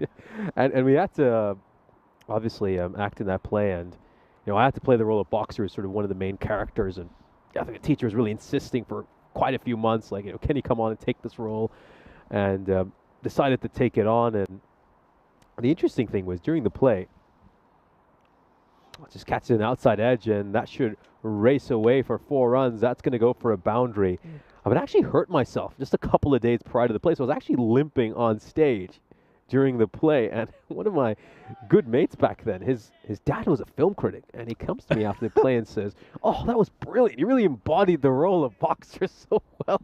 That's class. And I actually told him really that I was meant it. genuinely injured. Yeah, really meant it. Just method acting. Just Method getting, acting, yeah. Just getting involved in the role, Just getting deep in. Yeah, nice. Yeah. I loved it. And then what was the last play I did was at sixth form. It was, what was it called? 49 Steps. Couldn't tell you that I'd heard it before. That's 4, by the way.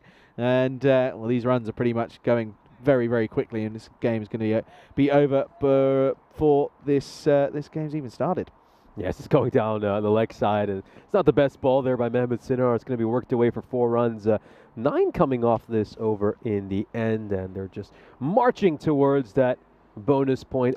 This Ljubljana Cricket Club. We'll take a look at the worm here. And, well, if you could just draw a 3rd line for the bonus point, you'd find that they are always well ahead of it. What's a random fact about you that no one knows? Well, not no one, because obviously that would be a bit much, but what's like a random fact? Go on. Oh, it could be anything. I mean, where could I start? Or There's probably pick a good lot of one. things Or pick a good one. that people don't know about me. Oh, well, let me think about it. Let me think of something that people would actually find interesting. Okay. All right, then. Okay. You can go on then. Well, you want Yeah. one for me? Yeah. All right. You do this ball, and I'll do the one after. I'll tell you after. That ball's a bit short and wide. Just I plays the way towards point. once had or got to the very late stages of a West End audition. Yep. What play would that have been for? Wasn't told. Oh, that's worked away towards fine leg, and that's just going to hold up on the outfield, and it's going to be a single. So, I'll go with one since we're on the theme of acting. I think obviously have quite a few viewers here from Turkey, so they might find this interesting.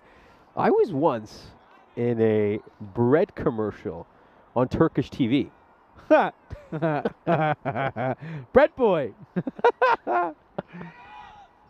This is going to get struck away, and it's just popped right out of his hands. That should have been a fairly simple catch there for Mesut Öztürk. And it's just been put down. The times. It's a sign of the times for Afam Karahisar, isn't it? Bread boy. Never actually got to see the commercial, though. What? That was the interesting thing. Yeah, it struck down the crown. It's going to go all the way away for a 6. And Ljubljana just need 8 runs. Yeah, never actually. What was it called? I don't think you'd even be able to find it Come on the internet on, because hey. I was simply this Were you just person the came up baby? to me, asked me to sort of handed me a slice. He sort of went through a number of people, asked them to have a slice of bread, sort of bite into it and smile into the camera, and he found my one the best and said, "Yeah, this is going to be on TV tomorrow." Do you know what it was called? Oh, I wouldn't even know. I don't know anything about Turkish TV. Smiling boy. Turkish bread. Struck out towards mid-on. It's just going to fall short. And that's just going to be the one run. Turkish bread TV advert. You never know, it might work. Hey, if you can find that, Right, well, that's I'll forever be grateful to you because I've never seen that either. Albany bread? No. Ooh. I'm not going to find it, am I, realistically? Oh, dear. Oh, so we got a couple overs left until the 7-over mark. And we'll have a look at the fixtures coming up tomorrow. So Ljubljana have a busy day tomorrow, a triple header for them. They got some interesting games there. Of course, a double header against Sir Oliver Split. That'll be a huge matchup, won't it? It could potentially determine who ends up at the top of the group. And then the Zagreb Warriors should be a much easier task for Ljubljana. Afyon Karahisar involved in a couple of fixtures tomorrow as well. They're going up against the Zagreb Warriors and Sir Oliver Split at the end of the day. I have to say, that first game feels like a bit of a warm-up for that second fixture. That's a big game. Sir Oliver Split against Ljubljana. That's going to be massive as they're going to go to Ali Ozdemir with just 7 runs required for victory. Oh, that one stayed really low. He's actually ended up playing that one very well there, Abdul Hassan. It's a really good shot considering how low that stays. Ozdemir was there in Bulgaria. And, of course, this time has come out here and it's going to get hit away for 4 to start. Just 3 needed for victory here, and it was kind of it was never if, it was when where this victory was going to come for Ljubljana against this Afyon Karahisar side. They win in the competition of who's got the best kit, but they're not going to win on the field, Afyon Karahisar. That's been difficult for them, hasn't it? It's been a real baptism by fire. They just have to hang in there and try to get as many positives as they can out of this series. Because they took points against the Assassins because they, of course, didn't play it, so they got 2 points.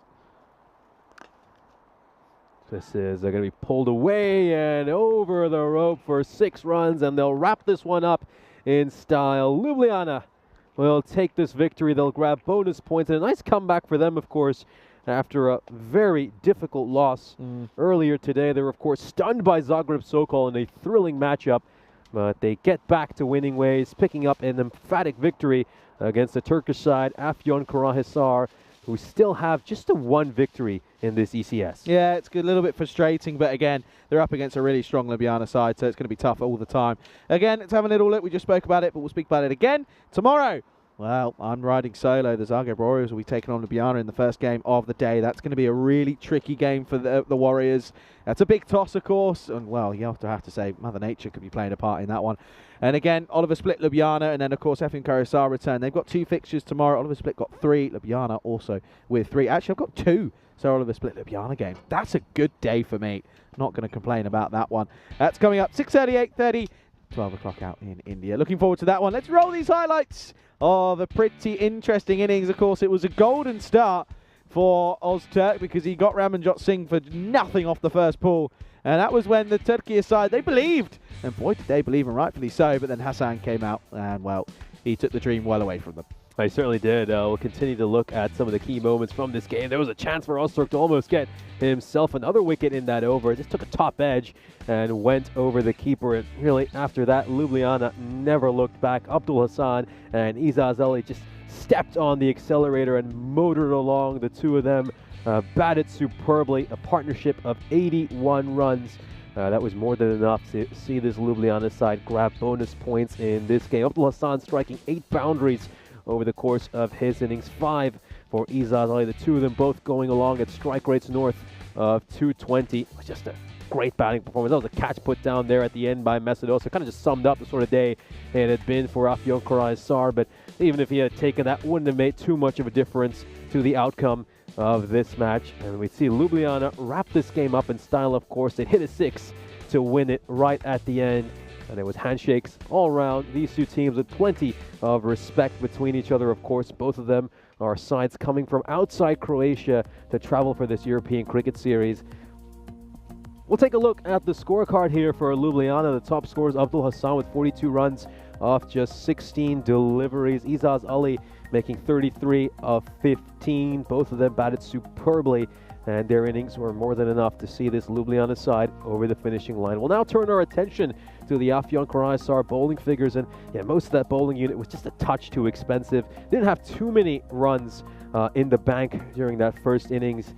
But they all will feel that they could have done just a little bit better with the ball in hand. They're just an expensive bowling performance overall. Ljubljana end up winning this quite comfortably. They take this by 9 wickets with 4.4 overs to spare. And we'll welcome you into the box then here, of course, and it is the last time we'll do it today.